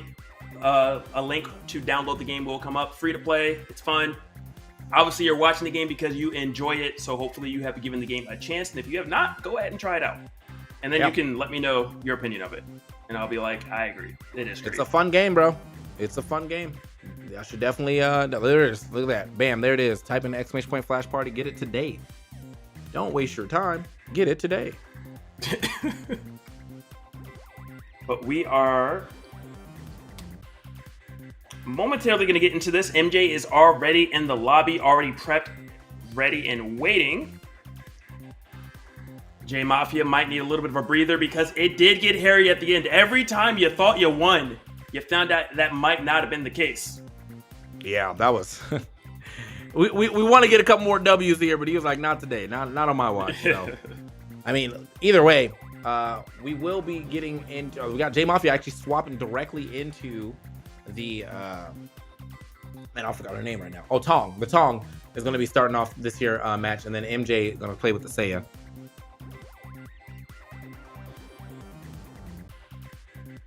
Which is weird because we have seen that Tina, but Seiya it is. I feel like that's the like the thing is though, we saw J Mafia's Tong, but against a matchup that just made Tong look almost unusable. So maybe this matchup doesn't go as bad. Maybe the Tong is really it. Definitely true. Definitely true. Yeah, because that was jeez. Right, it's just big G's right there, bro. It was but also to be fair, that was against Lily. Lily's gun is just hasn't lost a game the entire tournament. Sound like she never amazing. Will. Yeah. Legend has it, never has. You know, so. All right, as we get into our next set, we got the Tong out, we got the Seiya out. Actually, just repeaters. Okay. Yeah, MJ is looking really good at the moment. Very well versed in this particular matchup. Obviously, the down tilt you expect, but it's the movement and the implementation of the projectile that I'm really liking to make sure Tong never gets close enough. Sniped! Get out of here! Okay. That's how you do it. Hold that. Okay, the drag downs. I mean, getting some I like the little repeater combos too, though. Getting the drag down, trying to turn that thing around. So, and that's going to be an issue trying to recover against MJ. MJ's 2 frames so far have just been phenomenal throughout this tournament. So. Yeah, you got to worry about that 2 frame. You got to worry about MJ going off stage to hit you as well. Did finally get a grab, so J Mafia getting some damage. But again, you are trailing a stock right now. You need more than just damage at the moment. Ooh, trying to catch MJ, maybe just coming in through. Okay, throws a reverse charge attack, and it does work out. So, okay, see if this actually pays off this time around. You got the drink on decks, and MJ doing a really good job of just avoiding it. Now, the good thing about the drink is you can also grab her out of that. Yeah. And she loses her super armor just like that as well. But seeing that you do have a pretty decent projectile on this character, you can also do that. You saw him actually get it this time around. Ooh. Also, you can just run away from it. I mean, obviously the super armor's still there, but you got to remember, Tong is going to take damage the whole time that super armor's on deck. So, hey, maybe you just play that game as well. Another one should be enough to go past that blast zone. And yeah, both the meters are full too. So the resources right now here on the side of MJ looking a little scary. If you are J Mafia, this is so concerning. What do? You are getting comboed without either meter even being used. 2 frame into a spike. Tried to get the second one. Would have been great. still phenomenal. And unfortunately for J Mafia, you're put on note. Was that dragged down into? Dragged down to the concert, bro. She brought you on stage. You're the special guest today, bro. Gee. Oh my goodness. All right. Not everybody wants VIP tickets, apparently. Yeah. Go figure. Yeah, you know, that was just his least favorite song. He's been here the entire concert, and he's like, why didn't you bring me on stage 3 songs ago? That's my favorite song. But man, that finished phenomenal, as you can see right there. The drag down into the concert. Love to see it. And just MJ's so proficient with his understanding of the character and the combos. Obviously, his movement's great. J Mafia looking as if they are going to try a different character. We're going to go with S17 this time. Maybe the range will help because Tong was a little bit too slow to deal with it. To deal with the speed of Seiya. Yeah, and I think, I think Tong is one of those characters that, like, if you are playing a perfect game for sure, and like you're getting all the little confirms that you need, you got to get some grabs. You know, you get your grab up attacks, you get your grab up airs, you get your forward air up airs. All right, cool. Word. Yeah, she's popping off. But if she's not, and you're just getting outsped, it's just not a fun. It's not a fun time. Definitely. She's only fun when she is hitting you. Oh, I like that right there. Go through the projectile and get some damage in the process. Good stuff coming in from J Mafia. Yeah, good. I mean, good start to know that like MJ was even going to try to throw that projectile right at the beginning of the game. And since you can act out of that counter too, like, you know, you get a chance to get a little follow up as well. Hey, got right there, jumps over that. This I feel like we're matching projectiles here too. Yeah, we are. The fact that we can throw the shots from S17 a little faster as far as rapid fire than Seiya can throw hers. So you at least got that going for you, but Seiya still, I mean, great hitboxes on these moves. Even if it's just always down tilt, that down tilt leads into so much. Yeah, it is a great tool. Already has 1 meter, possibly going to get that other meter as well, so as a forward air or back air hits. Oh, it fell out! Really fortunate stuff right there for J Mafia. I think that stock was gone otherwise. I wonder if he tried to hit a forward air or if he tried to hit an up B in that situation, or an up special in that situation. A little float right. Oh, avoid the concert. Okay, get up attack. Yep, go ahead and get through that. Yeah, good awareness right there from J Mafia. I wonder if they both intentionally have matching outfits. They were like, you know what? I'll get the purple skin if you get a purple skin. Yeah, these are some really nice outfits for sure, though. Oh. All right, couldn't. I think you still should be able to dash attack, but I think MJ was a little too high up. Okay, it's gonna hold that over the edge, and it is going to work. MJ gonna lose that stock first, so the swap over to the S17 looking successful so far. Yeah, it seems like a lot of players are struggling to figure out the timing of when to get up when J Mafia is going for that charge smash attack at the ledge. You know, and in that case, I think a get up attack would have been smart, but sometimes you just gotta wait it out. Don't give anything away for free. Well, I just learned something like she gets out of the Z axis though when she hits that down tilt because her head was still there. Oh, and now riding under it. that blaster not looking so good right now. Good way, air dodge already gone. The counter. I wonder if that was intentional. Proc the counter so I can get a hit.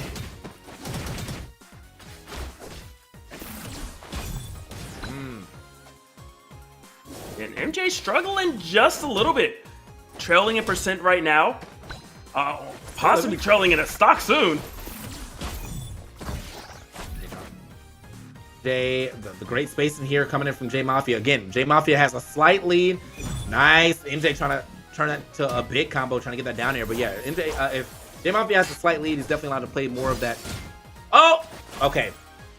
Parry, but doesn't go too far away. But allowed to play more of that, like, I'm kind of chilling game. Let me throw out a couple projectiles, force you in the air a little more. Here on the other side, though, MJ. Nice. Trying to get that drag down. Yeah, now you have to worry about that. Because a drag down, it would be so potent. And yet, a parry! Ready for the get up attack. Oh, you fell out! It! But does it matter? It might not even matter. That's exactly what I was talking about, though. The concert seems a little lackluster because of that exact reason. He was over the stage, so he just DI'd down and got out of it for the last hit. Yeah. You're living. Definitely unfortunate for MJ, but it did get him the damage he needed to get back in this and took the lead now.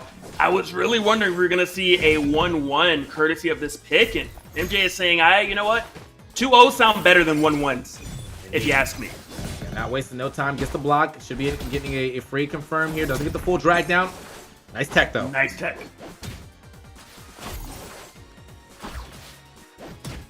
Another one. Grab, fortunately, no kill grabs. Yeah, I was going to say, unfortunately for this character, definitely does not have kill grabs, though. But when you have the range that she has, I feel like it's understandably so. And you also have a really good... If he can hit one more up air, he gets access to his super special, so... Uh-oh. Drag down, neutral air. I mean, definitely looking for an up attack, though. You see those up tilts are coming out. Just trying to find that last one. Dash attack. Like that option right there from MJ. It's getting rough, and you gotta worry if J Mafia has it. Landing can be so difficult now. Oh, tried to grab. Did he get grabbed? I'm tilted to the sun, bro. Okay, watch your shield. Your shield! Oh, but the parry at the end? That was phenomenal right there from J Mafia. I don't know if your shield was gonna break if you didn't parry that last hit. I mean, just great understanding on both sides. So far, the forward air is not gonna be enough to take the stock yet. Sliding in, slides under though. This is so tense between these two right now. You could tell this game number 2 matters so much. Is that what we needed? Gonna go for this 2-frame, of course. Doesn't get it this time. And every time J Mafia is off stage, you have to wonder, is a 2-frame going to hit you this time?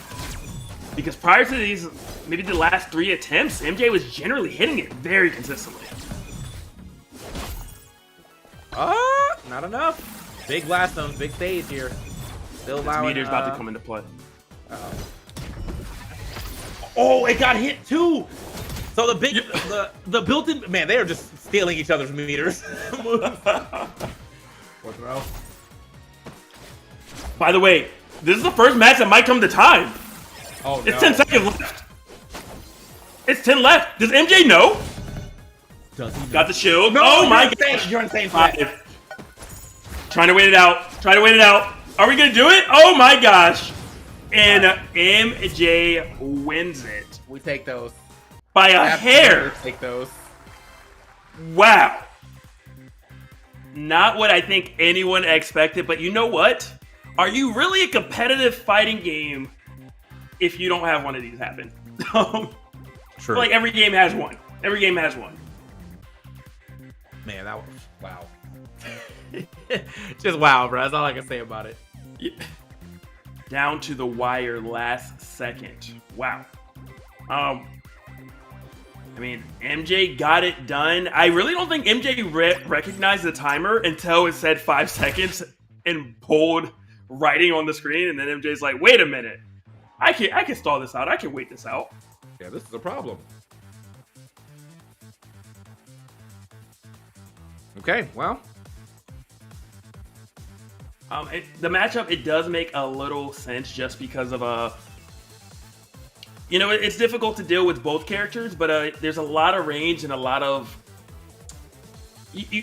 buttons you can't just really run into that S17 has. You know, she controls a lot of space, so you can't recklessly run in because of the fact that it only takes one to put you off stage. Now you have to worry about dealing with the charge attack on your neutral get up. So it makes a lot of sense that MJ kind of played or matched the pace essentially, if you will.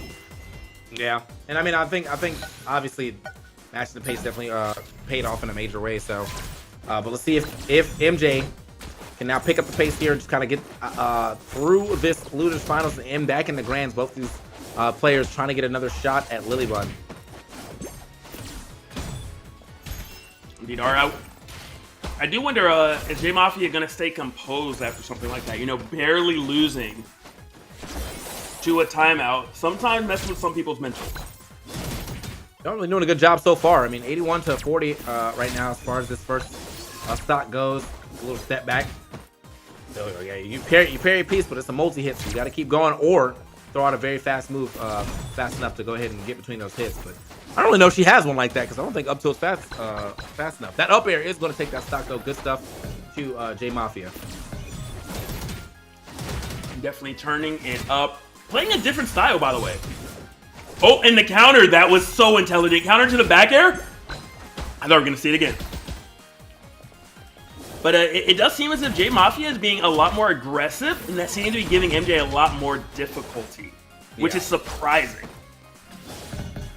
Oh, okay. Watch your toes. Sending them up. Another one. There it is. Got to get him out of here one more time. Still has the parries on deck all the time. That's one thing that makes MJ such a threat, is that you can't just land with a button. MJ always looking for that double, but like sometimes I want to see MJ like just control that space with the powered up down special. I mean, it may not kill, but at least get you a lot of damage, and because that double seems to be a little. Oh, nice double parry though.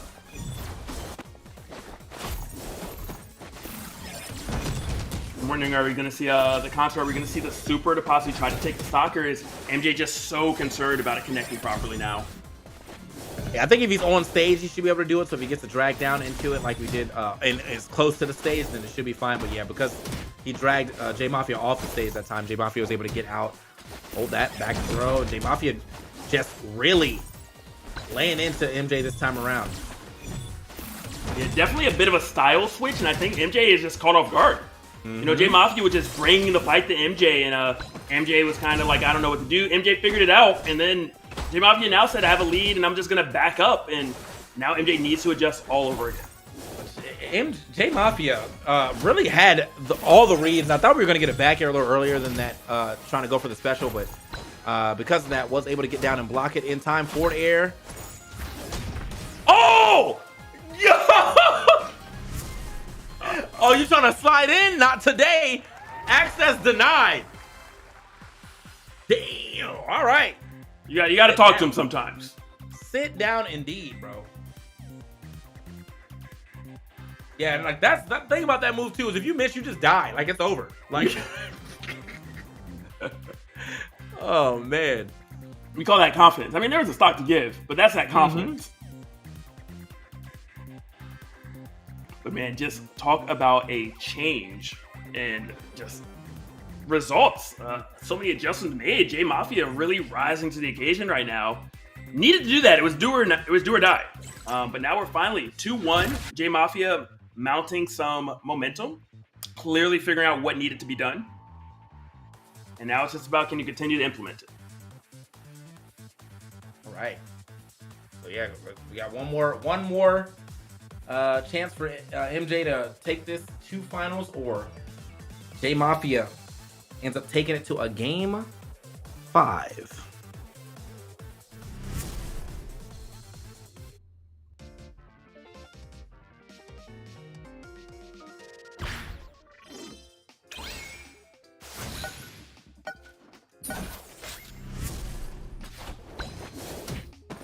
Gonna see if these platforms help out. I kind of like the switch to Sophia. I feel like having that grab option is so big, and just this disjoint, yeah, Saya's fast, but this disjoint I think makes it so much easier for MJ to actually compete with J Mafia at the moment. Yeah.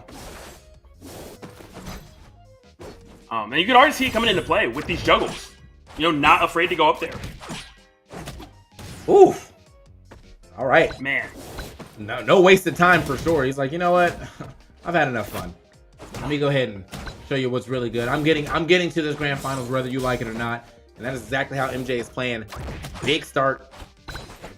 They try to get a little smooth with the movement here, but yeah, big start for MJ. And I think that's the thing, as you said, once that grab sticker spun on it, it really just opens up a lot of Sophia's offense, because before this, like, she doesn't really have combos off her throws, so you kind of just do it to break up the monotony. But now that you can, actually do something off of it, turns into a setup, like, it just makes that both of their throws so much better. You have not the home run. Get out. And just the awareness of MJ right there, because that's almost one of those scenarios where, if you were going to go for an edge guard, you would have ran off stage already. So J Mafia felt safe. J Mafia, this is game number 4 that they have been playing. At this point, you think you know all the tricks, you know how MJ's going to play, but no, there's a projectile coming to take that stock in a really awkward angle. Ooh. Okay. Like it, waits out the counter. Oh, I thought we were just gonna see a drop zone down there, to be honest. Point in time, I'm like, it's one more back throw. Oh. Yep, there it is. Yeah. Boom. Yep. I was like, it's one more back throw into some type of setup, and that was the setup we needed. That back throw with that platform there is so scary for anybody going up against Sophia, because I mean, you are going to land on that platform, and then after that, it's just a reversal into the old up B the other way. So that is going to be it for losers finals, which means MJ and LilyBun will be slated to play against each other in the grands. It is going to be a run back. LilyBun and MJ both actually having Tina on that last match, but it's time to see what happens as we get into at least our first set. I mean, MJ may be able to take this thing and run with it, but with the way that LilyBun's been playing, and LilyBun's got the fans in the chat too, I'm thinking it's the LilyBun sweep. That's what they're saying. Oh, the LilyBun sweep. LilyBun sweep. Could you imagine being at an event and just hearing that? Yeah, it's rough out here for y'all. MJ, obviously he lost, but the Tina Ditto was definitely by far the closest set they had, or the closest game they had. So I am curious to see how that's going to pan out. Maybe Tina the entire time, there might be a chance of that working, but time will tell. LilyBun is already inside of the lobby. Probably starting soon. I'd love to see in here, bro. LilyBun sweep, Nasby sweep. All right, yeah, it's gonna be an interesting finals for sure. So LilyBun, so far on the screen we see. Well, I think that's who they come in on with. She was probably messing around with that character, because that's the same thing that happened to me when I was playing with Coney. I was messing around with that character last, so that's what shows up when I'll pull up in the lobby. But we'll see what we get. MJ still on the Sophia though, which would be surprising, but who knows? I mean, MJ really thought about it and said, you know what, I have some new ideas. It's very possible, but if I was a betting man, I'd say Tina looked like the right move currently. But time will tell. And I was like, this would be surprising if it is Derek. Derek, I think, underrated character. I feel like Derek's one of those, oh yeah, Derek's not that good, you just do this, you do that. Then you play a good one and you're so confused on what's going on. You don't even see all the projectiles that you get hit. And we have a Derek, ladies and gentlemen. That's a Labr's character, bro. That's a Labr's character. And I feel like if anybody's going to show me the light, it's got to be LilyBun, because I've tried it. I like the character's archetype, but whenever I have to recover, that's when I remember. Yes. Yes. This is why I do not play. I've noticed a trend. I think LilyBun only plays lab characters. Yeah, there was definitely some labbing to be done with that Tina too. So, all right, let's see what this Derek can do though. Exciting things, I am sure. You know the movement's going to be on deck. And your disjoint is cool and all, MJ, but does it matter when there's a projectile? Uh-oh. Okay, apparently it does not matter. Is LilyBun struggling to hit the ground? Derek, please, bro. Derek, please. We're going to see Edgard attempt going pretty low. LilyBun is going to make it back relatively unscathed. This is about what I kind of expected from a Derek match. I ain't gonna lie to you. But you know, here we go. We got the 6 shot. There's 6 damage here onto MJ right now. Okay. Ooh.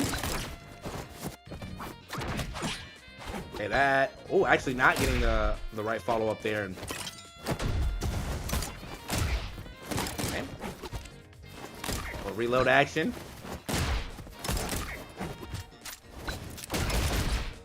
Oh man, if that was 6 shot, that could have been an issue. There it is. Our 4th shot right there. One more time, trying to kick that thing up. The Derek actually kind of getting some damage back. Yeah. LilyBun definitely starting to get a much better read on MJ and saying, I can beat you with at least 2 characters. Yeah. But I mean, still trailing. Goodbye. Yeah. And LilyBun did use the quick reload, which I think is probably given. Always getting down to that last shot for things like that. You want the red one, you want the one that hits hard, the one that'll take those stocks. And MJ, what started off as a fantastic lead, he's now down. Bro, what is going on? Oh, Scoop, not rolling past me. That should be enough. Yep. Take off me, Scoop. Another one. Gets the free follow-up. Lily, gonna have to figure out a way to land. Does find it. And the 2 shots right there. One gonna be red. Man. Nice. Yeah. It's really the movement in the space and allowing, you know, to get back just enough space to drop those last 2 shots too. There it is again. Reload one more time. Oh, that was smart right there as well. To try to go for the grab with the last shot, get that extra damage and knockback. Another one up air. Next back throws. Oh, not nice. in time though. Not MJ. in time. I mean, great adjustments this time, saying, hey, I'm going to come over there, going to finish the play, quick reload. I mean, you can block the shots, MJ, if you want, but at the end of the day, you know the gun's going to be reloaded so quickly. Yeah. And so, speaking of reload off the stage, you got to watch the recovery with Derek. This should be enough. Boom. Yep. Down to the wire between these two right now. Was that even? Not anymore, but the juggles are beginning. We've seen this time and time again. 40 is put on. LilyBun struggling to hit the ground. Poor Derek. Yeah, that's the. I mean, you know what can you do? You have the option to get that one air roll in there. Neutral air, neutral special. Quick shot right there. Boom, boom, boom. Ooh, that movement, yeah. Another one. Yeah, the quick reload is. It's got to be a must here for this character. Yeah, it makes it just kind of the only quote unquote. Well, one of the weaknesses of Derek is just gone because of that sticker. Recovery, and also I like the fact we're holding on to that. Oh no, yeet! Oh, he's back though. He's living. Oh, are we back? Wow, that was almost a wrap. And if LilyBun actually would have just shot one more bullet first, it would have been done. That's it. LilyBun with the win, bro. It looks like Derek is never in control at all until he is. What? How? There's like, I don't play this game at all until I do. But that is phenomenal. Just LilyBun really just demonstrating how far you can push so many different characters. And we have a Tina, a Chili, and now a Derek on the roster. And just, man, LilyBun is making all these characters look great. MJ was a bit close to figuring it out. Fortunately, has at least 2 more games against LilyBun. But the juggles were good, but it's how do you get the edge guard, and then also how do you deal with the guns? You know, just blocking and waiting isn't going to work because there's just going to be more. We will see. We will see. That was, I mean, eye-opening situation here. LilyBun pulling out the Derek in grand finals, getting a W, swapping off of Seiya. Is MJ going to be doing away from the Sophia into the Seiya? And so this is going to be another matchup, or another set of tools that he's able to bring to this matchup. Maybe they're better. They could potentially be better. But I mean, yeah, that was a crazy W right there from LilyBun. I was for sure we were like, all right, man, we're getting out of here. Like, good games, very fun. But nope, we here.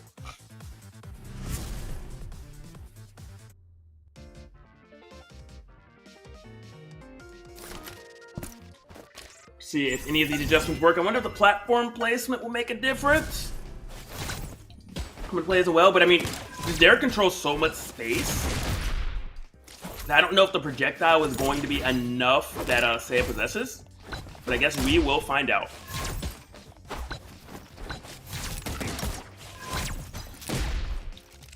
Okay. All right. See what he can bring to this here table, though. Little string. We haven't seen any edge guards really. I think one edge guard versus LilyBun's Derek, and I think that's another thing is that LilyBun is so good at recovering that you just don't get the traditional just edge guard Derek that you would like to get. Gonna make it back on the stage yet again though. Last shot. Oh, doesn't have a shot right there to load that thing up for the jab. And that grab's on deck as well. MJ, not put on notice quite yet, but when you hit that 80% mark, you might be gone. Next up, almost has that meter full. Watch the grab, bro. That's Ness back throw for sure, bro. Getting yeeted up when you got the when he's got the super grab on. Makes it back. Okay, yeah, but couldn't get his hands on to MJ or her hands onto MJ in time. So LilyBun gonna have to build that whole meter back up. Okay. Yeah, I'm surprised that the grab goes away, the grab bar goes away, because all-rounders don't lose their bar when they lose their stock. Alright. Ooh, big shots. Nice, what a call out. At the emote, like, alright, bro, you got it. Yeah. I do like the emotes in this game, just the fact that you got to do that while you're playing. Yeah. You don't have to stop for a full taunt. So LilyBun, I mean, yeah, the Derek was looking, not gonna be enough. Derek was looking good in that first game, but currently, not looking so great in the second one. She might be having to swap back, unless she wants to play this whole first set as Derek just to see if she can do it. But yeah, the MJ Seiya is really kind of shutting this thing down. Yeah, I think it's just maybe the movement, maybe just some of the angles that Seiya possesses. Mm-hmm. I definitely think the meter helps out a lot because it gives just a different tool to deal with Derek, where you can kind of kill early enough, where it feels more even.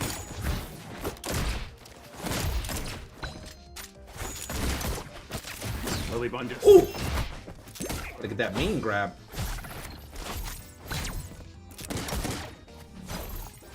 Seen this earlier when we have full meter. Got the grab. I mean, yeah, a little bit extra damage, but that really wasn't that detrimental. That didn't do that much. Gotta get the stomp in there. Yeah, you definitely have to activate the, Ooh! Smart stuff, using one shot on the stage, so that last shot will be the last shot to hit off the stage. Okay, make it back to stage, and now we're kind of making a comeback here. It is very possible. Oh, missed the grab. Oh, that's so unfortunate, bro. Well, that was the commentator's curse. Yeah, we're making a comeback, except you're not coming back to the stage. Like, immediate too, making the comeback gone. But stellar job. I do wonder, is Lily going to stay? I mean, LilyBun does have a entire set to give away in theory if she does want to take that risk. Would I take the risk for this prize pool? Absolutely not. I want to get all my victories as quickly as possible. But LilyBun can be very, very confident. Kudos to MJ on the adjustments, and LilyBun bringing out the chili. We did not get to see this earlier. We saw LilyBun's Tina all 3 games versus MJ. So I'm curious to see, is the chili going to be just as effective? Or is MJ actually going to take a lead in this set? By the way, that's the first game LilyBun lost all day. Whole tournament. Yeah, but it was on the Derek. I mean, do it even count anymore? Like, come on, bro. Nah, it counts. It counts. The Derek won the first game. I don't know. Yeah, and then I mean the comeback was looking good. I will say though, it was looking real good for a second.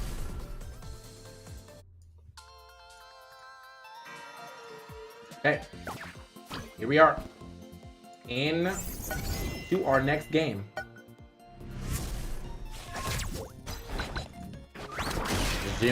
Oh well, all right. So we're playing for real now.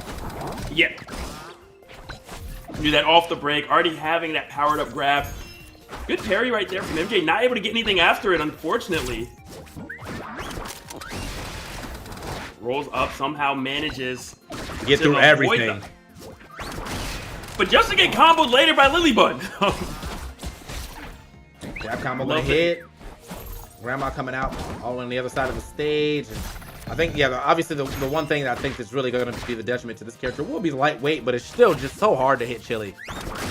Yeah. Jeez. Lily is small. Lily has so many good tools. I mean, not Lily, Chili. Yeah. And then let's not forget that up special into Nair, you know, just takes stock so early.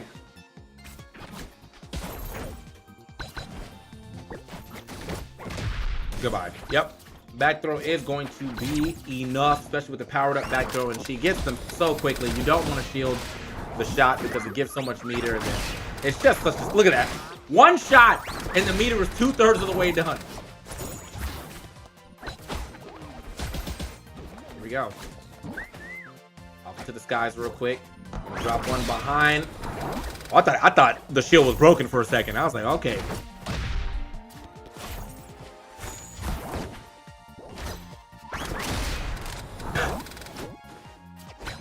It's so funny, bro. Yeah, it is. Pulling up out the bush, ready to go. Yeah. I'm like, I've never seen a hunter hide in a bush that small when it's that size. Yeah. Also, Like I Granny, saw maybe. that was very close to breaking that shield. Well, not breaking that shield. I mean, you know, KOing off the top right there with that up special neutral air. Yeah, it's rough. Woo! Let go of shield. Really I forces guess stuff too right early. there. And MJ still has his work cut out for him. He's sitting at 126%. LilyBun smelling blood in the water, just throwing out so many KO options. Back airs. I think the back airs because they're not sweet spot, not getting that strong hit out. Still though, the grab is on deck, so there it is. Boom. Goodbye. Yep. So you already saw the grab was on deck. He's well past 100. That back throw was definitely gonna send. Yeah. And there's no way to like get them to waste it. It only gets wasted when it works. Yep. Like that's the scariest part about it. Yeah, wasted Yeah. works if you take the stock. So. Scoop. Nice little grab. Still got to worry about the hunter behind you, and your shield is small as well. A lot of options right now for MJ to consider as he's continuing to try to catch this chili. Nice conversion. Gonna be enough. Okay, gets rid of the grab as well. So 2 meters on deck, not too far behind. Still though, it's just like every time the hunter hits, it's some damage. Unfortunately, she cannot whistle, so there it is. Oh, didn't get the double whistle in time though. No quick shot. Boom.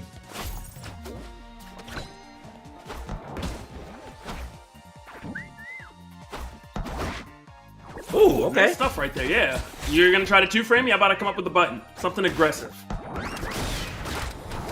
Oh, the pressure though. Oh, the concert.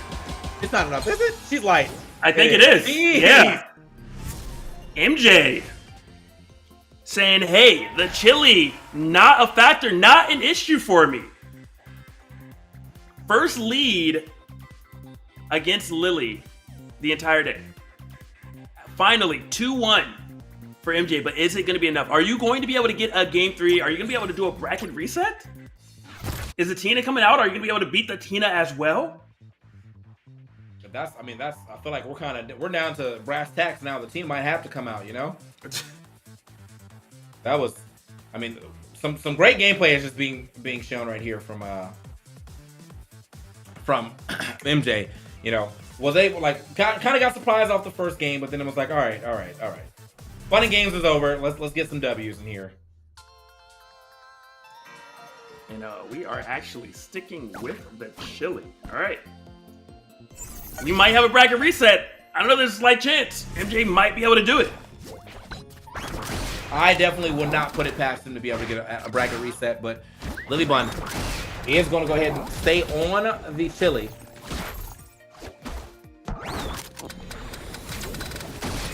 Watch the shot. Yeah, kind of forcing MJ into the skies. So you got to use that to your advantage too. If you're going to force him in the skies, chili does have some pretty good upward attacks, especially up tilt is really good as far as like hitting well over, and then up air just combos into itself. So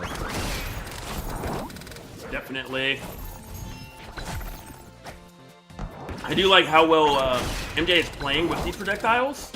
Also, it feels as if MJ says, you know what, just get your bar, it's fine. I'm gonna go to show, I'm not worried about it. like actually though, yeah, this bar is almost always on that back air, almost enough. MJ gonna zoom back in. Gotta watch out though where he ends up getting grabbed, if he does end up getting grabbed. Okay, parry on deck as well, got the down tilt. I don't know if there's a double jump still.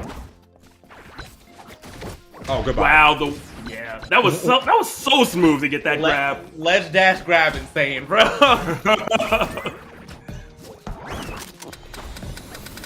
It's going to be really exciting when everyone's movement gets as good as, you know, players like LilyBun and MJ and has options like that. Yeah. That's the thing, though, too. LilyBun has to watch out for the shot as well, because she can indeed hit herself. But what I like to see is if you're able to lock MJ into that shield a little bit, like with the shot, to like get a grab off that as well. Because I've definitely seen a couple times where if LilyBun was on the ground, could have like got that pressure like that. All right, the shot hit, but I'm right next to you, throwing the grab out. So it's not like a spot dodge in this game or anything. So gets an attack this time though. Okay.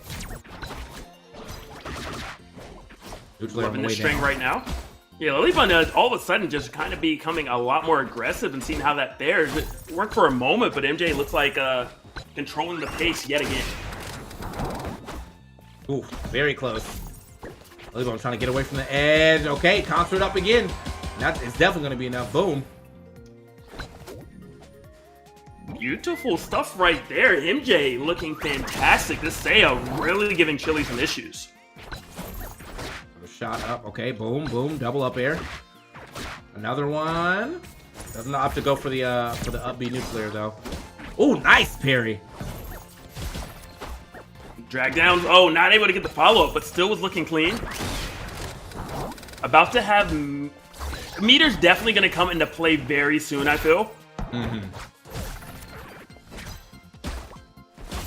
Okay, try to get a little mix up right there. Probably expecting a MJ grab in that situation. Back throw, but no power up on it. Oh, weak hit back here. Yeah. And MJ was just praying that he could save that meter and not have to use it on the up special. Unfortunately, LilyBun, fully aware, made MJ use that resource. Okay, oh, that was enough. Yeah, she was flying so long. I was like, oh, you're gonna make that back, but no, does manage to make it back. So the quick shot now. Got another situation where bush tactics being played. We got the grab up. Nice. Two piece. Oh, the pressure is coming out right here from LilyBun. Doesn't matter though. MJ, you know, hold steadfast the shield. Good juke right there. Is this going to be another stock taken with the concert again? That seems like MJ's best win condition is a setup into the concert, and I wonder if that's what's going to happen. Oh, this is too high. The Hunter can't help. Now it can. Oh, wait. Okay, it's like, no way, bro. Okay, the back air out of the... Another one. Oh, my gosh. Managed to make it back. Concert's still on deck, but the super grab is not. So, ooh, shot, though. Oh, my God. How did MJ avoid it? Oh, what a catch right there from MJ. And we have a bracket reset. LilyBun trying to go to center stage. MJ saying absolutely not. Let's go. Wow. Stellar performance from MJ. LilyBun meeting MJ in the loser's bracket technically right now as we have a bracket reset. And just MJ, the adjustments that have been made, you know, from just recognizing how to deal with the gunman, I think was the largest thing ever. You know, the Hunter comes out and this bullet's here, but I have a game plan. I figured it out, but is that game plan gonna work versus character that has appeared? Tina. Tina is what sped run MJ the first time around in winner side in the winter finals. 3-0. Does MJ have enough momentum now? Is MJ ready for this? All right, man. We're just trying to find out though, because that was, I mean, really, like that was really like down to the wire on if we were going to get to a game 5, if we're going to get a reset. But yeah, after LilyBun was just not able to land a single one of those back airs, it was just like, all right, it's your time to sign.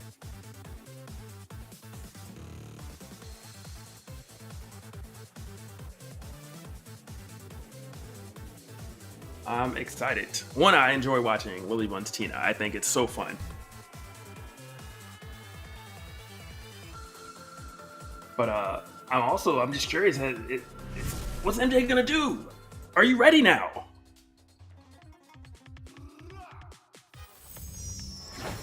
Okay. All right, here we go. Getting right into this. Yep, movement on deck per usual. And it's so imperative to avoid this. Yes, any of the moves that allow the up tilt strings to begin. It is technical, but LilyBun does not make mistakes, does not mess that up. LilyBun. Again, they have that movement going insane right here. Gets in. Another up air. Tries to get the 2-frame, not able to connect, but still maintaining stage control the entire time. Oh, parry into neutral, special, smart stuff right there. You always get a guaranteed follow-up after that. Which is why LilyBun's looking for it, but also it is punishable, you know. It's not the easiest thing to punish, but if you showed it, you can definitely get over there in time to hit LilyBun, or hit Tina. Yeah, it's just, I mean, I feel like, especially if you parry it, but like it is kind of hard to hit sometimes. Okay, just walk directly into the combo. I like the DI up to try to get out, but not up far enough to get out. So a quick 53 just like that. LilyBun, solid lead right here. I like that parry. Was able to get a soft punish with the down tilt, but not the pop-up down tilt. You got to get that foot to hit instead of the water.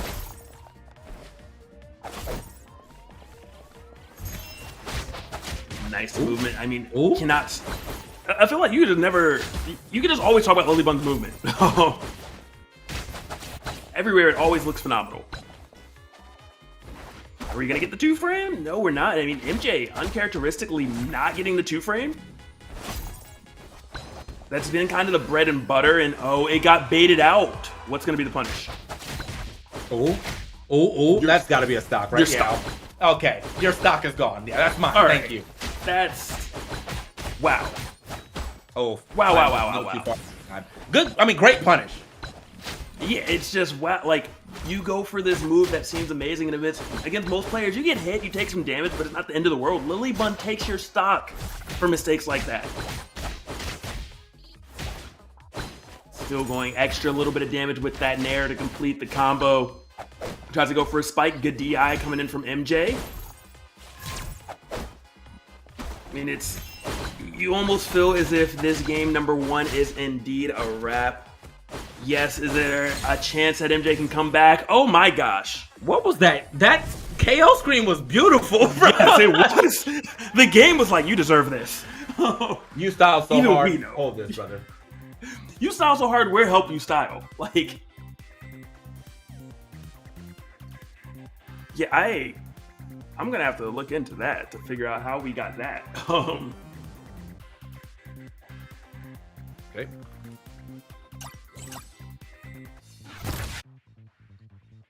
But Tina still an issue apparently for MJ, and surprisingly, MJ's now doing what seems to be the exact same order from winner side.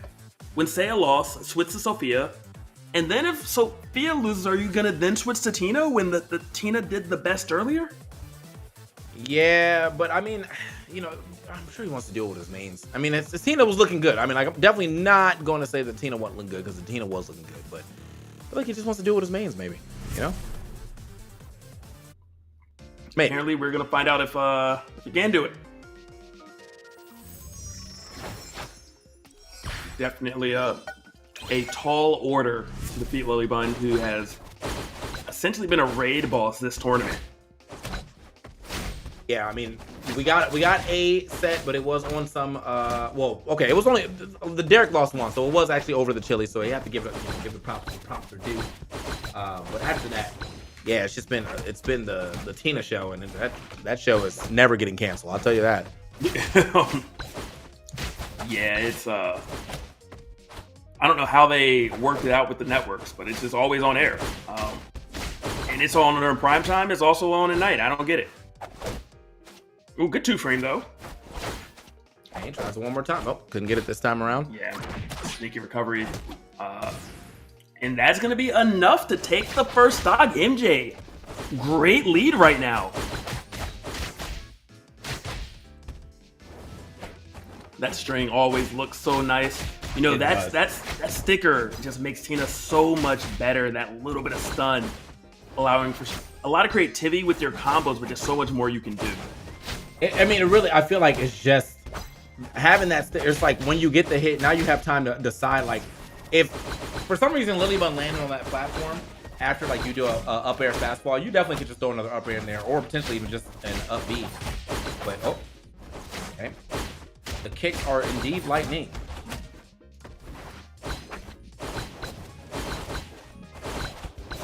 Both of them kind of fighting for position right there. Oh, good stuff. Oh, and even gets right on the there. platform after. Man, the movement hits the back air on shield, moves away, slides in back in with a down tilt, and then gets the. Oh my gosh! I mean, it was looking nice. And MJ stopped it though. MJ said, "Here's Stop all no that. trouble. Yeah. Calm Get down. out my face. Like, what's going on here? Don't disrespect me. We're in Grands, dang it." Grand set 2, by the way. Like, don't forget. Great parry right there, and that might be it. Yes, it is. Was able to turn around that up special as well. LilyBun taking the lead back, looking fantastic. MJ possibly gonna win it. Yep, trying to get one of these grabs near a platform to go for a, you know what, earlier than usual conversion into a kill off a grab. But trying to force it, and just LilyBun is eating MJ alive for it right now.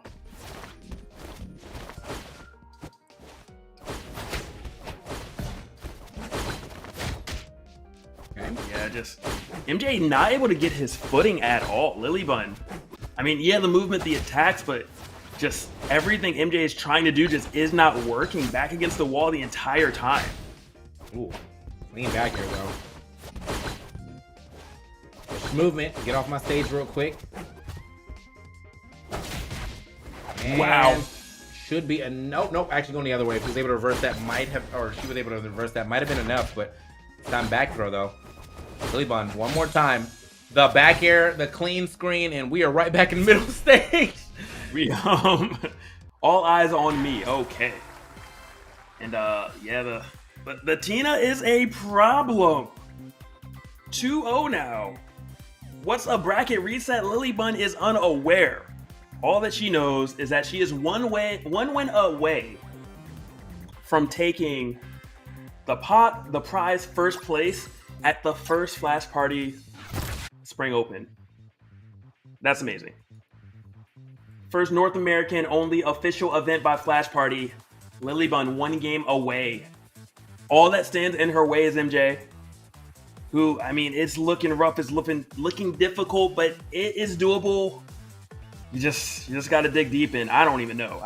Somehow find an answer to this down tilt, to this up tilt, because these strings are starting and they just do not end. Right. So, not going to see the Tina on Tina action here. He is going to slap back to his main.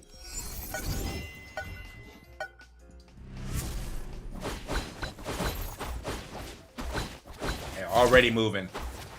Quick with it.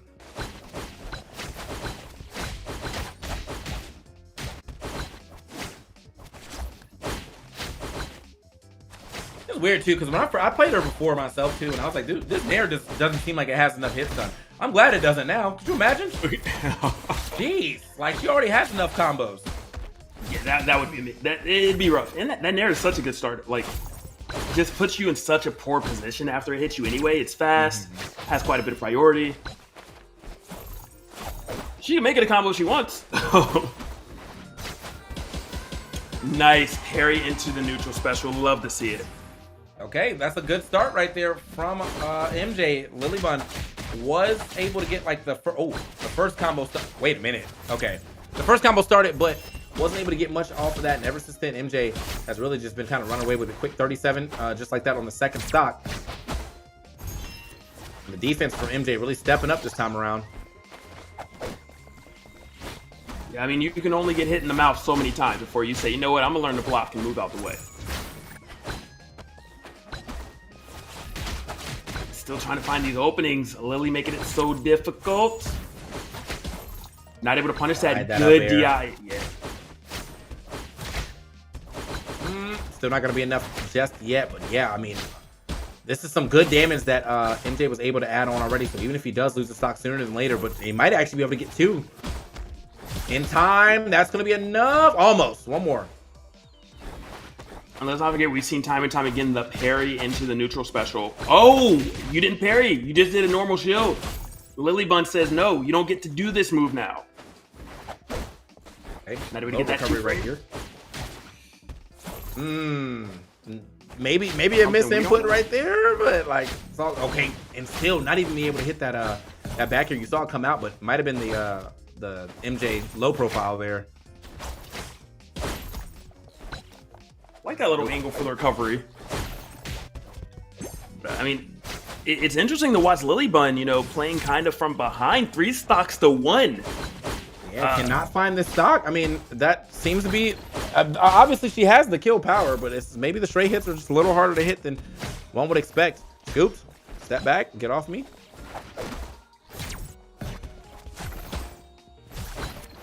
Yeah, just MJ turning it up and looking so much better right now.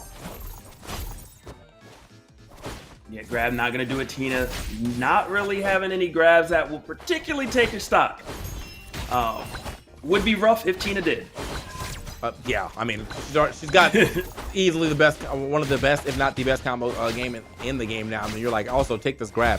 Fortunately, though, MJ showing you like I'm gonna have the best defense in this tournament right now. A lot of parries, has been getting through a lot of what Tina has been doing earlier. That second, oh, trying to get another one. That second up air or forward air from Tina hasn't. Oh, goodbye. You have to go. Okay, we are on the board. We forgot about that. We saw it happen earlier, but it never actually took the stock. It just put people in a really bad spot. Tina was gone after it this time. But kudos to MJ putting himself on the board. We're sitting here at 2-1 right now, and I don't know if this was on anyone's Bengal card, especially after watching the way their winter finals went. And right here, you know, the 2-frame, MJ's so good at it. The remix edition this time with the down air, just understanding the percentages and just how early he can kill and essentially creating the opportunity for it.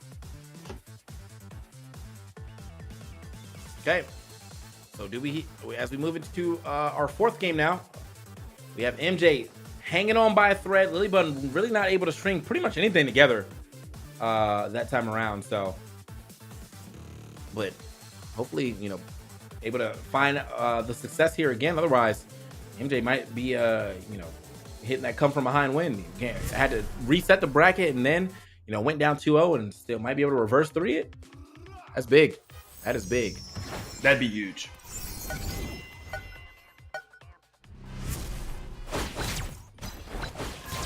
We're going to see if that defense holds true. You know, going to have to continue that movement, continue to find those parries if you want to continue to take another game off LilyBun. LilyBun, like that's the part LilyBun where I saw MJ doing that. MJ looked for the up air after the first forward air hit. But LilyBun is looking for a second forward air, but I feel like it looks like MJ is like either DIing too high up or that just does not connect. Yeah, it looks like the DI is changing. Yeah. Oh, wow. Exploded. Yeah, when that back air sweet spots. Whoo. Sheesh. And MJ tournament life right now. You're gonna need that defense to come back. LilyBun just aggressive fighting from every angle. Was that a miss input?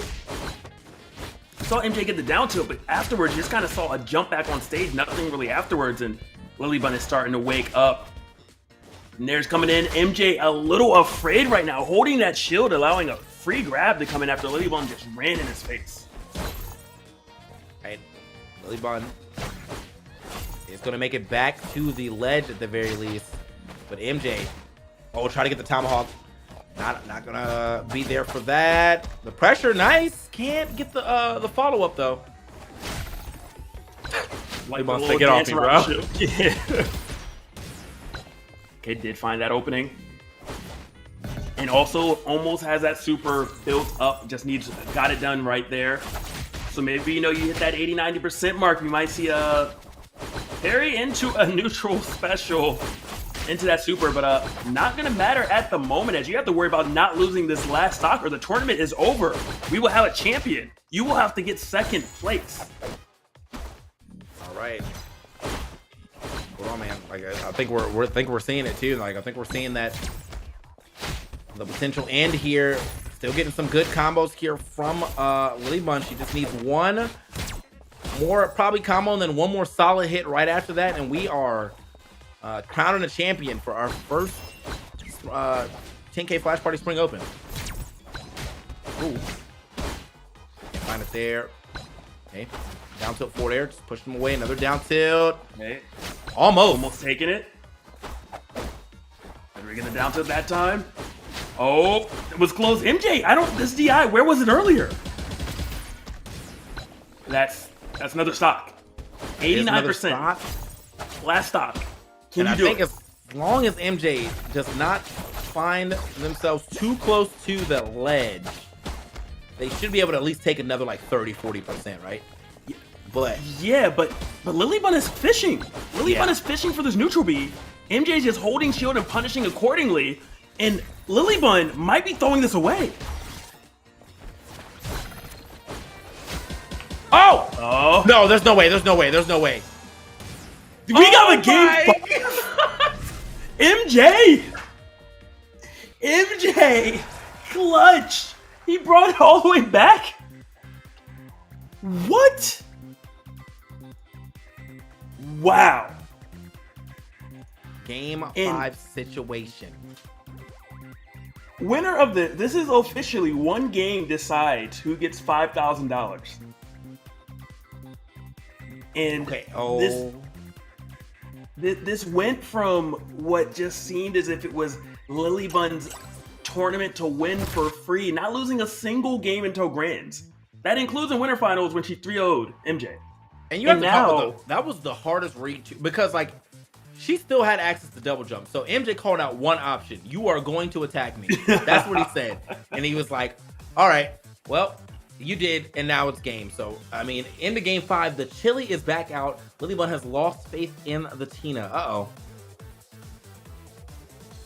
But if I'm not mistaken, the Chili, MJ looked the most comfortable versus the Chili, actually, I think. So, this is very interesting. We want to talk about a storyline. This is not how I expected things to play out, but I am here for all of this. Game number 5, final set. One person gets first, one person gets second. They're getting into it. Okay. I wish we had a camera on them. Truly. For whoever wins, man, that pop off. All right, so Lily actually hitting herself there, but at least get the grab pressure already on, so we can get a free strong grab. But yeah, MJ, I mean, he figured out the counterplay to this for sure. Like, it was a lot of shield management on the side of MJ that's kind of standing in front of the shot, letting it hit the shield. He's like, you know what, I'm fine with you having your grab, because you still have to do a decent amount of damage before that grab even matters, right? So yeah, you know, it has worked out in that favor. Right now, LilyBun started off this matchup, or this match in particular, pretty well. Gonna get dash attacked off the stage.